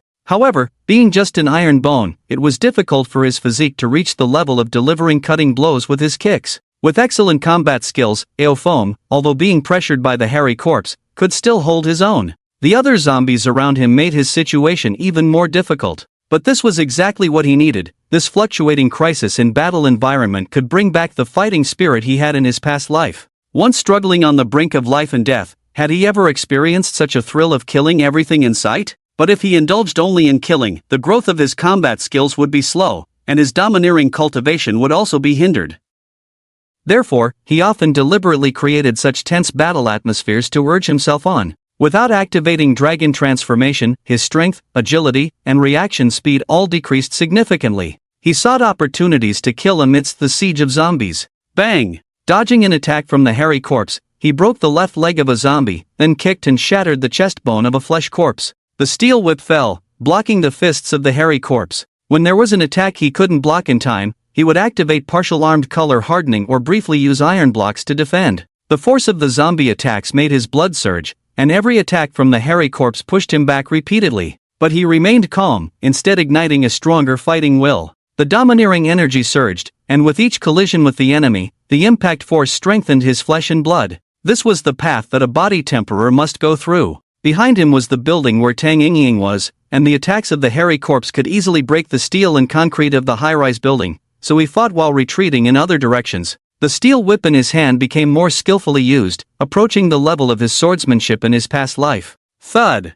Colliding once again with the fist of the hairy corpse, he suddenly felt pain in his abdomen, his body unstable. With a changed expression, he urgently activated iron blocks to defend against an attack from a zombie. The ominous aura on the hairy corpse was eroding his vitality. Fighting with this hairy corpse for too long, he couldn't resist some of its attacks. With a dragon roar, he finally activated dragon transformation, and a powerful blood surged out from within him, dispersing the ominous aura.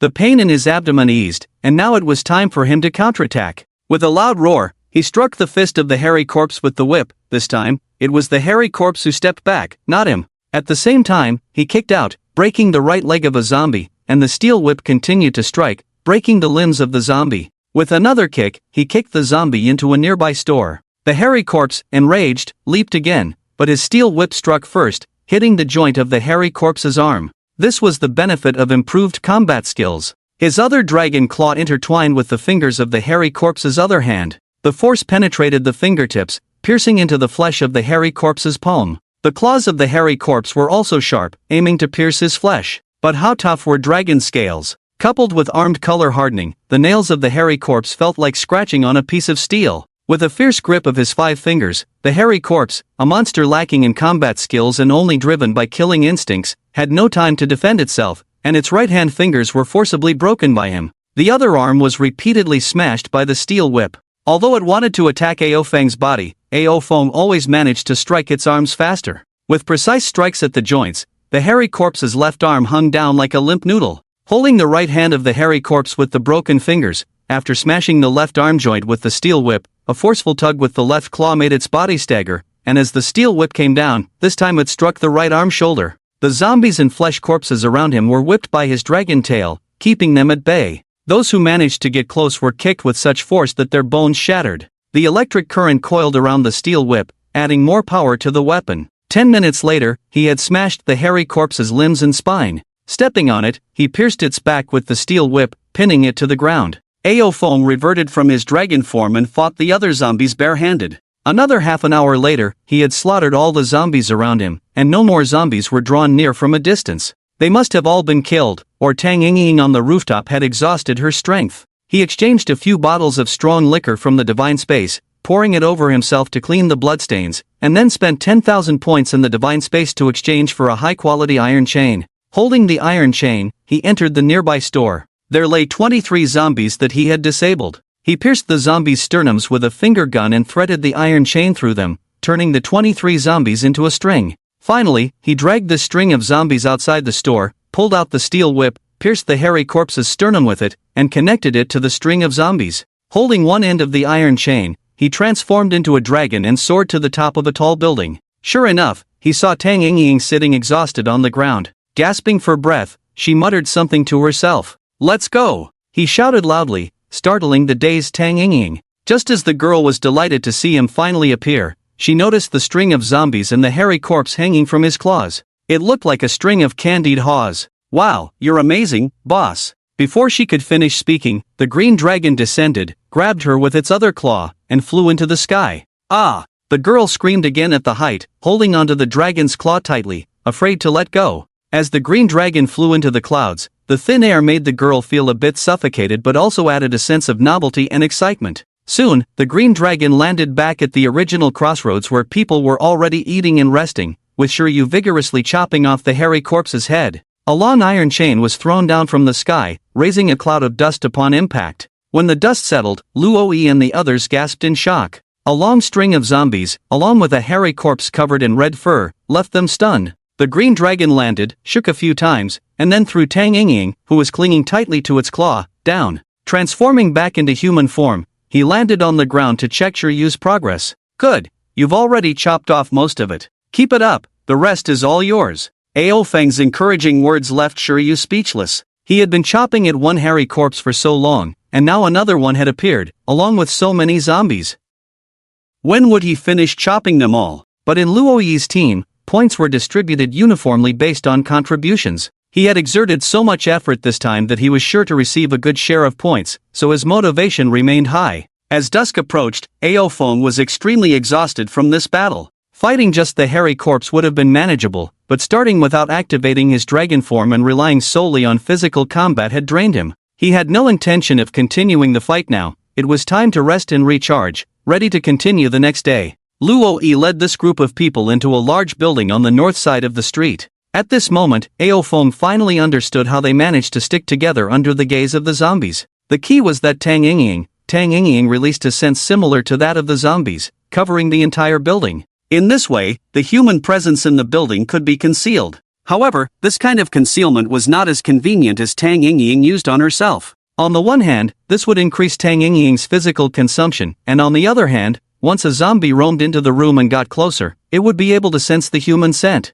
But as long as the door was locked, and the human presence was not exposed, the zombies usually would not resort to violent door breaking. Of course, Tang Yingying could finally have a good night's sleep today. Because the nearby zombies were exterminated by Ao Feng, she didn't need to use her ability to conceal the human presence. He exchanged a piece of roasted sea king meat from the divine space, ate it heartily, and absorbed all its energy using the life return technique. Then he lay down on a bed to sleep. Outside, the steady sound of thumping continued. It was Shiryu, who was still diligently chopping off the heads of the hairy corpses. The group fell asleep to the sound of thumping. When the bright moon hung high and the temperature cooled slightly, Shiryu sat panting on the ground. In front of him was a hairy corpse with its limbs removed. The hairy corpse's head with wide open eyes rolled beside him. Hugh finally chopped it off. Sheathing autumn water, he only felt soreness in his arms, muscles trembling. However, upon seeing his 1 million points in the divine space, all the pain and fatigue seemed to dissipate in an instant.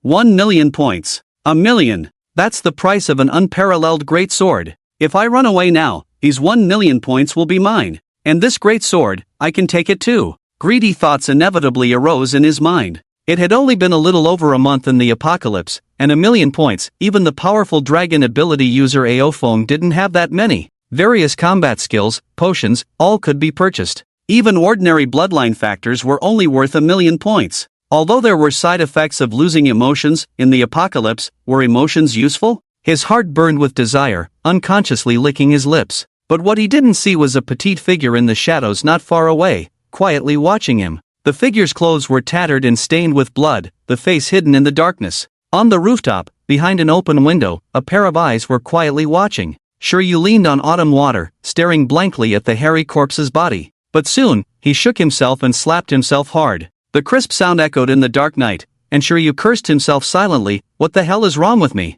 Uncle Luo has been so good to me, he even gave me the devil fruit. And Tang Yingying, if I run away, Uncle Luo and Tang Yingying will be killed by the dragon boss. Thinking of Tang Yingying, he sighed again. It seems like Yingying is interested in the boss. I don't seem to have any hope. Sitting on the ground, thinking of Tang Yingying's lovely face, he was lost in thought for a long time. But it seems like the boss is not interested in Yingying? I still have hope. Suddenly feeling motivated, he got up and returned to the high-rise building where everyone was resting. As soon as he entered the building, the petite figure emerged from the darkness. It was Han Shuang. Going out so late, she was out foraging. She was embarrassed to eat zombies in front of everyone during the day. Aofeng asked her to watch over these people, and she couldn't run far, so she could only come out at this time. Seeing the hairy corpse's body on the ground, she licked her lips, looked around, and saw no one. Then she quickly picked up the hairy corpse's body and ran into the neighboring pharmacy. On the rooftop, those eyes were about to sleep after seeing Shiryu return to the high-rise, but suddenly widened at the sight of a figure darting towards the furry corpse. Is it her? What is she doing carrying the furry corpse in the dead of night? Unfortunately, the pharmacy's door blocked the view, and he couldn't see what Han Shuang intended to do with the furry corpse. Inside the pharmacy, Han Shuang peeled off the red fur of the furry corpse, her teeth crystallizing as she took a big bite. Blood trickled down her mouth, and as a crystal person, these putrid zombie flesh tasted delicious to her palate. It was even more delicious than the best meal she had eaten as a human. Crunch! The furry corpse's bones were too hard for her to bite, but the brittle bones were satisfyingly crunchy. Soon, half of the furry corpse was gnawed away by her, and after a contented burp, she hid the remaining half under the collapsed pharmacy counter. That would be saved for breakfast tomorrow. Wiping the bloodstains from her mouth, she quietly returned to the high-rise where everyone lived and fell asleep in a room arranged for her by Luo. Just after she fell asleep, another figure quietly descended the stairs and entered the pharmacy. However, he saw nothing. Carefully searching the pharmacy, when he lifted a fallen medicine cabinet, he gasped in shock. What in the world? Half of the furry corpse's body had been gnawed away, and the remaining half was still oozing blood. Eaten? His hands trembled, recalling Tang Yingying's words during the day. Uncle Luo, I feel she's not human. In the dim moonlight, a resolute face was reflected. It was Luo. Suddenly, a strange sound behind him made him turn around in alarm. A pair of dark eyes were fixed on him and the half-furry corpse beside him. He almost screamed, but upon recognizing the person's figure, he breathed a sigh of relief. Yingying, why are you out at midnight? The person was Tang Yingying, her face full of horror as she looked at the half-furry corpse on the ground. Uncle Luo, did that woman eat it? She had been grabbed by Aofeng's claws and flown in the sky during the day, and woke up from a dream of falling from a great height in the middle of the night. Opening the window for some fresh air, she happened to see someone carrying the furry corpse into the pharmacy. Out of curiosity, she followed discreetly, and when Han Shuang returned, she hid in the shadows and recognized her. After confirming that Han Shuang had returned upstairs, she was about to enter the pharmacy when Luo came down from upstairs and went straight into the pharmacy. That's when she followed. It's her. Luo felt dizzy in his head. Why would someone eat a zombie? Even if it didn't disgust him, wasn't he afraid of being infected with the zombie virus? Uncle Luo, she might really not be human. Tang Yingying remembered Han Shuang's ghostly appearance and eerie aura. As she approached, she could still smell a scent somewhat similar to a zombie. This was not something a human should possess. Not human, not like a zombie. What is she exactly? Does the boss know she's not human? The two stared at each other in shock and disbelief. They carefully placed the half-furry corpse back under the collapsed medicine cabinet and returned to the building cautiously. The next day, at the crossroads, Shiryu transferred the points he earned from killing the furry corpse yesterday to AO Foam. Xiaoshui was directly bought by Luoi, with AO Foam promising a 5% discount, costing 95,000 points, and AO Foam gaining 995,000 points. Why didn't you run away after getting 1,000,000 points? AO Foam asked curiously, as not many people could handle such a large fortune. Shiryu replied solemnly, my father said, in this world, one should prioritize integrity and righteousness. AO Foam didn't comment on his words. In the apocalypse, such words were just words. Letting Shiryu handle the furry corpses outside alone, he wasn't really afraid that Shiryu would escape. With the strength that even Shiryu couldn't reach the level of copper skin, where could he escape to? You keep chopping these zombies. On the ground, the zombies and hairy corpses chained up were still wriggling and struggling. However, with their bones smashed, they had almost no chance of moving solely by muscle power. Shiryu respectfully replied, yes. Looking around, at the end of the street, zombies were already wandering. They were feasting on the bodies of other zombies on the ground. But the attraction of one night was still not enough. Tang Yingying released a scent to attract the flesh corpses, but there were only 42 of them. These flesh corpses rushed over quickly and were quickly mutilated by AO Foam. Thrown in front of the defensive position at the intersection, the people inside came out to behead them. While everyone was busy, Han Shuang quietly entered the pharmacy from last night. When she saw signs of movement in the pharmacy after she left, her brows furrowed. She moved the collapsed medicine cabinet and, upon seeing the half-eaten hairy corpse still there, without much thought, she began to feast on it. Not far away, Luoi and Tang Yingying had been watching Han Shuang. When they saw her enter the pharmacy, fear was evident on their faces. The two glanced at each other, seemingly wanting to ask if they should inform AO Foam. But Luoi shook his head gently, and they could only suppress their suspicions. Before long, Han Shuang emerged from the pharmacy. There was still a trace of blood at the corner of her mouth. Seeing this scene, Luoi and Tang Yingying were more certain that she was indeed eating the hairy corpses. When Han Shuang returned, although she did not approach them, they all quietly took a step back, fearing that Han Shuang might suddenly turn violent and hurt them. Leaving these people to chop the flesh corpses, he once again grabbed Tang Yingying and flew into the sky. The acrophobic girl, unprepared as ever, screamed again. This time, he flew even further away. His dragon eyes stared intently below, but he still did not see any trace of the hairy corpses. For him, zombies were no longer useful except for exchanging points. To enhance his strength, he needed monsters of the hairy corpse level. This time, after flying 10 kilometers, he finally saw a familiar red fur. However, there were no tall buildings here, unsuitable for Tang Yingying to hide. After some thought, he landed on the nearest tall building and set Tang Yingying down. At the same time, he entered the divine gift space, transferred 100,000 points to Meng Kuei, and had him exchange for the Hailu stone processing method. Unfortunately, the divine gift space could not transfer items. Otherwise, if he exchanged the processing method himself and gave it to Meng Kuei, he could save 20,000 points.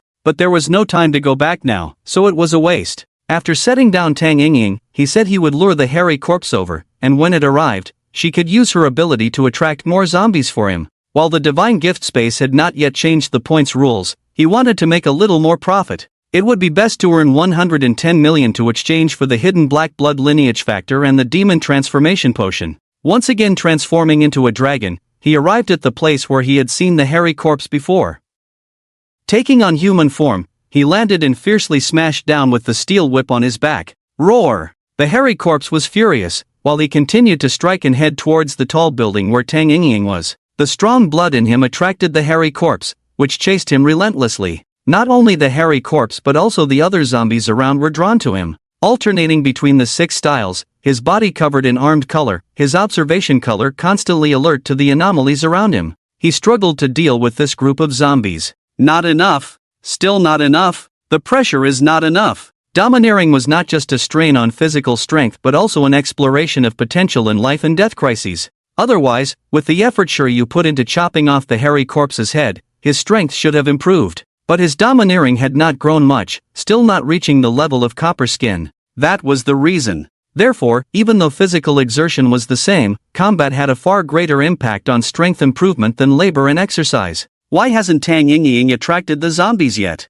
Ao Feng muttered, is she asleep? Little did he know, Tang Yingying, due to her fear of heights, stayed right in the middle of the rooftop, too scared to go to the edge and look down, so she had no idea when he arrived. With a loud roar, Tang Yingying, it's time to attract the monsters. His dragon-like roar pierced the sky, startling the girl on the rooftop who was afraid of heights. Ah, I got it. She shouted as loud as she could, but her voice was still limited. Activating the ability of the fragrant fruit, invisible fragrance spread around. A large number of zombies were attracted from a distance. Ao Feng rallied his spirits, fighting more bravely as the battle went on. The power of various moves became even more formidable. Until his body gradually stiffened due to the ominous erosion, he once again transformed into his human beast form, using powerful blood to dispel the ominous aura within him. 3 hours later, the hairy zombie lay beneath him with its limbs and spine broken. There were many zombie bodies, flesh corpses, and mutilated zombie bodies around him. Exchanging for a bottle of strong liquor, washing his body, he then exchanged for a large piece of roasted sea king meat, activating the ability to return life,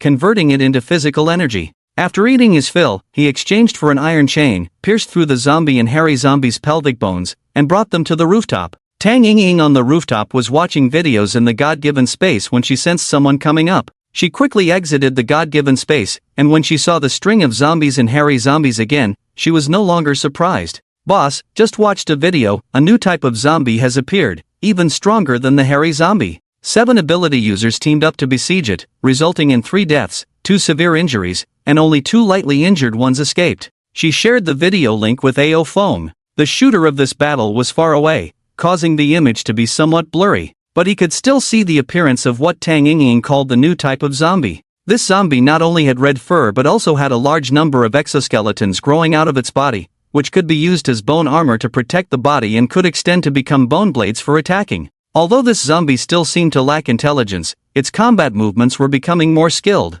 It seemed to have developed another instinct besides killing and infecting, a combat instinct. It was a natural-born killer, a natural-born warrior. A 4-star zombie appeared so quickly? Ao Feng was surprised. This progress was twice as fast as in his previous life. Was it due to his rebirth causing a butterfly effect? He wasn't sure, but he felt a sense of urgency. Currently only at the 2nd stage of the Iron Bone realm, even with the blue dragon fruit, he was no match for a 4-star zombie.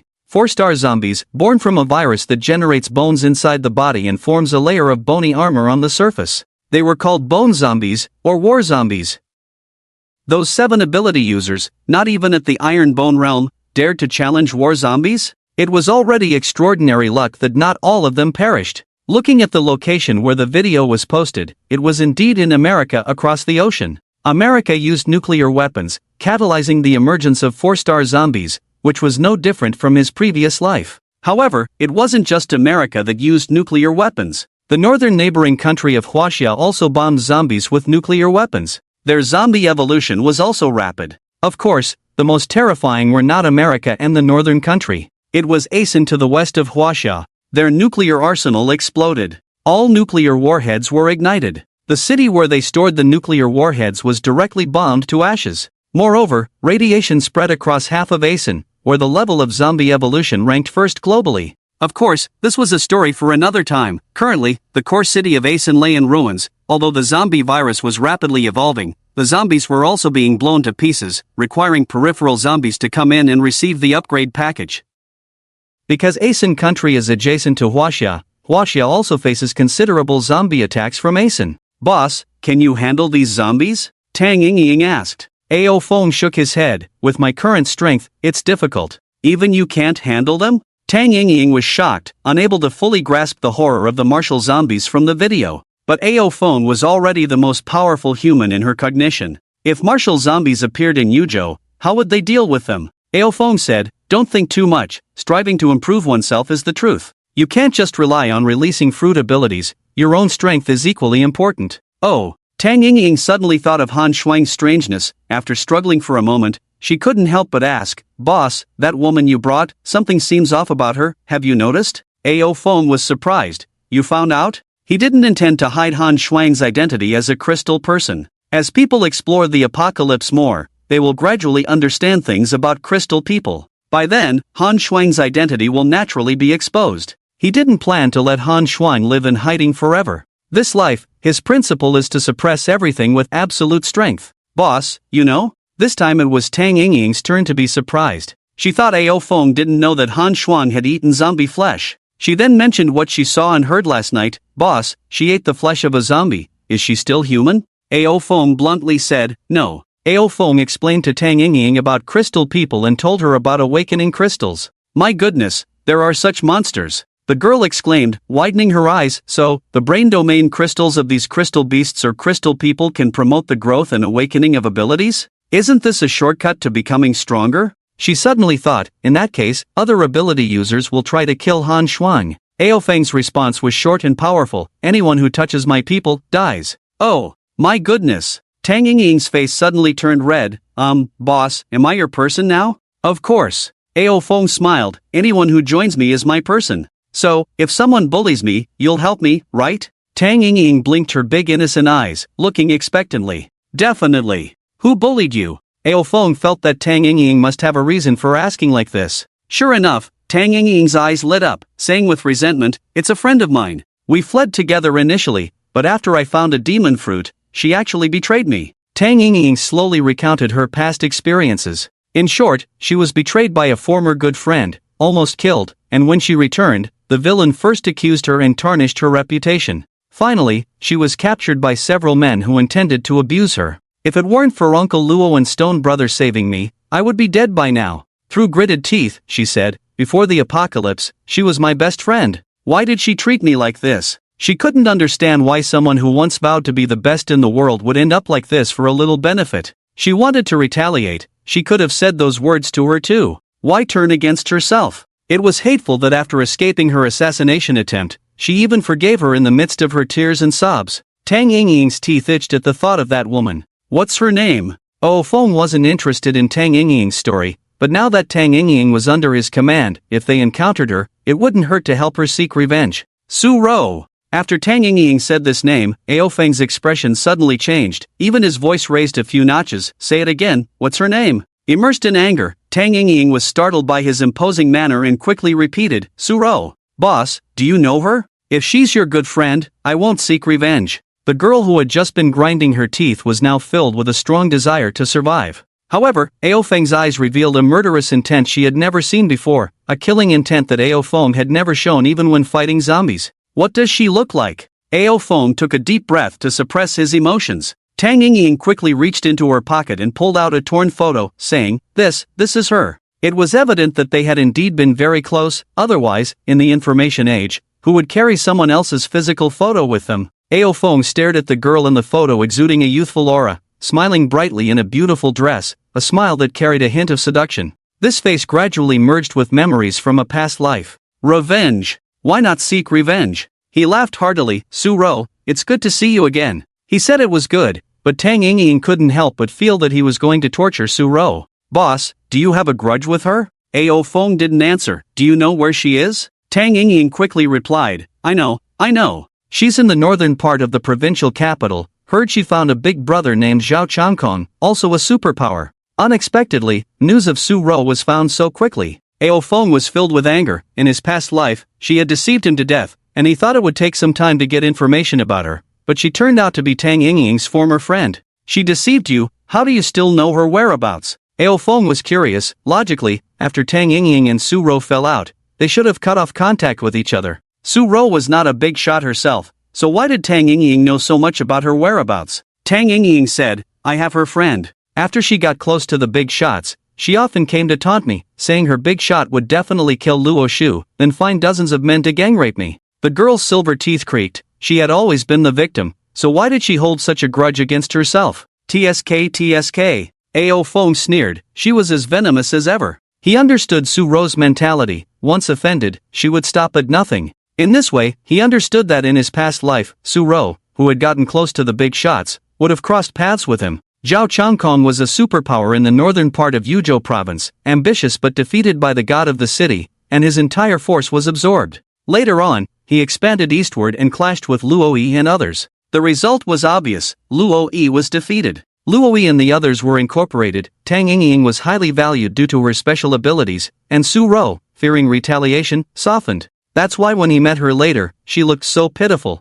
He speculated that it should be something like this. As for how Suro had deceived him, it was the same as everyone thought. Such a cliché plot wouldn't be used to pad the word count. North of the city? Aophone looked north. Now that he knew the enemy's whereabouts, he didn't want to wait any longer. Manhwa grabbed Tang Ying and the string of zombies on the ground, flew back to the crossroads where Luoyi and the others were, and dropped the zombies in zombie string. Another cloud of dust rose, and Sure Yu, with a look of pain and pleasure on his face, hacked at the zombie heads. He shook Tang Ying off his claws and flew straight towards the north of the city. Ha! Why is the boss in such a hurry? Sure Yu looked up and saw Aophone leaving again, this time without even taking Tang Ying. Where was he going? Ying, who was the boss? Luoyi felt that Tang Ying might know something and asked. Tang Ying was still in a daze from falling from a great height when she heard Luoyi's question.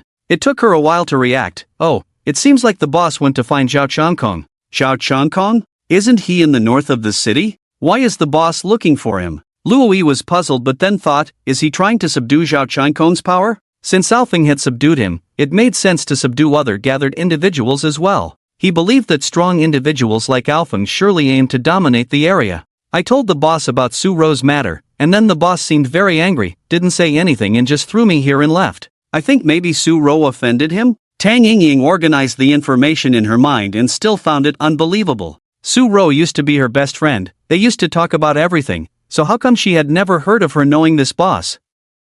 Moreover, judging by Alfing's appearance, he seemed like the kind seeking revenge for killing his father and taking his wife. What did Suro do to him? No matter how hard she tried, she couldn't figure it out. Luoyi looked at Shiryu's exhausted appearance, thought for a moment, and said to the others, everyone come out, I'll give each of you a fast knife. Let's chop off these few zombies that the boss has disabled. Shiryu's energy was almost entirely consumed by the hairy zombies. He hadn't even chopped off the head of the zombie from yesterday when Alfing brought another one. It was unknown when he would finish. So, he asked the others to help. Although their strength was not high, they had all exchanged for powerful cultivation methods, and their physical strength now was much stronger than before the apocalypse.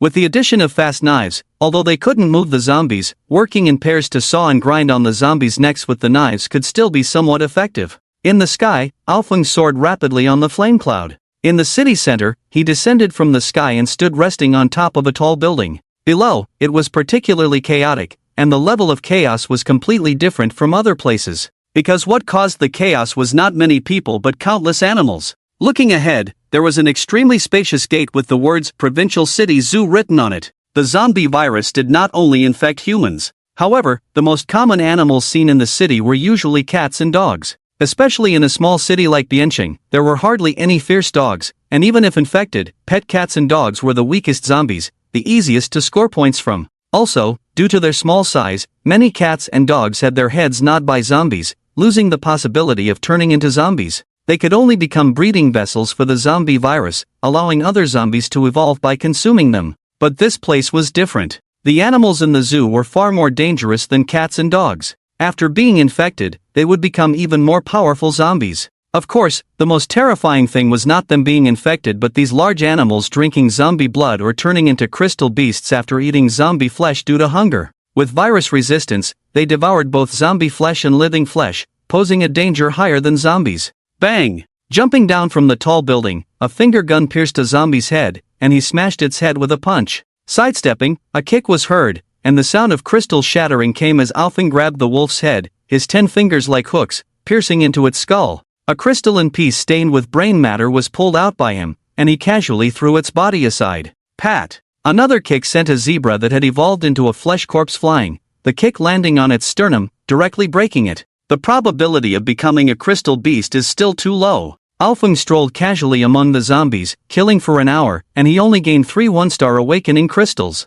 Is that guy not here anymore? He searched while fighting, picking up a few awakening crystals along the way, but his main goal was to find that person. Perhaps, he shouldn't be called a person, because his true form is that of a Bengal white tiger. However, after consuming a demon fruit in the apocalypse, he gained formidable strength. And after being subdued by the god of the city, he became the top fierce general in his ranks. Demon fruits are not exclusive to humans, even beings in the divine space can possess them. Most creatures lack intelligence and cannot utilize them. Even if they earn points by killing zombies, they wouldn't know how to exchange them for items. But having a demon fruit changes everything. A powerful beast, combined with a demon fruit and a domineering presence, surpasses the strength of most people. He remembered this person only after seeing the zoo, realizing the value of having him under his command. Besides, beasts are loyal once tamed and can be trusted as confidants. He stormed into the zoo, but couldn't find the tiger anywhere. However, he acquired 2 1-star crystals and 1 2-star crystal along the way. Nowhere to put these, can't keep holding them either. Ao Feng scratched his head, looked around, and entered a collapsed store. He found a trash bag in the rubble and placed the 6 crystals inside. Since he was subdued by the god of the city, he most likely headed west. But I need to go north for revenge now, what should I do? After some thought, he decided to seek revenge first. Having another tiger under his command would be a bonus, but as a majestic dragon, could he afford to miss out on this white tiger? Revenge could clear his mind, making it more important. With his decision made, he exchanged for a meat stick, consumed it, and transformed into a dragon, soaring into the sky.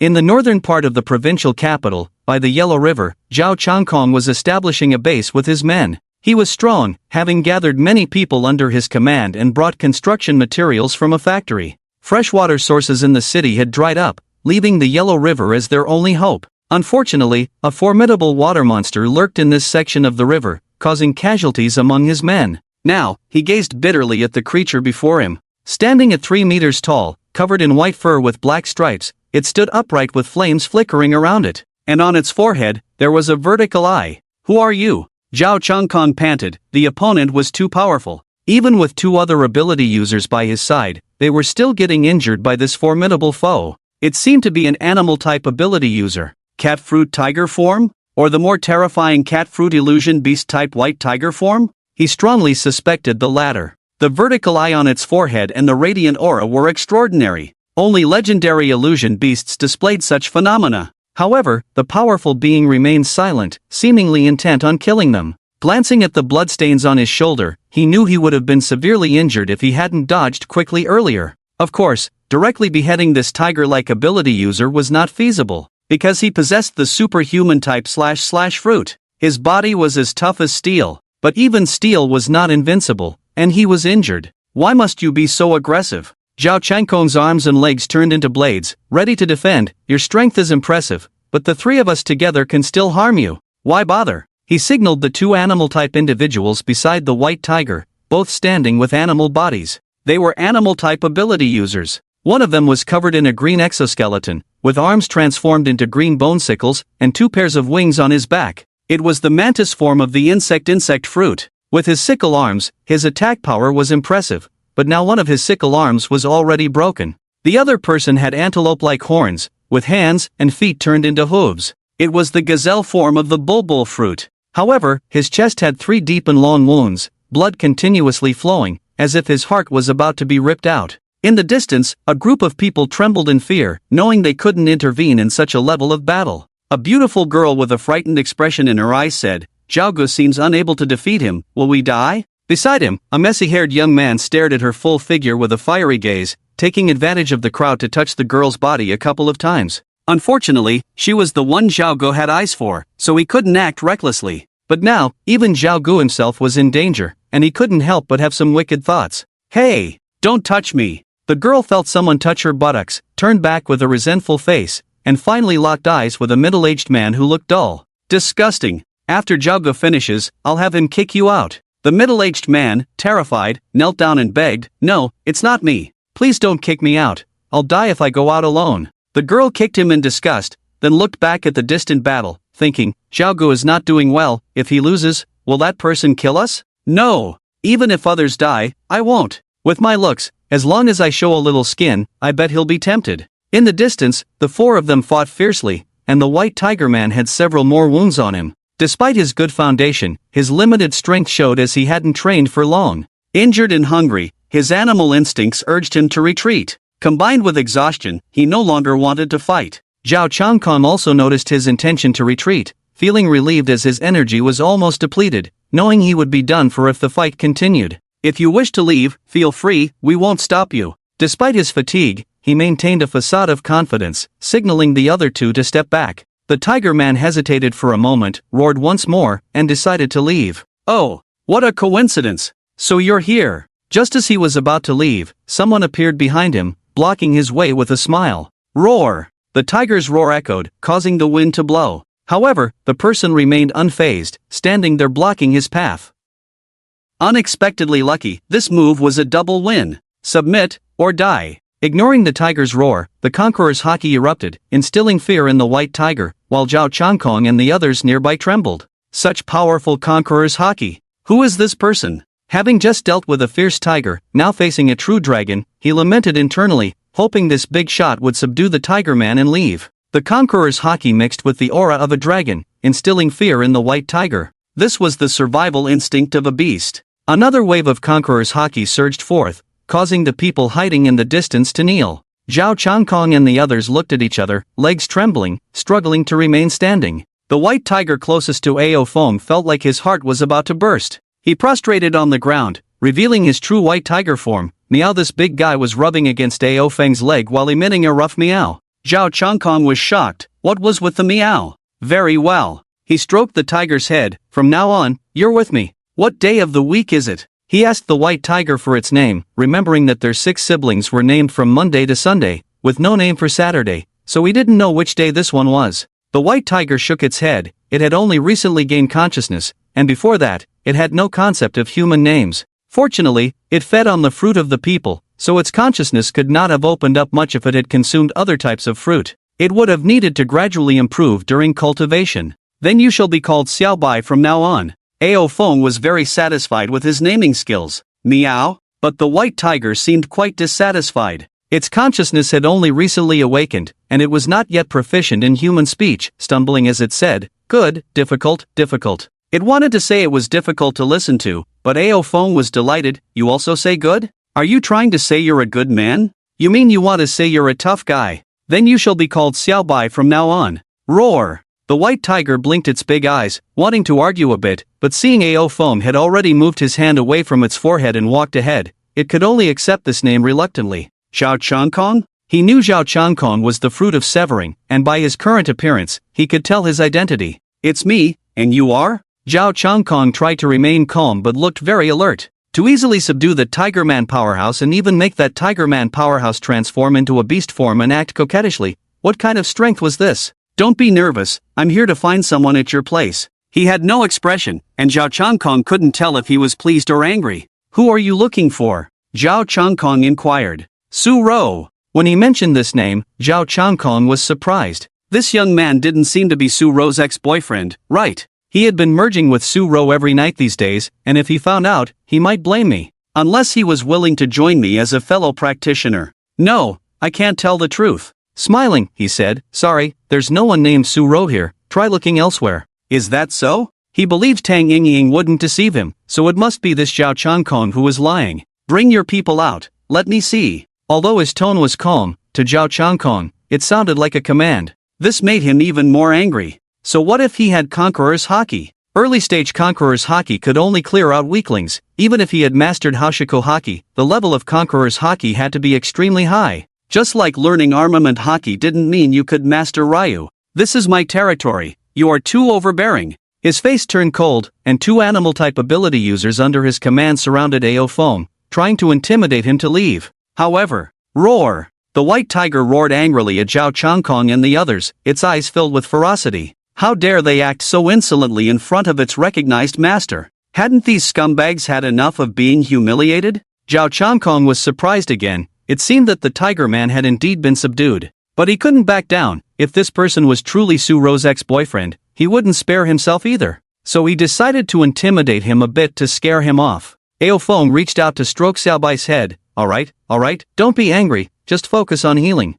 Xiaobai then grumbled and lay back down. He looked at Zhao Changkong. This man was unwilling to retreat, and he didn't want to waste any more words. Slowly, he moved forward. If you want to die, try stopping me. Under his powerful aura, Zhao Changkong retreated several steps, but he couldn't help but make a move. Ha! His arms turned into steel blades as he lunged towards Ao Feng. Behind him, the 2 animal-type ability users also attacked. However, Ao Feng only extended one hand. With 3 consecutive finger gunshots, he shattered the skulls of the 3 men. Made of steel? In front of him, they were just a joke. The 3 men had a finger-sized hole in their heads, their eyes filled with unwillingness and fear, quickly losing their breath of life. The crowd in the distance was shocked once again. They were far away and did not hear Ao Feng asking for Su Ro. They only saw him arguing with Zhao Changkong for a few words, and then, Zhao Changkong and his two companions were instantly killed. Zhao Gu is dead. Niu Gu and Xiao Jia are also dead. They were extremely terrified, unsure of what fate awaited them. Zhao Gu died without even the strength to resist. I didn't even see how he made his move. Su Ro watched him slowly approaching, her heart pounding. The pressure was just too strong. What does he want to do? If I could get close to such a big shot, wouldn't I be 100 times stronger than Zhao Gu?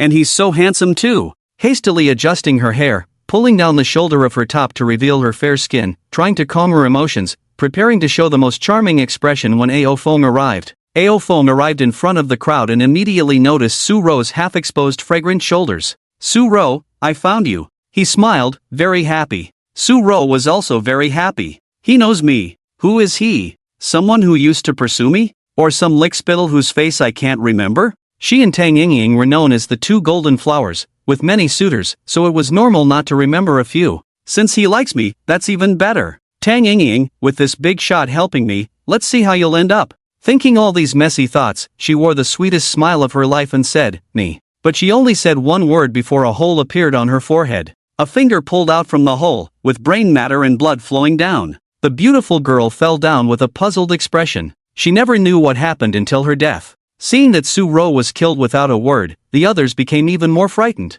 If even the most beautiful Su Ro could be killed, what did they have to offer? Ao Feng scanned the crowd again, not seeing the man he was looking for. It seemed he didn't leave with Zhao Changkong. Only one enemy remained, but there was no rush. They would meet sooner or later. Ignoring the terrified crowd, he turned and left. Little Bai is leaving. Calling out to Bai Hu, he transformed directly into a Qinglong, grabbing Bai Hu in his hand and soaring into the sky. Qinglong, it's the Qinglong big shot. No wonder he's so strong. The people kneeling on the ground exclaimed, but soon they were embroiled in a struggle to determine who was the leader. Duong. An iron rod smashed down on the head of a young man with messy hair, followed by another blow from the stolid middle-aged man. The young man's head immediately started bleeding, falling to the ground twitching. I'm the leader. Anyone disagree? The usually quiet and honest middle-aged man suddenly erupted, startling the others. However, in this post-apocalyptic world, they were already accustomed to life and death. After the initial shock,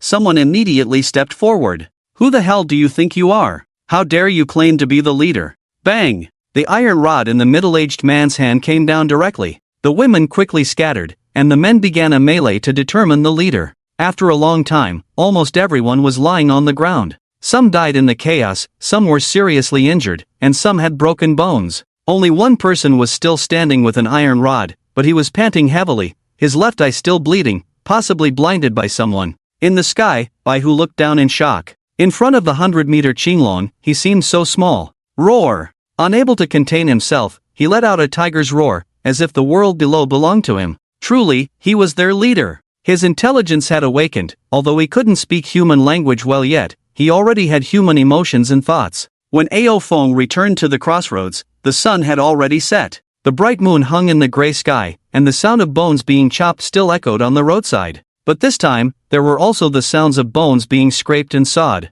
It was Shiryu chopping the hairy corpses and the ordinary members sawing the stiff corpses. Although the sky was dark, they were still working hard. A huge green dragon grabbed a white tiger and descended from the sky, startling everyone. Viri! Where did the boss get such a big tiger from? Looks like a Bengal white tiger. Why did the boss get a tiger? It seems like this tiger is not infected. Is he going to eat tiger meat? Little White? Although I'm not good at speaking human language, I can understand, okay? Little White shook himself up, shook his head, roared loudly, and transformed into a human form. In his human form, he stood 3 meters tall, extremely strong. He had a vertical eye on his forehead, and he was clad in ancient general armor, looking mighty and extraordinary. Ha! Turned into a human again? Did he eat the cat fruit to transform into a tiger form? Everyone stopped their work and looked at Little White. After transforming into a human, he still let out a tiger roar. Then, speaking broken Chinese, he shouted Master Silver to Ao Feng.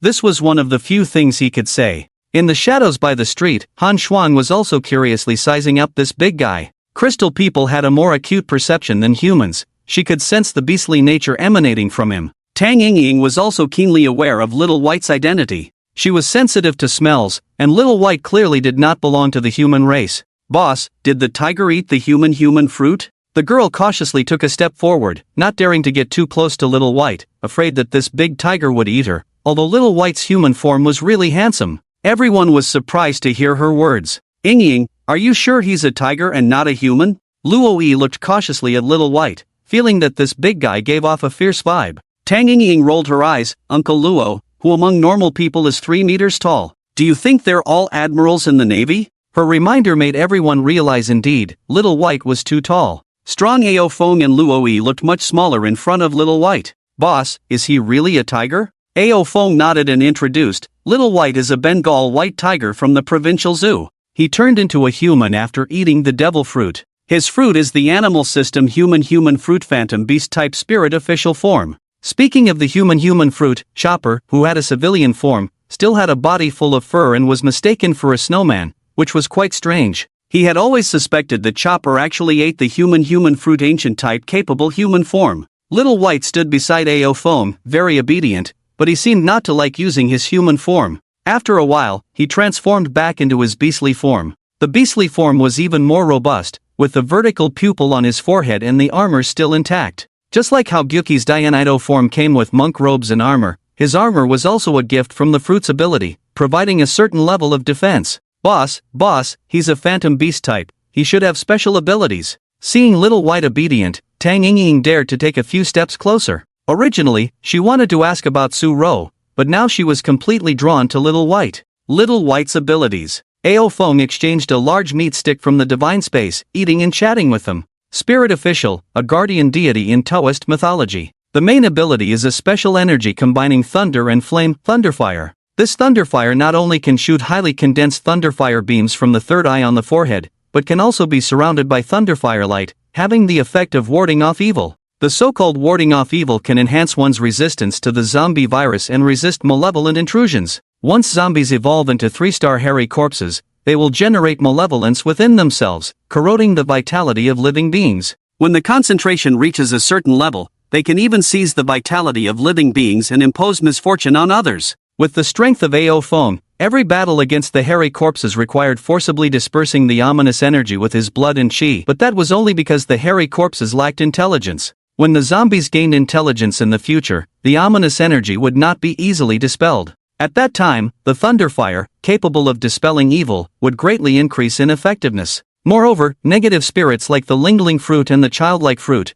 which turned into toys upon touch, had limited resistance against the Thunderfire. In the previous life, Xiao Bai became the top fierce general of the God City forces, and this fruit played a significant role. Oh my god, this is so exaggerated, Tang Ying exclaimed, covering her mouth. Is this the legendary mythical beast? After chatting for a while, Xiao Bai exchanged for a large meat stick and sat next to Ao Feng, eating heartily. It was much more delicious than anything he had ever eaten before. After adding Xiao Bai as a friend in the divine gift space, Ao Feng transferred 20,000 points to him, allowing him to restore his life and learn all 6 techniques. Boss, what about Su Ro? Tang Ying approached and asked softly. Her? Ao Feng chuckled. She's dead. Dead? The woman who had plotted against her was finally dead. Tang Ying felt relieved but also somewhat empty. Boss, can I ask? Before she could finish her sentence, Ao Feng interrupted. No. Tang Ying. Ao Feng knew she wanted to ask about the grudge between him and Su Ro, but things from the past were meant to be kept between siblings. How could he casually tell others? Bang! Bang! Clang! Suddenly, Shiryu exclaimed in excitement, Boss! I also killed this hairy corpse. Another 1,000,000 points were credited to him, and he was extremely excited. Boss, I'll transfer 900,000 points to you now. After a day of training, most of the zombies' heads that had been severely damaged were shattered, and 90% of the points were transferred to Ao Feng. When everyone returned to the tall building to rest, Han Shuang, who had been standing in the shadows, finally approached dragging the hairy corpse's body towards the pharmacy. Although Luo Yi and Tang Ying already knew her identity as a crystal person, she still didn't want to eat the zombie in front of others. In the tall building, Xiao Bai, who had transformed back into a white tiger, lay on the floor next to Ao Feng. Due to his fierce beast mentality, after being subdued by Ao Feng, he became extremely dependent on him. Just like a house cat likes to sleep next to its owner, he also liked to sleep next to Ao Feng. Your intelligence has now awakened, learn to speak more, and when you have the chance, I'll find you a book to read. You need to learn how to recognize words too. Ao Feng lay on the bed, chatting with Xiao Bai absent-mindedly. The only response he received was a series of whimpers. At the crossroads, Ao Foam stayed here with Luo and the others for 10 days. Since arriving here, he had brought back 13 severely damaged hairy corpses and countless zombies. Clang! Clang! Clang! The people of Luoyi's faction had grown accustomed to the boss defeating enemies, leading to their happy lives. Although the growth of dominance was not fast, it was secure, and they earned a large number of points. Ao Foam threw a hairy corpse in front of Shiryu. After these days of catalysis, the distant zombies were gradually gathering towards them. And after devouring the zombie bodies thrown to the end of the street, their bodies were rapidly evolving. In the past 3 days, Ao Foam no longer flew far away in dragon form. Instead, hairy corpses appeared nearby from time to time. He did not use the power of the fruit but relied solely on his physical strength to contend with them. Now, he could already severely damage a hairy corpse with his physical strength alone. His strength was not far from the 3rd-tier great strength realm. Clang! The sound of bones being chopped was particularly loud. A voice filled with surprise and distress came. "Boss, I've broken through to the copper skin realm." It was Shiryu. He had leveled up. This was a good thing, but also a bad thing. It meant that Ao Foam could no longer obtain 1,000 times the points reward through Shiryu. Although others have also improved their strength, without the boost of devil fruit powers, they can't even swing their weapons a few times like Qiu Shui. It's even more impossible to decapitate the hairy corpses. Looking at the 4 hairy corpses waiting to be beheaded on the ground, he was thinking about how to deal with them. "Boss, should I continue chopping?" Shiryu scratched his head awkwardly. With his improved strength, chopping the hairy corpses became easier, but he would receive 10 times fewer points. While Ao Foam was pondering with his head down, suddenly, time and space froze, and everyone was forcibly pulled into the divine gift space. Point acquisition rules adjusted. Killing zombies will earn points based on combat contributions. Attacking zombies after they lose mobility will no longer earn points. Fine, no need to think. The divine gift space directly fixed the bug. However, this adjustment was not without benefits. Earning points based on combat contributions could enhance teamwork. Previously, in order to earn points, even if multiple people besieged, there was always someone aiming for the final blow. Even if the team agreed to distribute the points later, how to distribute them? How to convince everyone? Why would others be willing to give you points? A series of trust issues would erupt into many conflicts in the apocalypse. Now it's different. By earning points based on each person's combat contributions, everyone will strive to be at the forefront in fighting zombies and refuse to fall behind. However, in the previous life, the bugs were not fixed so quickly. Was it because of his crazy exploitation of the divine gift space that led to the adjustment being made early? Just as he sighed for missing a chance to exploit the system, the majestic and solemn voice of the divine gift space rang in his ears again. For finding flaws in the divine gift space and prompting the improvement of its rules, the divine gift space will reward you. Please choose one of the following 3 certificate rewards. Ha! Another reward? Ao Foam was pleasantly surprised. The rewards from the divine gift space were all top-notch. The first time, he obtained the talent of an overbearing genius, keeping his cultivation at the forefront of everyone. The second time, he received the title of Divine Gift Member, giving him the opportunity to profit from price differences and earn points. I wonder what the certificate will be this time. Looking up, it was indeed the same as the previous 2 times. Concentrating, he read, Certificate 1, Merchant License, you obtain a license to conduct business in the Divine Gift Space. Your small shop will appear in the Divine Gift Store, and others can directly materialize items purchased from you. Note, every time you place goods on the shelves, the Divine Gift Space will charge a 1% handling fee of the selling price, which will not be refunded whether the item is sold or not. If the goods are taken off the shelves and relisted, the handling fee must be paid again. Certificate 2, Preaching License, you obtain a license to preach in reality,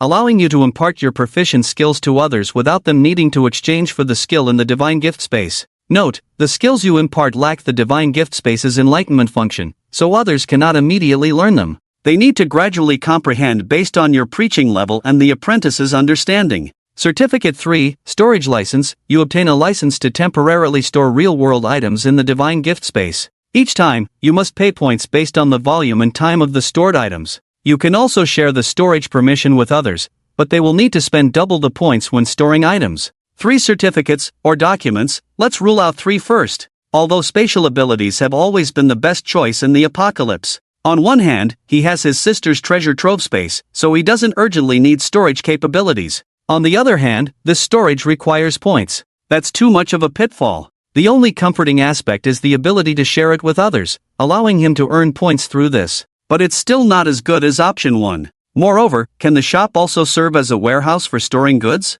Undoubtedly, the most suitable choice for him is 1. With the Divine Gift Member title, his speed of earning points will once again increase. As for 2, too much trouble. The process of learning is divided into learning, comprehension, mastery. The divine space directly skips the learning process, reaching the comprehension stage, and the exchanger only needs to slowly cultivate it to mastery. But if he chooses the permission to preach, then others still need to learn slowly, and he has to teach bit by bit. Although it can allow him to earn points from others or train subordinates, it's too troublesome. Better to earn a large number of points through other means and then reward others. Choose 1. No more hesitation, directly choose the merchant license. Checking the divine space, indeed there is an additional backstage page. Clicking in to check. Empty. He still needs to fill in basic information and list goods to appear in the divine store. Name, AO Foam Store? Blue Dragon Store? Morning Dragon Store? He ponders, as to whether he should hide the fact that he is the store owner.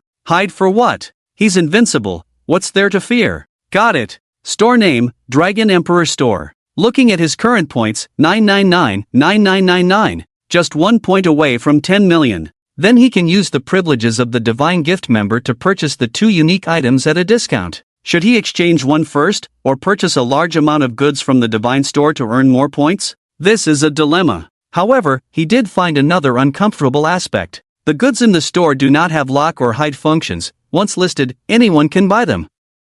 This means he can't use the store as a storage space. If priced low, others will buy them. If priced high, he has to pay a 1% fee on the price. It's not worth it. After much thought, Aophone finally decided to list the store first. The items he sells have discounts. He believes he will soon break even and make a big profit. As for what to sell, he checks in equipment and potions. Battle skills cannot be sold because once exchanged, they will directly empower the exchanger and cannot be stored. At this stage, those who can afford a good sword are already strong. Most people still use fast swords and ordinary weapons. After exchanging 9,800,000 points for weapons and potions, he hangs them all in his store. The price is 10% off the original price. Without competition, even if it's a little cheaper, countless people will come to buy from him. After doing all this, he happily checked his personal panel, something he hadn't looked at for a long time. Name, Aophone Talent, Domineering Genius Title, Divine Gift Member Certificate, Merchant License Devil Fruit, Fish Fruit, Blue Dragon Form Realm, Forging Body, Iron Bone Battle Skills, Shave, Finger Gun, Iron Block, Paper Drawing, Misty Foot, Moon Step, Life Return Equipment, Thunder Ancestor Whip, Fake, Points, 78724. His strength is incomparable to before. He can now single-handedly challenge even the toughest opponents. Even if a 4-star warrior corpse stands before him, he believes he has the ability to deal with it. Exiting the divine space, he suddenly realized, in his past life, did anyone open a personal store? Since he can receive this reward, then in his past life, the person who earned the most by killing low-level zombies should also have received it. Did they choose other options? However, if this reward is not combined with the title of Divine Gift Member, it's not very useful. Most likely the person who triggered this reward in the past did not obtain the title of Divine Gift Member. As the time-space stagnation ends, he opens his eyes and sees everyone awkwardly stopping their work. The points system has changed. Now they can no longer earn points by killing these zombies. As everyone looked at him, Aophone said, "The points system has changed. We can't use this method anymore. I plan to go back for a visit. Would you like to come with me? I am building a secure base there, and the zombies in Biancheng are weaker than those in the provincial capital, making it more suitable for your training. By going back with them, they could also accelerate the construction of their secure base and check on the progress. And see how their families were doing." Although he could know they were safe through the divine space, seeing them in person would be reassuring. Roar! Growl! As he finished speaking, the first to respond was the little white tiger beast beside him. He was still not completely familiar with his human form, but after following Aophone and the others for a few days, he had become much more fluent in speaking. "Masterine, I want you to come back." Apart from some pronunciation issues, they could roughly understand what he was saying. After patting Little White's head, Aophone had to admit that the fierce beast was talented in battle. When he first saw him, Little White was already at the Copper Skin realm, and now, he was close to the 2nd rank Iron Bone realm. After Aophone taught him the life return and the 6 techniques, Little White quickly grasped the concept of life return and could use it in just 7 days. Among the 6 techniques, the first one he mastered was the finger gun. Combined with his tiger claws, it was quite powerful. Luoi said, "I agree, we can't stay here forever. The fresh water has run out. Even if the boss doesn't mention it, we need to move to a place with a water source. They were lucky to have a large mall on both sides, with plenty of drinks and mineral water inside. Relying on the formidable strength of the ancient seeds and with the help of Shiryu, Luoyi led the people to occupy the place. It was precisely because of the large amount of food and fresh water that he was able to gather so many people so quickly. But now, the supplies had run out. The others had no objections, and then, with Little White and Han Shuang leading the way, Luoyi and Shiryu guarding the rear, the group slowly headed east. Little White, why don't you exchange for a weapon to practice with? It's a disadvantage to only use your claws. Ao Feng earnestly advised Little White. But this tiger was still more fond of his sharp claws. In fact, because of the Thunderfire exorcism's effect, he occasionally used his sharp teeth to crush the zombies' heads. Large felines loved to explode the heads of their prey. Little White still enjoyed it now. It was precisely because he used his claws a lot that his finger gun progressed so quickly. But Ao Feng felt this was not right. If a weapon broke, it was not a big deal, but if the body was seriously injured, it would have a big impact. Little White said, I have claws. Ao Feng. As they returned to Biancheng, a huge wave was stirred up in the divine space, because someone had finally discovered the Dragon Emperor's shop. Dragon Emperor's shop? What is this? A survivor browsing the goods suddenly saw something strange. I've never seen this before. He curiously clicked on it, and while the items for sale were not strange, their prices shocked him. Were the items in this shop cheaper than those in the divine space? He hurriedly browsed through everything, and they were all cheaper than outside, although not by much. But now, points were precious, so even a small discount was good. Could it be fake? He doubted its authenticity, but considering the various supernatural aspects of the divine space after the apocalypse, he chose to believe it. Bought it. Spending 990 points to buy a quick knife, when he exited the divine space, the knife indeed appeared in his hand. It's actually real. He was shocked and delighted. Originally, he only had 996 points, not enough to exchange for a quick knife. He had planned to save up a bit more, but unexpectedly, he was able to exchange for the knife directly. This is a great shop. Although many people died in the apocalypse, the number of survivors was still significant due to the large population base. Discovering the Dragon Emperor's shop was not an exclusive experience for him alone. Soon, others also made the same discovery. Their reactions ranged from initial astonishment to disbelief, then to experimentation and finally to delight. Some rejoiced in solitude, believing this to be a divine gift bestowed upon them, even contemplating using the Dragon Emperor's shop to make a profit. Others called upon friends to share in the joy, and before long, word of the Dragon Emperor's shop spread to many. In the communication channels of the divine space, news about the Dragon Emperor's shop quickly became a hot topic. Brothers, hurry and take a look. There's a Dragon Emperor's shop in the divine space. The items for sale are much cheaper than in the divine space. Wish today. Seriously? With this Dragon Emperor's shop, who would still buy things in the divine space? Those with points, go buy now. The Dragon Emperor's shop has limited stock. Once it's gone, it's gone. Damn, leave some for me. You guys are too quick to grab everything. Ha, what the heck? It's gone? Who owns this shop, not restocking? Although Ao Feng knew his goods would sell well, he had not anticipated that once the Dragon Emperor's shop was revealed, nearly tens of millions of resources would be swept away in an instant. At that moment, he was leisurely leading Luo Yi and others back towards Bian City. On their way back to the east, Ao Feng encountered two zombies blocking the path. This time, he did not personally intervene. Instead, Han Shuang and Xiaobai stepped forward. Han Shuang, who feasted on zombie flesh daily, now had significantly enhanced strength, with crystalline formations covering her arms, pushing one zombie back with force.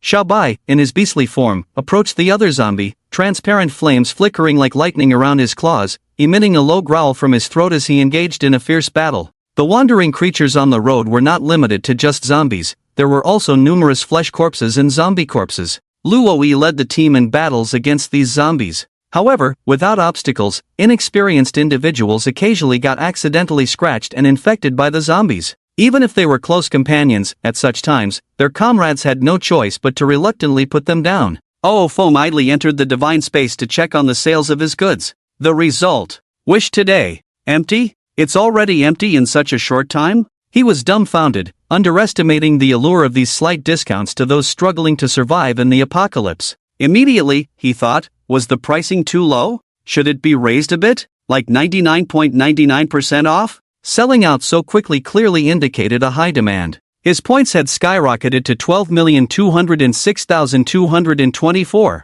just in a short while? Over 2 million points gained. It seemed like he wouldn't be lacking in points in the future. He quickly spent all his points again and restocked his goods. As soon as he restocked, he witnessed the goods disappearing at a visible speed. TSK. With 8 billion people worldwide, even if 1 billion were still alive, if each person had 10 points on average, that would be 10 billion points. He aimed to acquire all those 10 billion points. A message from Xiaochen? Suddenly, he noticed a message from his younger sister in the divine space. Upon opening it, he almost burst out laughing. Big brother, a Dragon Emperor's shop has suddenly appeared in the divine space, and the items inside are cheaper than outside. You should have plenty of points, hurry and buy more to stock up, in case you can't buy them later and end up losing out. Even if we don't use them, stocking up and selling to others can also earn us a lot. Upon reading this, Ao Chen had left dozens of messages urging him to grab the goods. Afraid he might miss them, she left messages one after another, clearly showing her anxious mood. This silly girl. Ao Feng chuckled, who would buy their own goods? Besides Ao Chen's messages, he also saw messages from his parents, Meng Kuei, and Lu Xiao, all informing him about the Dragon Emperor's shop, afraid that he might not be aware. It was only Luo Yi and the others who were constantly engaged in battles and had no time to check the divine space, otherwise, they would also come to make purchases. Hastily informing these close individuals that the Dragon Emperor store was his own establishment, he told them not to purchase anything as he could obtain items at a greater discount. As soon as he sent the message, a reply from Ao Chen arrived. Bro, you own the Dragon Emperor store? Why didn't you say so earlier? I've used all my points to buy your goods. She felt quite aggrieved, considering she had been helping her brother keep an eye on things all along and had used all her points to stock up, hoping to help her brother earn more. But now her brother was telling her that he owned the store? It's okay, bro will be back soon. What do you need? I'll buy it for you when I return. Ao Feng quickly reassured his sister, we won't lack points in the future, just focus on improving our strength. When bro returns, I'll take you to play with the cats. Seeing the goods selling quickly, he decided to stay longer in the divine gift space and kept restocking during that time. Finally, after restocking about 30 million worth of goods, the purchasing speed noticeably slowed down. People realized that this store seemed to never run out of stock, so there was no need to hoard goods anymore. They could just come and buy whenever they needed. They simply switched their buying location from the Divine Gift Store to the Dragon Emperor Store. It seems unrealistic to try to take away everyone's points in one go. Ao Feng pondered. He could only sell weapons, equipment, and potions with the business permit he had obtained, unable to sell combat skills. However, combat skills were equally crucial for enhancing strength, and most people would accumulate points to exchange for combat skills once they had weapons of similar level. They would also save points for exchanging food and potions. After restocking for the third time, he kept 10 million points aside, opened the Divine Gift Store, and planned to use the privileges of a Divine Gift member to exchange for a unique item. Should he exchange for the demonizing potion or the invisible dark bloodline factor? If he exchanged for the demonizing potion, he still had a thunder fruit in Ao Chen's treasure space, but the Azure Dragon already had the ability to control the three elements of wind, fire, and thunder. Although the power was slightly inferior to single elements, it was sufficient. Moreover, after taming Xiaobai, he considered whether he could merge the three elemental colors into a more powerful new energy. For example, Xiaobai's thunder flame, formed by the fusion of lightning and fire, not only had power comparable to individual elements but also possessed a special effect of exorcising evil. However, his current understanding of fruit abilities was still shallow. When the Azure Dragon fruit ability was fully developed, he wondered if he could merge the three elements into one. As for elementalization, it wasn't very useful for him. Elementalization could fly, but the Azure Dragon could also fly. Elementalization was immune to attacks, but armament Haki could grab the essence of an elementalization user. Wouldn't it be better to train Haki to the extreme rather than elementalization? Moreover, the invisible dark bloodline factor provided extremely high defense, recovery, and speed, making it unbeatable compared to elementalization. Decision made. He would exchange for the invisible dark bloodline factor first. When he accumulated 80 million points, he would then exchange for the demonizing potion and find a more powerful devil fruit to gain dual fruit abilities. With 10 million points input, the exchange for the invisible dark bloodline factor was successful. Suddenly, a sense of stiffness emanated from his body, forcibly bringing him back to reality. A powerful and overbearing force circulated within his body, rendering his limbs stiff and immobile, leaving him standing there dumbfounded. The energy flowing from the unknown place emerged within his body, transforming his bloodline. Despite being tough as nails, his bones cracked under the impact of this energy, his flesh tore, and blood spilled out. Soon, covered in blood yet unable to move, he caught the attention of the crowd. "Boss, what's wrong with you?" Tang Yingying, who was mingling in the crowd and killing zombies and flesh corpses with everyone else, was not far from Ao Feng. Just as she was about to step forward to inquire, a tiger's roar sounded in her ears, causing her eardrums to buzz. Roar! Xiaobai sniffed the scent of his master's blood, let out a loud roar, and the third eye on his forehead opened, emitting an extremely concentrated thunderous fire beam. The beam struck straight at the forehead of the zombie he was battling. The zombie's skull was instantly pierced through. However, a trace of blood oozed from his third eye. Closing his third eye, he instantly leaped to Ao Feng's side, glaring at the people around, not allowing anyone to approach. A low growl emanated from Xiaobai's throat, warning others not to come near. Han Shuang, seeing this, accelerated her attacks. Having eaten zombie hair for several days, the zombie virus in her body further stimulated the growth of the crystal. With a painful groan, the crystal on her shoulder was crushed by the zombie, tearing off a large piece of her flesh. The crystals on the surface of the crystal person's body, like human dominance, required energy consumption. Her strength was limited, and the crystals she could release were also limited. In order to inflict heavy damage on the zombie, she concentrated most of the crystals on her fists. The crystals on her arms became much weaker. As her shoulder flesh was torn, her attacks also landed on the zombie. The crystals at the fist were conical, and the powerful force shattered the zombie's skull. She grabbed the split skull with both hands, twisted it outward, then lunged forward again, her fists pounding out from the shattered skull. Covered in blood, her fists never stopped. The zombie's head was not directly smashed, as while she was attacking the zombie frantically, the zombie was also attacking her. Finally, the zombie's head was completely shattered and fell into the dust. Her shoulders revealed white bones, and her chest exposed ribs and collarbones. Blood continued to drip, but she paid no attention, picking up the zombie's body, gnawing on it while approaching Ao Feng from behind, guarding him with Xiaobai in front and back, not allowing anyone to approach. A 3-meter-tall humanoid tiger growled lowly, while a thin woman like a ghost gnawed on a zombie in her mouth. Who wouldn't be frightened by this scene? We mean no harm, we are just concerned about the boss's condition. Seeing the defensive posture of the two, Luo quickly stepped forward with a smile to explain. However, what greeted him was Xiaobai's even more urgent low growl, warning him not to approach or face the consequences. Tang Yingying quickly pulled Luo, fearing a conflict between Xiaobai and Han Shuang. These two, one an awakened beast and the other a mutated crystal person, were not to be trifled with. We won't come closer, we won't, please don't be angry. Tang Yingying pulled Luo back, reassuring Xiaobai and Han Shuang not to be too tense. Han Shuang, who had never eaten in front of others, was now openly gnawing on the zombie's body to heal her injuries, showing that she was prepared to sacrifice herself to protect Ao Feng.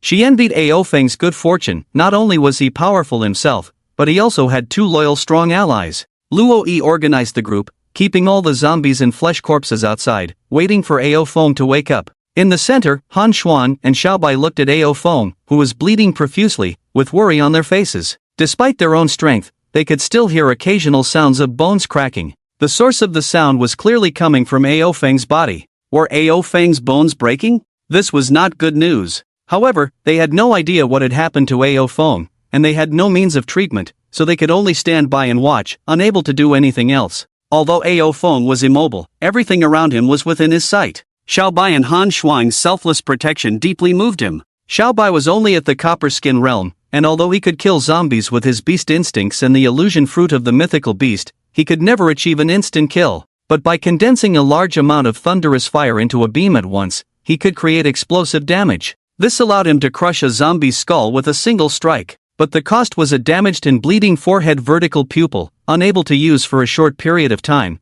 and he felt exhausted due to the massive consumption of energy. Yet he still chose to do so because he wanted to protect his master. And Han Shuang, who could have slowly worn down the zombies, chose to end the battle quickly with injuries exchanged for injuries, all for the sake of protecting herself. From this moment on, they would be regarded as his confidants. The energy from the invisible black bloodline factor in his body was too overbearing. The intense tearing sensation made him feel like his heart was being torn apart. This tearing sensation was not an adjective, but was actually tearing apart his internal organs, flesh, tendons, fascia, bones, and so on. After the tearing, this energy rushed in for repair, then continued to impact and fracture. He was constantly enduring the pain of broken bones. The dominance fused into his bones internally, making them even harder. After repeated impacts for an hour, a large pool of blood flowed on the ground. The energy inside finally completely merged into his body. His body could move again. He took a staggering step forward, a result of a significant increase in his constitution that he couldn't adapt to. Are you okay? Han Shuang breathed a sigh of relief. For this man who didn't look at her with strange eyes and treated her as one of his own, she was willing to give everything. Xiaobai also asked in broken Chinese, Juyin, what happened just now? Ao Feng exhaled a breath, smiling, thank you for your protection, I'm fine now. He first turned his neck a few times, then jumped a few times in place, took 2 steps forward, gradually adapting, then suddenly leaped, his feet stomping in the air continuously. A loud bang sounded, and he leaped forward a step. Leaping again, he leaped suddenly. In this way, he stepped on the air, reaching the rooftop of a high building next to the street. It's the moon step. He finally mastered the moon step. With the extreme speed bestowed by the invisible black bloodline factor, his speed of stomping on the air was several times faster than before, allowing him to walk in the air. Not only the moon step, he quickly kicked with his left foot, creating a vacuum slash, cutting off the electric box on the rooftop. But that was it. Although he could now use the lawn foot, its power was quite underwhelming, not as powerful as directly kicking an enemy. Looking up at the clouds in the sky, he exchanged a few bottles of strong liquor from the divine space to wash off the bloodstains on his body. After washing up, he walked down from the rooftop using the moon step. Boss, have you completely mastered the moon step? Tang Yingying finally dared to approach and ask about what had just happened. Why did you suddenly stop moving? Not only was she curious, but everyone was eagerly watching him, like a group of onlookers. The energy clashed in my body when I exchanged the invisible black bloodline factor. But now that I have fully integrated the bloodline factor, I just need to develop it gradually. The bloodline factor was not directly in an awakened state, he needed to develop it step by step to achieve its true effect. Oh my god, boss, you already have 1 billion points? The girl's mouth formed an O shape. The 2 unique exchange options in the divine space were dreams for everyone. But seeing the price of 1 billion points, they couldn't help but feel despondent, thinking their hopes were slim. Since Ao Feng had already exchanged it, didn't that mean he already had 1 billion points? It's only been a little over a month since the apocalypse started. The integration of the bloodline factor not only allowed him to master the moon step and lawn foot, but the impact of that energy directly elevated his strength to the level of immense power. Although the immense power was not enough to move mountains, it was still a force of thousands of tons. I'm fine, let's keep going. He beckoned everyone to continue forward. After leaving the bustling city, the number of zombies significantly decreased. He rode on Xiaobai's back directly, slowly absorbing the 6 awakened crystals he obtained near the zoo in the palm of his hand. In his past life, although he had seen awakening crystals, he did not possess a devil fruit, so he didn't know how it felt to absorb one. At this moment, he felt a warm energy flowing from his palms into his bloodstream and circulating throughout his body. His blood surged like a dragon's roar, and as he closed his eyes, it seemed like a shadow of a blue dragon was wandering around him. The development of the animal-type devil fruit comprehensively enhanced his physique. Upon awakening, flames surrounded him, different from the flames caught by Teacher Kai during flight, significantly boosting his self-healing abilities while greatly strengthening his physique. The development process involved a profound exploration of the body. Although his realm did not increase, his physique grew. Moreover, the power to manipulate wind, fire, and lightning had also increased slightly. Little White, ridden by Ao Feng, turned back in confusion, feeling like his master had become heavier. When all 6 awakening crystals in his hand melted away, Ao Feng opened his eyes, clenched his fist, and now he was confident that he could single-handedly take on a 4-star martial corpse with just his physical body. If he used the Azure Dragon form to kill the martial corpse, it wouldn't be difficult either. He remembered that not long after the apocalypse began in the capital, martial corpses appeared. The provincial capital was likely to have martial corpses soon, or perhaps they already existed, but the humans in the area where the martial corpses were had already perished, so the news had not spread. After arranging Luo Yi and the others and planning the next steps for the base's development, he could set out to practice with those martial corpses. Riding on Little White's back, he entered the divine gift space to check on his shop sales. Although he had sold some more items, the selling speed had significantly decreased. After replenishing the sold goods, he saw a message from his sister, Ao Chen. Brother, do you remember the owner of the Dongfeng warrior when we went treasure hunting? Dongfeng warrior? Ao Feng naturally remembered. As for its owner, the young man who begged him, saying he wanted to give the car to him for free, just hoping he would take him in? In his memory, he was just a survival enthusiast, but unfortunately, the survival knowledge he had prepared was of no use. I remember. What's the matter? Ao Chen, seeing Ao Feng's quick reply, hurriedly said, he's here. He said he wants to join us. Do you want to accept him? He really came? Ao Feng was astonished. Despite freely traveling between Bianqing and the provincial capital, it was because his strength far exceeded that of others. It was extremely difficult for others to travel this distance on foot. Those who could find their way here in such a short time either had extraordinary talents and quickly advanced with dominance, or they were extremely lucky to find a devil fruit. Otherwise, death on the road was the only option. Don't accept him for now, let him wait for me to return. He had only met this person once, so although he seemed determined to follow him, he couldn't be too trusting. A group of people rushed back to Bianqing. When Ao Feng first met them, there were a total of 172 people, but now only 146 remained. During this time, 26 more had died. This was despite them having initially adapted to the apocalypse, all exchanging for dominance, and with Luoyi and Shiryu taking care of them on both sides. However, they were used to fighting behind obstacles and had little experience fighting zombies head-on. Along the way, Ao Feng himself did not intervene, and Little White and Han Xuan were only responsible for dealing with zombie-level monsters, with some still occasionally being bitten and infected. However, those who survived were all elites. Boss, the road ahead is blocked. He was resting on Little White's back when someone suddenly told him that they couldn't pass. Opening his eyes, he saw various obstacles blocking the entire road, resembling a high wall extending far into the distance. This road was not the one he had taken, and he didn't know when they had built it up. In the middle of the obstacles, there was a small iron gate. Behind the gate, above the obstacles, a young man was squatting there. When he saw the large group approaching, he shouted, "To enter our Dongsheng base, you must first pay a protection fee. 100 points per person." Alfeng glanced at him and couldn't be bothered to deal with him. Luoyi stepped forward and said, "We are just passing by, please open the gate." The young man hesitated for a moment upon hearing this, then bent down to say something to the people below and shouted, "Even passers-by must pay a protection fee, 100 points per person." Below him was a huge area, and two burly men were quickly approaching with others. "Donggu, Shanggu, over 100 people have arrived, and there's even a white tiger among them, saying they want to pass through." The young man bent down to explain the situation to the newcomers. "Pass through?" A bald man rubbed his head and said, "Nonsense. They must be trying to take over our base. I've studied military strategy too, you know? This move is called luring the tiger out of the mountains. Donggu, it's luring the tiger out of the mountains and capturing it in the plains." A nearby henchman quietly corrected his mistake. The bald man raised his hand and gave a big shove. "Damn it, I said it's a tiger, so it's a tiger. Who asked you to speak?" Yes, Donggu, you're right." Next to the bald man was a man in a sharp black suit with sunglasses. But judging by how the suit was stretched, he was also a muscular man. "Gathering over 100 people is no small feat. Let's see if we can subdue them, if not, we'll wipe them out. Brothers, get on the wall." With a command, the henchmen behind them all climbed onto the obstacles they had built, heads popping up one after another, each holding a gun. It was a flintlock gun unique to the pirate world. These guns were, of course, firearms that didn't earn points for killing zombies, but they were extremely effective in human combat. In the past, they used guns to maim zombies, then went down to collect points, living a very comfortable life. Unfortunately, the points system had changed. They no longer earned points for maiming zombies with guns. However, facing over 100 people outside, they believed a round of simultaneous shooting would do the trick. If one round didn't work, they'd try two. If they had capable individuals, so did they. Therefore, the bald man and the man in the suit were not afraid at all.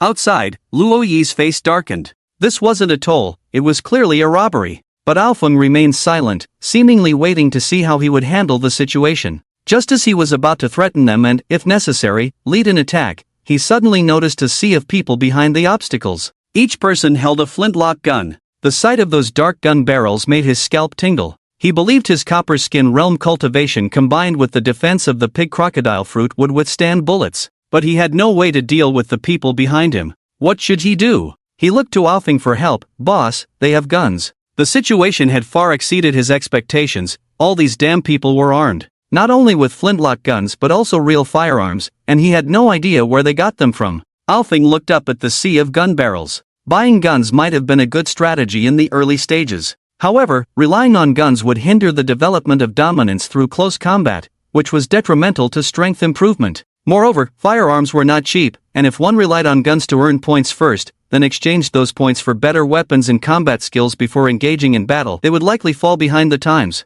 Physical training needed to be gradual. Currently, Xiaobai, Luo Yi, and Shiryu had all reached the copperskin realm. 80% of the team had awakened dominance, and their strength was on the right track. Those using guns probably had less than 20% who had awakened dominance. But now, with the poorly armed men under his command, he couldn't withstand bullets at all. It seemed he had to take action himself. Whether you seek our protection or just passing through, you must pay 100 points. The bald strongman shouted, however, if you are willing to kneel down and kowtow to us 3 times each and call us daddy, I might consider taking you in. Ha ha ha, hey pretty girl, why stay with those losers when you could be with me? Pointing at Tang Yingying, this girl was much prettier than the women in his base, and he was eager to try something new. After having too much of the same old, it was time for a change. The man in the suit next to him nodded lightly, indicating his agreement with the bald man's words. Ao Feng descended from by in an instant, transforming into a soaring azure dragon, his body elongating slightly. At the moment he transformed into a dragon, both the bald man and the man in the suit were astonished.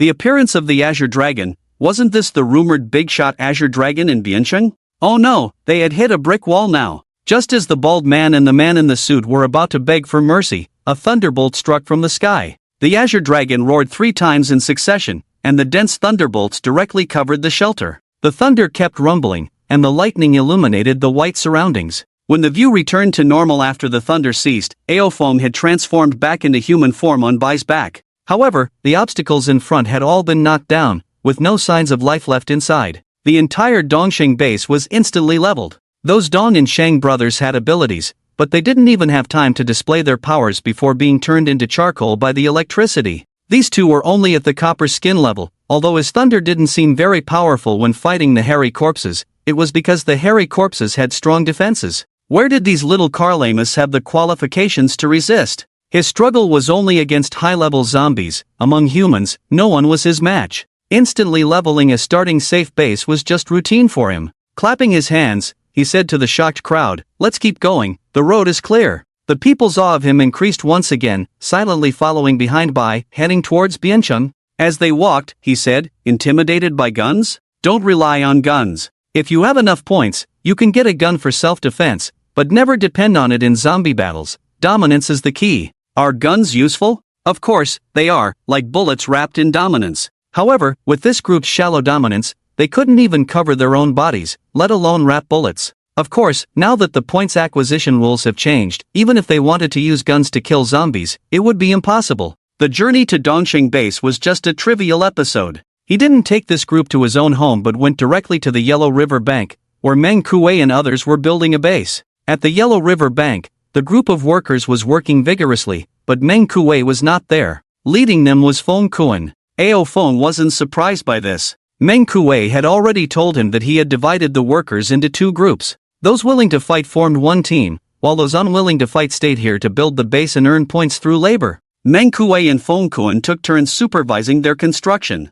Boss. Feng Kuan saw Ao Feng leading a large group of people and quickly greeted him. Ao Feng nodded and went to check on their progress. Under his special instructions, the black scale python had received special care from Meng Kuei. After Meng Kuei obtained the method of processing Hylu stone, he immediately gathered people to build a cage mixed with Hylu stone and trap the black scale python inside. Every day, they fed the python with the flesh of killed zombies, and the python growled lowly, but there was nothing it could do. After eating zombie flesh and transforming into a crystal beast, he no longer resisted the zombie flesh, but was very unhappy about being imprisoned. Ao Feng stepped forward and patted the python's head. His scales had completely crystallized, looking quite beautiful and majestic. His bones were broken inch by Ao Feng, then wrapped in crystal and repaired after crystallization. Upon learning this, Meng Kuei smashed his bones again. However, it was not as easy for him as it was for Ao Feng. Next to the python cage were the foundations built by the laborers. Although they were afraid of fighting, with the powerful cultivation method, their physical strength gradually improved, making the construction efficiency not low. Upon hearing Ao Feng's return, Meng Kuei hurriedly led the battle team back from outside. Also returning were the Villa women's team led by Lu Xiao, as well as his own family. The spirits of the women led by Lu Xiao were completely different from before, full of vigor and strong physique. Originally 31 in number, 12 had died in battle in just 1 month. But in exchange, they gained stronger willpower and combat power. The 5 women left in the villa had all died. Boss. Master. They respectfully saluted Ao Feng, seeing the large group behind him, knowing they were the new forces the boss had subdued. This was the boss's master? Handsomer than in the video. The thought flashed through their minds, but under Lu Xiao's training, they stood straight and still. Speaking of which, the women's team trained by Lu Xia was more obedient and organized than the laborer combat team led by Meng Kuei. It was unknown what devilish training Lu Xiao had given them. After introducing each other, Meng Kuei said to Luo Yi, "Classify your people. Those unwilling to fight can join the construction team. As long as they work, they will earn points. Those willing to fight will no longer have the advantage of killing zombies by relying on obstacles. What awaits you is even more dangerous battles." Luo Yi went to ask his subordinates for their opinions, while Meng Kuei and Lu Xiao registered them. "Brother, you're finally back." Ao Feng, who was checking the foundation and construction plans, suddenly heard his sister's voice calling from afar. With her were his sister and the young man he had met in the provincial capital before. "Dad, Mom, Xiaochen." Ao Feng greeted them with a smile. In the apocalypse, nothing was more joyful than seeing one's family safe and sound. "Brother, I've reached the copper skin realm." Ao Chen boasted of her strength as soon as they met. "You've worked hard since you left." "Yes, my little Chen is the best." Ao Feng was pleased with his sister's growth. After a few days apart, she looked a bit thinner but had a stronger physique and a more resolute spirit. Their parents didn't say much, seeing Ao Feng return safely was enough for them. Ao Kong had also reached the copper skin realm, and although Mother Zhang Hong had not yet reached it, she had awakened her dominance and had some self-defense ability. "Wow, such a big tiger." "Brother, where did you get such a big tiger? It's so beautiful." After showing off and receiving praise, Ao Chen finally noticed the little white cat following Ao Feng. Relying on her current cultivation in the copper skin realm and the courage cultivated through days of battle, she reached out to touch the little white cat's head. The little white cat took a step back, emitting a low growl from its throat, warning Ao Chen not to come closer. "Oh, let sister touch the little kitty." Ao Chen, however, paid no attention and hugged the big head of the little white cat. Xiaobai was very unhappy, and Ao Feng sensed his emotions, a faint aura of dominance emanating from him. "This is my sister, you two should get along well in the future." Xiaobai finally let down his guard and whimpered, "Yes, raise silver." "Ha!" Ao Chen, who was petting the cat, was surprised. "You can talk?" Xiaobai nodded, and in her shocked expression, with a bang, he transformed into human form. "Ao Chen? I've been petting a man's head all this time? Although he's handsome, this is too awkward." Grabbing Ao Feng's sleeve, "Brother, why didn't you tell me he's a human?" Not a human." Xiaobai proudly declared that he's not human, a big brain axe. Ao Feng. "Okay, the pronunciation hasn't been corrected yet. Xiaobai is a Bengal white tiger. Only by eating the fruit of man can he take on this appearance. From now on, he is also one of us." Xiaobai also nodded, "Yes, yes." Then, with a roar, he transformed back into a fierce orc form and even showed off his well-developed biceps to Ao Chen. Ao Chen whispered, "Can you change back to your original form? I can't pet you like this." Xiaobai. "Well, I have dignity too." He firmly refused this rude request. Only the master could pet him, not anyone else, not even the master's sister. This is the bottom line for a fierce beast. Brother, seeing Xiaobai's refusal, Ao Chen could only act coquettishly towards Ao Feng. "I want to pet the cat. You promised me before to let me pet the cat, so can you make Xiaobai change back?" Helplessly, Ao Feng looked at Xiaobai apologetically. "How about you let her pet you for a bit?" Xiaobai shook his tiger head vigorously, every hair on his body filled with resistance. "Be good," with a gentle smile mixed with dominance. Xiaobai reluctantly grunted a few times and then bent down to transform back into a white tiger. "Yay! Petting the cat. Ha, little kitty, here I come." Excitedly, Ao Chen pounced on Xiaobai, disregarding Xiaobai's desolate eyes. Tang Yingying, who was watching from the side, enviously wanted to join in, but she was warned by a glance from Xiaobai before she could get close. Seeking help from Ao Feng, but Ao Feng showed no intention of helping her.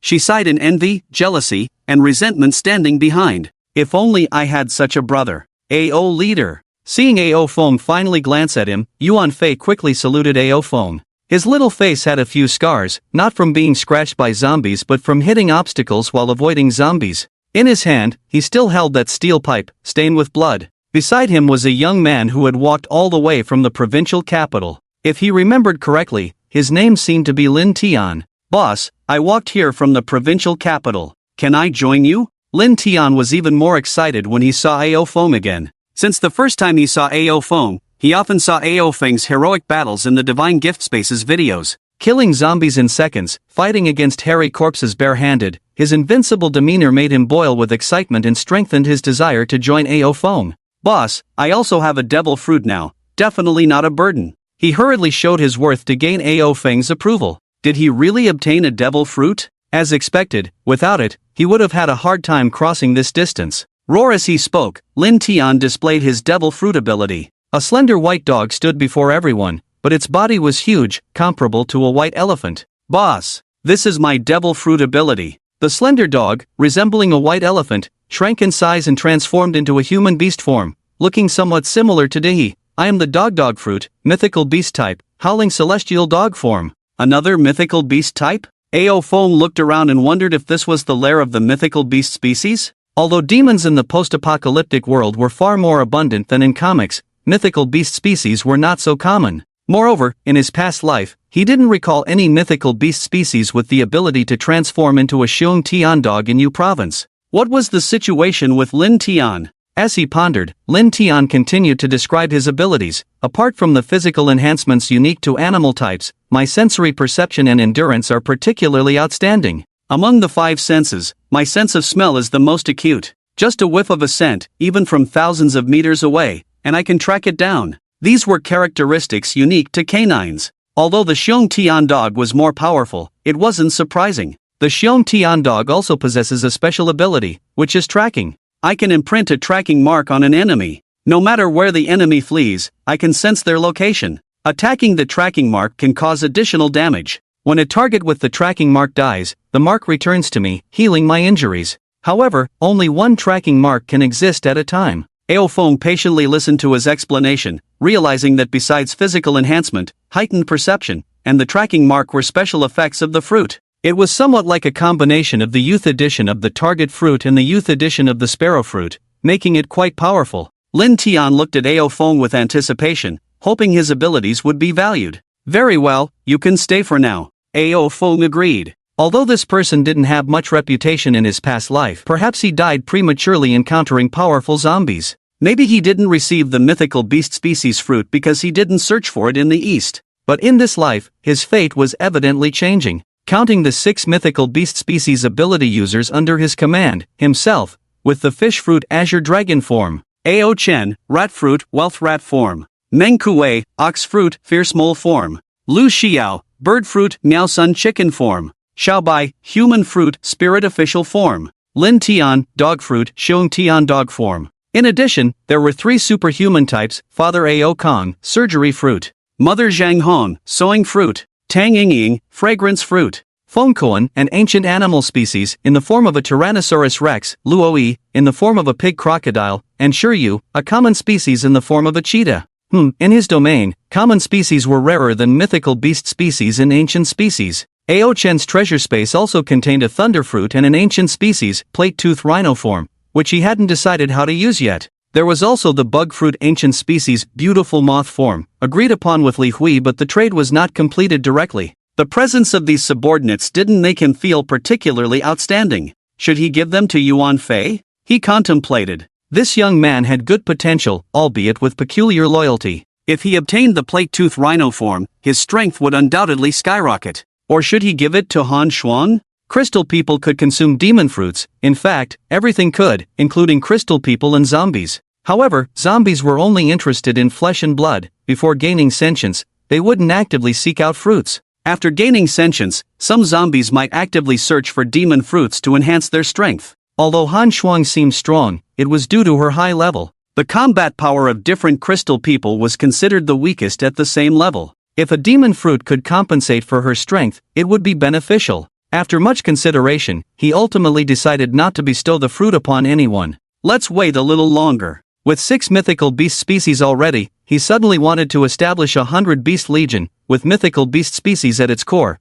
fulfilling Teacher Kai's unfinished dream. Han Shuang and Yuan Fei were undoubtedly the types to be nurtured as confidants. Once a demon fruit was consumed, it couldn't be changed. Thank you, boss. Lin Tian will definitely not disappoint you. Lin Tian was overjoyed and quickly expressed his loyalty. At this moment, the people brought by Luo had already been divided into groups. 30% of them did not want to continue fighting and chose to join the construction team. Among the remaining people, a total of 103, including 27 women, were assigned to the women's team led by Lu Xiao, making management more convenient. Boss, Yuan Fei suddenly approached Ao Fong and said to him, Sugu approached me, saying he wants to join you. Can we accept them? Sugu? Ao Fong was momentarily puzzled. then realized that Yuan Fei was referring to Su Wenhao from the north of the city. After taking Yuan Fei away earlier, he had not paid attention to them, so why were they now coming to him voluntarily? Su Wenhao had good character and strength, but he was too kind-hearted. Ao Feng was worried that accepting Su Wenhao might cause trouble, so he had ignored him.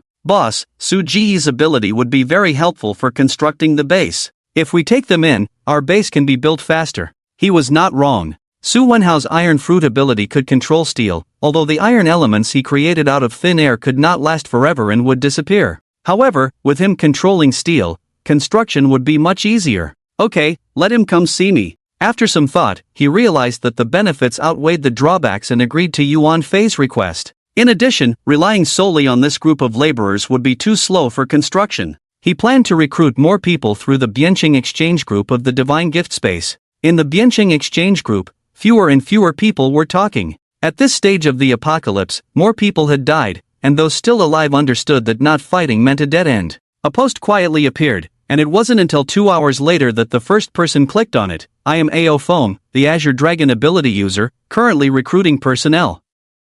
Those interested can sign up with me. The person stared blankly at these words. Ao Feng, the Azure Dragon boss? Damn, the Azure Dragon boss is finally recruiting. His face was covered in bloodstains, with many scratches on his body. In battles with zombies, even if he wasn't bitten, his body would bear marks from falls and bumps. He held a pirate sword with a slightly curled blade, resting inside a shop. To survive, he had to go out and fight. Although his strength had improved significantly, he increasingly yearned for the protection of a major force. Boss, I'm willing to join you. How do I join? Will you come to pick me up? His lips were cracked, and the freshwater had long run out. If it weren't for the ability to exchange food in the Divine Gift Space, he would have starved to death long ago. He barely managed to get by with the little juice in the food, occasionally resorting to drinking some sewage when he couldn't bear it. But this behavior was extremely dangerous, as no one knew if the sewage was contaminated with the zombie virus, and he was always worried about getting infected. Now, the strongest in Bianqing, also one of the world's strongest as recognized by the Divine Gift Network, Ao Feng of the Azure Dragon, was willing to openly recruit people. He stared intently at the post, awaiting Ao Feng's response. Of course, Ao Feng couldn't keep staring at it. He spread the message and would tally up the responses tomorrow to decide on the next plan. However, this post quickly gained traction in Bianqing. More and more survivors noticed it and eagerly left comments below, expressing their willingness to join. In the southern chemical factory, Zhang Hong had just returned with his men to rest in the factory when one of his subordinates reported Ao Feng's recruitment message. Boss, Ao Feng is currently on fire. Those people we recruited before also want to join him, but they dare not say it openly. I found out that they are already trying to secretly contact Ao Feng. Zhang Hong frowned. He was not an ability user and did not have those innate advantages, but he still managed to recruit a group of followers with his daring and fighting spirit. He had seen those videos about Ao Feng, and it was simply inhuman. He acknowledged his rapid progress, whether in the awakening of his dominance or the advancement of his realm. It had been swift, yet he was still merely at the copper skin realm. Let alone fighting zombies one-on-one, he had been boasting about being able to escape from them for quite a while now. At this moment, another henchman beside him glanced around and said, "Boss, our freshwater has been cut off for 5 days now. I heard that Ao Feng is recruiting people to build a safe base by the Yellow River. Why don't we join him? Moreover, even if we don't join, when his base is established, it will inevitably expand outward, and we won't stand a chance against him. Instead of surrendering after being defeated later on, it's better to join him now before his power grows. With your strength, boss, you might even secure a core position." Zhang Hong felt unwilling, but had to admit that his subordinate's words made sense. At the beginning of the apocalypse, there was no time to prepare, so they had to find a safe spot nearby, without much thought. With the freshwater running out at this moment, besides moving towards the Yellow River, there seemed to be no other option. His hand holding the knife tightened and loosened. After a while, he said, "I'm tired, let's talk about it tomorrow." "Boss." The man who suggested something else wanted to say more, but Zhang Hong waved his hand and went to his bedroom without looking back. He stood there squinting as he watched Zhang Hong leave, lost in his own thoughts. "Zhang Shichao, are you planning to betray Brother Heng?" Behind him, another middle-aged man's tone was dark, with a hint of warning. "Ha!" Zhang Shichao sneered. "Betray? Have I done anything against Brother Hong? Now that we are at the end of the road, are you going to follow Zhang Hong to his death?" He was not afraid of the man's threat at all. After mocking him, he turned and left. "You!" The man was angry but didn't say anything more. In the city center, within the Drum Tower City, thanks to the surrounding shops, Yang Xiaofei and others had ample supplies. They had not completely run out of food yet. They were also discussing Ao Feng's recruitment. How do you all view Ao Feng gathering people? In the Drum Tower, a middle-aged man in black sat sternly in the center. Around him, people were seated, carefully selected, and recruited by him. I've watched the video about Ao Feng. If the video is real, I dare say, no one in Bianqing is his match. Moreover, that video was shot over 10 days ago, he must be even stronger now. And his charisma is far stronger than ours. Not to mention, if we were to clash, he wouldn't even need to do anything, most of our people would turn against us. These people discussed carefully, but their words sounded powerless. Fei, I think it's better to join him. He doesn't have many people right now. If we bring 100 or so people, we might gain some status. After this person spoke, the others fell silent, or sighed. Although the words were disheartening, they couldn't refute them. Previously, when Ao Feng went to the provincial capital, Yang Xiaofei had clashed with Feng Kuan. If Feng Kuan's injuries from Ao Feng hadn't healed yet, Yang Xiaofei would have been torn apart by Feng Kuan that time. Moreover, according to Feng Kuan, his superior was Meng Kuei, and Meng Kuei's boss was Ao Feng. In other words, the strongest Yang Xiaofei couldn't even defeat a subordinate of Ao Feng. The comparison of strength between the two sides was clear-cut. Fei, they are all ability users, that's why they are so strong. If you were an ability user too, you wouldn't be inferior to them. But now, we have to bow our heads. Listening to the discussions of the crowd, Yang Xiaofei sighed. No, even if he doesn't use his fruit ability, I'm still no match for him. He's at least at the Iron Bone realm, judging by his speed of advancement, reaching the giant strength realm now wouldn't be surprising. To survive in the apocalypse, one must first understand the situation, rather than blindly refusing to yield. If you need to yield, then yield. What's wrong with that? That's from the heart. Everyone present had fought for their lives in the mouths of zombies, so they understood this even more. Since we haven't had any conflicts with him yet, it's indeed the most suitable time to seek refuge. He was still somewhat reluctant, but looking at this group of brothers who had been through thick and thin with him, he wanted to bring a better future to everyone. I'll contact Ao Feng, he should be willing to take us in. Entering the divinely bestowed space, he found Ao Feng's post in the Bianqing exchange group and left a message below. I am Yang Xiaofei, located in the city center Drum Tower. Under my command, a total of 178 people are willing to join you. What should we do? By the Yellow River bank, Ao Feng suddenly had an idea while watching Meng Kuei and the others inspecting some equipment brought from the water plant. If he could discharge electricity, could those electrical appliances also be used? He quickly asked the team if anyone knew about circuits. He found a few electricians and a university student majoring in related fields, but their initial reaction was that it was impossible. Firstly, specialized equipment was needed for reception, and Ao Feng needed strong control over the current, or else the equipment would be burnt out in an instant. However, Ao Feng's own control was not strong. He was a Azure dragon, not thunder, controlling wind, fire,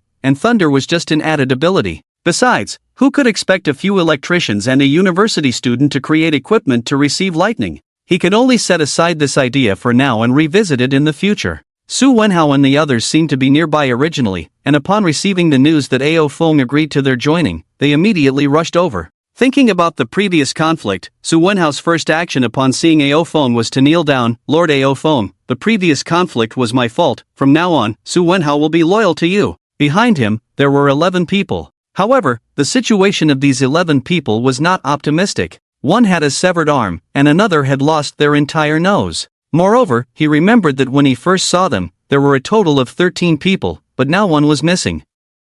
Su Go, where is Lan Jie? After leaving Su Wenhao, Yuan Fei met them again for the first time. At a glance, it was quite distressing. Moreover, the bold and caring elder sister was nowhere to be seen. Su Wenhao trembled at the words and whispered, Xiaolan, she's dead. Ao Feng was not interested in their stories and did not want to inquire. The death of only one person in over a month was already a miracle. Get up. Ao Feng said, those of you who don't want to fight can join the engineering team. Women can go to Lu Xiao's team, and later go to Meng Kuei to register. But Su Wenhao, you need to help build for at least 5 hours a day. After 5 hours, you can go for combat training as you wish. Of course, with your abilities, your contributions are incomparable to others. I will reward you with 100 points every day. This price was not low for Su Wenhao. Although he had reached the copper skin realm and killing ordinary zombies was not difficult, frequent use of abilities consumed a lot of stamina. Killing 100 zombies a day was achievable but exhausting. Moreover, these 5 hours were not meant for continuous construction, it included time for him to rest and recover his stamina. Su Wenhao had no objections, his group was not cowardly and wanted to continue fighting. Meng Kuei and Lu Xiao registered and arranged them separately, while Su Wenhao dove straight into the construction of the base. The basic structure was still reinforced concrete, and Meng Kuei and Feng Kuan brought a lot of steel bars from the building materials factory, so Su Wenhao didn't need to make the steel bars himself. He just needed to manipulate these steel bars to set up the framework, saving a lot of time. In the evening, Ao Feng returned home with Xiaobai. Introducing Xiaobai and Han Shuang to the family once again in a grand manner, his parents, being open-minded individuals, expressed their approval of these two non-human beings. After dinner, Xiaobai finally managed to escape from Ao Chen's clutches. The big tiger kept rubbing against his legs in Ao Feng's bedroom, whimpering to express his grievances. Alright, Xiaochen also likes you, right? From now on, we are one family. Upon hearing the term family, Xiaobai's tiger eyes suddenly sparkled brightly. Juyin, Emin is one family. Ao Feng patted his head while saying, "You should talk more when you're fine. Your pronunciation is too strange now." But Xiaobai wagged his tail and said, "I only speak Juyin." Despite his intelligence, he was only 1 year old, with a very pure mind. He squinted his eyes, enjoying Ao Feng's touch, which was entirely different from the chaotic touches of the little witch, making him very pleased. Creak, the door quietly opened. Xiaobai seemed to smell something and jumped up suddenly, showing a human-like expression of sadness on his face. "Brother." Ao Chen approached quietly and couldn't resist reaching out to touch Xiaobai a couple of times. "Why are you here in the middle of the night and not sleeping? Don't think crookedly." "I see your comments, they are siblings by blood, not adopted." There's no orthopedic plot twist. Helpless, Ao Feng had to sit up. Ao Chen stroked Xiaobai's soft tiger fur and said contentedly, "Brother, that Han Shuang, is she really a crystal person?" Ao Feng did not hide Han Shuang's identity, as their family would find out sooner or later. During dinner, both Ao Chen and their parents wanted to ask, but they waited until after dinner for Han Shuang to come downstairs and let their daughter ask what was going on. Although they were open-minded, that so-called crystal person sounded almost like a zombie. "Don't worry, she is a different species, retaining self-awareness, so she can be trusted," Ao Feng explained in detail. "Okay," Ao Chen pondered, then suddenly asked, "Brother, be honest, is this Han Shuang related to your past life?" As she was speaking, she suddenly remembered Xiaobai beside her. He was no ordinary tiger, he could understand human speech. She quickly shut her mouth, glanced at Xiaobai huddled in the corner, and looked at Ao Feng for confirmation. Ao Feng sighed, "Xiaobai is not an outsider, it's okay." He then recounted the past and the connection between him and Han Shuang to Ao Chen. "Apart from our parents and you, the only ones I trust are Xiaobai and Han Shuang. Even Lu Xiao and Meng Kuei have to step back a bit." Speaking of Lu Xiao, Ao Chen suddenly became excited. "Brother, what do you really think of Sister Xiao?" "What do I think?" Ao Feng looked puzzled. Ao Chen smirked mischievously. "I asked Sister Xiao, and she said she wants to sleep with you, oh my." Suddenly hit on the head, Ao Chen pouted in grievance, "Big brother is teasing me again." Ao Feng said, "What is this little girl thinking?" Ao Chen snorted, "I discussed it with mom and dad, and they all think Sister Xiao is good, beautiful, sensible, and filial. Mom even wants to recognize her as a goddaughter. Don't you want a wife? Do you want a younger sister instead? And you even have the devil fruit, a mythical beast at that. Wouldn't it be a waste if you don't marry her?" Ao Feng, "By your logic, should I marry Meng Kuei too?" Ao Chen, "Well, it's not impossible, ha ha ha ha." Before finishing her sentence, she hurriedly jumped down, leaving Ao Feng's mind blank, then made a funny face at Ao Feng. "La la la, by the way, that Tang Yingying, she's not your mistress outside, right? Go to sleep. What are you daydreaming about all day long?" The wind blew in from the open window, sweeping away the stifling heat of the summer night. Ao Feng lay on the bed, his hand hanging down to stroke the tiger's head, slowly drifting off to sleep. Downstairs, across from Meng Kuei's room, Han Shuang sat on the edge of the bed hugging her legs. "He really treats me like family." Her eyes were a bit moist, feeling that she was no longer alone. "It's just that my ugly face is a bit embarrassing." The next day, Ao Feng stretched lazily. Even though it was the end of the world, sleeping at home was still comfortable. Getting out of bed, he stepped on something extremely soft and furry. "Ah." Ao Feng looked at Xiaobai's resentful eyes and awkwardly smiled. "Morning." "Fine." Seeing Ao Feng smile, Xiaobai's lingering resentment from being stepped on instantly dissipated, and he also replied with a morning. After breakfast, he opened the Divine Shrine space to check the messages he left last night. As expected, the messages were overflowing. "Boss, I'm willing. Please accept me quickly." "Aye, I'm also willing. But boss, I'm currently in a village on the outskirts of the east. I heard you're by the Yellow River. I can't get over there. Boss, please take me in. I'm willing to warm your bed. Boss, I've killed several zombies myself. I've run out of supplies, but I have no water. Please give me some water. Among these countless messages, one caught his attention. I am Yang Xiaofei, located in the city center at the Drum Tower, with a total of 178 people willing to join you. What should we do? Yang Xiaofei's force in the city center? Although Ao Feng was surprised, he also felt it was reasonable. These strong individuals, though proud, were also extremely astute in current affairs. In the end of the world, bowing one's head was not shameful. It had to be said, he made the right decision. He posted a message under the post and pinned it. I will create a new group. Those willing to join me, join this group. I won't ask questions. No one is allowed to speak. After I ask a question, it's forbidden to answer anything unrelated. Violators will be immediately expelled, and I will never accept them again. Then, he established another communication group in the Divine Gift Space. The communication function of this Divine Gift Space was even more convenient than the network in the civilized era. It would take some time for them to join the group, so he went to check the Dragon Emperor's shop. After confirming that the Dragon Emperor's shop would restock irregularly, people were no longer rushing madly. However, almost everyone in the world had given up the Divine Gift Store and only shopped at the Dragon Emperor's shop, so his goods were selling quickly. After restocking the goods, he called Meng Kuwei and the others over. I plan to recruit more people. Ao Feng said to everyone, I've created a group in the Divine Gift Space. You will join later and help me organize. Meng Kuei, separate the teams willing to fight, don't crowd together, give a portion to Xiao Chun, Xiao Bai, Han Shuang, Yuan Fei, Feng Koan, Luoi, Lin Tian, let you and Feng Koan take turns supervising the base construction. The 8 teams will be dispersed to recruit people. Bring back those willing to join us, consider it your trial. After hearing this, Yuan Fei exclaimed, Boss, I can't do it, I'm not as strong as Meng and the others. Except for Yuan Fei and Han Shuang, everyone here was an ability user. Han Shuang, as a crystal person, also had a high combat power, and he was the only ordinary person. Even if he fought desperately, his strength did not improve quickly. Ao Feng letting him lead a team directly put a lot of psychological pressure on him. Ao Feng said, You can do it. I'll assign Shiryu to you. He is an animal ability user and can help you share some of the pressure. Got it. Yuan Fei, who could make a name for himself in the apocalypse as a non-ability user, was not someone who beat around the bush. Since Ao Feng trusted him, he naturally didn't want to disappoint that trust. After giving instructions, he had these people join his group. Except for Han Shuang. Han Shuang lost the qualification to enter the God-given space after becoming a crystal person. Ao Feng said to Lu Xiao, Bring someone you trust and let them assist Han Shuang as her deputy to lead the way. Lu Xiao immediately replied, Alright. Among the members of my team, Bai Sisi is currently performing the best. I'll have her assist Sister Han Shuang.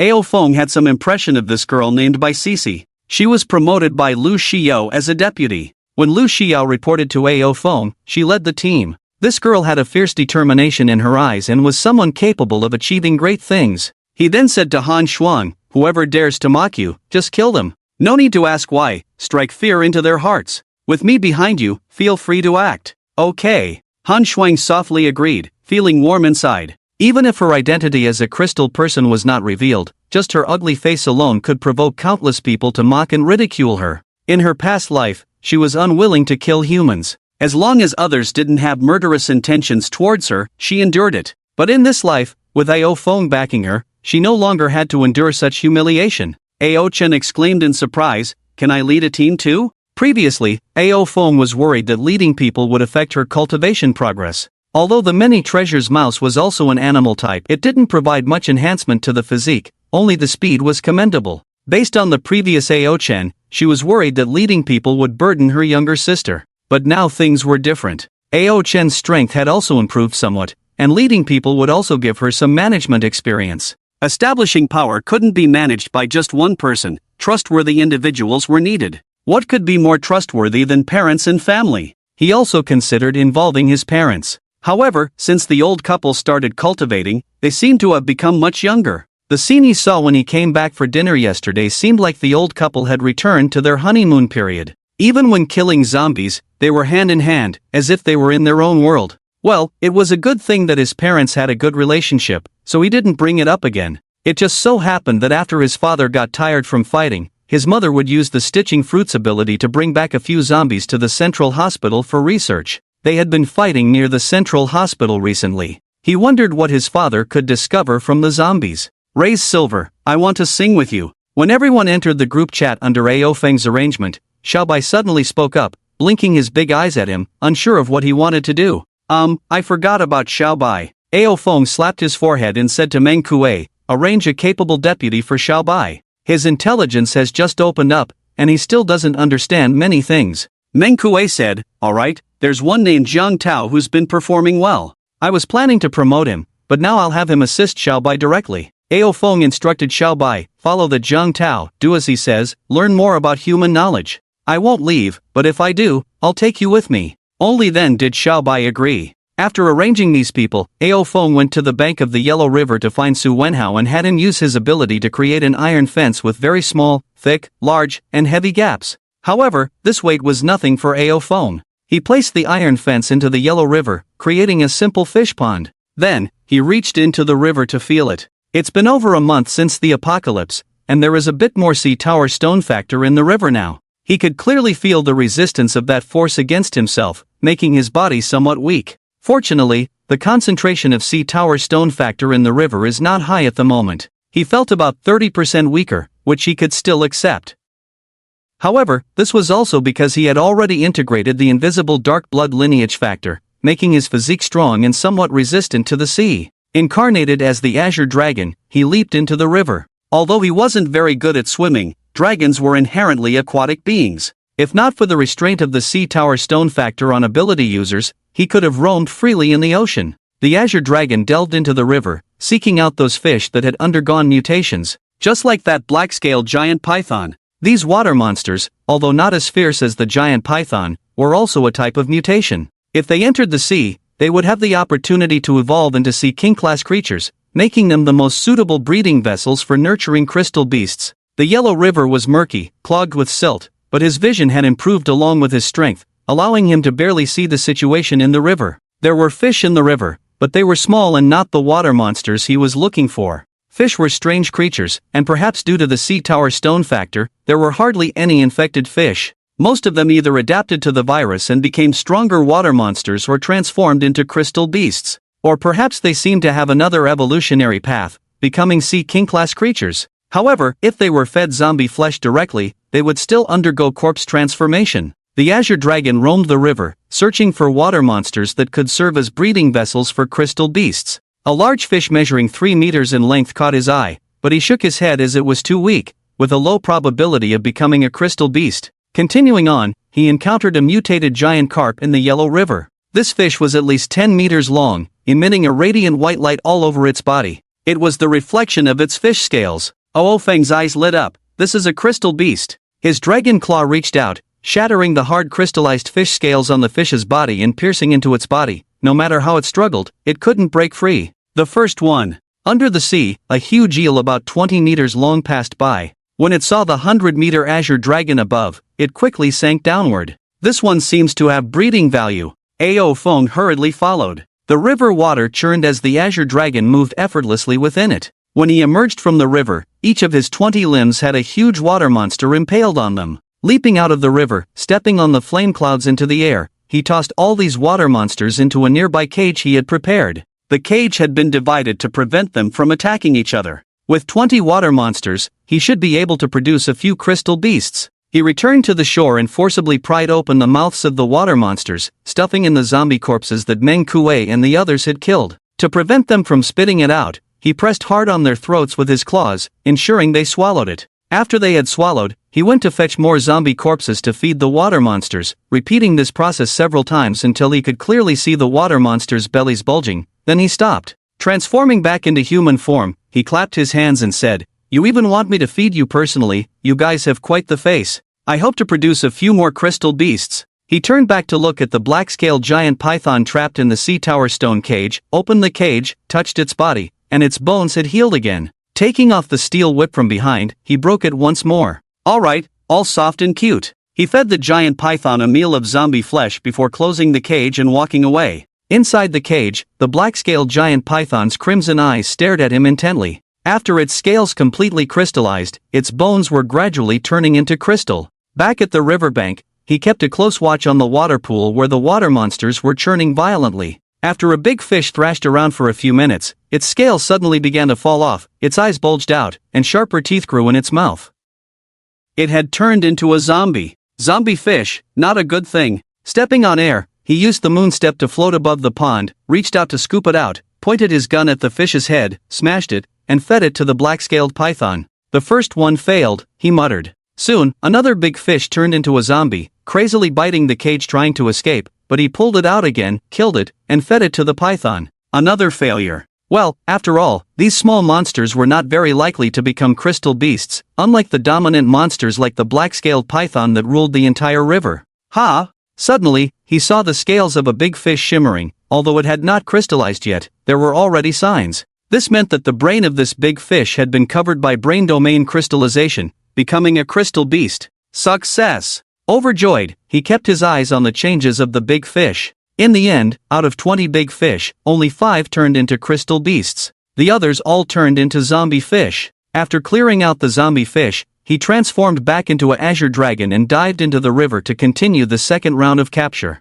This repeated several times, and by evening, Ao-chen, Meng Kuei, and others returned from various places with people willing to join them. Only then were the 50 cages completely filled with crystal beasts. 50 crystal beasts. He didn't know how many times he had caught them repeatedly before they were filled. Based on past life experiences, after many years in the apocalypse, the strongest humans were in Huaxia, and the strongest zombie leaders were in Asia. Even those zombies with awakened intelligence had occupied Asia and established a zombie kingdom. The places with the most crystal beasts were in Africa and South America. The best places in Huaxia to cultivate crystal beasts were only rivers and the seaside. The monsters in the sea were more dangerous than those in the jungle, coupled with the inherent dangers of the sea itself. So in the early stages of cultivating crystal beasts, it was better to rely on water monsters in the river. Therefore, many strong individuals turned their attention to humans. Since crystal beasts were difficult to cultivate, why not create crystal humans? They imprisoned their compatriots, forced them to eat zombie flesh,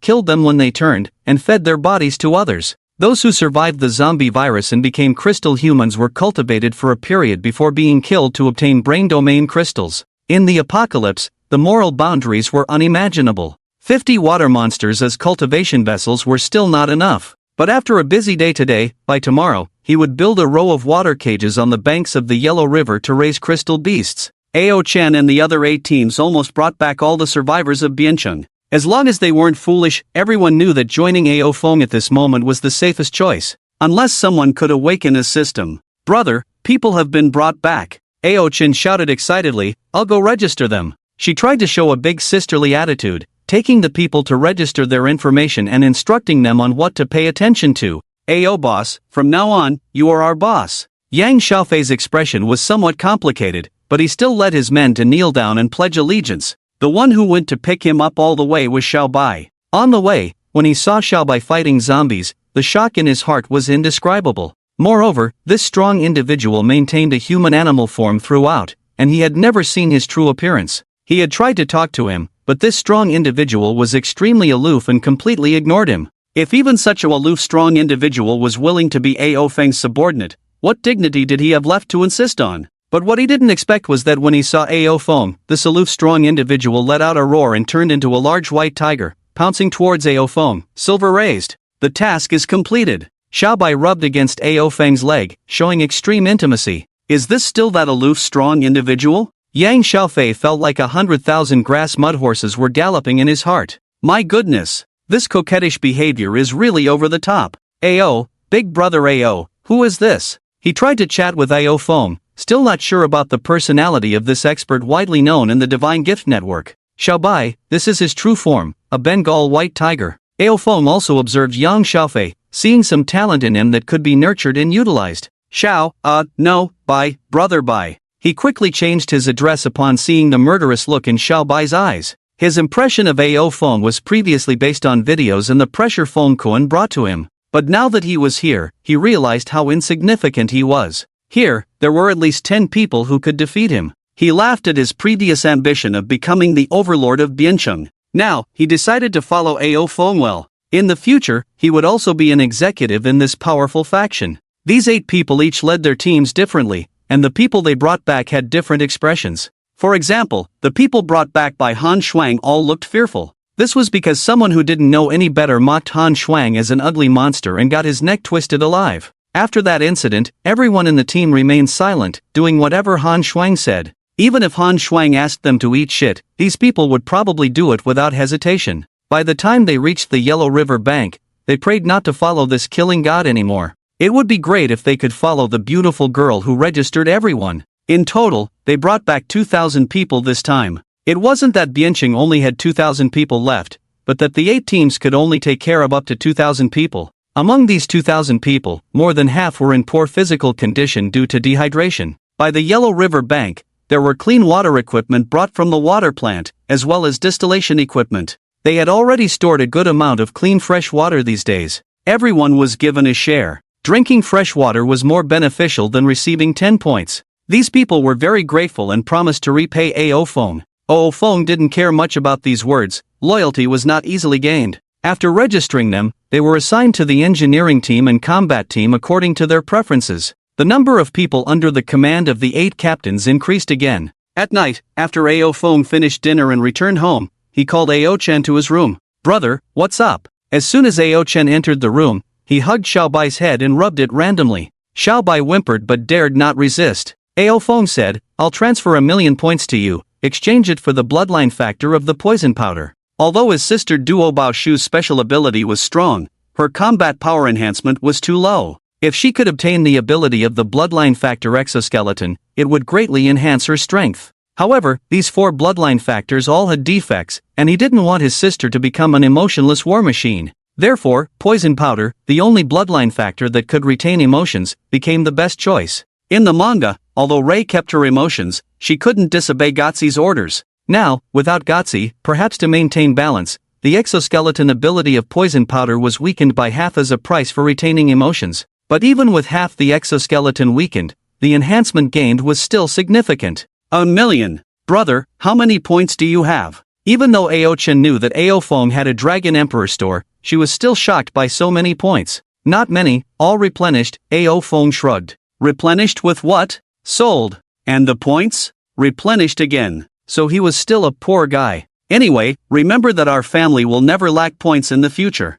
Ao Feng urged her to quickly exchange the bloodline factor of poison powder. These 4 bloodline factors were different from the invisible black, and everyone could exchange them. But the bloodline factor also needs to awaken step by step. Every day exchanged early will bring huge advantages. Ao Chen didn't hesitate and immediately entered the God-given space after receiving the points. Soon, Ao Feng saw her body stiff on the bed, unable to move, with fine beads of sweat on her forehead, just like when she integrated the bloodline factor herself. He carefully watched his sister's performance, and behind her, a pair of illusory pink butterfly wings appeared. As the wings flapped, a faint pink gloss floated down. That was the special ability brought by the bloodline factor, capable of absorbing and releasing toxins. Unfortunately, the virus wasn't considered toxic, otherwise, this ability would have been somewhat invincible. Although unable to absorb the zombie virus, the potent powder enhanced resistance to the virus, providing a chance for rescue if accidentally scratched, without immediate infection. As time passed by, Ao Chen's body was almost soaked, a mixture of sweat and bloodstains.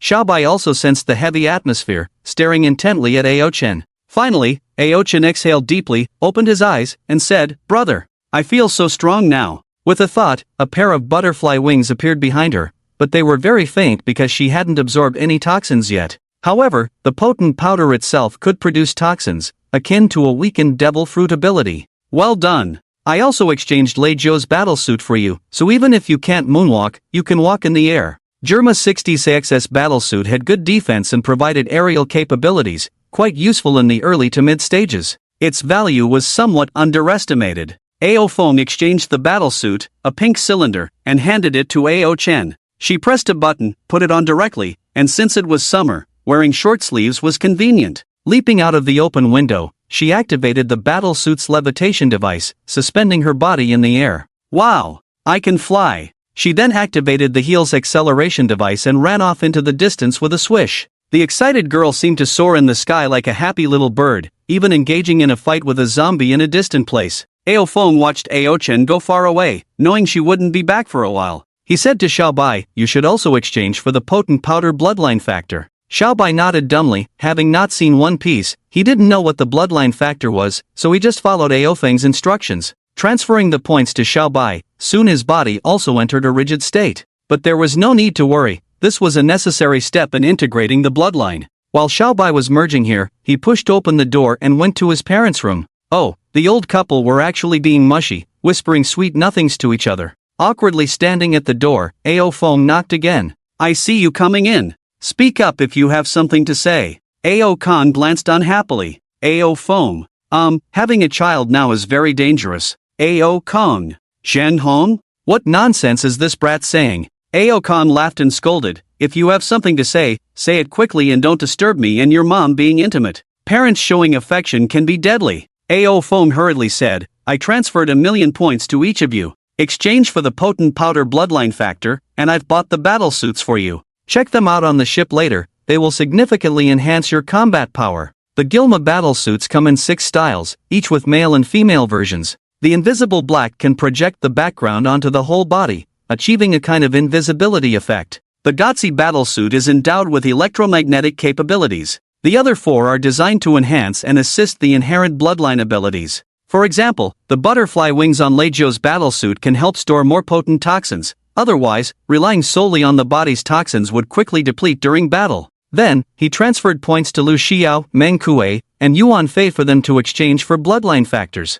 He bought a black invisible female combat suit specifically for Han Shuang. Since she couldn't exchange for bloodline factors, she didn't need the Leijio version of the combat suit, making invisibility more important. Master, don't you need me anymore? When he gave the combat suit to Lu Xiao, the woman looked at him affectionately. She was in a room with Ao Chen, and now that Ao Chen had gone out wearing the combat suit, she finally had the chance to be alone with Aofeng. Wow! Suddenly, a little head appeared at the door. Ao Chen had returned at some point. Brother! Hurry up! Xiao's sister made the first move. She was excited, her mind filled with various scenarios. Aofeng glanced back at her, and she quickly closed the door. Her voice came from outside, I understand.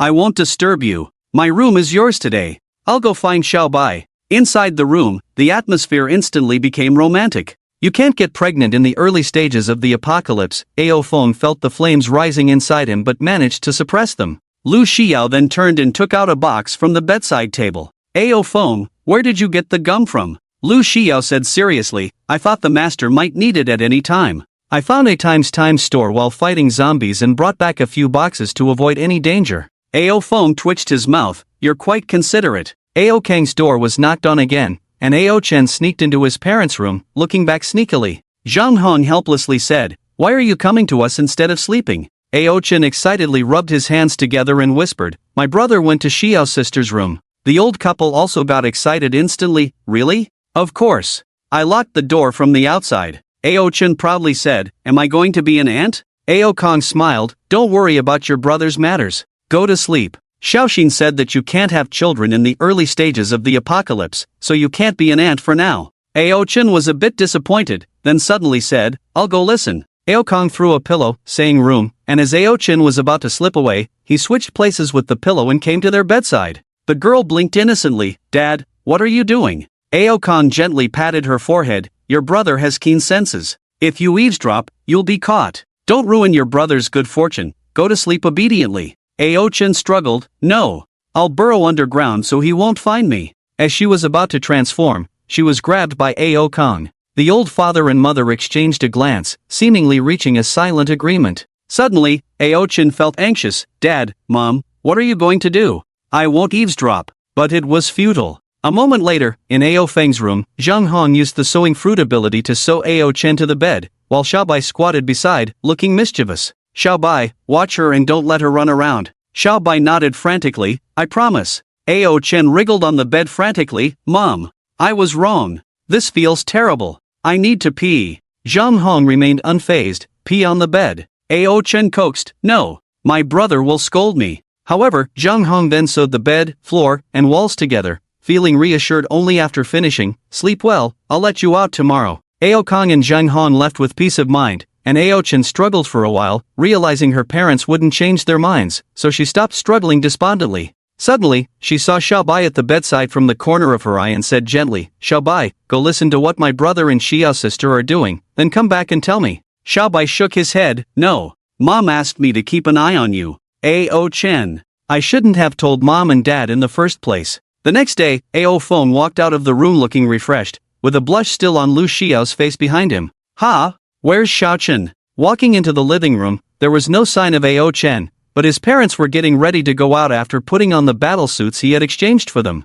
Upon hearing his words, Zhang Hong suddenly realized, I almost forgot about Xiao Chen. Quickly opening A.O. Feng's door, she saw A.O. Chen staring blankly at the ceiling with a look of despair on his face. She had been awake for a while, but her body was stitched to the bed, unable to move at all. Little Bai, on the other hand, had been obediently watching her since waking up, enjoying not being touched randomly by her. Why is Xiao Chen stitched up? A.O. Feng, who followed his parents into the room, was astonished, while Lu Xiao behind him covered her mouth and chuckled. Brother, do you know how much sacrifice I made for you? A.O. Chen, hearing them approaching, spoke with resentment in his voice. Zhang Hong stepped forward to release the stitching ability, and the girl, who had been despondent a moment ago, quickly got up and dashed to A.O. Feng, circling around him and Lu Xiao. Brother, did you and Sister Xiao do anything last night? Her big eyes were full of curiosity, and A.O. Feng replied nonchalantly, from now on, you and Little Bai will share a room. Wow! Meow! The first sound was from A.O. Chen, the second from Little Bai. No! Silver, I don't want it. I want to scratch you a little. Little Bai retreated in fear, his pitiful tiger eyes making him look like an abandoned kitten. But A.O. Chen was happy. Wow, now I can pet Little Bai anytime. A.O. Feng said, Xiao Chen, don't touch Little Bai, chat with him, correct his pronunciation, and you can also teach him to read with your textbooks. Got it, got it. The resentment of being stitched to the bed all night by his mother instantly dissipated. Oh no, it transferred to Little Bai. Heading downstairs to the bank of the Yellow River, everyone began their new day's work. A.O. Chen and the others naturally continued to lead people, while A.O. Feng had Su Wenhao prepare another 50 steel water cages to continue catching water monsters. Boss. Just as he was about to jump into the river, Meng Kuei found him. Many people from Zhangheng in the south of the city have secretly contacted us, saying they want to join us. Let them join, bring them over to work. A.O. Feng was indifferent, not considering it a big deal. But Meng Kuei was a bit hesitant. According to those people, Zhangheng has not made a statement for a long time, and they contacted us through some other friends without Zhang Heng's knowledge.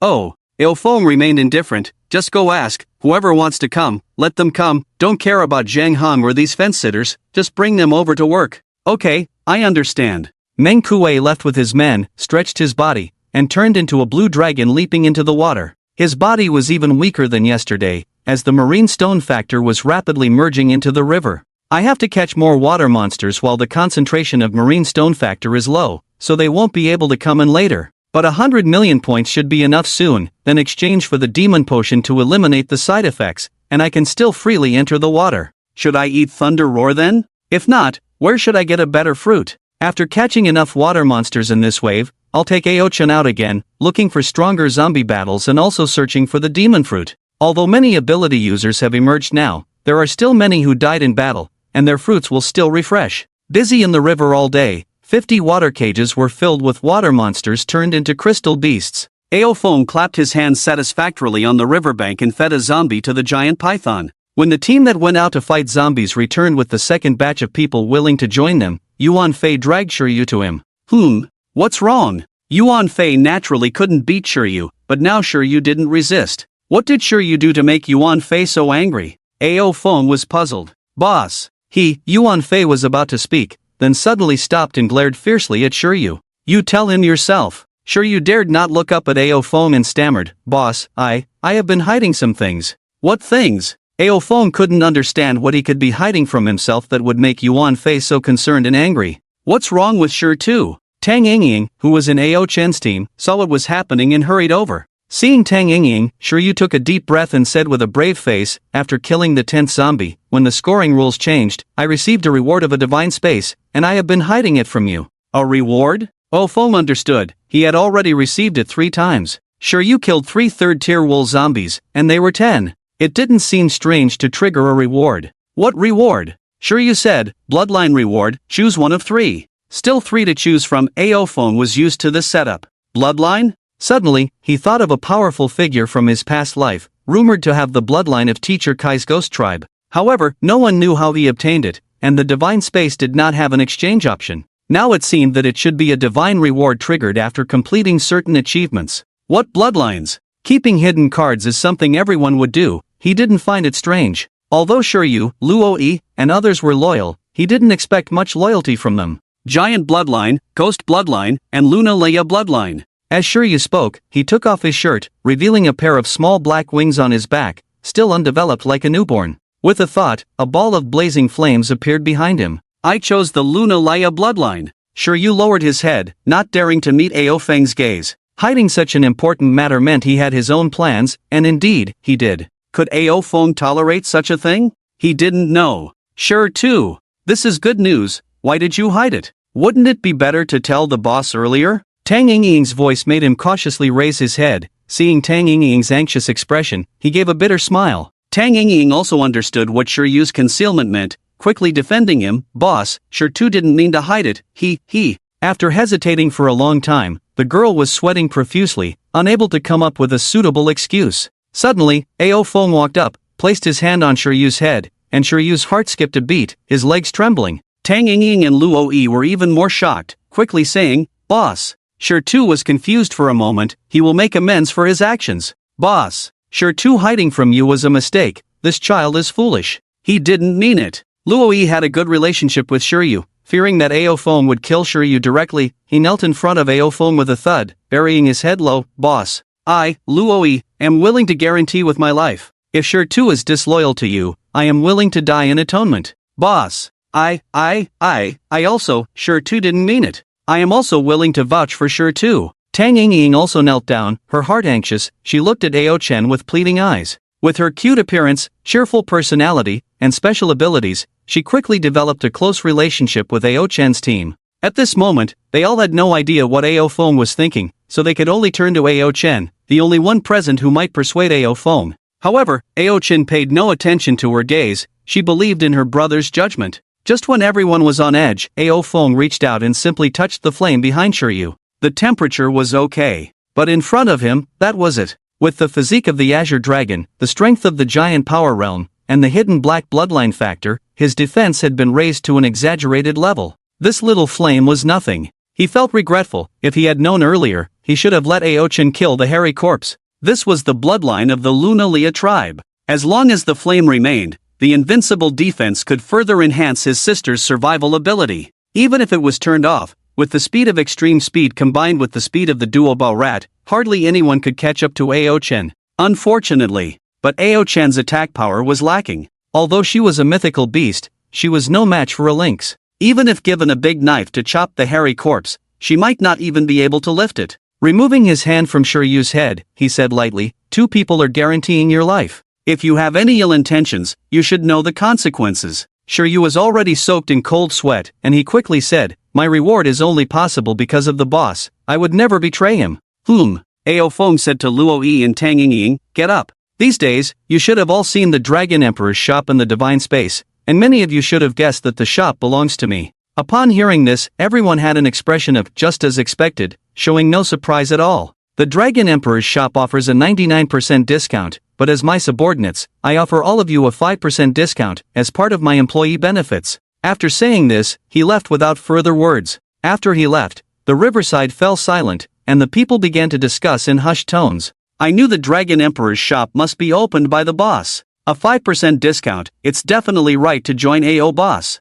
Such great benefits, only fools would run away. And AO boss doesn't just recruit the strong, even weaklings like us can earn points by working for him. Where else in the apocalypse can we find such a good deal? Exactly. Suddenly, a person pointed at Shiryu fiercely and said, hey, you punk, don't be ungrateful. If you dare betray AO boss, the girl you like, we will use the immortal sword to chase you down. You. Shiryu was furious. He couldn't tolerate anyone insulting Tang Yingying. Stone brother, let it go. Tang Yingying quickly held him back. Ao Feng had just left, and if he caused trouble here, it wouldn't end well. Just keep quiet for a bit. A middle-aged man with a stubbly beard led the young man who had made the threat away. Although Shiryu didn't dare make a peep in front of Ao Feng, he was still a capable individual, one who had obtained powerful bloodline abilities. As long as he didn't betray, he would surely become a high-ranking member under Ao Feng. By then, he could assign him a suicide mission or find an excuse to quietly get rid of him, and the boss would never know.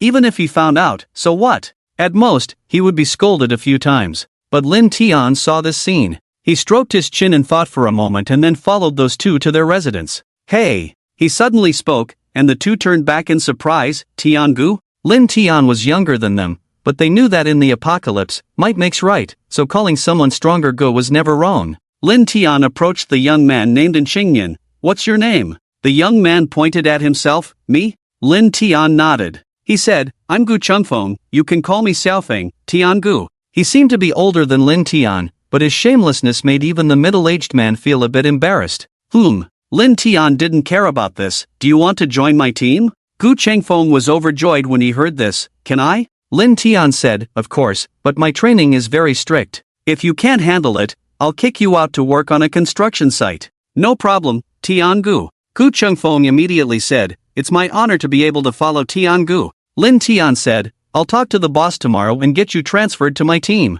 With that, he turned and left. "Xiao Gu, you're getting rich." The middle-aged man looked at Gu Chengfeng with a hint of envy in his eyes. Was he noticed by a strong person with just a few words? Gu Chengfeng was excited, thinking to himself, "I've made the bet." After Ao Feng returned home, he and Lu Xiao packed up and moved to the upstairs apartment. It would be awkward if his parents heard him being happy. "Wu, don't want to move." Xiaobai whimpered, hugging his leg, his big eyes filled with reluctance. Ao Chen sat directly on Xiaobai's back, rubbing his ears and said, "I want to move too." Ao Kong and his wife didn't express much about their siblings moving out. Anyway, this building was empty, they could live wherever they wanted. Not to mention this building, even the neighboring building was empty. But for Ao Chen, a 16-year-old girl, moving upstairs was a taste of freedom from living with her parents. Ao Feng let her be. Only Xiaobai was unhappy with this arrangement. Unfortunately, his protest was in vain. 2 hours later, Ao Feng, now in the sage moment, entered the divine gift space to restock his shop.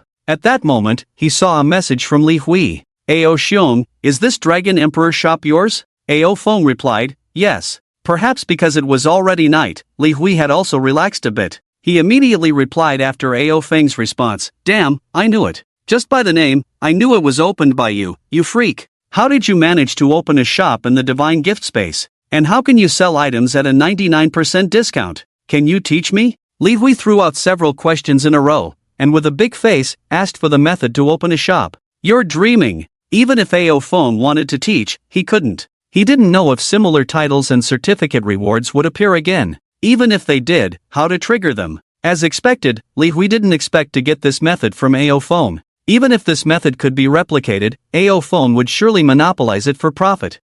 Since you can sell items at a 99% discount, it means you can get goods at an even lower price in the divine gift space. How about giving your brother a 20% discount? Ao Feng scoffed, "Go to sleep, you have everything in your dreams." Li Hui was not giving up. How about an 18% discount? 82%? 90%? 95%? Damn, you won't even give me this face. Ao Feng couldn't be bothered with him. Are we close? Or do you have a face fruit? Besides, Ao Feng didn't have the authority to give discounts to anyone. Even to his subordinates, he exchanged points in advance, handed them over to a specialist for safekeeping, and then those people would use the points to register for redemption. Although it was troublesome, these people were willing to do it to save even 1 point. After a long time, Li Hui realized he couldn't fleece Ao Feng, so he finally gave up. Comparing oneself to others will only make you angry. I'm still struggling for a few points, and you're already rich and prosperous. It seems like you also exchanged that hidden black bloodline factor. You have this shop, and I guess you also have that demon potion. I was thinking I could at least exchange one, and I still had a chance to fight for the other. Now it seems, I have no chance for either. I should have sold the devil fruit for a higher price. You rich dog. Your points are more than enough now. When will you come to me for a trade? Li Hui sent many messages in a row, and Ao Feng replied after reading them, "No rush. I'll come find you after I finish dealing with the mess at home. By the way, do you have any information on powerful devil fruits?" Li Hui, with his strong aura and luck, might stumble upon other powerful devil fruits besides the ones he couldn't use himself, either to reward his subordinates or to sell. He asked with a hint of curiosity. Li Hui replied, "None. It's already rare for me to find 3 fruits on my own. Where else could there be more? But I do have some information. It's up to you whether you dare to hear it." Li Hui's words piqued Ao Feng's interest. Dare or not, Was there something he wouldn't dare to do? Go on. Li Hui chuckled. Well, intelligence is valuable too. Would 100,000 points be fair for you? Ao Feng sneered. Are you crazy about points?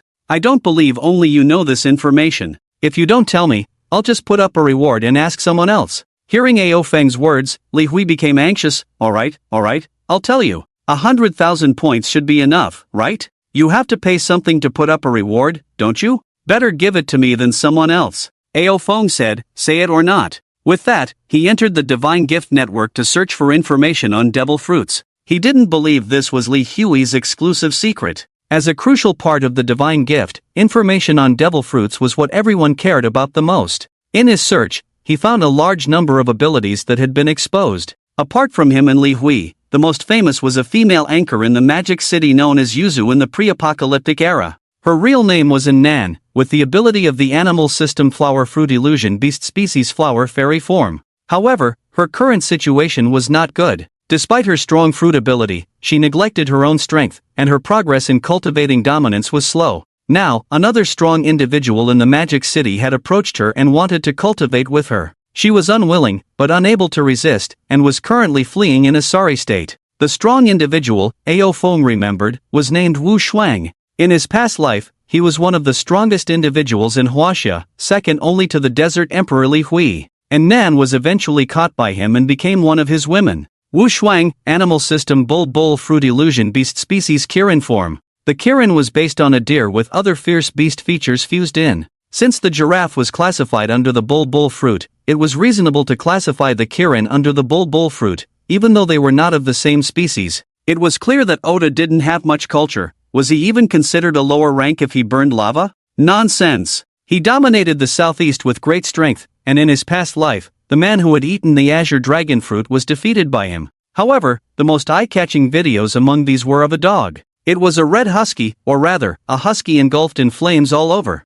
Its heroic slaughter among the zombies had a touch of invincibility. Unfortunately, its stamina was limited, and it fled after a short fight. From the video, its strength was not strong. It seemed to have recently consumed a fruit, and although it was intelligent, it was not proficient in using the divine gift space. But what caught Ao Feng's attention the most was a young man beside the husky. The young man with bright yellow hair was none other than the young man who had once purchased the thunder fruit under the online alias Noble Hair Boss. He's still alive? Ao Feng was quite surprised. Moreover, he hadn't heard any news about him in his past life. However, he did know that a burn fruit ability user had emerged in Jizhou, but he didn't know where he had obtained this fruit. In the previous life, no one bought the thunder fruit from this young man, but he consumed it after the apocalypse began, gaining some prestige. Unfortunately, he was too arrogant, and his stamina ran out, leading to him being torn apart by zombies. Perhaps it was because he bought his thunder fruit that his fate changed. The video was filmed by Huang Mao himself,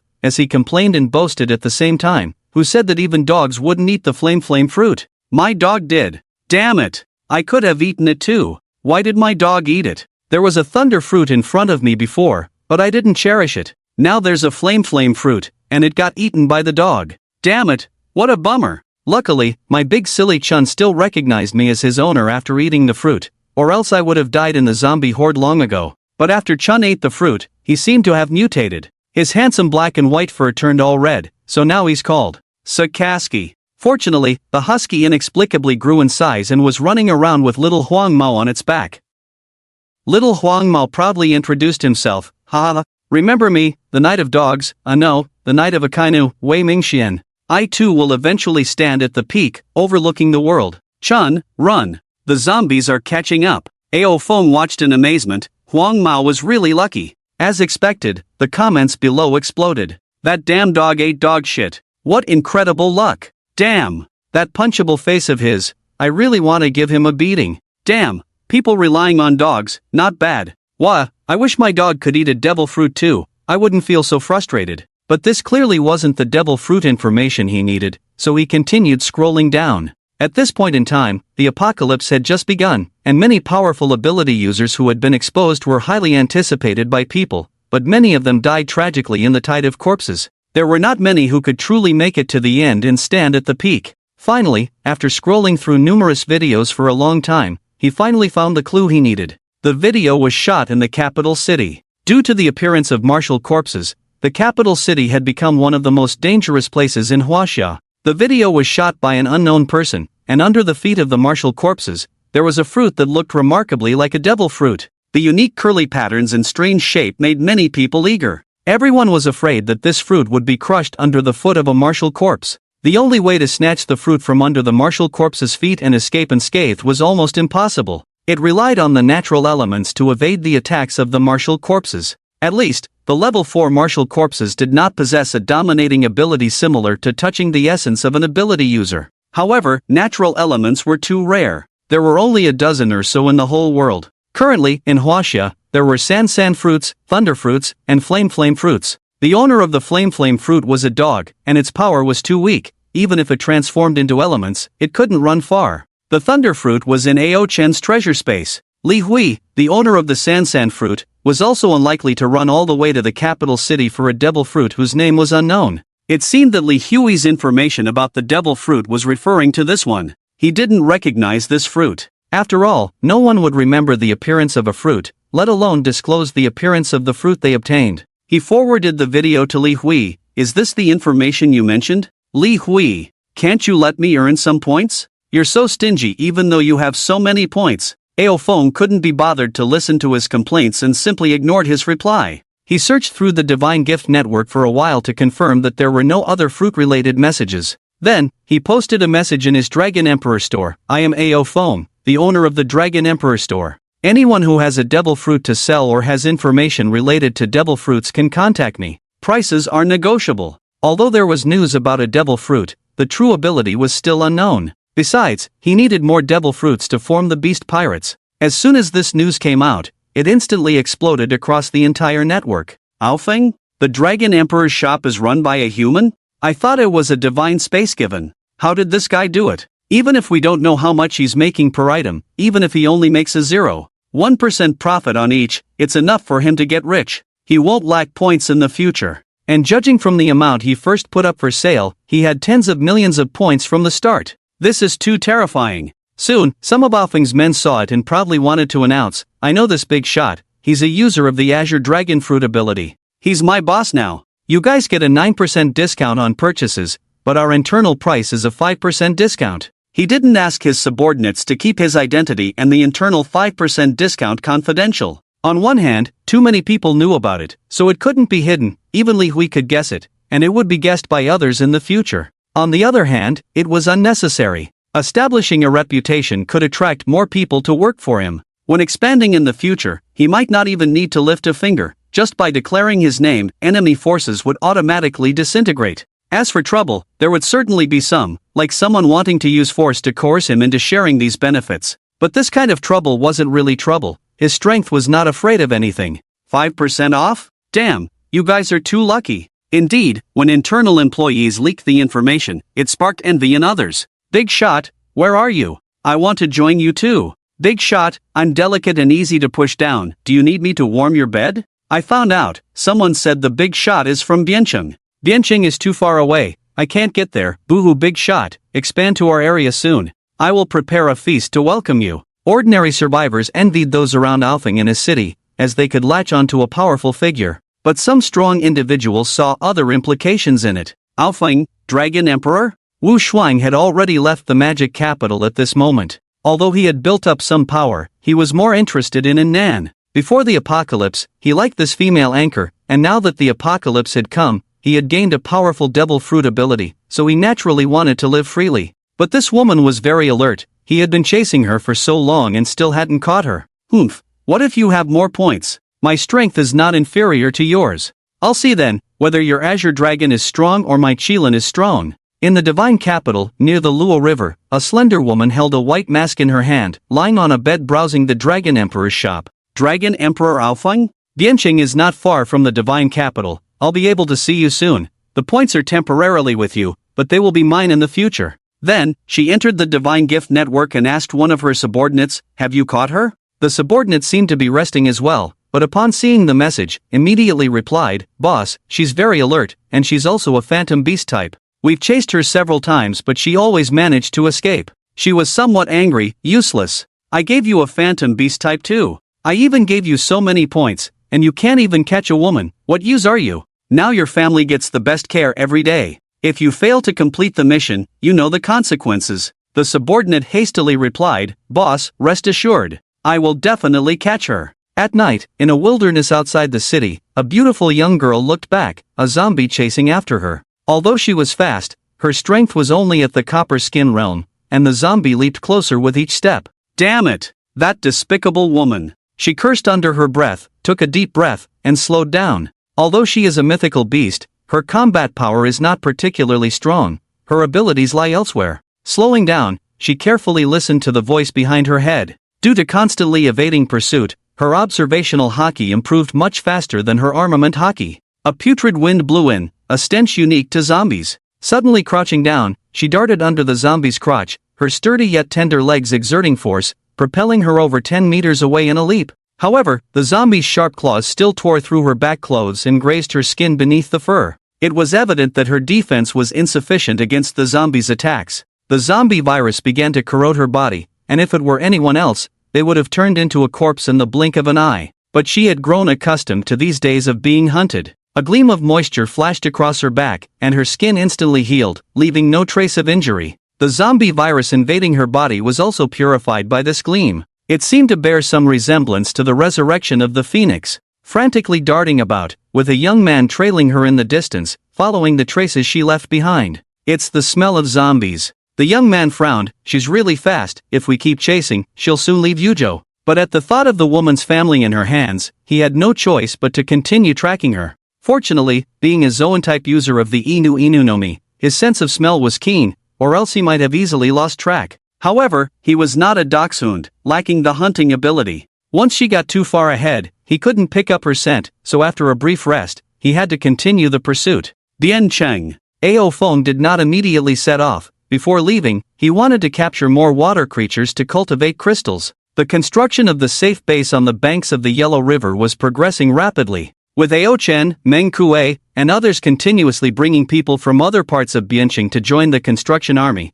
the innermost foundation had been laid. A large amount of river sand was dredged up by sand dredgers and, together with building materials brought by Meng Kuei from the construction plant, became the foundation materials. Zhang Hong, who was stationed in the chemical plant in the south of the city, left alone after one night, leaving his subordinates behind, who felt relieved. Without Zhang Hong, they no longer had to contact Ao Feng's forces on behalf of their boss, and now they had all been transferred to the banks of the Yellow River. Of course, in the process of bringing people, many were still infected and killed by their companions. A month later, nearly 100,000 people had gathered here. These were all the survivors of Bianqing now. The gathering of people also caused the zombies to start converging towards the banks of the Yellow River because it was the most populous area. The combat team no longer needed to go far to kill zombies but instead guarded the banks of the Yellow River, blocking the zombies in front of the construction team. At night, Tang Yingying would lead the zombies away and then use the scent of the Xiangxiang fruit to mimic the zombie smell, masking the human scent so that everyone could sleep well. In her previous life, the reason she became an important member under the God City Strong was precisely because this ability was crucial in the early to mid stages. After a busy month, Ao Feng had catalyzed a total of 2,000 crystal beasts, which was enough for the time being. Moreover, almost all the water creatures in the nearby Yellow River waters had been captured by him. To catch more, he would have to go further afield. After killing 10 crystal beasts, he handed the awakened crystals to Ao Chen for absorption. "Brother, aren't you going to absorb them?" Ao Chen felt it was a bit wasteful to absorb them now. Her ability didn't provide much combat enhancement, and even if the fruit was developed, it wouldn't be of much use in battle. Ao Feng said, "I plan to go to the capital, you come with me. Your fruit ability will expand the treasure space after development, and you can bring more fresh water." When Ao Feng went to the provincial capital before, he relied entirely on the water content in alcohol and food to sustain himself. Occasionally, he could find some fresh water from roadside shops or hotels, but most of the time, his lips were dry. So this time he must go to the ground to awaken Ao Chen and take advantage of Ao Chen's abilities to search for other devil fruits. Ao Chen, realizing her usefulness, then absorbed 10 crystals. On average, each crystal could increase her treasure space by 10 cubic units. After 10 crystals, her current treasure space had reached 120 cubic units. However, Ao Feng still felt it was not enough, so he decided to directly kill 100 beasts, increasing her treasure space to 1,000 cubic units, which barely satisfied him. Water buckets collected from various supermarkets and other places were filled with fresh water and all stuffed into Ao Chen's treasure space. The distilled water they obtained these days, besides daily consumption, still had a lot left. However, once filled to 1,000 cubic units, these reserves would be completely depleted. Dad, Mom, Xiao, I'm taking Xiao Chen and Xiao Bai to the capital. You continue with the construction and cultivation according to my previous plan. After his relationship with Lu Xiao, he now considered her part of the family, receiving treatment second only to his parents and sister. Go with peace of mind, your father is here to watch over things. Ao Kong was in high spirits now, surprised to find that his domineering cultivation talent was not bad. After strengthening his body, his appearance and posture became younger, exuding confidence in his words. Ao Chen's devil fruit ability was awakened through the development of awakening crystals, significantly expanding her treasure space, enhancing her perception range of treasures, as well as improving her underground depth and speed. What surprised Ao Feng the most was that Ao Chen's speed had been enhanced once again. Previously, her speed bonus was roughly twice that of beasts of the same level, but now it had reached 3 times. At this rate of development, when Ao Chen's devil fruit fully awakened, her speed alone would make her unparalleled, completely compensating for the lack of strength and defense. The two, along with the tiger, bid farewell to their parents and headed north. Along the way, Xiaobai was extremely happy. He would have been even happier if Ao Chen hadn't come along. The reason Ao Feng brought Xiaobai was because Xiaobai had not been his master for long, and felines were known for their ruthlessness. He was afraid that if he left, Xiaobai would be influenced by others. Especially now, Xiaobai's experience was like that of a child, like a blank sheet of paper, the easiest time to be corrupted. To save time, Ao Feng directly transformed into a green dragon, carrying Ao Chen on his back and holding Xiaobai, crossing the Yellow River and heading north at top speed. Roar! Being carried by the green dragon and overlooking the world, Xiaobai couldn't help but howl, almost causing Ao Feng to stumble and drop him. Shaking off Xiaobai from his claws, he asked, "Why did you make such a fuss?" Xiaobai, with a silly expression, replied, "Huh? Sister Chen taught me." His accent had been corrected now, but he had been taught some strange things. Ao Chen immediately denied 3 times, "It wasn't me, I didn't do it, don't say nonsense." Ao Feng was speechless. "From now on, you can't live with Xiaobai anymore. I'll have you teach him how to read and write." "What kind of nonsense have you been teaching him?" Upon hearing this, Ao Chen grabbed his dragon horn and shook it, saying, "No, I want Xiaobai.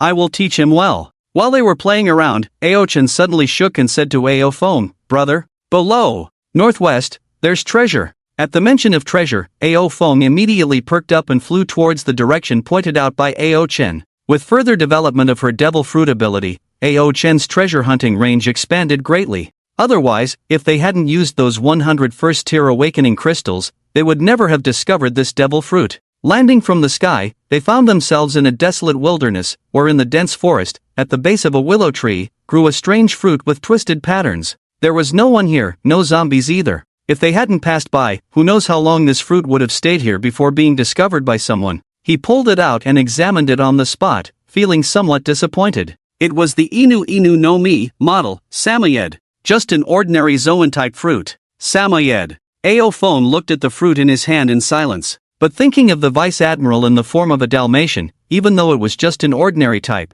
it wasn't too bad. He handed it over to Ao Chen, and they continued north. Without a map for guidance, Ao Feng relied entirely on his own instincts and the experience of his past life to move forward. As he flew over a county town, a young man hiding on the rooftop of a tall building below happened to witness his departure. "Qinglong?" Wei Mingxian scratched his yellow hair. When he was running away, he passed by a hair salon and took their hair dye, turning his newly grown black hair yellow. Woof! The husky squatting beside him saw Qinglong flying by and suddenly felt a surge of pride from within. Oh! He held to the sky, his voice spreading far and wide. Even Xiaobai, who was being carried by Qinglong in flight, heard his voice. And then, Xiaobai also echoed with "Oh woo." Xiaobai's call was nothing special, as they were flying, and even if they attracted zombies, they were not afraid with their strength. But it was different for the yellow-haired one. With one bark, the husky directly pointed out the location of the zombies wandering below. Damn! The recently rested yellow-haired one heard the zombies roar below and was startled, jumping up in alarm. "Xiao Sa, why are you barking so much?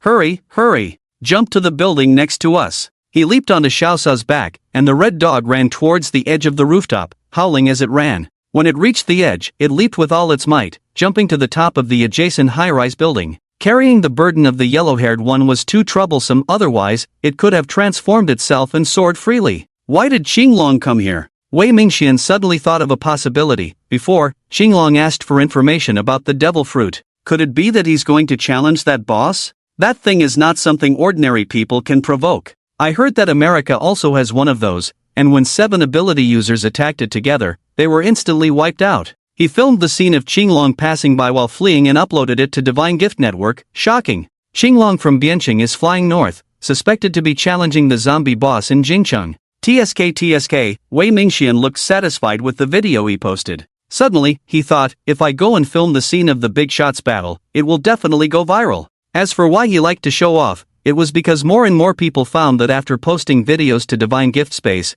they could earn corresponding points based on the number of views. Although these points were few, even if it went viral, the points obtained were limited, but it was still a kind of gain without taking risks. In the late stages of the first divine gift in his previous life, some people speculated that this function of Divine Gift Space was perhaps encouraging the exchange of intelligence between different regions. Unfortunately, there were always people who, for the sake of sensationalism, pushed some messy things to the forefront. Xiao Sa, let's go to Jingcheng too. He patted the sitting husky, and Xiao Sa carried him as they jumped around on the rooftop, gazing at the gradually receding figure of Qinglong. By the way, what about the person who bought my thunder fruit? Why have I never heard any news about him? Wei Mingxian could never forget that he once had a thunder fruit but sold it for 1,000. The rarest of the natural types, logically speaking, that person should have made a name for himself. He pondered over it. Why had he never heard any news about the thunder fruit user? As the figure of Qinglong in his field of vision grew farther and farther away, he suddenly realized something was wrong. It seems like Qinglong is veering off course. Could it be that he's not heading to Jingcheng? With Xiaosa's hesitation for a while, he decided to head towards the direction of the capital first. Perhaps the big shot had some sudden matters to attend to and took a detour. His guess was correct. Ao Feng did indeed have something to attend to that led him to take a detour. Just as he was about to leave the county, Ao Chen suddenly discovered the trace of treasures again, and there were 2 of them. Brother, there are treasures again. And 2 of them. However, one is in the northwest direction, and the other is straight ahead. Where should we go first? Ao Feng decided to go to the northwest first, and they could pick up the other one on the way. Descending from the clouds, the desolate wilderness still had no signs of human presence. Little White was excitedly frolicking on the ground, while Ao Chen headed straight to the location where he sensed the treasures. Roar! Suddenly, a tiger's roar came from the forest. Little White, who was frolicking, immediately perked up his ears, carefully identified the direction, and leaped straight into the woods. Where did the tiger come from? Ao Feng was puzzled but followed along. When he arrived, he found Little White already engaged in a fierce battle with a tiger surrounded by crystal formations. It was a crystal beast. Different from the exotic species like Han Shuang, this kind of normal crystal beast was even more ferocious in battle. Roar! The crystal beast tiger roared in anger, and the crystals on its body began to burn. Ao Feng was astonished. This crystal beast seemed to be of a high level. The burning crystals indicated that it possessed the power of a 4th-tier crystal beast. The flames appeared in a strange purple color, capable of directly igniting the ominous aura on the bodies of the undead. However, this kind of flame was ineffective against normal creatures. It was not a real flame but a kind of magic, a flame known as the purple crystal magic flame. Nevertheless, even though the flames couldn't burn living beings, they could enhance the crystal beast's own strength. At this moment, Little White had transformed into a humanoid form, with lightning-like thunderfire swirling around him. He swung his tiger claws and struck at the crystal beast. Crystal beast, human, undead, creature. They formed a subtle restraining relationship with each other. The purple crystal magic flame of the crystal beast could ignite the ominous aura on high-level undead bodies, and the undead virus was the core power of their evolution. The virus of the undead had a strong infectivity towards living beings. In a battle between living beings and the undead, once scratched, the victim would almost immediately turn into an undead. Moreover, the undead needed living beings as new virus incubators to promote their own evolution. The 3-color domineering learned by living beings in the divine gift space had a good destructive effect on the crystal formations of crystal beasts at higher levels. The domineering could even directly injure the crystal formations in the brain domain of the crystal beasts. Additionally, ability users needed the crystal formations in the brain domain of crystal beasts to accelerate the development and awakening of their abilities. Crystal beasts and the undead lacked intelligence in the early stages, which was their flaw. However, their evolution speed was faster, which was their advantage. In the previous life, these 3 factions stood on equal footing on the Blue Star, none able to eradicate the others. At least by the time Ao Feng lived through the second divine gift, the situation remained the same. Little White had extremely high domineering talent and had already reached the Iron Bone realm. According to Ao Feng's estimation, apart from himself, Little White should be the first creature to enter the Iron Bone realm. Coupled with the combat talent of a fierce beast, stronger physique talent, and the external skeleton endowed by bloodline factors, he could confront a 4th-tier crystal beast with 2nd-tier strength without immediately losing. Roar! Little White roared in anger. Although he could transform into a human and speak human language, he was accustomed to tiger roars in battle. How could human roars match the majestic roar of a tiger? His sharp claws were covered in armored color, and the power of thunderfire was mixed in his fingertips. With a single strike, even an iron pillar would be pierced through, but the crystal beast tiger blocked it with the crystal on its tiger paw. Roar! The crystal beast also roared, standing upright. After undergoing mutation, the crystal beast no longer belonged to its original biological category. Its crystal bones had shaped it into a more suitable combat posture. Clang! The tiger claws clashed, sparking friction. Little White suddenly grabbed the crystal beast's tiger paw,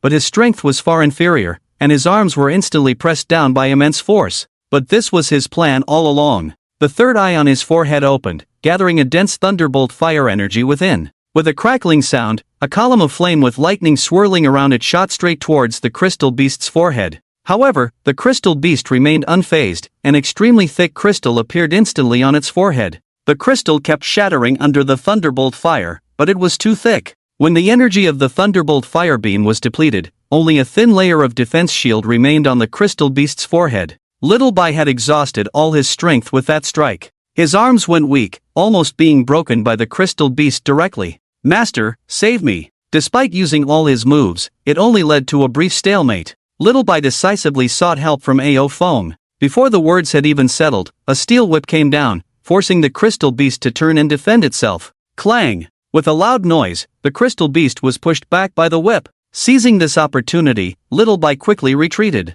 Once out of the crystal beast's attack range, he had no strength left to maintain his beast form. He transformed back into his white tiger form, collapsing on the ground, panting heavily. Little Bai. At that moment, Ao Chen had already removed the demonic fruit and returned. She had heard the sounds of battle from afar and hurried over in her mouse form. When she realized that Ao Feng could suppress the crystal beast, she emerged from underground. The little girl was smart. Despite her weak strength, she couldn't be a burden to her brother. After carefully examining Little Bai's body and finding no injuries, only exhaustion, she reassured him, "Little White, Big Brother will definitely defeat that crystal beast." Sitting beside Little Bai, she watched the battle from a distance. Yes, Master will surely win. Little Bai had great confidence in Ao Feng's strength, or rather, he had an inexplicable admiration for it. He believed that under the heavens, Ao Feng was the strongest. Can Ao Feng win? Of course, he can. He was already suppressing the crystal beast without even using his human beast form.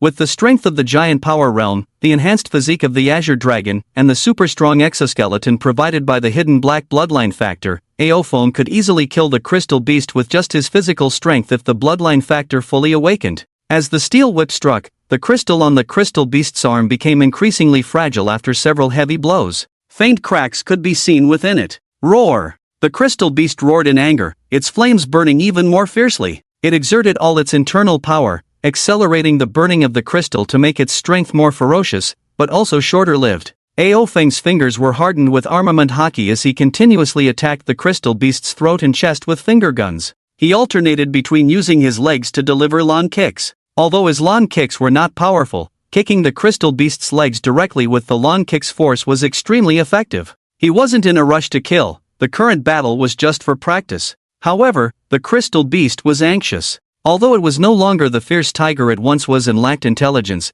it still had a basic sense of life and death stronger than low-level zombies. The crystal beast wasn't as fearless as the zombies. However, the more anxious it became, the more openings it revealed in its attacks. Ao Feng remained composed, countering with his steel whip, finger guns, and lawn kicks, continuously using the attack techniques he had mastered. Roar! The crystal beast suddenly became fierce, leaving itself wide open as it lunged with its claws towards Ao Feng's chest. It was this lunge that led to its defeat. Swish! In a swift movement akin to teleportation, Ao Feng appeared behind it and smashed its skull with the steel whip.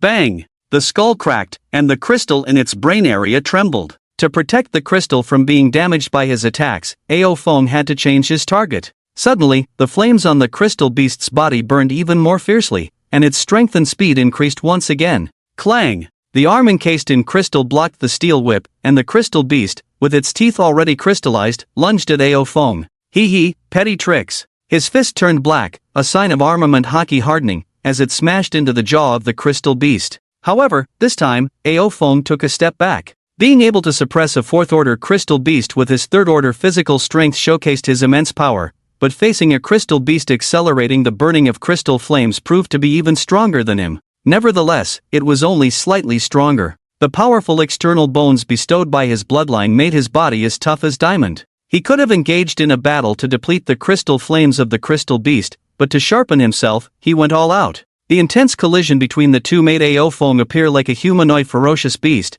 using the most rigid means to extinguish the purple crystal demon flames. The purple flames went out, indicating the complete depletion of the crystal beast's power. As the steel whip descended, he was no longer able to resist. Bang! The facial bones of the crystal beast shattered. Even its extremely hard crystallized bones couldn't withstand the heavy blow of the steel whip. In order not to damage the crystallization in the brain domain, Ao Feng broke open the cheekbone of the crystal beast from below, assimilating the brain fluid into a viscous liquid, with a crystal suspended in it. He reached in and pulled it out. Although disgusted, he was already accustomed to it. This crystal was larger than any he had seen before. Is this the tiger-type crystal beast? Ao Feng shook off the sticky fluid from his hand and placed the crystal in his palm. The black scale python, fed enough zombie prey every day by himself, was only at the 3rd level. This fierce tiger had actually grown to the 4th level on its own. In his previous life, indeed, there was a tiger-type crystal beast roaming in Jizhou, with an astonishing growth rate.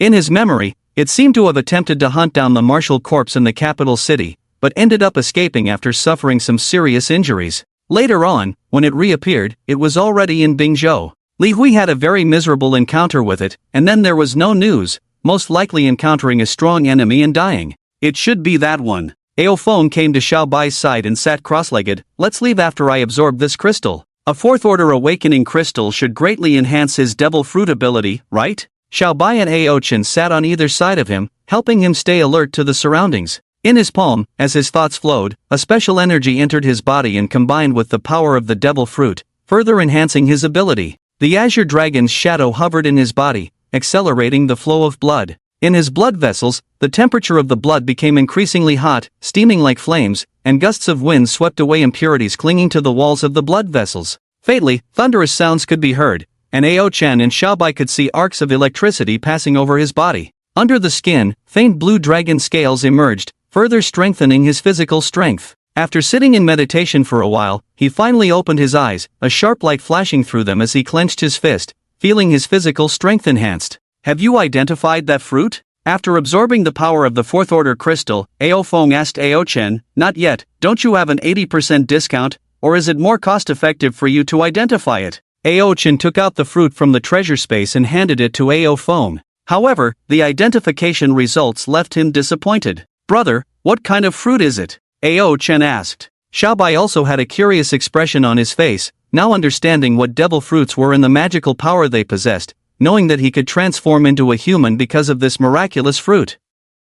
Animal-type dog fruit Alaskan form. Ao Feng sighed. Did he stumble into a dog kennel? Just when he had obtained a Samoyed form of the dog fruit, now he got an Alaskan one. Was the talking marmot blessed with luck bonuses? Returning the fruit to Ao Chen, he would consider how to use this fruit in the future. Let's go! Rising as a dragon, carrying Ao Chen on his back, holding Xiao Bai, they soared into the sky. His body did not elongate much, but the power within him had grown significantly. The former 100-meter green dragon was just a facade, now he truly possesses the power he should have. The green dragon is not a dragon, it is one of the 4 spirits of heaven, the god of Mengjiang. Teacher Kai has not yet unleashed the full power of the green dragon. Brother! Over there! Ao Chen pointed the way for Ao Feng. She had noticed 2 devil fruits earlier, and after picking them here, they were now heading to another location. Not good. The treasure's signal is gone. Shortly after taking off, Ao Chen anxiously shouted, Brother, someone might have eaten the fruit.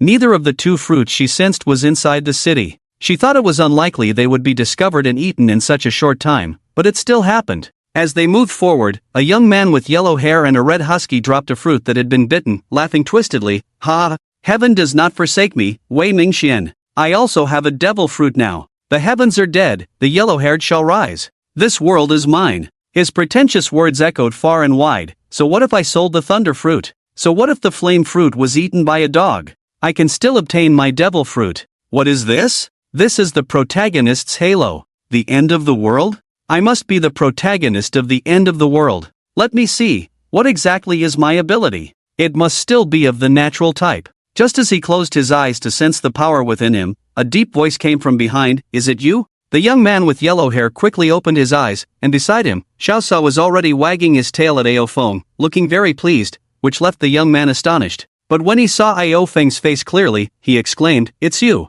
He and Ao Feng shouted the same words. "You are the one who bought my thunder fruit. Damn it, give me back my fruit." Xiaosao, attack. Bite him. However, when he looked down, Xiaosao was sitting obediently by Ao Feng's leg, rubbing against his pants leg, looking silly, as if Ao Feng was its owner. Xiaosao, I am your master. Bite him. Burn him. The young man was furious. How could his big silly spring betray him like this? In response to his angry roar, Xiaosao gave him a disdainful look and let out a contemptuous bark. For some reason, he suddenly could understand Xiaosao's barks, which clearly meant, idiot. I'm not stupid, why don't you attack? Xiaosao was not really stupid. In Xiaosao's eyes, the dragon's might and tiger's power were enough to scare it to death. That foolish owner clearly wanted to harm his own subjects. Isn't it just a tiger? You are a navy marshal. Why are you hesitating? The young man's anger triggered a surge of power within him, and a powerful force emerged. His body was undergoing drastic changes.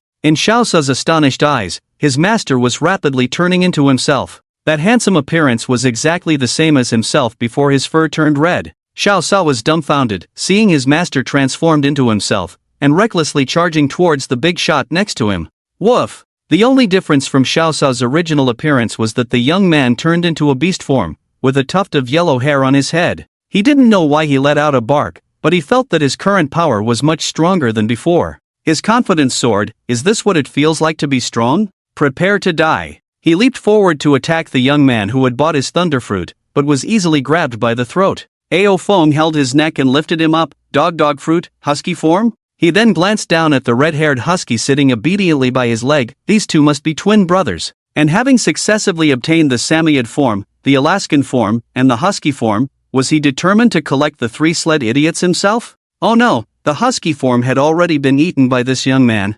Big brother, I was wrong. Spare me, big brother. In the moment when his neck was being squeezed, little yellow hair sobered up. No wonder little Sa was so timid. Turns out this was a big shot. Damn it, he didn't even remind himself. He instantly surrendered. Big brother, I give up. You are the protagonist of this world. Please give me a chance to follow you. Damn it! Getting two natural abilities in a row that weren't his own, and the third one turns out to be in husky form? Little yellow hair complained in his heart. It seems being the protagonist is out of the question, but this big shot is really strong. Maybe following him wouldn't be bad. Moreover, he didn't even use the ability of the thunder fruit, yet easily controlled him, indicating that his domineering strength far exceeded his imagination. Ao Feng threw little yellow hair to the ground. He covered his neck and gasped rapidly. Just now he almost thought he was going to be strangled to death. After catching his breath, he hurriedly crawled to Ao Feng's front. Big brother, my name is Wei Mingxian. I'm willing to be your little brother, and my little Sa at home.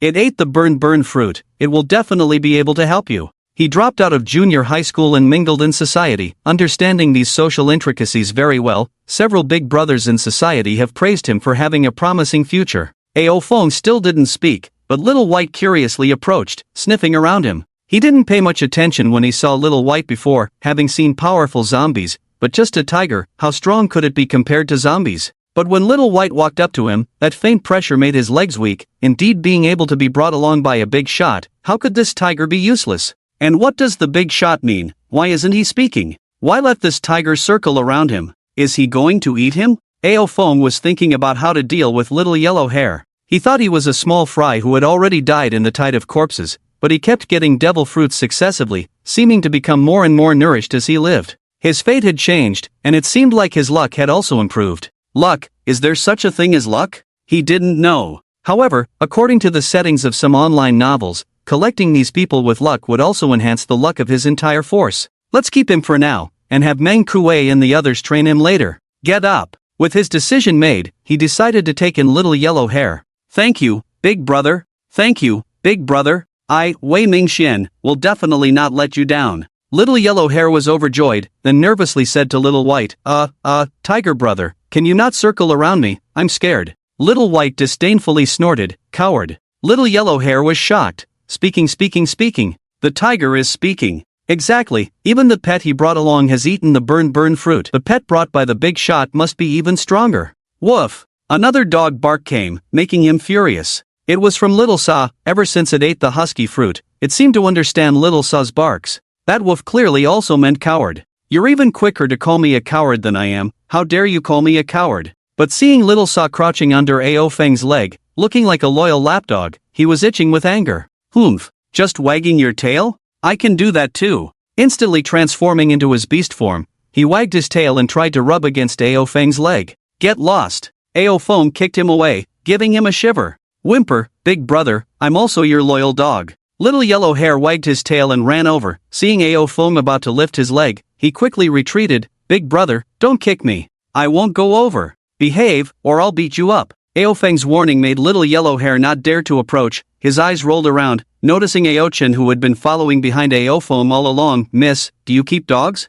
Get lost. Say another word and I'll break your dog legs. Ao Chen also bluntly sent him off with a get lost. Drooping his head in disappointment, the transformed figure asked cautiously, big brother, may I know your name? Why haven't I heard any news about the Thunder Fruit ability users? Ao Feng replied, I am Ao Feng, you should have heard of this name. Ao Feng? Little Yellow Hair's mouth widened instantly. Wow, the big boss of the Azure Dragon. This is huge. Big brother, can I also get a 5% discount on purchases? Ao Feng nodded, I am heading to the capital, you can wait for me in Bien City. Little Yellow Hair asked, is Big Brother going to kill that boss? Ao Feng confirmed, yes, the 4th Order Martial Corps is a good training opponent, and also, it's a good opportunity to obtain the demon fruit there. Big brother, I'm coming too. Little Yellow Hair exclaimed, don't worry about me. I have Little Saw, and now I have the demon fruit too, so escaping won't be a problem. Moreover, I will capture the heroic battle of Big Brother on video,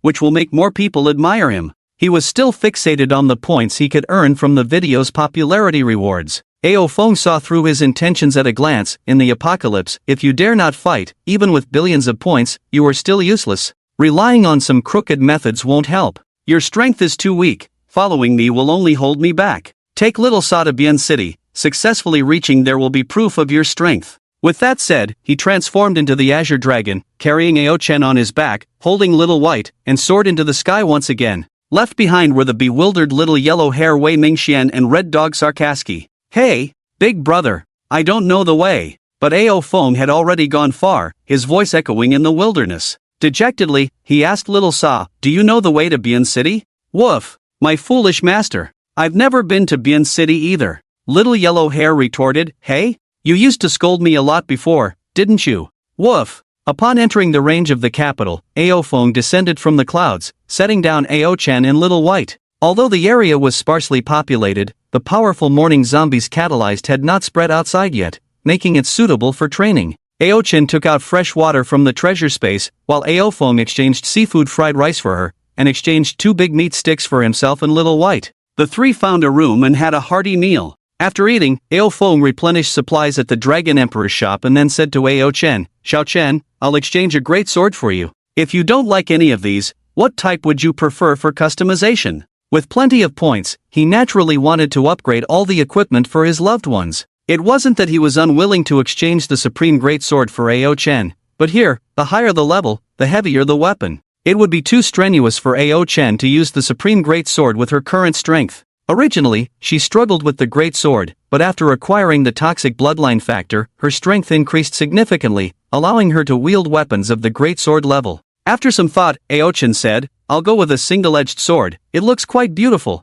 Ao Feng exchanged it for her, a snow-white sword that many girls would love. Here, Little White, you should also practice with a weapon. Using only claws puts you at a disadvantage. In One Piece, there are few strong individuals who do not use weapons. The 4 emperors are all great swordsmen, and Kaido's Wolf Fang Club is as formidable as a great swordsman's weapon. The 3 admirals of the navy may appear to fight bare-handed, but Kazara has the sword made of light, and Kuzan can use ice swords and spears. Akainu may seem to fight without a weapon, but when he was young, he always carried a long sword. He undoubtedly possesses formidable swordsmanship. The only ones who truly fight with bare fists are few, like Warlord Carp in the Warring States period. After many days of persuasion from Ao Feng, Little White finally decided to choose a weapon to practice with. I don't understand. Whatever my master wants me to use, I will use. Ao Feng exchanged a Tianyu feather slash for him. Swords were the choice of most people, so he let Xiao Bai try the sword first. With a weapon, Xiao Bai found it inconvenient to keep using his original form, so he had to transform into a human beast form and hang the Tianyu feather slash around his waist.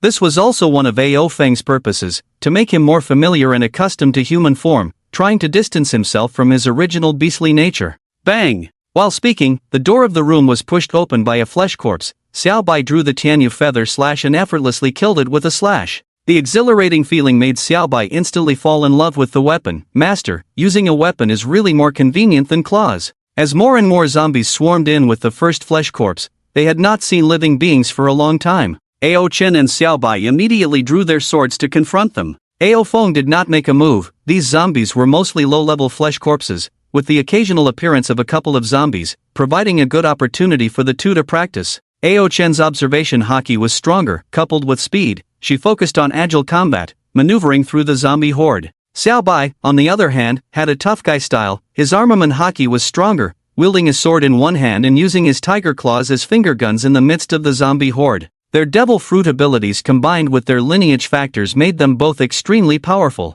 They fought and advanced on the street. After the heavy damage to the capital, the surviving people had already been gathered by a few powerful ability users, and there was not a single person within several kilometers. Roar! A deep roar came from afar, the woolly corpse they had attracted. Sister Chen, I'll leave the zombies to you, I'll go kill the woolly corpse. Xiao Bai shouted and headed straight for the woolly corpse. He was at the Iron Bone realm, much stronger than Ao Chen. These zombies were no match for him. The Tianyu feather slash cut through a flesh corpse's body, splitting it from shoulder to waist. Ignoring the wriggling half of the flesh corpse on the ground, Xiao Bai had already collided with the woolly corpse. Amidst the red fur, an ominous aura emanated, the crackling of lightning on Xiao Bai's body. This was the power of the spirit officer, adept at dispelling evil and calamity. The lightning dispelled the ominous aura, the steel blade slashed down, cutting the woolly corpse's skin by an inch. The tiger claw extended forward, the finger gun under the armament haki aimed at the woolly corpse's head. Xiao Bai stood over 3 meters tall, towering over the woolly corpse that only reached his chest. On the other side, Ao Chen fought 3 zombies alone, activating her Germa battlesuit for added defense, and utilizing the suit's abilities to fly into the sky, engaging fiercely with the 3 zombies. Ao Feng watched quietly, occasionally killing a few zombies that foolishly approached him. Ao Chen's growth pleased him. In the current post-apocalyptic world, in just over 2 months, the young girl had completely adapted to this combat environment. He didn't need to worry about Xiao Bai, as the apocalypse had brought out the hunting instincts hidden in his blood, turning Xiao Bai into a ferocious fighter. Brother, help! I'm out of strength. After fighting for a while, Ao Chen gasped for breath, seeking his help and flying to his side, transforming into a palm-sized duobao mouse resting on his shoulder. Isn't it safer for you to burrow underground and rest? Ao Feng spoke to the little mouse on his shoulder while smashing one zombie after another that came rushing towards him. It's boring underground, I want to watch Xiao Bai fight. The furry little mouse rubbed against Ao Feng's cheek. Besides, with my brother protecting me, it's definitely safer than underground. What if there are weird creatures with strange abilities underground? Xiao Bai's fighting feels strange. She looked at Xiao Bai battling the woolly corpse. Although Xiao Bai handled it with ease, she couldn't shake off the feeling that something was off. Ao Feng understood the issue and explained to her, Xiao Bai doesn't know how to use a sword, but his fighting instincts are very strong. He is currently using this weapon according to his own understanding, which is why you find it strange. Having experienced past lives, Ao Feng knew that Xiao Bai was not using swordsmanship, but the art of slaughter. A sword is not a way, just a tool in their hands. No matter what weapon is placed in the hands of such people, it will quickly become a tool for their slaughter. I don't understand. Ao Chen couldn't comprehend. She believed a sword was just a sword. How could it be so complicated? Is the new sword easy to use? Ao Feng stopped explaining. It was useless. With increasing strength, she would naturally understand. Any weapon has a breaking-in period when first acquired, getting familiar with its weight, balance, grip, cutting sensation, and more. Even where to hold it for a more comfortable strike would gradually become muscle memory. As it becomes easier to use, it is what people call unity of man and sword. It's alright. Ao Chen didn't think much. She just felt the great fast sword truly lived up to its name, much more efficient at cutting zombies than before. Once Ao Chen's stamina recovered, she leaped off Ao Feng's shoulder and plunged back into battle. The number of zombies around kept increasing, it was unclear what level of firepower the military had used here. The zombies were stronger than those in Bianqing by far. Here, almost no ordinary zombies without stars could be seen. At worst, they were one-star flesh corpses. For ordinary creatures, it was a disaster. Meow. A group of flesh corpses transformed from stray cats leaped forward, more agile than humanoid zombies. Cat claws were sharper than those of humanoid zombies. However, due to their small size, their strength and defense were slightly weaker. Woof! There were also many zombies transformed from stray dogs. Ordinary pet dogs had the weakest strength, but some fierce dogs were as dangerous as humanoid zombies. Ao-chan wasn't afraid of the fast speed of zombie cats because she was faster. With the help of the Jelma combat suit, she could even fly away when in danger. Ao Feng didn't rush to the direction of the martial zombies. Instead, he slowly advanced with Xiao Bai and his sister. But he wasn't idle. Before replenishing supplies again, he left 1,000,000 points and exchanged them for the Master Kai's martial arts grand gift package. Thunder 8 trigrams, Roaring Thunder 8 trigrams, Great Virtue of Thunder 8 trigrams, Descending 3 Worlds in Naraku, Vidradi, Dragon Tathagata, Dragon Shangjun, and so on. Selling over a dozen martial arts techniques for 1,000,000 points was definitely worth it. The one he most wanted to practice first was Master Kai's famous skill, Thunder 8 trigrams. Although he often used electric currents to imitate Thunder 8 trigrams in animations, they were not the same. Thunder 8 trigrams was a technique wrapped in tyrant color, combined with Master Kai's way of exerting force. However, even with his talent for tyrant color, the strength of the tyrant color was still not enough. The prerequisite for using the tyrant wrap was a powerful tyrant color. Therefore, he chose to practice Vidradi first. Originally, Ao Feng thought this move was also a tyrant wrap when watching anime, but now he realized it was not, or rather, not entirely. This move could form a cylindrical rod air, similar to the sword energy used by swordsmen. The key points of its use were swinging the rod air and wrapping the tyrant color around it. Although he couldn't use the tyrant wrap for now, practicing the first step of swinging the rod air gave him a certain long-range attack method. Pondering the attacking essentials of the move, he repeatedly swung the steel whip.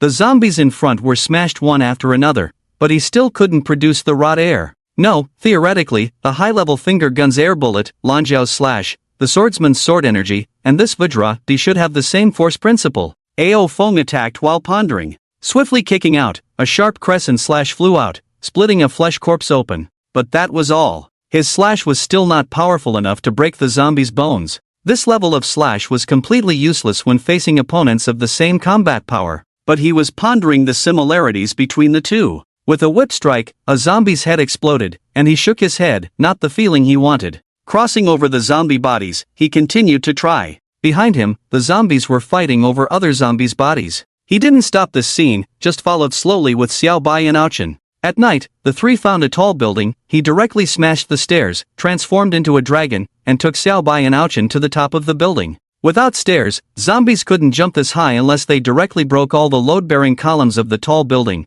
causing it to collapse. Otherwise, they couldn't threaten the people on the top floor. At the level of zombies, they had the ability to break the load-bearing columns. But they lacked intelligence. Although they had the ability, they couldn't think of this method, only raging helplessly below. Pushing open a door at random, he felt something unusual in the room. Ao Feng came to the bedroom door and kicked it open. What came into view was a soft bed with a person lying on it, as thin and dry as a skeleton. Is he dead? Ao Feng approached slowly. Not dead. The powerful sense of observation could faintly feel the other person's heartbeat, although very slow and weak. As if hearing a sound, the person on the bed barely opened his eyes a crack. But it was just a tiny crack. He didn't know how long he had been hungry. He was already at death's door. He was so weak, but for some reason, he hadn't turned into a zombie. TSK, how pitiful. Ao Feng couldn't be bothered to figure out why he could hide here for so long without attracting zombies, a finger gun, helping him break free from suffering.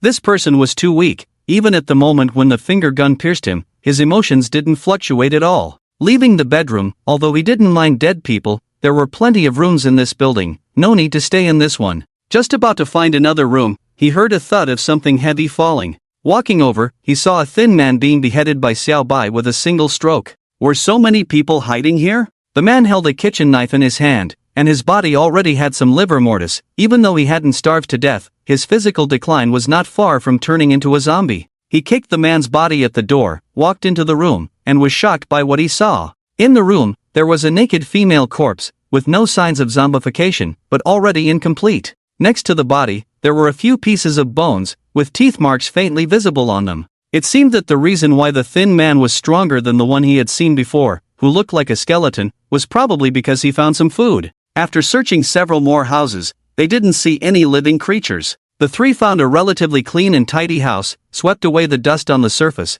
and planned to rest here for the night. Brother, look at this video. After dinner, Alfing, who was browsing the Divine Network to see the latest major events, saw a video link sent by Aochin. Clicking on it to watch, it was already the hottest topic in Huaxia. Did this really happen? Even though Alfing had experienced a lifetime, even though he had seen this video once before, seeing it again still couldn't stop his rising anger. In the video, there was a good secure spot backed by a water source, where two groups of people were facing off. One group was larger, with nearly 1,000 people. They seemed to have occupied the location and wanted to drive away newcomers. The newcomers seemed to be trying to negotiate peacefully, but the other group unexpectedly made the first move. The leader drew a sword from his waist and beheaded one person from the other side. This move completely angered the other side. Both sides had capable individuals, and a melee broke out. In the end, the group that had preemptively occupied the place won due to their numerical advantage. But strangely, the losers seemed to have been driven mad by anger. Even though they were outnumbered, they still fought desperately to kill one or two of the other side. Conflicts were common in the post-apocalyptic world. However, this conflict in the video was different. It was the Fusang people who resorted to violence first. They rallied most of the surviving Fusang people in the magic capital, seized the Bund, and expelled the Huaxia people, claiming it as their Fusang territory. This was the main reason why the other group refused to retreat. We didn't experience the wars of the past, but today, the little devils dared to insult our compatriots. The news spread like wildfire in the Huaxia region. Damn, these bastards are too arrogant. Even in the apocalypse, the magic capital is our Huaxia's land. Why are the brothers in the magic capital so weak? How can these scoundrels be so audacious? Who cares about zombies? If I were in the magic capital, even if infected by zombies, I would still rush over to deal with them. The crowd was furious, clamoring to go to war with the little devils. Below the video was a post. I, Wu Shuang from the magic capital, hereby call upon all fellow residents to attack the Bund in 7 days. Whether anyone joins me or not, even if I'm alone, I will break through. I may not be a good person, but I can't stand the little devils acting recklessly on our turf. His bold declaration immediately sparked numerous responses. Count me in. I'm not far from the Bund, and I have abilities, with over 60 followers who are willing to go. Me too. I may not have abilities, but I'm willing to help in any way I can. I'm a bit far away. I might die at the hands of zombies before I get there, but I'm still going. Wait for me. Shameful. This is a disgrace. If we let them establish themselves in our magic capital, even if I survive, how can I face our compatriots from other regions? I've gathered over 100 people to go fight the little devils with me. If anyone runs away at this time, I'll skin them alive. Damn. I just asked our leader, and he won't let us go? Brothers, let's take him down. I'm the leader now. We have a total of 130 people. Either join the battle or die on the way to the zombies' mouths. It was as hot-blooded as he remembered. He wasn't too worried about this battle. In the previous life, led by Wu Shuang, nearly thousands gathered, but most died on the way to join the battle, yet they pressed on without hesitation. The little devils had just started building a secure base, with little defense. Under Wu Shuang's fierce attack, they were broken through, slaughtered without mercy, men and women alike. Although their losses were heavy, it was in this battle that Wu Shuang showcased his formidable strength, becoming the leader of the survivors and gradually dominating the southeast. At the beginning of the second divine bestowal, he even planned to attack Fusang. As for the outcome, Ao Feng didn't know. By then, he had died and been reborn. Brother, I want to join the battle too. Ao Chen ran in from the next room, pushing open his door, his face filled with resentment and excitement. Join the battle? Ao Feng pondered. They were currently on the outskirts of the capital, far from the magic capital. But now he was at the 3rd rank, with a bloodline factor, and had absorbed a 4th rank awakening crystal. Qinglong's strength had increased significantly, with much greater flying speed and distance. Within 7 days, killing the martial corpses, taking the demon fruit, and going to battle in the magic capital with Xiaochen and Xiaobai should be doable. Besides, when it came to fighting the little devils, he also wanted to help out. Alright, Ao Feng immediately agreed, feeling his own surging hot blood. Go to bed, and in the next few days of battle, strive harder, become stronger, and you'll be able to kill more little devils. Okay. Ao Chen vigorously nodded, not bothering to find Xiao Bai, and ran back to sleep, preparing to rest up. After Ao Chen left, he thought for a moment and replied under Wu Shuang's post, in Biancheng, Ao Feng will also join the battle. His comment quickly caught attention. Ao Feng? The Qinglong powerhouse Ao Feng? The owner of the Dragon Emperor's shop Ao Feng? Is the Qinglong big shot rushing from Biancheng to Modu? That's nearly 900 kilometers. Maybe even more. I've been feeling like some of the usual routes are longer than before. I suspect Blue Star is expanding. Yes, I have the same feeling. I used to think it was just an illusion. I've seen the Qinglong Big Shots battle video. Back then he effortlessly slaughtered zombies. Now dealing with these little ghosts, it's a piece of cake, isn't it? Tisk tsk, those little ghosts are doomed. With the Qinglong Big Shot around, they can't stir up any waves. Outside Modu, a young girl was sitting under a large tree catching her breath. In front of her stood a burly man. You wanted me, didn't you? I'll give myself to you if you kill at least 3 little ghosts.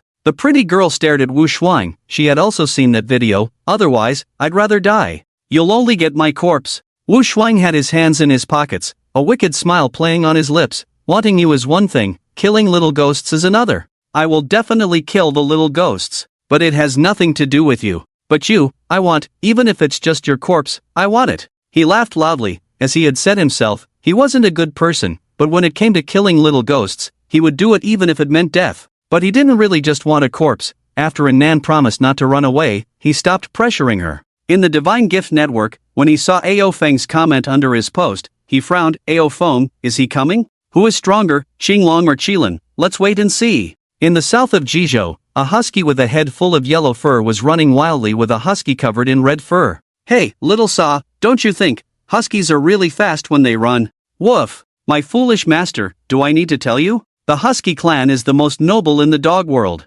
Indeed. The little yellow fur transformed husky felt the same way. It took him a while to react. Damn. You're cursing at me again. You're the foolish one. Your whole family is foolish. Woof. At night, the 2 dogs turned back and saw that the zombies were no longer chasing them, so they sat down on the roadside to rest. The husky's sense of smell from the fruit of canine was keen. Even without using his eyes, he could sense the zombies approaching in advance. Checking the latest news in the Divine Gift Network, he immediately saw the video and Ao Feng's comment under Wu Shuang's post. Boss, I want to join the battle too. He was excited at that moment. Despite being just a mixed society dog, he was also a patriotic one. He quickly sent a private message to Ao Feng. Boss, can I join you? I also want to kill the little ghosts. Before going to sleep, Ao Feng saw the message from the little yellow fur. He replied, I can take them down alone. You better return to Biancheng first. He didn't plan to bring the little yellow fur along, as he couldn't provide much help and wasn't someone he wanted to focus on training.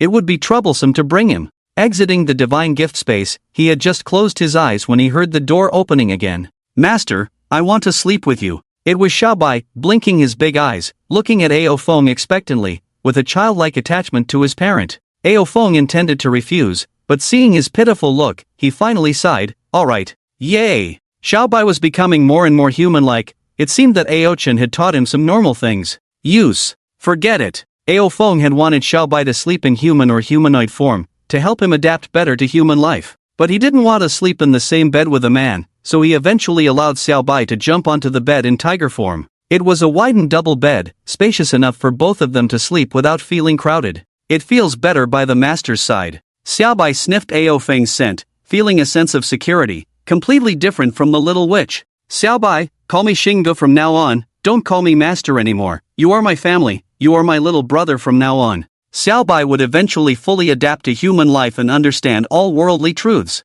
so he couldn't treat him as an ordinary tiger, nor could he let him keep calling him master all the time. Xingge? Why? I like calling you master. Xiaobai didn't quite understand all the meanings of being a master, nor did he know the terms of family relationships among humans. He was just intimidated by the king's aura from the beginning and unconsciously called him master, getting used to this way of addressing him. Ao Feng patiently explained, because I see you as a little brother, calling me Xingge indicates that you also see me as a brother. Do you want to be my little brother? Brother? Little brother? Xiaobai seemed to recall the naive memories of his childhood. His tiger mother and those 5 siblings. The playfulness and joy among siblings seemed quite nice indeed. Alright, I am the master's little brother. Xingge. This call of Xingge seemed to create some kind of bond in his naive heart with Ao Feng beside him. Xingge, I want a majestic name, he said in a muffled voice, expressing his wish. Ao Chen had told him many stories these days and taught him many Chinese characters. He felt that Xiaobai wasn't majestic enough, but of course, as long as it was called by Ao Feng, he would like any name. But when he introduced himself to others as Xiaobai, he always felt that it lacked a certain level of sophistication. Isn't Xiaobai majestic? Ao Feng laughed. The first of the spring and autumn 5 hegemons who respected the king and resisted foreign aggression was called Xiaobai. You have a name like that of such a hegemonic figure, how is it not majestic? Xiaobai didn't know Chu Huangong, and Ao Chen didn't go into detail about history with him. He shook his head. It's just not majestic. Xinggood, give me a majestic name. What kind of name do you think is majestic? Ao Feng chatted with him, further enhancing Xiaobai's intelligence. Xiaobai thought about the stories Ao Chen had told him before, for example, Dragon Proud Sky? I think that's very majestic. Ao Feng. Then what do you think of the name Su Kuan, the Lord of the Ruins? How majestic. Xiaobai hesitated for a moment and said, not very good, it feels strange. Of course, it felt strange. When he heard this name, he always felt like there was a rooster in overalls playing basketball in front of him, and he was shouting something like Ji Dai Mei, incomprehensible words. After teasing Xiaobai for a while, Ao Feng pondered, you are originally a fierce tiger, a master of the mountains and forests. Since you want a majestic name, let's call you Shan Jun. With my surname, Ao Shan Jun. Shan Jun? Xiaobai muttered this name, then suddenly smiled, this is good, this is good. I will be called Shan Jun from now on, but you are still my Xiaobai. Ao Feng stroked the fur on his belly, clicking his tongue. No wonder Xiaochen liked to stroke him, the feeling was indeed good.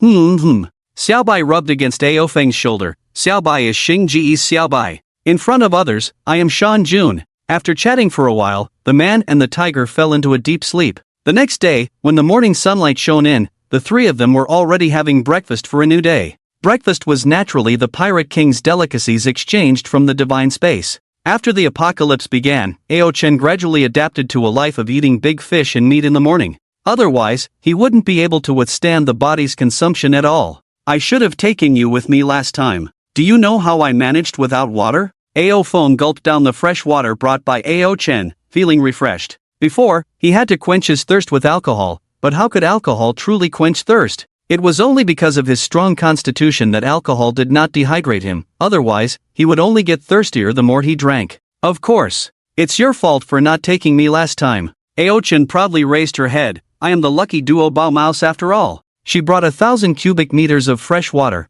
allowing for a brief wash in the evening, making life quite comfortable. Sister Chen, I have a cool new name. Xiaobai boasted to Ao Chen, it was given to me by Xin Gu. Xin Gu? Ao Chen was surprised. Haven't you always called me Master Big Brother? Xiaobai explained, Xin Gu said I am family, a little brother, so he asked me to call him Xin Gu. It's more intimate this way. Oh? Ao Chen glanced at Ao Feng. She had long wanted to suggest to Ao Feng that Xiaobai shouldn't always call him master, unlike him and Lu Xiao. When Lu Xiao used that title, he understood everything, but Xiaobai didn't know anything yet. In the future, when he became stronger, he might develop different feelings because of this title. However, she felt that her brother must have a reason for doing this, and if she thought of it, he surely did too, so she didn't say more. What name did Big Brother give you? Xiaobai proudly announced his new name, Shan Jun. Xin Gu said I am a fierce tiger, a master of the mountains and forests, so he named me Shan Jun, and I share the same surname as Xin Gu and Sister Chen. From now on, I will be called Ao Shan Jun. He really liked this name but still said to Ao Chen, but Xin Gu and Sister Chen can still call me Xiaobai. I will always be Xin Gu and Sister Chen Xiaobai. Ao Feng rolled his eyes. Didn't he say last night that I was his Xiaobai alone? Men's words are truly deceiving. After the three finished breakfast, Ao Feng grabbed Xiaobai's armor belt and descended from the rooftop using moon steps. Ao Chen activated the floating device of her Germa battlesuit and flew down behind Ao Feng. Originally, Ao Feng had planned to exchange a Germa battlesuit for Xiaobai as well, but Xiaobai had his own armor, and wearing the battlesuit over it would be too bulky, so he dismissed the idea. Not long after the three left, an invisible ghost floated up the stairs and arrived in front of the skeletal body. Looking at the extracted heart, he was stunned for a long time. Am I dead? How did I die? Am I a soul now? His mind was still unclear, already muddled by hunger, he had no recollection of how he died. Oh right, I ate a devil fruit before, but it had no effect, I thought it was fake. Now it seems to be a Styx fruit? The identification fee required 1,000, how could a weakling starved to death have points to identify the fruit? He found the devil fruit and swallowed it directly. But he never gained any special abilities, He thought it was fake until his soul came to the sticks and returned to the world, only then did he realize that it was a Styx fruit. Brook's Styx fruit carried the chill of the sticks and could even project the soul. During the first divine bestowal, there were hardly any abilities targeting the soul. This fruit was extremely powerful. He burrowed back into his just-deceased body. Although emaciated, it still had blood, flesh, and skin, much stronger than Brook's pure skeleton. Looking down at the hole in his chest and the crushed heart on the ground, he sighed, went to the cabinet to find a clean piece of clothing to cover the hole in his chest. What am I now? Am I a thinking zombie? He quickly tried to enter the divine shrine space. Luckily, he could still enter. Can this body of mine still cultivate dominance? Ao Foam had no idea that a soul had returned from the sticks. At this moment, he was swiftly advancing towards the location where the devil fruit appeared in the video with Xiaobai and Ao Chen. He was practicing the very skilled diamond javelin. Although he couldn't produce haki, his powerful attacks could still easily crush the skulls of every zombie on the way. The three of them moved forward intermittently, with Ao Chen having the weakest stamina. However, every time she exhausted her stamina, she would turn into a duobao mouse and squat on Ao Feng's shoulder, not hindering their progress. But when Xiaobai got tired, he couldn't do the same. They had to stop and rest temporarily. 3 days later, Ao Feng saw from afar a more robust zombie. In addition to its red fur, its body also had bones growing out, covering the red fur like armor. Bone spurs grew on its back vertebrae, and each arm had a bone knife on the outside. This was a martial zombie, making the hair zombies in front of it insignificant. You two be careful, I'll go kill this martial zombie, and then we'll head south to the demon city when we find the devil fruit. Ao Feng instructed, wielding a steel whip and rushing forward. Ao Chen and Xiaobai remembered his advice, keeping their distance from the martial zombie and fighting the hair zombies and regular zombies on the sides.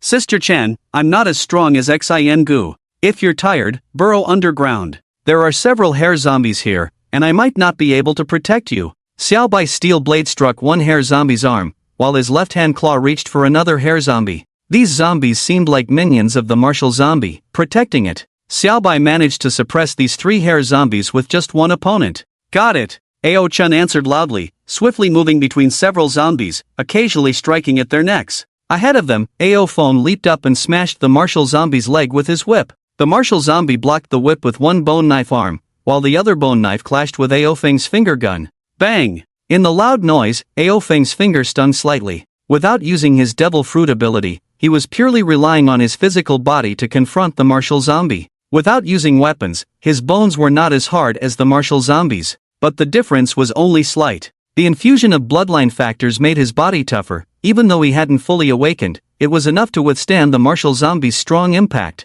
With a kick that brought wind under his feet, it was the lawn foot. However, the martial zombie's combat instincts were sharp. As he lifted his foot, the martial zombie raised its knee, covered with a layer of bony armor. There was a sharp bone spur at the knee for close-range attacks. Swiftly moving to the side of the martial zombie, the attack struck again. The martial zombie lacked his agility, but its entire body was covered in bony armor. Hastily raising its arm to counter, it was pushed back a step but suffered no major damage. Roar! Coating the steel whip with armament haki, the whip's body was as black as ink as it struck down, pushing the martial zombie back another step. His arm muscles bulged with immense strength. Conqueror's haki was released, attempting to entwine around the weapon, but his Conqueror's haki was too weak to materialize and quickly dissipated. Can't use Conqueror's bind after all? But he wasn't discouraged, this was expected. Iron block. His iron block made progress again, only hardening his hands and covering them with armament haki, as the finger gun once again stabbed towards the martial zombie's head. This time, he was extremely close to the martial zombie, the finger gun aimed at its forehead, but the iron block dissipated at the last moment. His mind felt slightly dazed. This was ominous. The ominous aura of the 4-star martial zombie was more eerie and formidable than the 3-star hair zombies. His blood flow stagnated, hindering the iron block's effectiveness. Without the hardening provided by the iron block, his fingers were left throbbing from striking the martial zombie's thick and hard skull. Swiftly stepping back, shaking his head, he roared, the haki driving his entire body's blood and energy, dispersing the ominous intrusion into his body. This ominous aura is disgusting. Ao Feng adjusted his stance and engaged in a fierce battle with the martial corpse. In the corner of his eye, he caught a glimpse of the fight between Xiao Bai and the 3-headed hairy corpse. With the thunderfire protection capable of dispelling evil and calamities, he remained undaunted by the ominous erosion. I need to find a way to deal with these ominous beings. In his previous life, he knew all too well how terrifying it was when a zombie evolved to the later stage, exuding an aura of ominousness.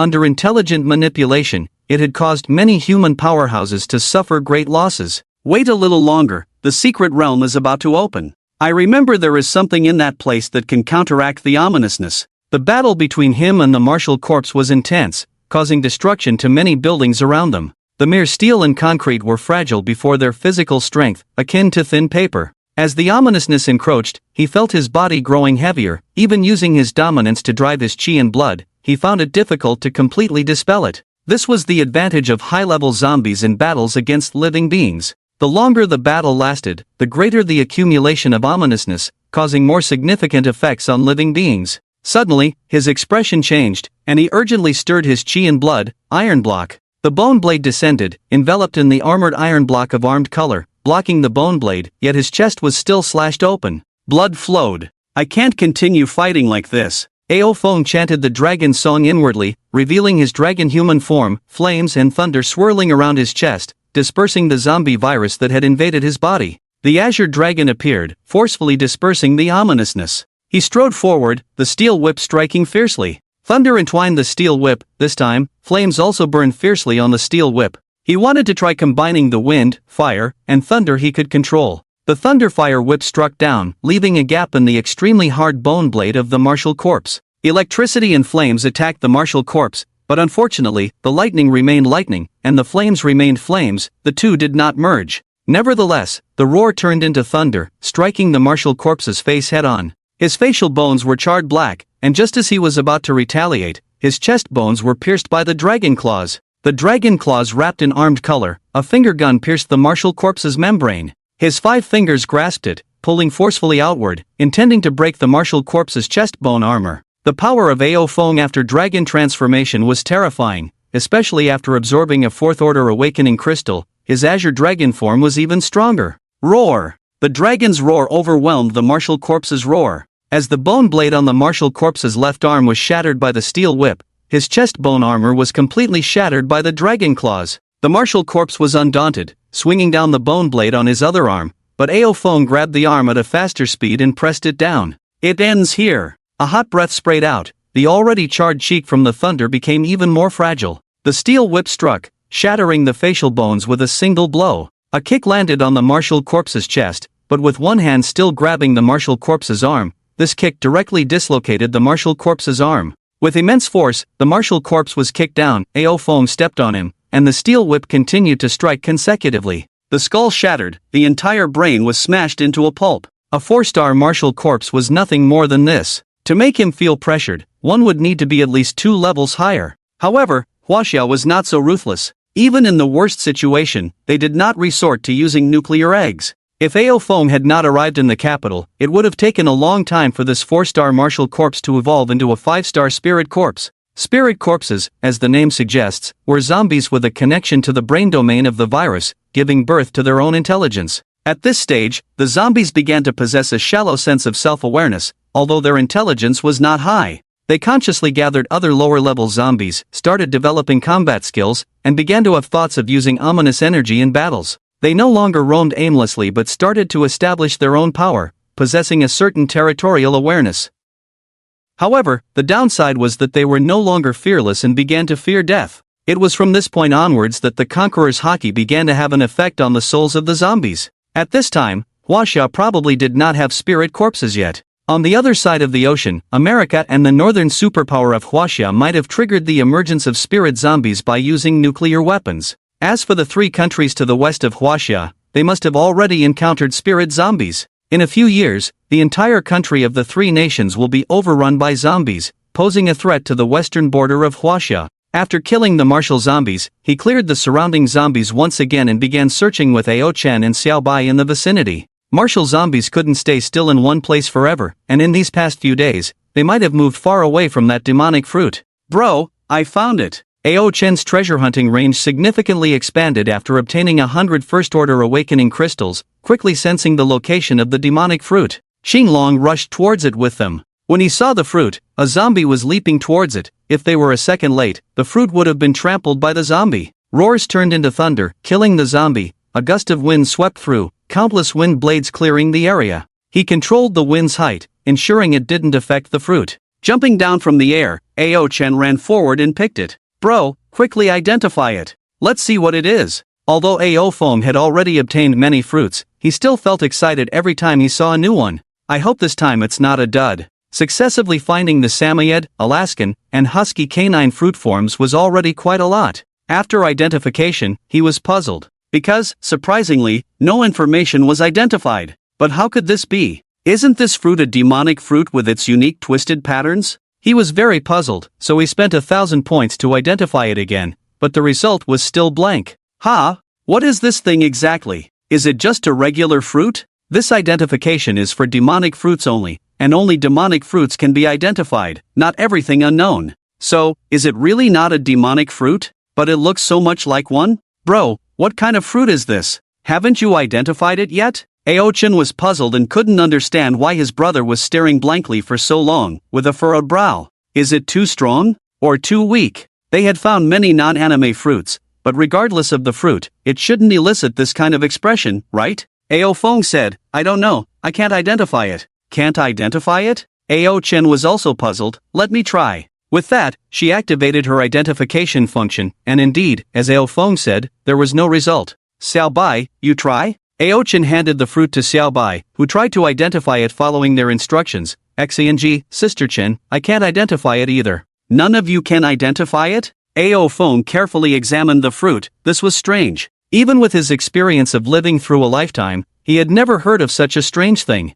The divine bestowal space had never let him down, truly living up to its divine name. Could it be that this is not a demonic fruit, just a regular fruit? Ao Chen said, should we find someone else to try? Ao Feng shook his head. The divine bestowal space cannot identify it. Either it's extremely ordinary, or it's extraordinarily extraordinary, so extraordinary that all the fruits in the world combined wouldn't be worthy of it. If it's the latter, we can't let anyone else eat it casually. We need to keep this kind of thing in our own hands. Let's put it in your treasure storage space for now, and consider how to use it when we find out its effects in the future. Although Ao Feng could exchange for demon-transforming elixirs to directly consume this fruit, if it turned out to be a worthless fruit, he would suffer a great loss. Even if the possibility is only 1 in a billion, he would not casually try it. If he couldn't identify its specific ability, he would rather never eat it and keep it forever in Ao Chen's treasure space. Rest for the night. Tomorrow we will head to the Magic City. Ao Feng looked up, found a tall building with stairs leading up, and used the moon step to ascend while holding Xiaobai's belt. Ao Chen then put on his Germa combat suit and followed behind him. After scanning the rooftop rooms as usual, this time there were no living beings. The three of them had dinner together and then lay down to check the latest news on the Divine Network, mainly focusing on the progress of the events in the Magic City. This matter has been hyped to the highest degree in Huaxia. After Wu Shuang took the lead in posting and expressing a strong attack on the Bund, many strong individuals quickly gathered around him. Although these people did not see eye to eye, they were willing to coexist peacefully temporarily in the face of the upcoming battle. They agreed that during this period, anyone who dared to harm their compatriots would face the collective attack of everyone. People from faraway places gradually gathered here near the Magic City. However, leaving their own shelters, their mortality rate was very high, and battles were happening everywhere in the Magic City. Under Ao Feng's message, more messages quickly followed. Big brother Qinglong, can you really come over? I followed the boss to the assembly point, got my legs broken by a falling pillar, and the zombies are coming. I'm about to die. I really hope to see you drive away the Fusang devils. Big brother, remember to livestream when the time comes. We are too far away and too weak to rush over. You are all heroes of our Huaxia. Sigh, humanity has long been lost in the apocalypse. If this matter can unite everyone, I think it's a good thing. There were many such messages, and he did not reply to each one. Just as he finished reading these messages, Ao Chen rushed over from the next room. Brother, look at this. He clicked on the video link sent by his sister, showing a bold man. He had a resolute face, a sturdy figure, and in the video, he said, I am Wu Shuang of the Magic City. I won't hide it from you all, my ability is of the animal system, mythical beast type, the bull fruit Qilin form. I heard that the Qinglong ability user is coming to participate in the Magic City? Dare to compare? Let's compare the number of Fusang ability users killed. The loser will submit. Although I, Wu Shuang, am not a good person, I have always been true to my word. If you can beat me, I will bow down to you. You will be my big brother from then on. If I win, you will be my little brother. Do you dare to accept this challenge? He directly challenged Ao Feng, and the challenge was to determine the winner by killing small devils. This challenge immediately became popular with countless people, and below, many were cheering. Oh my, no matter who wins, with Qinglong and Qilin, who else in this world can be their match? It depends on whether Qinglong dares to accept. If he wins, this Qilin expert will be under him. But I feel Qinglong might be at a disadvantage. If that Wu Shuang wins and joins Qinglong, he can enjoy a 5% discount on internal exchanges. But if Qinglong loses, he's just putting himself at risk. No, I think Qinglong won't lose. 2 months ago, his video showed him fighting zombies without using his fruit ability. Now he's said to be going to challenge the boss in the capital. Can Wu Shuang do that? It's not certain. Qinglong only inquired about the devil fruit information and didn't say he was going to the capital. Although he's strong, compared to the Qilin of the same mythical beast type, he might not be much stronger. I also watched Wu Shuang's battle videos, and they were equally explosive. But I still have faith in Qinglong. I wonder if Qinglong will accept the challenge. Ao Feng finished watching and chuckled. This was a plotline that didn't exist in the previous life. Wu Shuang wants to challenge himself? Isn't that just asking for trouble? This Wu Shuang may not be a good person, but there aren't many good people left in the apocalypse. With his strength, he is indeed qualified to join them. Moreover, it is said that this Wu Shuang has always been obsessed with the idea of attacking Fusang. If it weren't for the powerful Sea King class, he would have taken action long ago. Coincidentally, he also doesn't like the little devils, so if given the chance, he will also go and destroy Fusang Island. At most, leaving behind those beautiful Fusang girls, but they must all be sterilized, not leaving any seeds of the little devils. He immediately had Aochin take a video of himself. Wu Shuang's challenge, Ao Feng, accept it. Let's see who can kill more ability holders among the little devils. The loser will submit. After posting the video, he tagged Wu Shuang. He also left a comment under Wu Shuang's video and attached a link to his own video. As expected, his challenge once again pushed the situation to another climax. The Qinglong boss has accepted the challenge. Wow! So this is how the Qinglong boss looks, so handsome. Ao Feng boss, do you need a warm bed? I want to give birth to monkeys for you. Below was also a photo of a seductive girl, not sure if it was the commenter herself. Those Fusang people are doomed. The Qinglong boss rushed from Bianqing to join the battle. Just the fact that he could come shows the boss's strength. Wu Shuang also saw Ao Feng's response. A smile tugged at the corner of his mouth. It seems I need one more powerful subordinate. He turned to the beautiful female anchor in the room and said, I won't touch you now. I need to conserve my strength these days. Killing 3 ability holders among the little devils? I will kill them all. And Nan sat on the edge of the bed without saying a word. Although this Wu Shuang was arrogant, this self-confidence and assertiveness didn't seem so detestable. It's a pity he's not as handsome as Ao Feng. Ao Feng's challenge video was quickly pushed to the hot search, alongside Wu Shuang's challenge video. Wu Shuang had a tough and masculine style, while Ao Feng was handsome and charming. Just from appearances, Ao Feng was more attractive to infatuated girls. After all, his charm was only slightly inferior to that of the readers. Bro, you will definitely win. Ao Chin showed Ao Feng the video, hoping to goad him into accepting the challenge. In Huaxia, the name of the Qilin was more renowned than Meng Kuei's fierce and Lu Xiao's bright sun chicken. Having such a strong figure under his elder brother's command would strengthen their forces. As for whether Ao Feng would lose, she never even considered it. Ao Feng's invincibility had long been ingrained in her heart. Need I say more? That guy is just asking for trouble challenging me. Ao Feng chuckled, he's thinking too much challenging me, even a little white can easily handle him. Even Meng Kuei probably surpasses him in probability. Little White was a fierce beast with high combat talent, benefiting from his own point support, bloodline factors, and other advantages. Meng Kuei pledged allegiance to him on the day of the apocalypse and had been doing well these days, receiving many benefits from him. Coupled with the fruit that was no less inferior to the Qilin, although Wu Shuang was a top powerhouse in Huaxia in his previous life, he was really no match for Little White. Meng Kuei's body forging talent might not be as good as Wu Shuang's, but the difference wasn't significant. With other advantages to compensate, Wu Shuang might not necessarily defeat Meng Kuei. Elder brother, what about me? Can I beat him? Ao Chen, seeing Ao Feng praise Little White and Meng Kuei, hurriedly stepped forward to show off. You? Ao Feng pondered. Ao Chen's strength was not weak, although lacking in strength and defense. She was very fast and had the bloodline factor of poisonous powder. Poison was ineffective against zombies but effective against living beings, serving as an additional ability. If she really fought Wu Shuang, even without the battlesuit flying, Wu Shuang would indeed be hard to beat. You should be able to have a 50-50 chance against him. Ao Feng speculated on Wu Shuang's strength at this moment. The next morning, after the three had breakfast, Ao Feng transformed into a Qinglong, carrying Ao Chen on his back, and holding Little White, they headed east.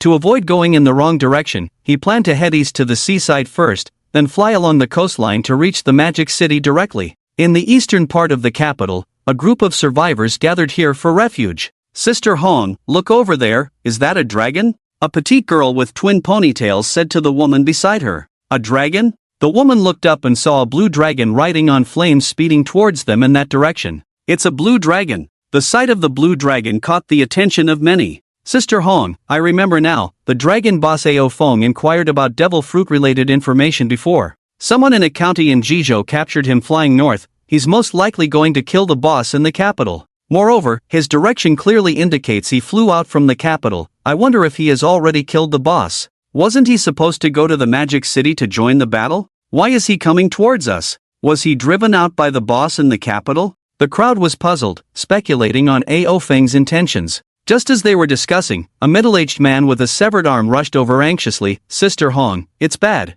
Chen Shua is leading another attack. This shout redirected everyone's attention from the blue dragon. Chen Shua, that scoundrel again. Do they want to wipe us out? Ji Hong was a woman nearing 40, but well-preserved, exuding charm. After the tribulations of the apocalypse, she gained a touch of sophistication. Upon hearing that the enemy was approaching again, she drew a fine-quality sword from her waist, not like any sword seen in comics. It was slender, about 1.5 meters long. It was a customized weapon for Ji Hong. This Chen Shua. She was furious. Follow me into battle. Mom, I heard they have more people this time than last time. Can we really defeat them? Uncle Zhang died in the last battle. Beside Ji Hong, a young girl with a worried expression, her daughter and one of the reasons Chen Shua repeatedly attacked them. Don't worry. Mom will protect you. Ji Hong remained composed. She gave birth to her daughter at the age of 20, shrewd and using her mature charm. She manipulated many men for her own purposes. The deceased Uncle Zhang was one of them.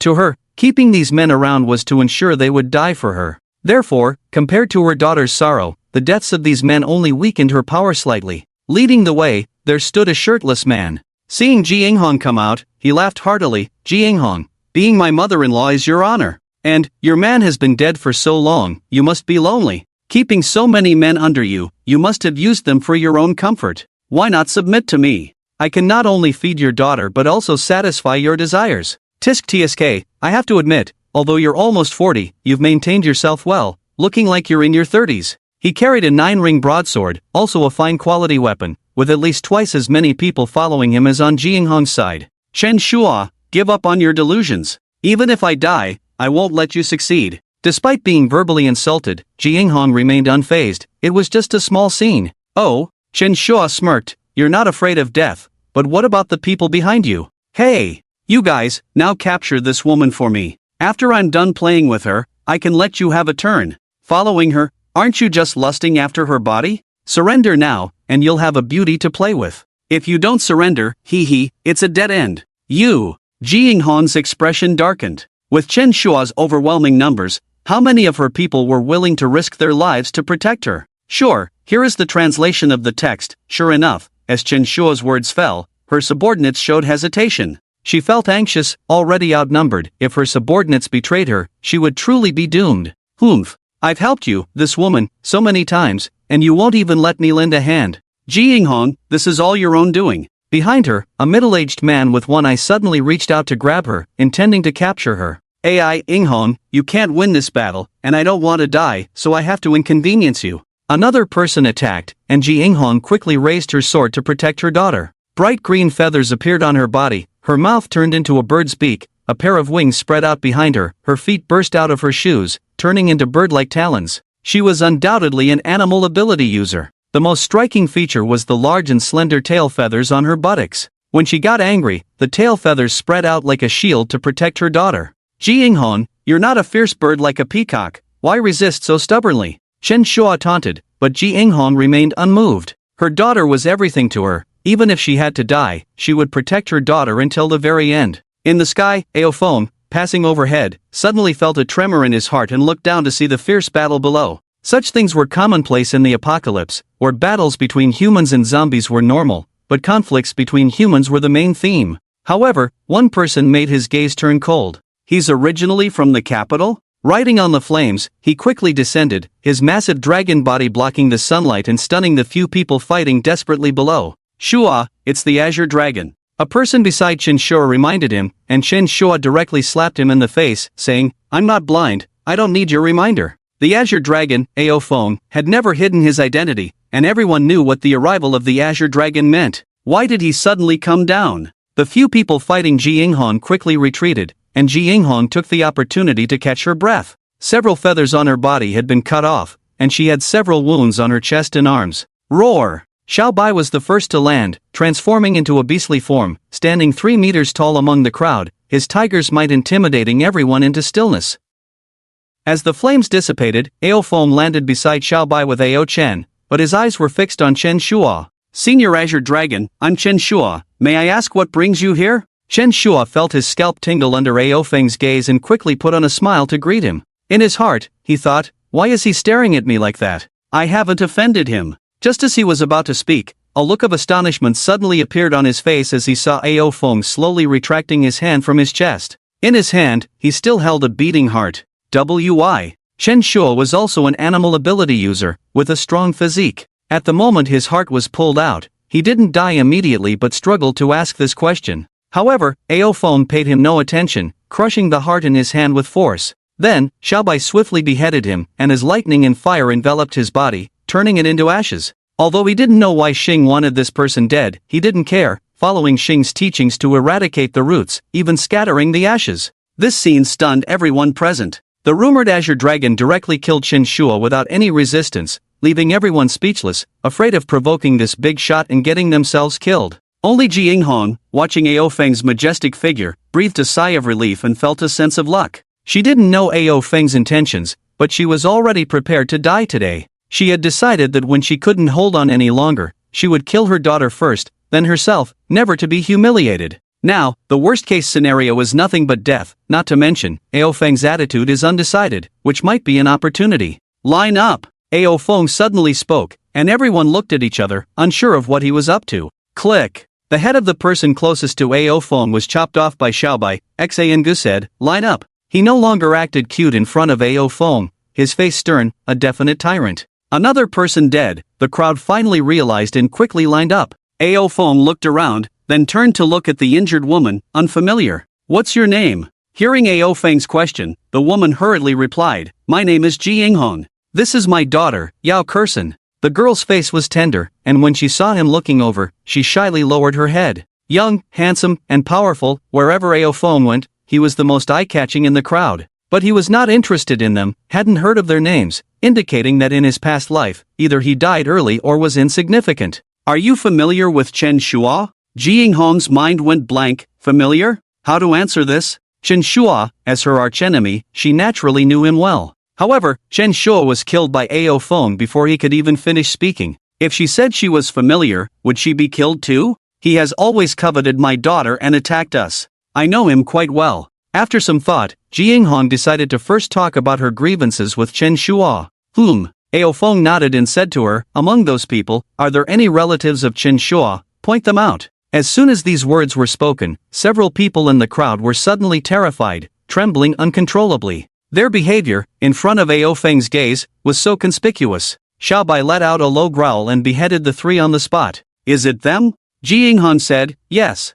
Yes." She was sure that Ao Feng intended to exterminate all those related to Chen Shua. She was overjoyed, quickly pointing at another person and said, "And this one too." It was a girl of similar age to her daughter, with a face full of fear and despair, but to Ao Feng, they were all the same. As heads rolled, he said to the crowd, "Are there any more relatives of Chen Shua? I allow you to denounce each other." Chen Shua, the last person who conspired against himself with Su Rou. With this person dead, the past grievances were finally settled. He had heard Chen Shua say that the Chen family was a large clan, and in the early stages of the apocalypse, many members of the Chen family survived, following behind Chen Shua, who had obtained the ability of the devil fruit.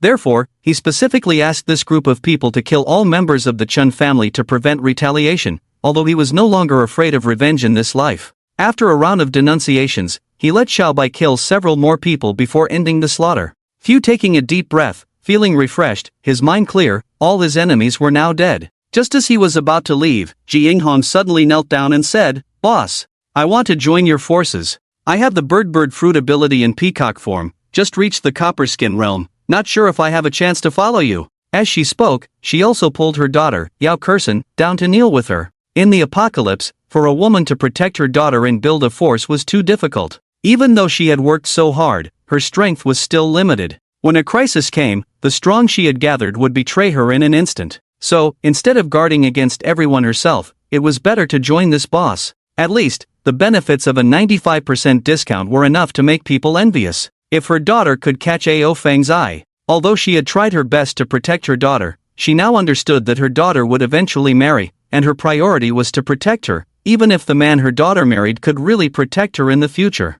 Even though Ao Feng had more than one woman, at least he could ensure her daughter's safety. Moreover, his looks, physique, and strength are all top-notch. If they were in Biancheng, Ao Feng wouldn't mind taking her in. But this is the eastern part of the capital, and he needs to rush to the magic city to kill the little devils. Even if he were to take these few people in, what could they do? "If you can make it to Biancheng, I will take you in," Ao Feng finally said. Ji Yinghong sighed in her heart. Her strength was not enough to come and go freely in the tide of corpses, especially while protecting her daughter. The journey from here to Biancheng is just too far. Just as he was about to leave again, Ao Chen suddenly whispered in his ear, "Brother, the jade on that girl's neck seems to be a treasure, but the sensing is very weak. Even at such a close distance, it's sporadic, and if I step back a few steps, the sensing disappears completely." Treasure? Ao Feng was surprised. The jade before the apocalypse was nothing more than an ornament. How precious could it be? But if it could trigger the sensing of the multipurpose mouse, then it must be extraordinary.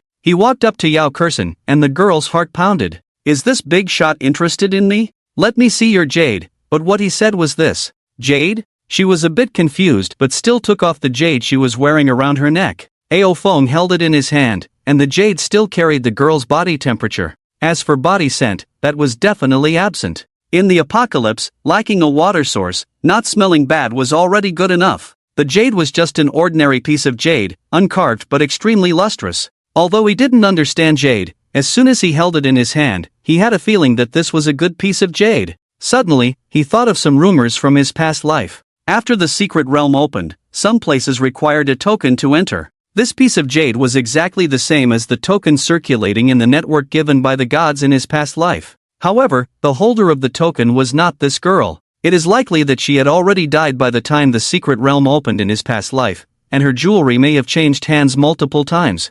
"I'll take this piece of jade," Ao Feng said bluntly, "but it wouldn't be convenient to just take it since these two wanted to join him. I won't take it for free. I'll give you a demon fruit as a reward." Ao Feng signaled to Ao Chen to pick out a fruit at random. Ao Chen hesitated. The thunderous fruit, she wouldn't give away, and the ancient rhino fruit, she also couldn't bear to part with. The one that couldn't be identified wouldn't be given away. In the end, she handed Ao Feng a Samoyed-shaped dog fruit between Samoyed and Alaska. "This is a dog fruit in Samoyed form," Ao Feng said. "If you don't want the fruit, I can give you 100,000 points, you choose." Ji Yinghong immediately said, "We want the fruit." Although it was just a common breed, it was a bit of a pity, but any demon fruit was extremely precious. The troublemaker Chen Shura was also just an ordinary breed in the animal category. Her own peacock form was also a common breed. However, she had already decided to abandon the force she had built and take her daughter to Biancheng to join Ao Feng. If her daughter got this fruit, their chances of successfully reaching Biancheng would greatly increase.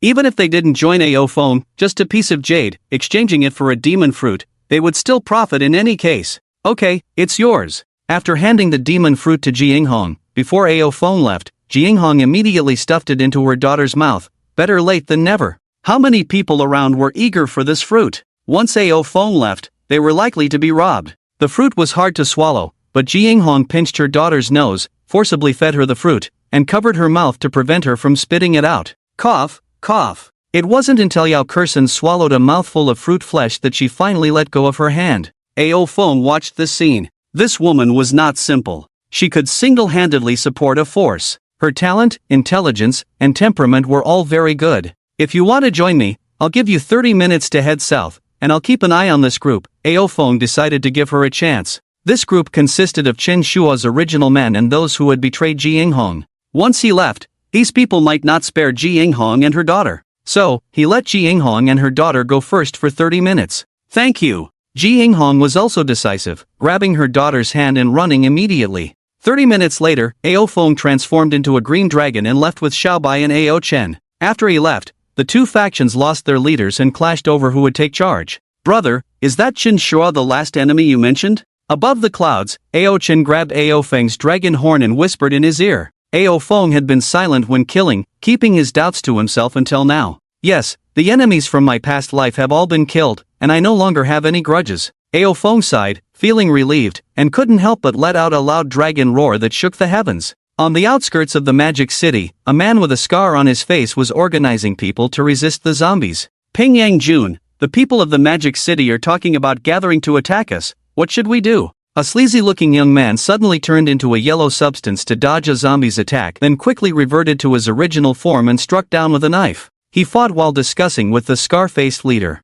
Humph, it's the end of the world now. Zombies are everywhere, how can they gather as they please? We, the Fusang people, used to live close by. In order to gather together, at least 70% of us died. Even if they come, how many will survive? Don't worry, improving our own strength is the best strategy. He wielded a sharp knife named Snowwalker, his face red, a long nose, and a pair of black wings on his back, indicating he was a Zoan-type devil fruit user. They had driven the Huaxia people out of the Magic City's waterfront, anticipating the consequences. Moreover, they could see the discussions on the Divine Network. However, he was not worried at all. The Huaxia people are most fond of infighting, how could they really unite? Coming to attack us at this time is just helping others, isn't it? He sneered, wielding his knife in the midst of the zombie horde. The Magic City was already a large metropolis with a huge population, and the military had focused on protecting it in the early stages. Therefore, the zombies here were particularly fierce, second only to the capital city. However, even though it was second only to the capital city, the once bustling core area was now almost deserted. Who is Wu Shuang? Who is Ao Feng? Once we establish ourselves here, we can take over the entire Huaxia. He snorted coldly, swinging his knife to chop a flesh corpse in half. At the mouth of the Yellow River, Ao Feng stopped here to rest because Ao Chen sensed a devil fruit here. On the beach, Ao Chen dug out a strangely shaped fruit from under the sand, which turned out to be a devil fruit. Growing in such a hidden place, it was no wonder no one had found it. After identification, it was the cat fruit, ancient species, cruel lion form. Xiao Chen, your luck has finally returned. Finally, not a dog anymore, but an ancient species. The cruel lion was a large cat species from the Ice Age, and even among ancient species, it was an extremely powerful fruit, no less than a saber-toothed tiger. Of course, how could I have been a dog all this time? Our home is not a dog kennel. Previously, she had found 3 consecutive sled dog fruits, making Ao Chen unsure if she was incredibly lucky or unlucky. Now that this ancient species cruel lion had appeared, she could finally stop doubting her abilities as a multi-treasure mouse. After storing it in the treasure space, Ao Chen took out fresh water, Ao Feng exchanged it for food, they rested on the spot, ate and drank their fill, then continued southward. In the desolate wilderness of southern Jizhou, 2 huskies had just killed 2 wandering zombies in the wild. After exchanging some food from the divine space, Wei Mingxian released his fruit ability and regained his human form. Xiao Sa, do you think we're lost? Little Yellow Fur's initial thought was to find the Yellow River first as a landmark, then cross it to find the way to Biancheng. However, after running for several days, they hadn't seen a trace of the Yellow River. Woof! My foolish master, I haven't seen the Yellow River either. Don't ask me. Sigh. Little Yellow Fur sighed, now I can't even tell the directions anymore. We might be getting farther away from Biancheng. Woof! My foolish master. Can't even handle such a small matter. What use are you? Ha! You feel uncomfortable if I don't scold you for a day? Wei Mingxuan's teeth gnashed as he realized that ever since he could understand dog language, this damn dog would scold him with every sentence. He felt like stewing Xiao Sa into a dog meat hot pot. Woof! Amidst the bickering, both man and dog gradually drifted into slumber. Bro, I just asked Wu Shuang about their specific gathering place. Ao Chen sat on Ao Feng's head, inquiring within the divine space. Why did you ask them? Ao Feng said, just a bunch of little ghosts, bro will directly wipe them out. No need to gather with those people. Ao Feng had no intention of joining others, it was too troublesome. Besides, with his strength, he could single-handedly annihilate them all. Ao Chen said, killing them directly would be letting them off too easily. The little girl gritted her teeth, we must make them suffer. Ao Feng asked, what suffering? Just a bunch of little ghosts, no need to waste too much time on them. If you want to torment them, wait until bro's strength is enough, and I'll take you to Slaughter Fusan Island, you can do whatever torment you want. Ao Chen shook her head, no, we can feed them zombies, maybe we can get a few crystal people, it's also a way of recycling waste.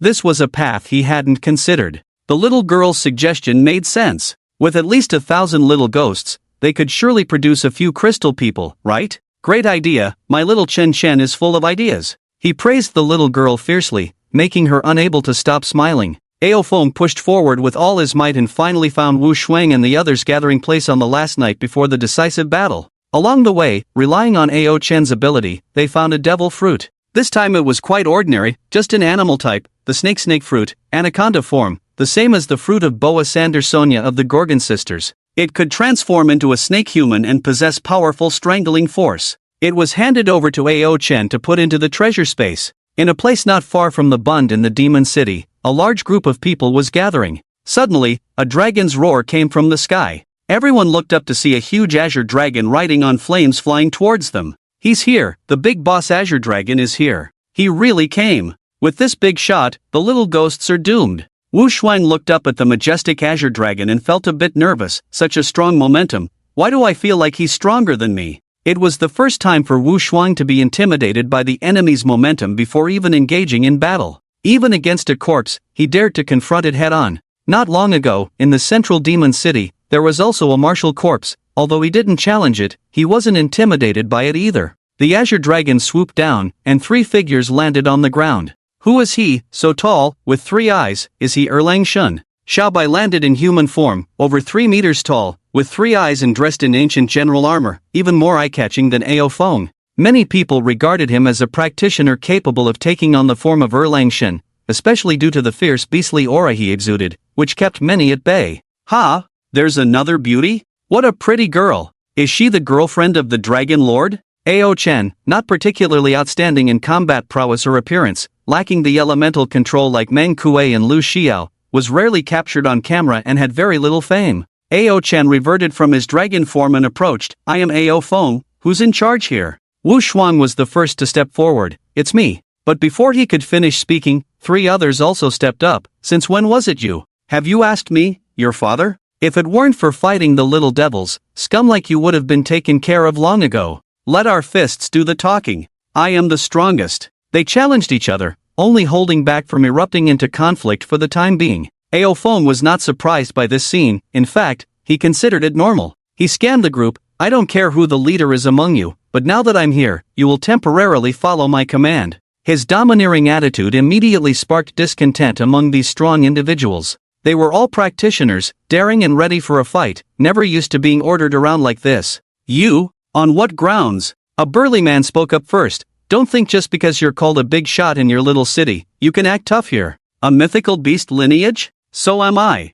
Wu Shuang also approached, staring at Ao Feng. What? Scared to honor our bet? Trying to back out this way? Fine. I'll give you a chance. Beat me, and I'll follow you. Another woman as robust as a bear glared at him menacingly. Follow you? Sure. Spend a night with me, and I'll obey you for the next 2 days. These strong individuals were all unruly and arrogant, each leading a group of proud followers. Despite his reputation, mere fame was not enough to instill fear in others. I originally intended to directly eliminate the little devils, but that would be too easy on them, so I decided to stay here. He faced the imposing presence of the 4 strong individuals without flinching. If not for their patriotic hearts driving them to fight the little devils to the death, he would have slain them for their insolence. I offer you a chance to challenge me. If you dare to act recklessly again, don't blame me for showing no mercy. Furthermore, the bet between me and Wu Shuang applies to all of you. Whoever defeats me will have my eternal allegiance. Standing with hands behind his back, in his eyes, these so-called strong individuals were nothing but ordinary.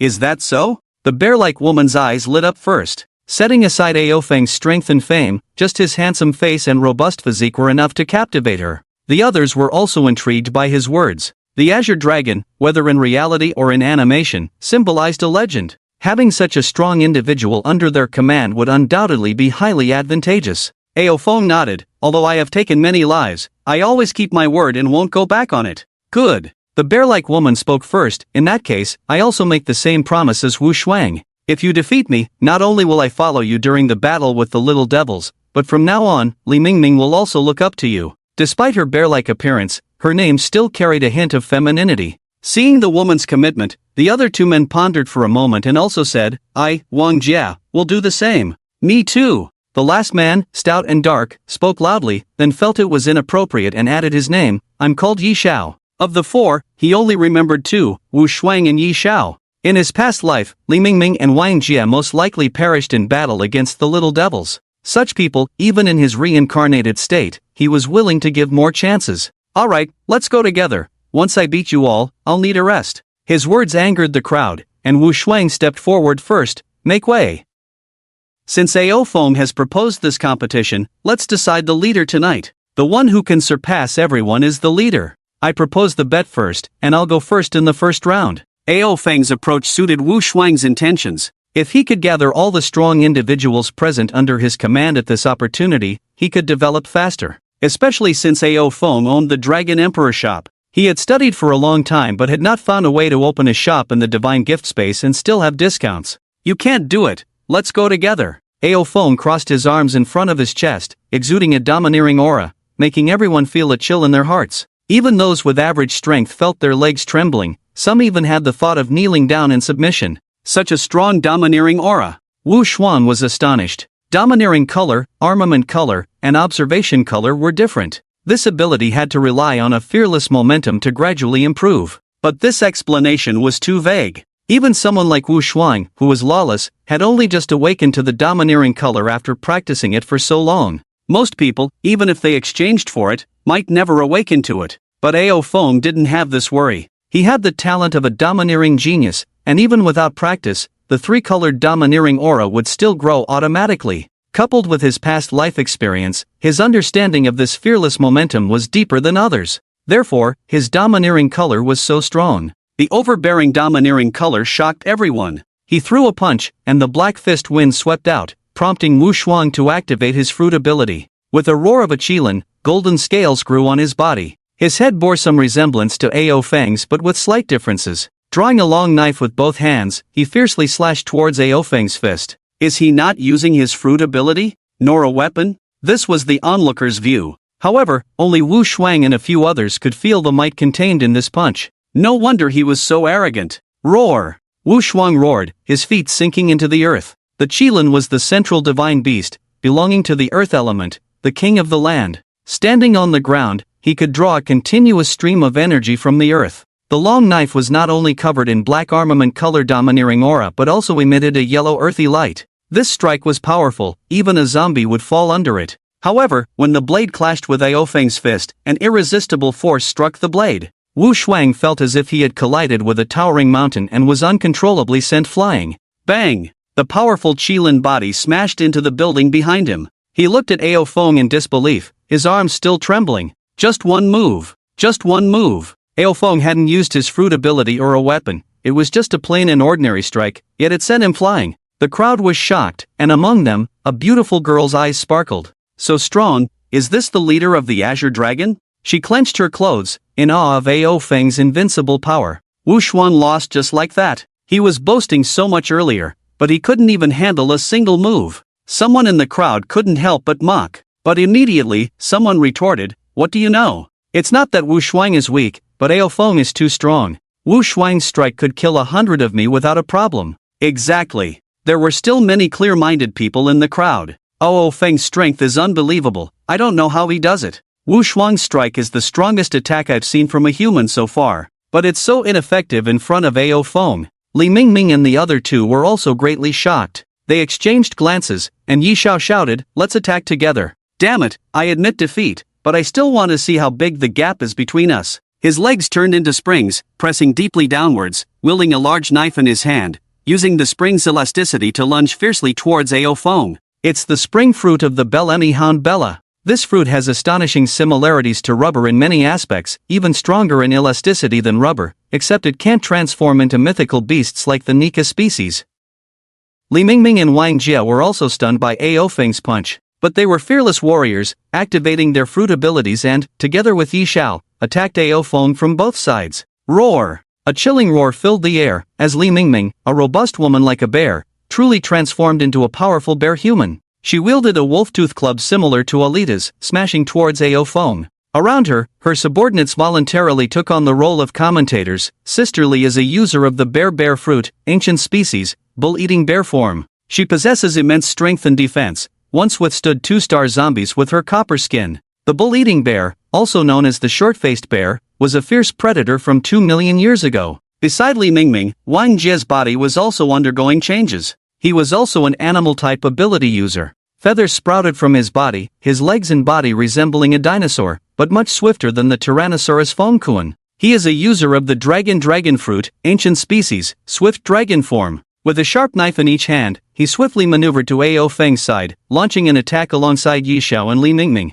Flanking from 3 sides? A good tactic. Ao Feng admired these strong individuals rising in the apocalypse, impressed by their seamless cooperation on their first meeting and collaboration. But that was all. He kicked towards the fastest Yi Xiao. His right foot, enveloped in armament hockey, kicked out in a lawn-style force. After a brief stalemate, Yi Xiao was sent flying back faster than before, leaving a longer trail than Wu Shuang. Dang dang dang! His hands turned into springs, trembling wildly, swiftly dissipating the force Ao Feng struck him with. In the center of the battlefield, Ao Feng retracted his right foot, fists ready. In his eyes, even the agile swift dragon Wang Jie was slow, not to mention Li Mingming, who was not known for speed. In a normal battle, he might have dodged their attacks and struck directly at their hearts. But this battle was not about killing the enemy, he wanted to defeat them in the most shocking way. Thud! He didn't evade their blades but, like before, forcefully clashed with their weapons. Wang Jie tried to dodge Ao Feng's attack with speed and flank him, but his pride in speed was nothing before Ao Feng.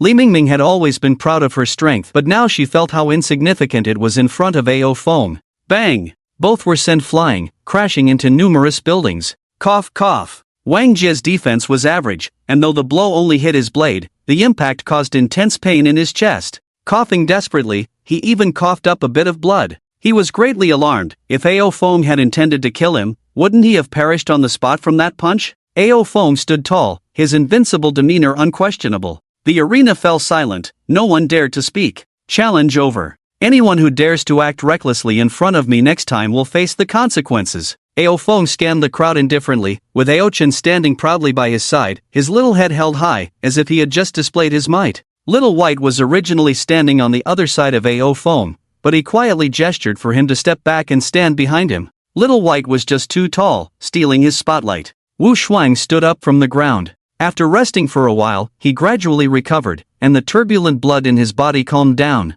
His expression was complex. The usually self-confident man had lost his confidence after being punched. Were they really entering the end times at the same time? Despite his arrogance, he could kill in anger and seize opportunities, but he always kept his word and must follow through with what he said. In his own words, this was the only bottom line for him as a person. Walking slowly to Ao Feng, he said word by word, "I lost, I admit it. From now on, I, Wu Shuang, will only look up to you, Ao Feng." With a bang, he knelt down on one knee and shouted loudly, "Boss Ao." Wu Shuang requests to submit. Ao Feng glanced sideways. This Wu Shuang was indeed a man, daring to speak and admit defeat, which was commendable. Following Wu Shuang's allegiance, Li Mingming, Wang Jie, and Yi Xiao also walked up with complex expressions. Whether they wanted to admit it or not, in front of everyone, if they were to back out, how could they face the public in the future? Moreover, if they dared not admit it, they might be killed on the spot by Ao Feng's strength. Li Mingming / Yi Xiao / Wang Jie, willing to pledge allegiance to Boss Ao. After the 4 of them pledged allegiance, the people they brought with them quickly followed suit. There were more people arriving, not just these 4 forces, but for now, they had temporarily subdued the others. Now that even these 4 strongest individuals had submitted, how could they dare to resist? Furthermore, by joining Ao Feng's faction, they could enjoy a 5% discount on internal exchanges, and many people had already wanted to join Ao Feng directly. Now that the opportunity presented itself, they followed Wu Shuang and the others and switched sides directly. Ao Feng responded indifferently, "It's late today, rest first, tomorrow listen to my arrangements and act together." Although there were residential areas here, many buildings were damaged and could not accommodate everyone. After marking this location, Ao Feng directly found another resting place with Ao Chen and Xiao Bai. As usual, they broke through the stairs to reach the rooftop. Ao Chen took out fresh water, exchanged it for food, the 3 of them had dinner, entered the divine gift space, restocked their Dragon Emperor store, and browsed through the latest news. After Ao Feng and his group left, in the crowd, one person taunted another young man, "Zhusi, aren't you also a beast man? Why don't you dare to step up?" Zhusi's face turned ugly. He had been defiant towards Wu Shuang and the others before. However, when Wu Shuang went all out, he realized he was no match. So he quietly retreated, if even Wu Shuang and the others were defeated, wouldn't he be giving himself up for nothing? In the southern part of Jizhou, 2 huskies were wandering around like headless flies. After killing a corpse with one paw, Wei Mingxian said to Xiao Sa, we must have gotten lost. I know the town we just passed by, it's to the west of our home, so we've been wandering in a big circle and ended up going west. Woof! My foolish master, you really don't make it easy for me. Sigh. Little Yellow Fur was not in the mood to argue with Xiao Sa. After leaving that town, he thought he had found the right direction but still hadn't seen the Yellow River. He didn't know where he had ended up again. The 2 huskies were wandering around when suddenly Xiao Sa stopped. Woof! My foolish master, there's a human scent. Human? The husky with a tuft of yellow fur on its head sniffed hard. I don't smell anything? Although he had the form of a husky, his sense of smell was not as good as a real husky, especially after this dog had eaten the devil fruit in exchange for the tricolor domineering. His sense of smell was even stronger now. Woof! My foolish master, follow me. The 2 dogs happily ran in a direction, and soon they saw 2 women sitting under a big tree. Women! Oh, Xiao Sa! There really are people. And they seem to be beautiful women.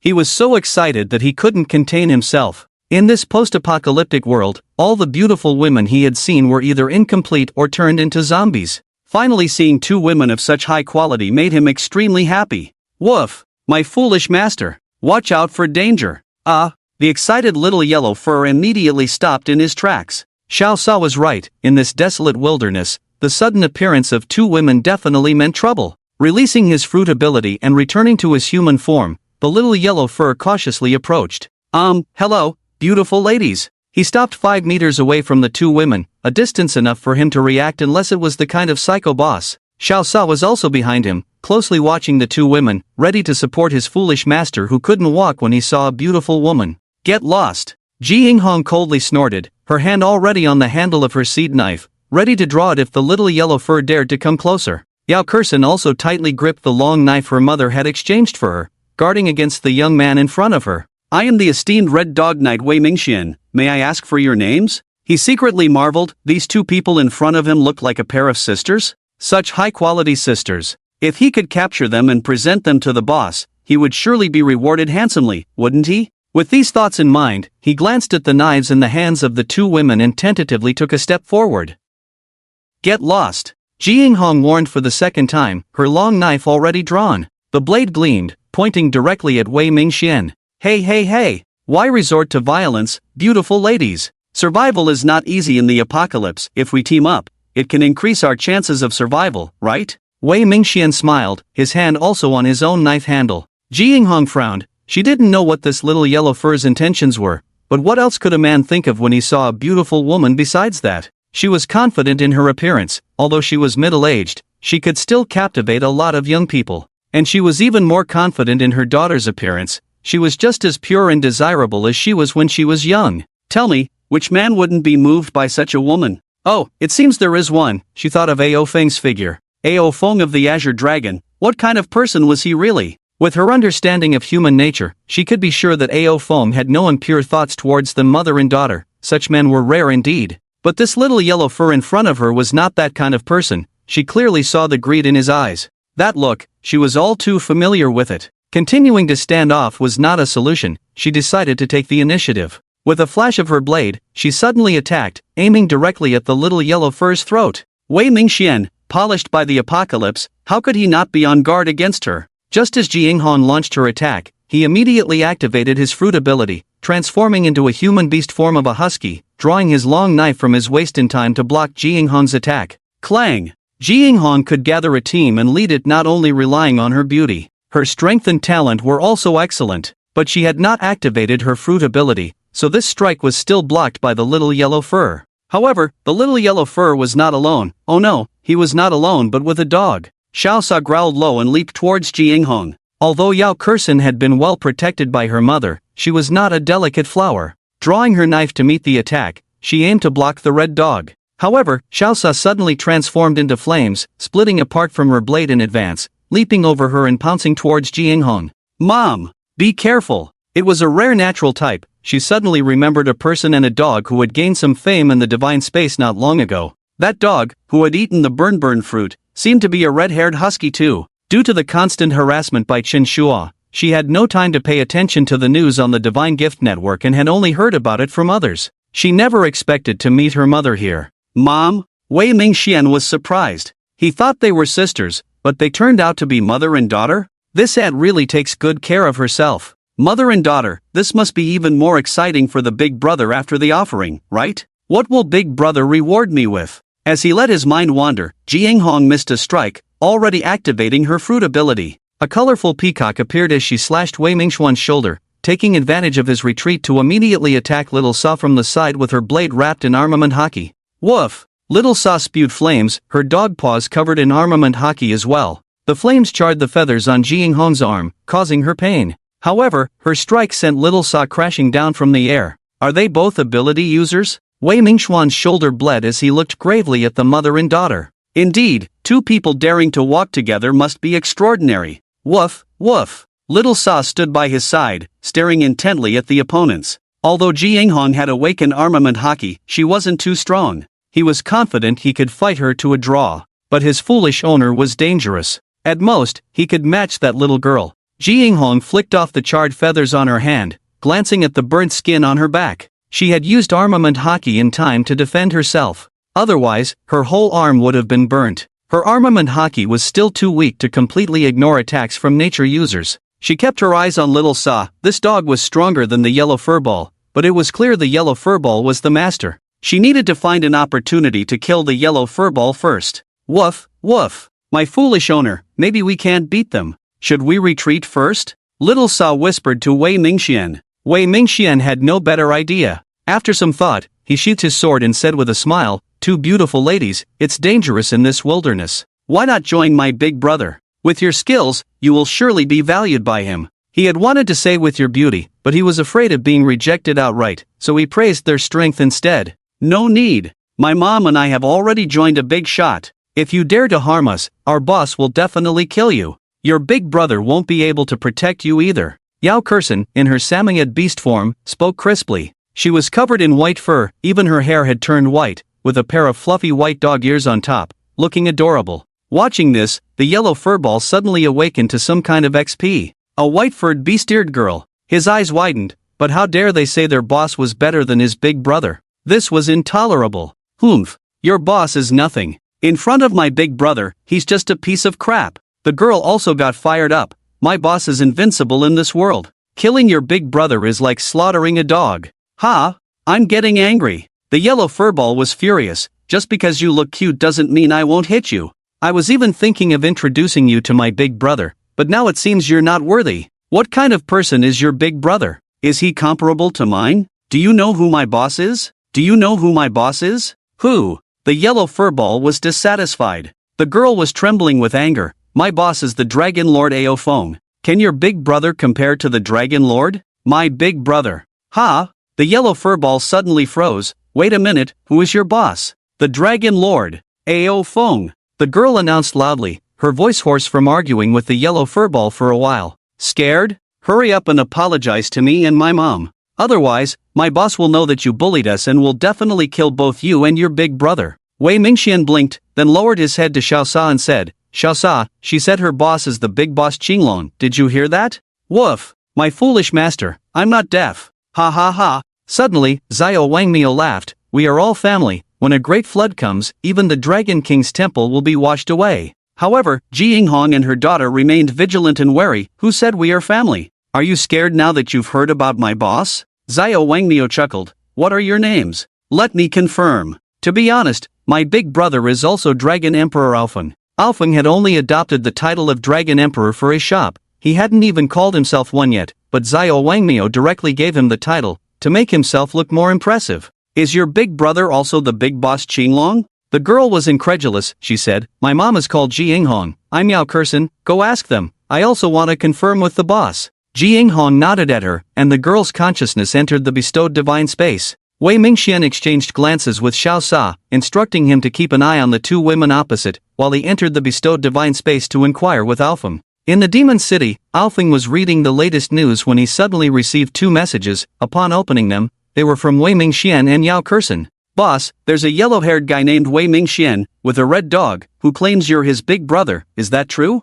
Oh, And by the way, that dog ate a burned fruit. Boss, I've encountered a pair of exceptional mother and daughter. One is called Ji Inghon, the other is Yao Kursen. They say you're their boss. I don't know if they're lying to me. Alphen underestimated. How did these four end up together? Xiao Wangmiao should be not far from Diancheng by now. How did he meet Ji Inghong and her daughter? After sending confirmatory replies to both parties, he exited the divine shrine space intending to sleep. In Jizhou, the three men and a dog stared wide-eyed at each other upon receiving Alfeng's affirmative reply. It's all a misunderstanding. Shall we go together? The next day, as the sun rose, everyone prepared to attack the Bund and drive out the little devils. I said yesterday, just killing them is too easy for them. So, let's make use of their waste. Alfeng stood in front of the group and spoke. Any creature that consumes zombie flesh without turning into one can be transformed into a crystal beast. The brain of a crystal beast will be devoured by crystalline substances, which can promote the development and awakening of a fruit user's abilities. Alfeng educated them about crystal beasts. It was less than 3 months before the beginning of the apocalypse, and no one had discovered this secret yet. Is this the crystal core commonly seen in post-apocalyptic novels? Wang Jie exclaimed, no wonder when I killed zombies and tried to loot their heads, I found nothing. It turns out it's inside these so-called crystal beasts. Thanks to the development of online literature, most people knew that in the apocalypse, there were crystal cores inside zombie heads. In the alien world, there were crystal cores inside demon beasts. So, many people tried to loot zombie heads after killing them, only to be disappointed to find nothing inside. Some thought it might be because the zombies were of a lower level. But even strong individuals like Wu Shuang tried looting meat corpses and zombies, only to find nothing. Now they knew that this setting required a different triggering method. Boss, is it only effective for fruit users? Can it help improve levels? Some people had wild ideas, trying to take this shortcut. But the strength realm was actually the intensity of one's dominance, and this awakening crystal couldn't help improve dominance. Dominance was an extension of physical strength, an external manifestation of physical fitness. The first stage of bestowed divine power was a process of body forging. No, Alfeng stated bluntly. I will cripple them, you feed the zombie flesh, kill those who turn, and lock up those who successfully transform into crystal people. Although he was already ruthless, even after being reborn, he had no intention of using human bodies as cultivation vessels. This was his last shred of conscience. But these little devils, they are not considered human. They have no psychological burden at all. The group had no objections to his arrangements.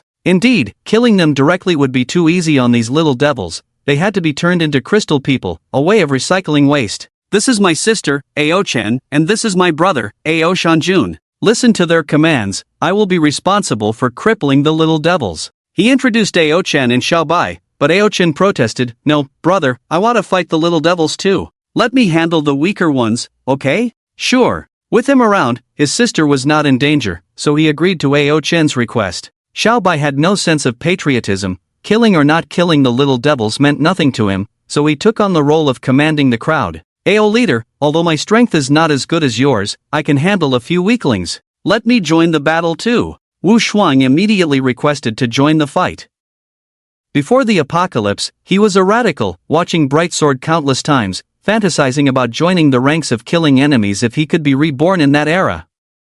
Now, although his dream of dominating the southeast was shattered, his obsession with killing the little devils remained. Alright, Ao Feng wouldn't refuse such patriotic fervor. Seeing Wu Shuang's request approved, Li Mingming and others also volunteered for battle. They fought through hordes of zombies, losing countless lives along the way, all for the sake of killing the little devils. The leader might not have to do it, but the little devils had to be fought. Seeing the high spirits of the group, Ao Feng realized his original plan was no longer viable. He could have used force to subdue them, but it was unnecessary. This was an emotion that should be encouraged. Good. I will cripple the strong ones from Fusang as soon as possible. Wu Shuang, you and a few strong ability users take care of the people around you. Change of plans, everyone joins the battle. Thank you, Ao leader. Long live the leader. Unexpectedly, with just a simple decision, the group's loyalty to him increased significantly. Be careful, don't kill people directly. Wu Shuang shouted to the group he led, Ao leader will cripple the strong ones, the people from Fusang are not to be feared, but don't mess up. Yes, rest assured, Wu bro. Ha ha, I want to see these damn zombies turn or become the crystal people the leader mentioned. See this? This is the military medal my grandfather left from the war. Damn it, I can lose everything, but I always carry this. Grandpa is watching from above, he can see his grandson upholding the honor of our Zhao family. A young man pointed to an old medal on his collar. It was the most cherished possession of his life. Ao Feng led this group of people straight to the bund. Due to the gathering of Fusang people, there were many zombies wandering around and attacking their gathering place. Ao Feng didn't take a detour. To save time, he transformed directly into his dragon form, took off the steel whip on his back, and charged straight into the horde of zombies. "Let's go! Follow me!" Wu Shuang roared, transforming into a Qilin-like beastman form, a golden sheen enveloping his body. He stomped on the ground, drawing in the power of the earth, unsheathed his sword, and followed Ao Feng into battle. Kill! Li Mingming transformed into a devouring bull bear, swinging a wolf-toothed club back and forth, instantly shattering the bones of ordinary zombies and flesh corpses under her blows. "Ha ha, I'm joining too. Take care of yourselves. I'm charging in first." Yi Xiaoshuang's legs turned into springs, pressing down forcefully before shooting out like a bullet, slashing at the zombies with her sword. Wang Jia was not reckless. The Velociraptor did not rely solely on strength, he led his men forward gradually. Those who could overcome numerous obstacles to gather here were all formidable individuals. Besides them, there were certainly others with abilities. Left C, who had previously challenged Unparalleled, was also a user of beastly abilities. Although he had yielded to Ao Feng before, in this situation, he suddenly exuded great valor. Letting out a roar, his figure swiftly transformed into a human beast form. His head resembled a fierce dog, with a lion-like mane on his neck and a single horn on top, giving him a ferocious appearance. Drawing his waist knife, he led his group forward, the blade emanating a peculiar black energy. When cutting through the zombies, it seemed that a certain power flowed back into his body along with that energy. His abilities were formidable, but he lacked the domineering presence of Li Mingming and others, following closely behind Ao Feng without arrogantly charging ahead alone. Ao Chen and Xiaobai flanked Ao Feng, swiftly dispatching the zombies he missed. With the steel whip in motion, these zombies, no more than hairy corpses, all shattered in his hands. At the forefront of the zombie horde, a group of Fusang people heard the chaotic sounds outside and grew anxious. "Pacific Lord, they are really coming to kill us." The zombie horde that troubled Wu Shuang and the Fusang people seemed insignificant in Ao Feng's eyes. With him at the forefront, the zombie horde truly dispersed like waves, facing no hindrance. Now, to impede him, at least a monster of the level of a martial zombie would be required. Under the pincer attack of this wave of zombies, they were quickly annihilated, and Ao Feng stood before the Fusang people with his group. "You are the user of the blue dragon fruit ability?" Pacific Jia stared intently at Ao Feng, feeling overwhelmed by the pressure from this legendary figure of Huaxia. His previous judgment might have been wrong. Ao Feng also gazed back at him. He knew Pacific Jia, although he had been slaughtered by Wu Shuang and his group in his past life. There were people within Wu Shuang's faction who recounted the details of that battle. Among them were details about some of the Fusang people's ability users. Firstly, the leader Pacific Jia, who possessed the human fruit ability, beast type, in the form of the Great Tengu. Secondly, Inoue Yasuzo, a rare natural ability user with the soaring fruit ability. As the name suggests, he could transform into a soaring, a superhuman thorn fruit ability user, while the rest were all animal type abilities. The ones he remembered were animal fruit, bird type, ancient species, terrifying bird form, dragon fruit, ancient species, sickled dragon form,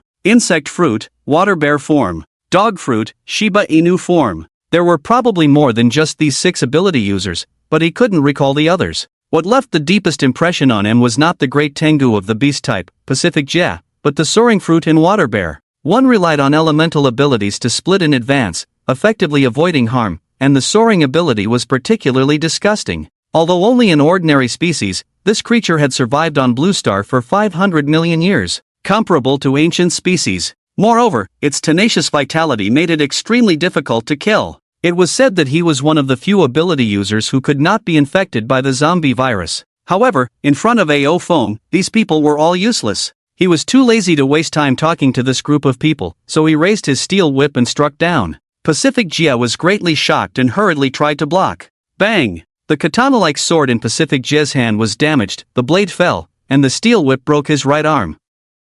But it didn't end there. In an instant, Ao Feng launched 2 more attacks, first breaking his other arm, then smashing his spine. Pacific Jia fell to the ground without any power to retaliate, only his head still able to move. Why was he so strong? Why didn't he kill me? Realizing his defeat, he still had some dignity and refused to be humiliated, so he bit off his own tongue, attempting to end his life. However, biting his tongue did not lead to his demise. In addition to the powerful vitality of his mythical beast species, it only added to the pain. Wow wow wow. He wanted to curse loudly, but his tongue was bitten off by himself, unable to utter any complete words. After Ao Feng disabled the Pacific intermediary, his actions did not stop, and his next target was aimed at Jing Shangyuzu. This guy's natural ability was too disgusting, he didn't want to be covered in excrement. Shave! Instantly appearing in front of Jing Shangyuzu, he was horrified as he just elementalized and was ignited by a hot breath. Although Ao Feng could directly hit his body with armament hockey, that was too disgusting, he didn't want his steel whip to be tainted with excrement. So, it's better to just kill this guy directly with elemental power. The stench of roasted excrement wafted in the air. This guy was truly a user of the excrement fruit ability, and the excrement he produced was exceptionally rare in its foulness. However, although these elementalized excrements could evade physical attacks, they were instantly dried up in the flames. He fell to the ground in human form, emitting black smoke from his mouth, apparently having let out more than he took in. Boom! Another thunderous roar shattered his skull. Natural ability users were hard to catch without sea tower stones. Even if caught, they couldn't prevent them from escaping. Of course, the key point was that this guy was too disgusting. Two of the strongest Fusang warriors died instantly, and Ao Feng was about to go kill other ability users when he heard Wu Shuang shout, "Ao boss, leave this one to me." He exerted all his strength with the power of the earth and swiftly rushed towards the ancient Scythe Dragon form ability user. The awe-inspiring power of the Qilin, the long blade ruthlessly slashed down, and the Fusang man countered with side-like claws, taking 2 steps back but ultimately withstanding Wu Shuang's attack. Ao Feng glanced over. This person was also strong, but still not a match for Wu Shuang. He moved through the crowd, his steel whip striking rapidly, breaking the arms and spines of one Fusang person after another. With him leading the way and disabling these ability users, Li Mingming and the others truly entered like tigers among sheep, terrifying the Fusang people. Ao Chen transformed into the form of a duobao rat, swiftly moving through the crowd.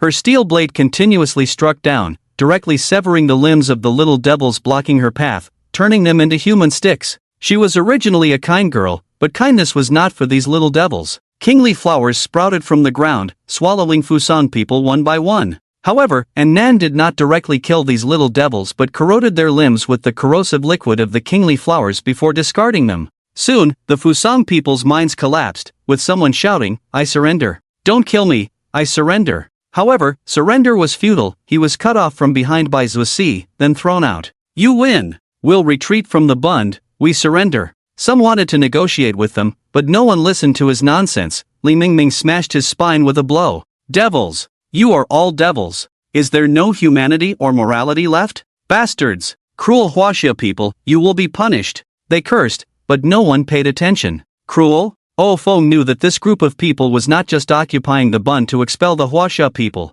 They also captured many Huaxia people, tied up their bodies, used them as flesh barriers, and hid behind to kill zombies. Many young girls were also insulted and killed by them. With the advent of the apocalypse, they restored the bestial nature of their ancestors, using all kinds of cruel methods on the nearby Huaxia people. Even initially kind people from the magic capital who helped them were brought by these ambitious people to be slaughtered. They took pleasure in this, laughing and recounting their great achievements, envisioning occupying Huaxia in the future to fulfill the grand ambitions their ancestors had not completed. These videos of slaughter were intentionally spread by them, mocking the Huaxia people. Therefore, how could the Huaxia people show mercy to them? Anyone who showed mercy would be treated as a traitor. After defeating several of the strongest individuals, Ao Feng no longer made a move. These little devils could no longer stir up any waves. When the last Japanese person fell, he walked slowly to the front of Pacific Jie, grabbed his hair, and lifted his head. "Xiao Bai, cut up some zombie meat." He never said a word to these little devils from start to finish, neither mocking nor insulting them.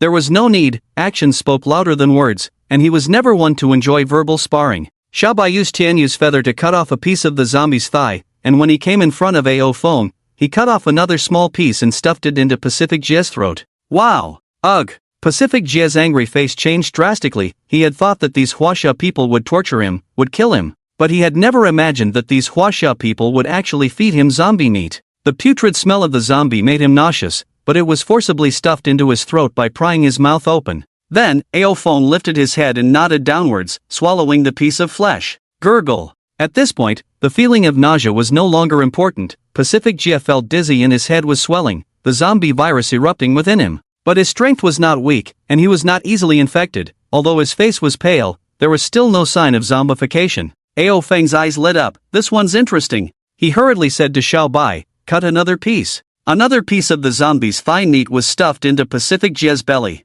This scene terrified the mutilated Japanese people who were watching. Kill me, please kill me, I don't want to eat zombies. You devils. We lost, we accept being killed, isn't this method against all morals? The Japanese people with broken limbs and spines wailed in pain on the ground. At this moment, there were those begging for mercy, those begging for death, and those cursing in anger. Stop standing there, feed them. Ao Feng couldn't be bothered to argue with these people. Scolding them was too much trouble, so he directly ordered his subordinates to start the crystal human cultivation plan. You beasts, do you want to die easily? Disgusting. Li Mingming spat a mouthful of phlegm on a Japanese devil's face, shouting, Xiao Chang, go cut some zombie meat for me. I haven't seen a crystal human yet. Then, Wu Shuang, Wang Jia, Yishao, Zhuasi, and Nan, and others either arranged for their subordinates to cut the meat or personally dragged the zombie bodies over, forcibly feeding the pieces of meat into the mouths of these Japanese people.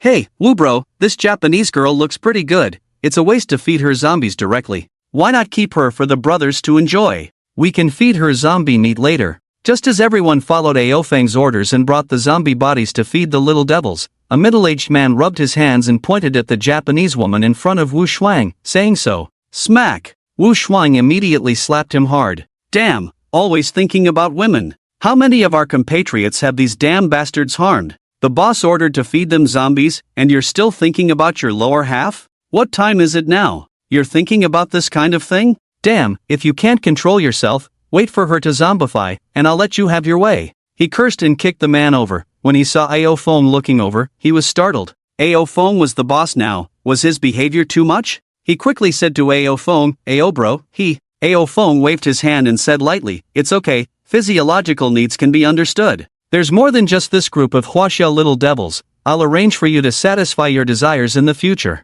For now, get to work. These followers of his were all human, not NPCs. How could they suppress others' physiological needs? Especially in the apocalypse, the death rate of women was much higher than that of men, with more men than women, and desires had no outlet. He couldn't allow these people to harm the women under his command, they could only ravage the foreigners. The man who was slapped by Wu Shuang and kicked quickly got up to thank Ao Feng, pulled out his waist knife, cut off a piece of zombie meat, and forcefully stuffed it into the woman's throat. Ugh! The woman retched, but couldn't vomit it out as she was being choked. The zombie meat went into her stomach. Her constitution was not as strong as Ping Yang Jie's. In just a few seconds, corpse spots appeared on her body. Roar! The flesh fell off. The once beautiful face instantly became extremely ugly. She had turned into a zombie. Clang! With just one roar, the zombie-transformed woman was killed by Wu Shuang with a single blow, then her body was cut off to feed another person from Fusang. In the eyes of the Fusang people, this scene was like hell. These Huaxia people were all evil spirits.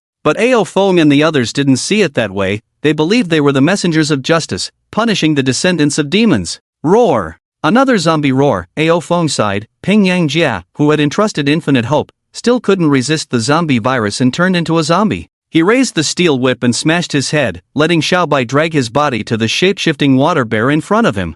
This fruit had a strong resistance to elemental attacks. Even the same level zombie virus couldn't infect it. Ao Feng speculated that the probability of this person crystallizing was approaching 100%. Xiao Bai followed behind him to cut the meat. He pried open the man's mouth. Xiao Bai stuffed the meat in, and he poked it in with the steel whip. Ugh! Leaving aside whether it was disgusting or not, this feeding method would make anyone retch. Cough, cough. The man was choked, tears and snot streaming down, but he didn't curse Ao Feng. In his heart, he thought, disgusted by zombie meat? Humph. I am a water bear shapeshifter, with a strong resistance to viruses. When I find a chance to escape, I will definitely seek revenge. It's just zombie meat, right? Damn it, I'll just treat it as sacred cow meat. He accepted everything, swallowing all the zombie meat that Ao Feng fed him. Later, Ao Feng also noticed his cooperation and stopped poking him with the steel whip. After eating more than a dozen pieces, his complexion changed rapidly, his eyes became extremely crimson.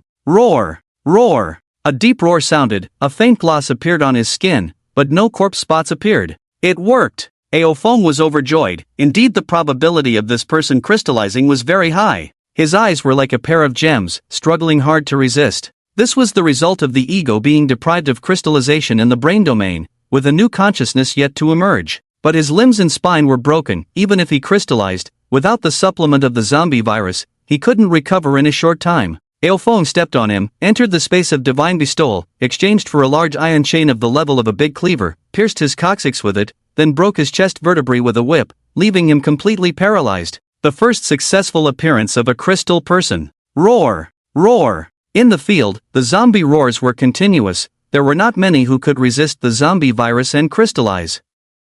However, these zombies were often instantly killed by the people around them as soon as they turned into zombies. An hour later, all the Fusang people were dealt with. Only 63 people successfully transformed into crystal people. The rest all turned into zombies and were killed. Boss, mission accomplished. Wu Shuang spoke first. If he couldn't be the boss, did that mean he couldn't be below anyone else? Ao Feng nodded, then exchanged several large iron chains of the level of a big cleaver, pierced the crystal people's coccyx, and strung them all together, and handed the chains to Wu Shuang and the others. In this battle, because of his appearance, not a single person on their side was injured. However, how to arrange these people became a new problem. Naturally, he couldn't bring them all back to Bianqing. It was too inconvenient due to the long distance and a waste of time. Although you have joined me, it's not very practical to bring all of you back to Bianqing. I plan to establish a second safe base here. You are locals. Do you have any good suggestions? He expressed his thoughts and the key elements of building a safe base.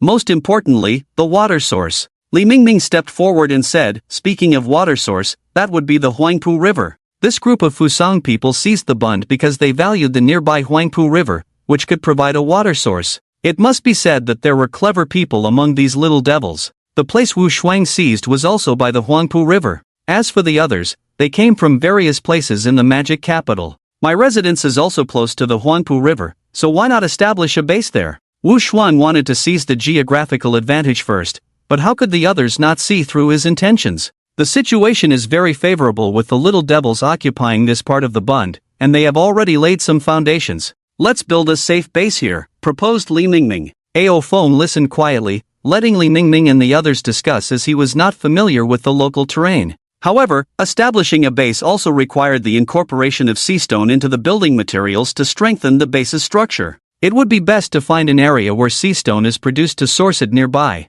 After some thought, he entered the divine space and looked at his Dragon Emperor's shop, which had already sold half of its goods. With a balance of 110 million points on the account, sales slowed down after the initial 3 times, but the accumulation speed of points remained astonishing. He withdrew 80 million points to exchange for demon-transforming elixirs, first eliminating the side effects of his own abilities. Then, he exchanged the remaining points for goods to replenish the shelves. Demon-transforming elixirs were not actual elixirs, just a name. At the moment of completion of the exchange, a cool force appeared in his body, as if a pair of delicate boneless hands were massaging him internally. Unlike the pain of merging bloodline factors, this force made him feel at ease, wanting to fall asleep. Soon, the coolness disappeared, and he felt as if some kind of shackle in his body had been opened, feeling very relaxed. Although eliminating side effects did not help awaken his abilities, this relaxed feeling still made him feel the increase in power. Wait for me. After saying this, he transformed into a blue dragon and dived into the Huangpu River.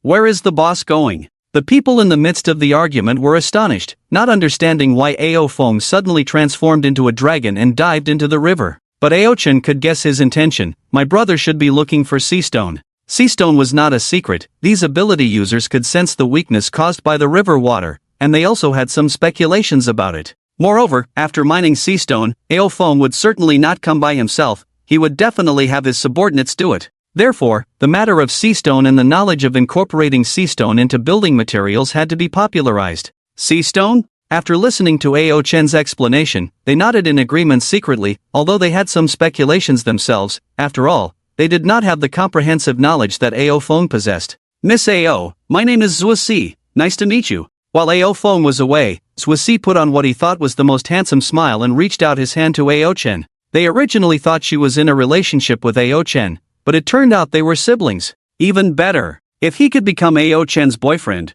wouldn't he soar directly within Ao Feng's influence? At least, Ao Feng wouldn't be stingy with the various goods that could be exchanged for points, right? He was strong, although his appearance was ordinary. He was considered sunny, coupled with his ability as a beast tamer. He believed he was still worthy of this young lady. Oh, but Ao Chen just responded with a casual oh. The little girl was sharp and immediately saw through Zuosi's intentions. Just say what you have to say, my family doesn't do handshakes. With that, she tugged at Xiao Bai. Although Xiaobai didn't understand these human nuances, he still had some understanding of Ao Chen's tacit understanding. Just say it, why are you staring at my sister, Miss Chen? Although his accent had been corrected, he was still young, his voice carrying a hint of immaturity, coupled with his tall stature, resulting in a muffled tone when speaking. I, Zuisi, am also a beast illusionist. Miss Ao, feel free to command me whenever you need my assistance. Intimidated by the white tiger's presence, he dared not act recklessly in front of them and could only comply in this manner.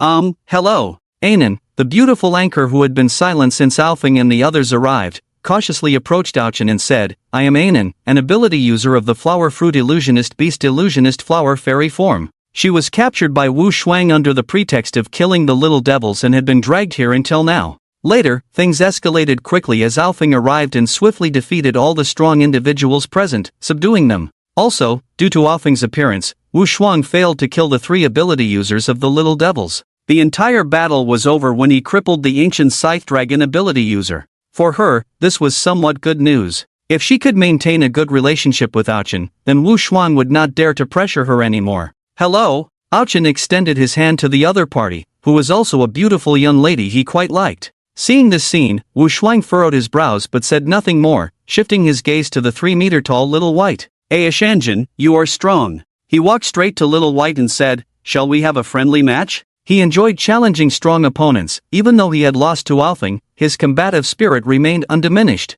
Xing'a said you can't beat me, Little White stated bluntly. Wu Shuang's eyes twitched at the words. Let's try. If you win, I will. He wanted to propose a wager but realized he had nothing to offer. He had already acknowledged Alfing as his elder brother, could he now acknowledge Little White as well? If you lose, you can no longer force Anan, understood? Aochen interjected at that moment, with Anan standing behind her with her head lowered. Alright. Since he had not fulfilled his promise to kill the 3 little devil ability users, this wager was not unreasonable. Little White, go on, beat him. Aochen goaded Little White. The river water, also infused with the factor of the sea tower stone, soon after Alfing sank into the water, he saw a piece of sea tower stone, but it was too small and needed further growth. However, he no longer felt the slight sense of exhaustion he had before, which was the benefit of eliminating side effects. Underwater, there were monsters similar to the Yellow River water monster, but he was not there to capture water monsters, he was searching for sea tower stones. He swam eastward along the Huangpu River. Along the way, he saw several sea tower stones in the process of growing, but he was not entirely satisfied with them. It was not until he neared the mouth of the sea that a large black area on the riverbed caught his attention. Immediately swimming over to touch and observe, it was indeed a sea tower stone. Moreover, as he cautiously dived into the near sea at the mouth of the river, he felt a palpable sense of unease.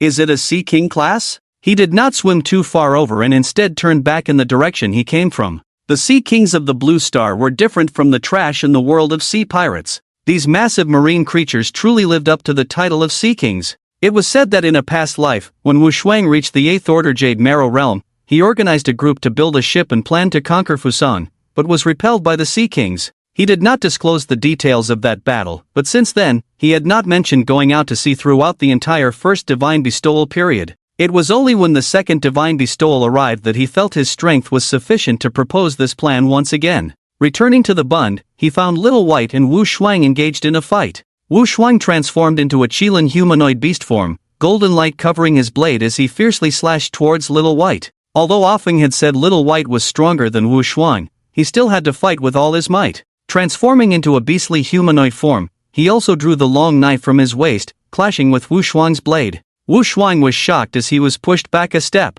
Come again. First defeated by Ao Feng, could he continue to fail? The two figures intertwined, swiftly making their moves. When Ao Feng reached the center of the crowd, he saw Wu Shuang being brought to his knees by Xiaobai's blade, the edge against Wu Shuang's throat, the proud man's eyes somewhat dim. I've lost again. He wearily dropped the long knife in his hand to the ground, his pride completely shattered. We agreed, if you lose, you can't force Sister and Nan anymore. Ao Chen squinted his eyes into crescents, smiling as he spoke to Wu Shuang. Wu Shuang's face was bitter as he nodded, saying, alright, I admit defeat. But, he shook his head, not saying anything more. Xiaobai sheathed his long knife, standing once again behind Ao Chen, like a protective deity guarding his most important person. Ao Feng stepped forward, indifferent to these grievances. There is a large area of sea stone growth at the mouth of the Huangpu River, it would be better to establish a base there. Wu Shuang, gather these crystal people and follow me there to find the most suitable construction site. Leading the group northeast along the river.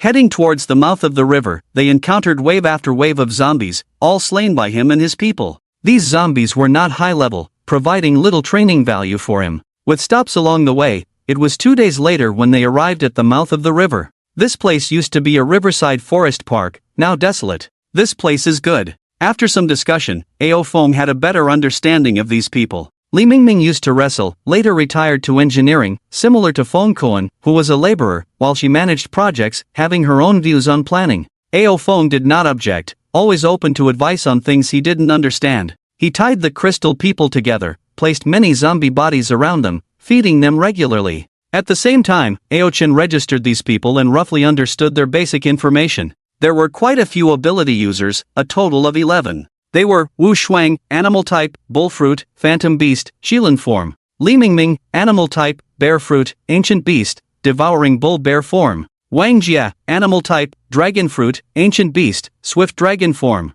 Yi Xiao, superhuman type, spring fruit. And Nan, animal type, flower lake fruit, phantom beast, flower fairy form. Wen Shu, superhuman type, book fruit. Zhao Hang, animal type, bull fruit, water buffalo form. Bai Xiaowei, animal type, rat fruit, squirrel form. Chao Tian, animal type, bird fruit, crow form. Ganju, animal type, cat fruit, rabbit monkey form. The phantom beast, Zuosi, caught his eye for a moment, but he didn't have much impression of this person from his past life, thinking their domineering talent should be lacking. Although phantom beasts were strong, if their dominance couldn't keep up, they might not even be as strong as someone without a fruit ability. Fruit abilities were a nice addition, but dominance was fundamental. Besides that, what surprised him the most was Wen Shu. The ability of her book fruit could serve as a prison for crystal people and crystal beasts. The world of books was almost impossible to destroy from within.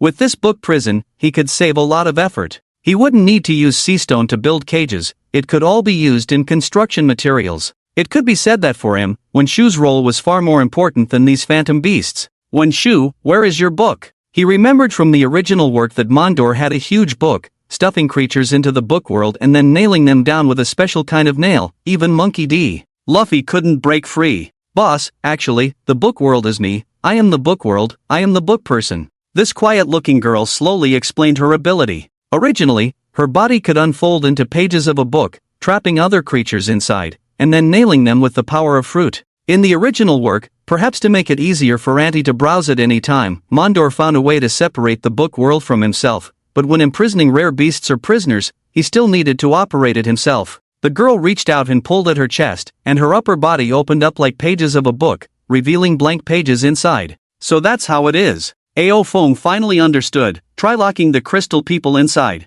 When Shu followed orders, stuffing the crystal people into the pages she had opened in her chest, then a white nail appeared in her hand out of thin air.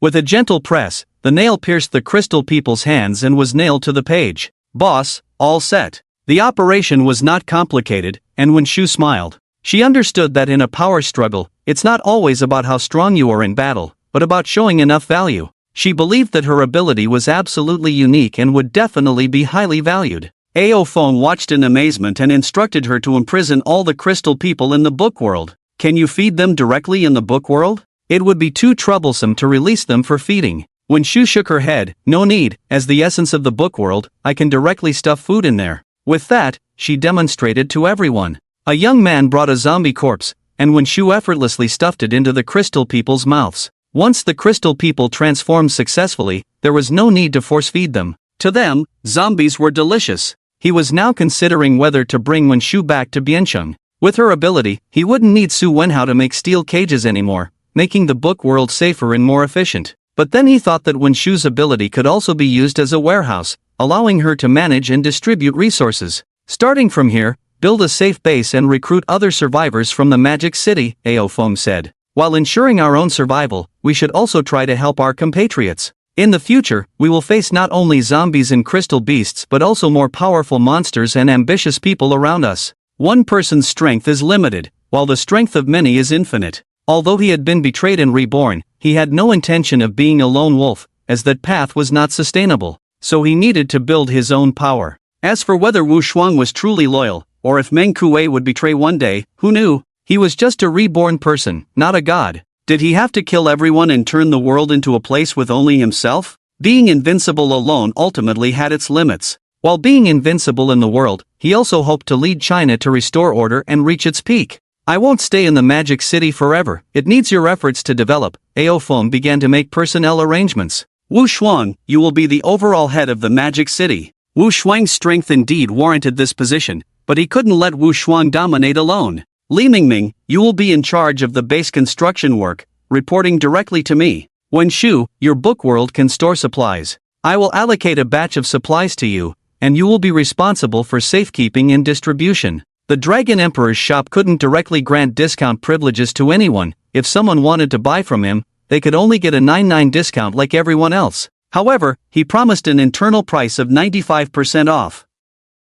So, a batch of supplies needed to be exchanged in advance. Currently, only Wen Shu was suitable for this. Handing over the supplies to her, the others would make purchases through her, and then Wen Shu would transfer the points to herself. This job may not seem powerful, but the profits are not small. She can delay giving tasks to anyone she dislikes for a few days, or even sell them privately. As long as she hands over the points to Aofeng at a discounted price, she can make a huge profit. However, there's no way around it. Her influence is just starting to build, so these loopholes are inevitable. Fortunately, she still has some power left. Wen Shu herself is not very strong, so she must firmly grasp this opportunity to advance further. Greed for a little advantage is not worth it at all. I believe she understands this principle. Moreover, there are many envious people eyeing her position. If anyone discovers her secret sales and reports it, Aofeng will surely reward them. Even without a reward, sheer jealousy is enough to make people watch her closely and prevent any misconduct. And Nan, you are responsible for registering personnel information and reporting to me on time.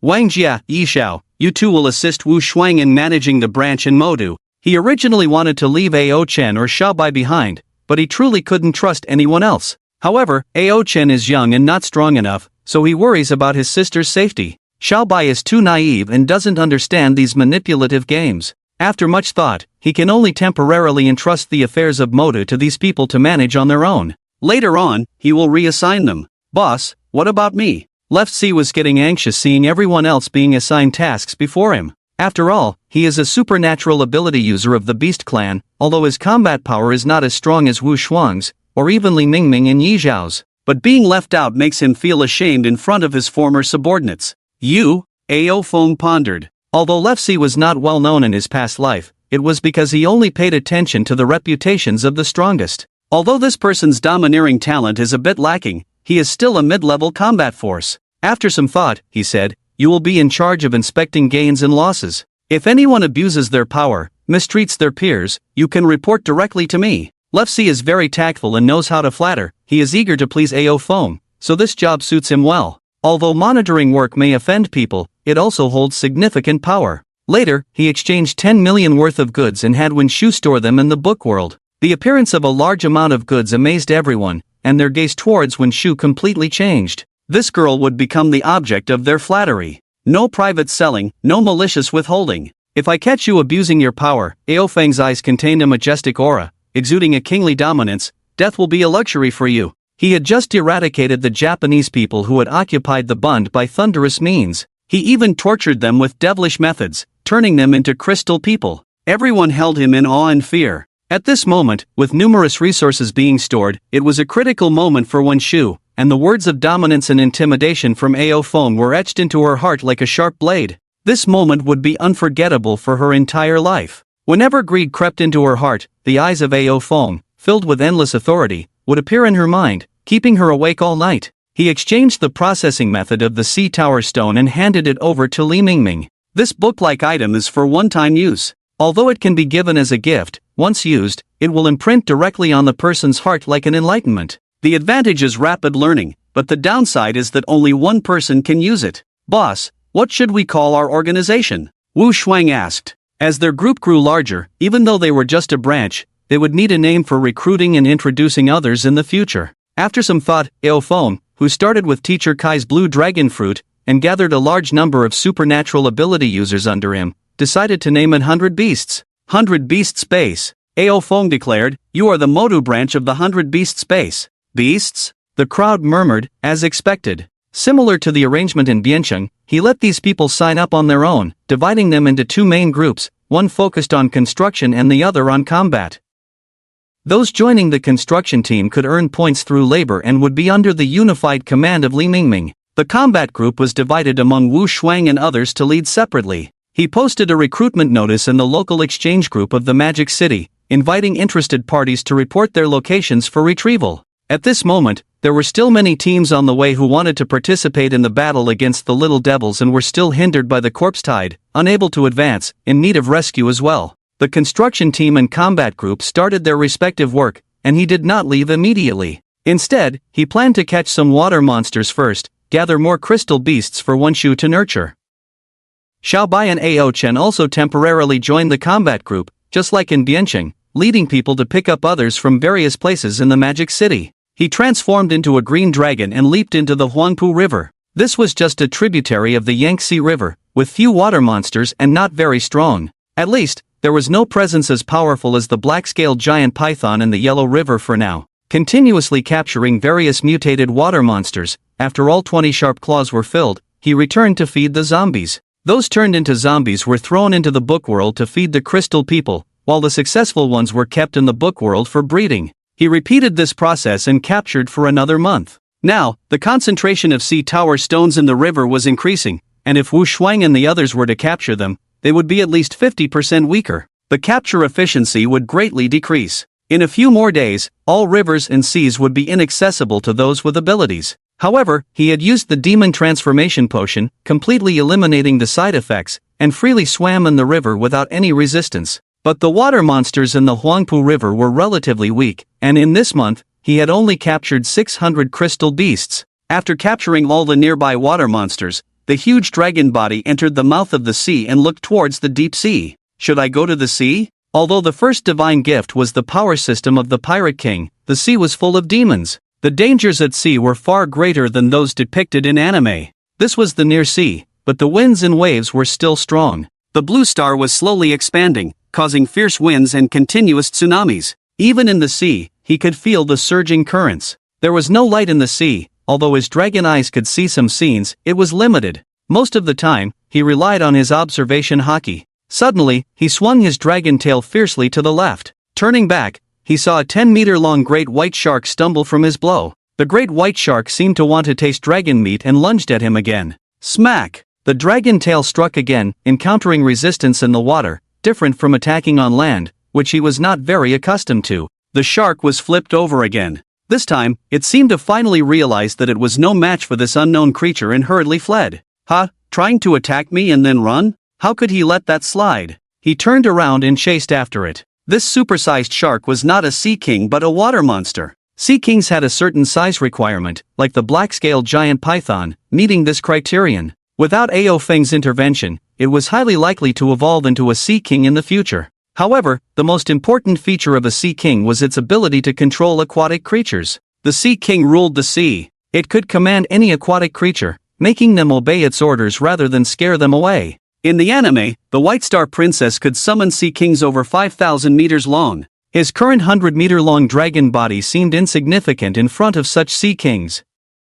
Moreover, judging by the strength of the sea kings appearing in the Blue Star, the powerful sea kings in the future Blue Star might be even larger. Wherever this shark went, the schools of fish fled in terror, clearly not a sea king. However, once this powerful water monster is fed zombie flesh, the probability of it turning into a crystal beast is extremely high. He chased after it directly. The shark was swimming quite fast, and upon sensing his pursuit, its escape speed increased even more. The sea was dark, the tide was raging, and he dared not chase too fast, afraid of losing his way back. There were no coordinates in the ocean, getting lost was quite normal. No, I can't chase any further. His purpose in entering the ocean was not to capture water monsters but to curiously explore the path. As he stopped his pursuit and was about to turn back, he suddenly sensed something amiss. In his sensory perception, he noticed many powerful life forms approaching around him. The shark he was chasing no longer fled but turned around, and in its eyes, there was a hint of mockery. Mockery? He realized something was wrong. The water monsters had already gained intelligence,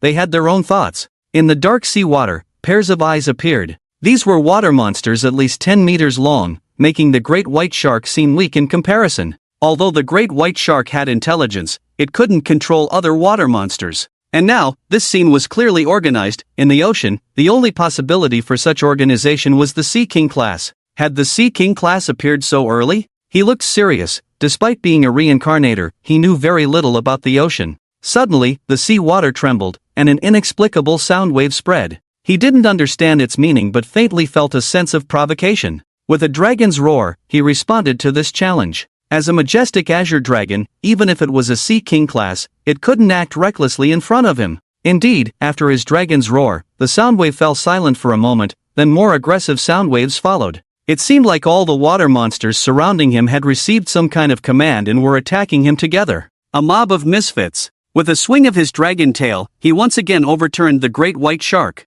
Despite his large size, he was extremely agile, biting the head of a 30-meter-long electric eel. The electric eel resisted, wildly discharging electricity, but how could its electricity compare to his thunderous power? Although he didn't possess the Goro Goro no Mi fruit, he could manipulate lightning to some extent, having a certain resistance to electricity.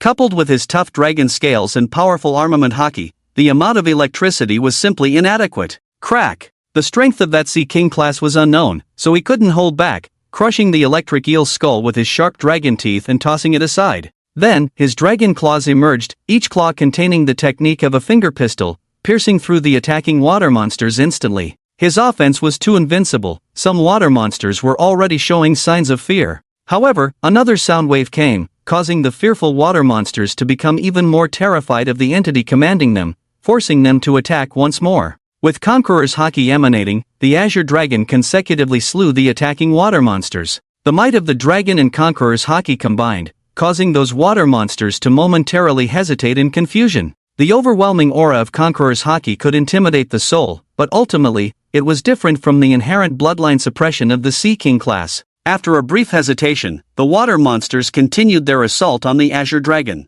My Conqueror's haki level is still too low. Ao Foam understood the reason. Under the influence of the divine bestowal, Conqueror's haki, although trainable, was the most difficult of the three haki types to cultivate. In fact, many people couldn't awaken Conqueror's haki even after living through the second divine bestowal. But he had some experience. It seems I'll have to strengthen the training of my Conqueror's haki in the future. The entwining of Conqueror's haki was an important means of attack that needed to be mastered as soon as possible. The Azure Dragon swiftly swam in the ocean, quickly killing off all the water monsters. Blood slowly spread outward. Looking around, it was still dark, and his visibility underwater was low. His observation haki was in full operation, not missing any slight movements around him. All the water monsters were dead, but the suspected Sea King class entity that had secretly manipulated them to attack him had still not appeared. Another dragon roar echoed, but there was no response. It seemed that the Sea King had retreated when all these water creatures perished in battle. Strange. He carefully sensed his surroundings, still no movement. Meanwhile, due to his battle with the water creatures, all the nearby fish had scattered. Is it the Sea King? He was starting to feel uncertain now. Would the Sea King act so cowardly? Moreover, this suspected Sea King was right here in the nearby waters. He didn't know if it would migrate further away in the future, but as long as it was around, this place would be off limits to humans. In his past life, Wu Xuan crossed the sea on an eastern expedition and almost suffered a total defeat. Could it be because of this Sea King? He used his dragon tail to sweep away the bodies of the water creatures, and the seawater, muddied by blood, gradually cleared up. Swimming forward, this time he moved more slowly, always keeping an eye out for any anomalies around him. The deeper he went, the calmer the sea became. The deeper sea grew darker, and visibility decreased. What is that?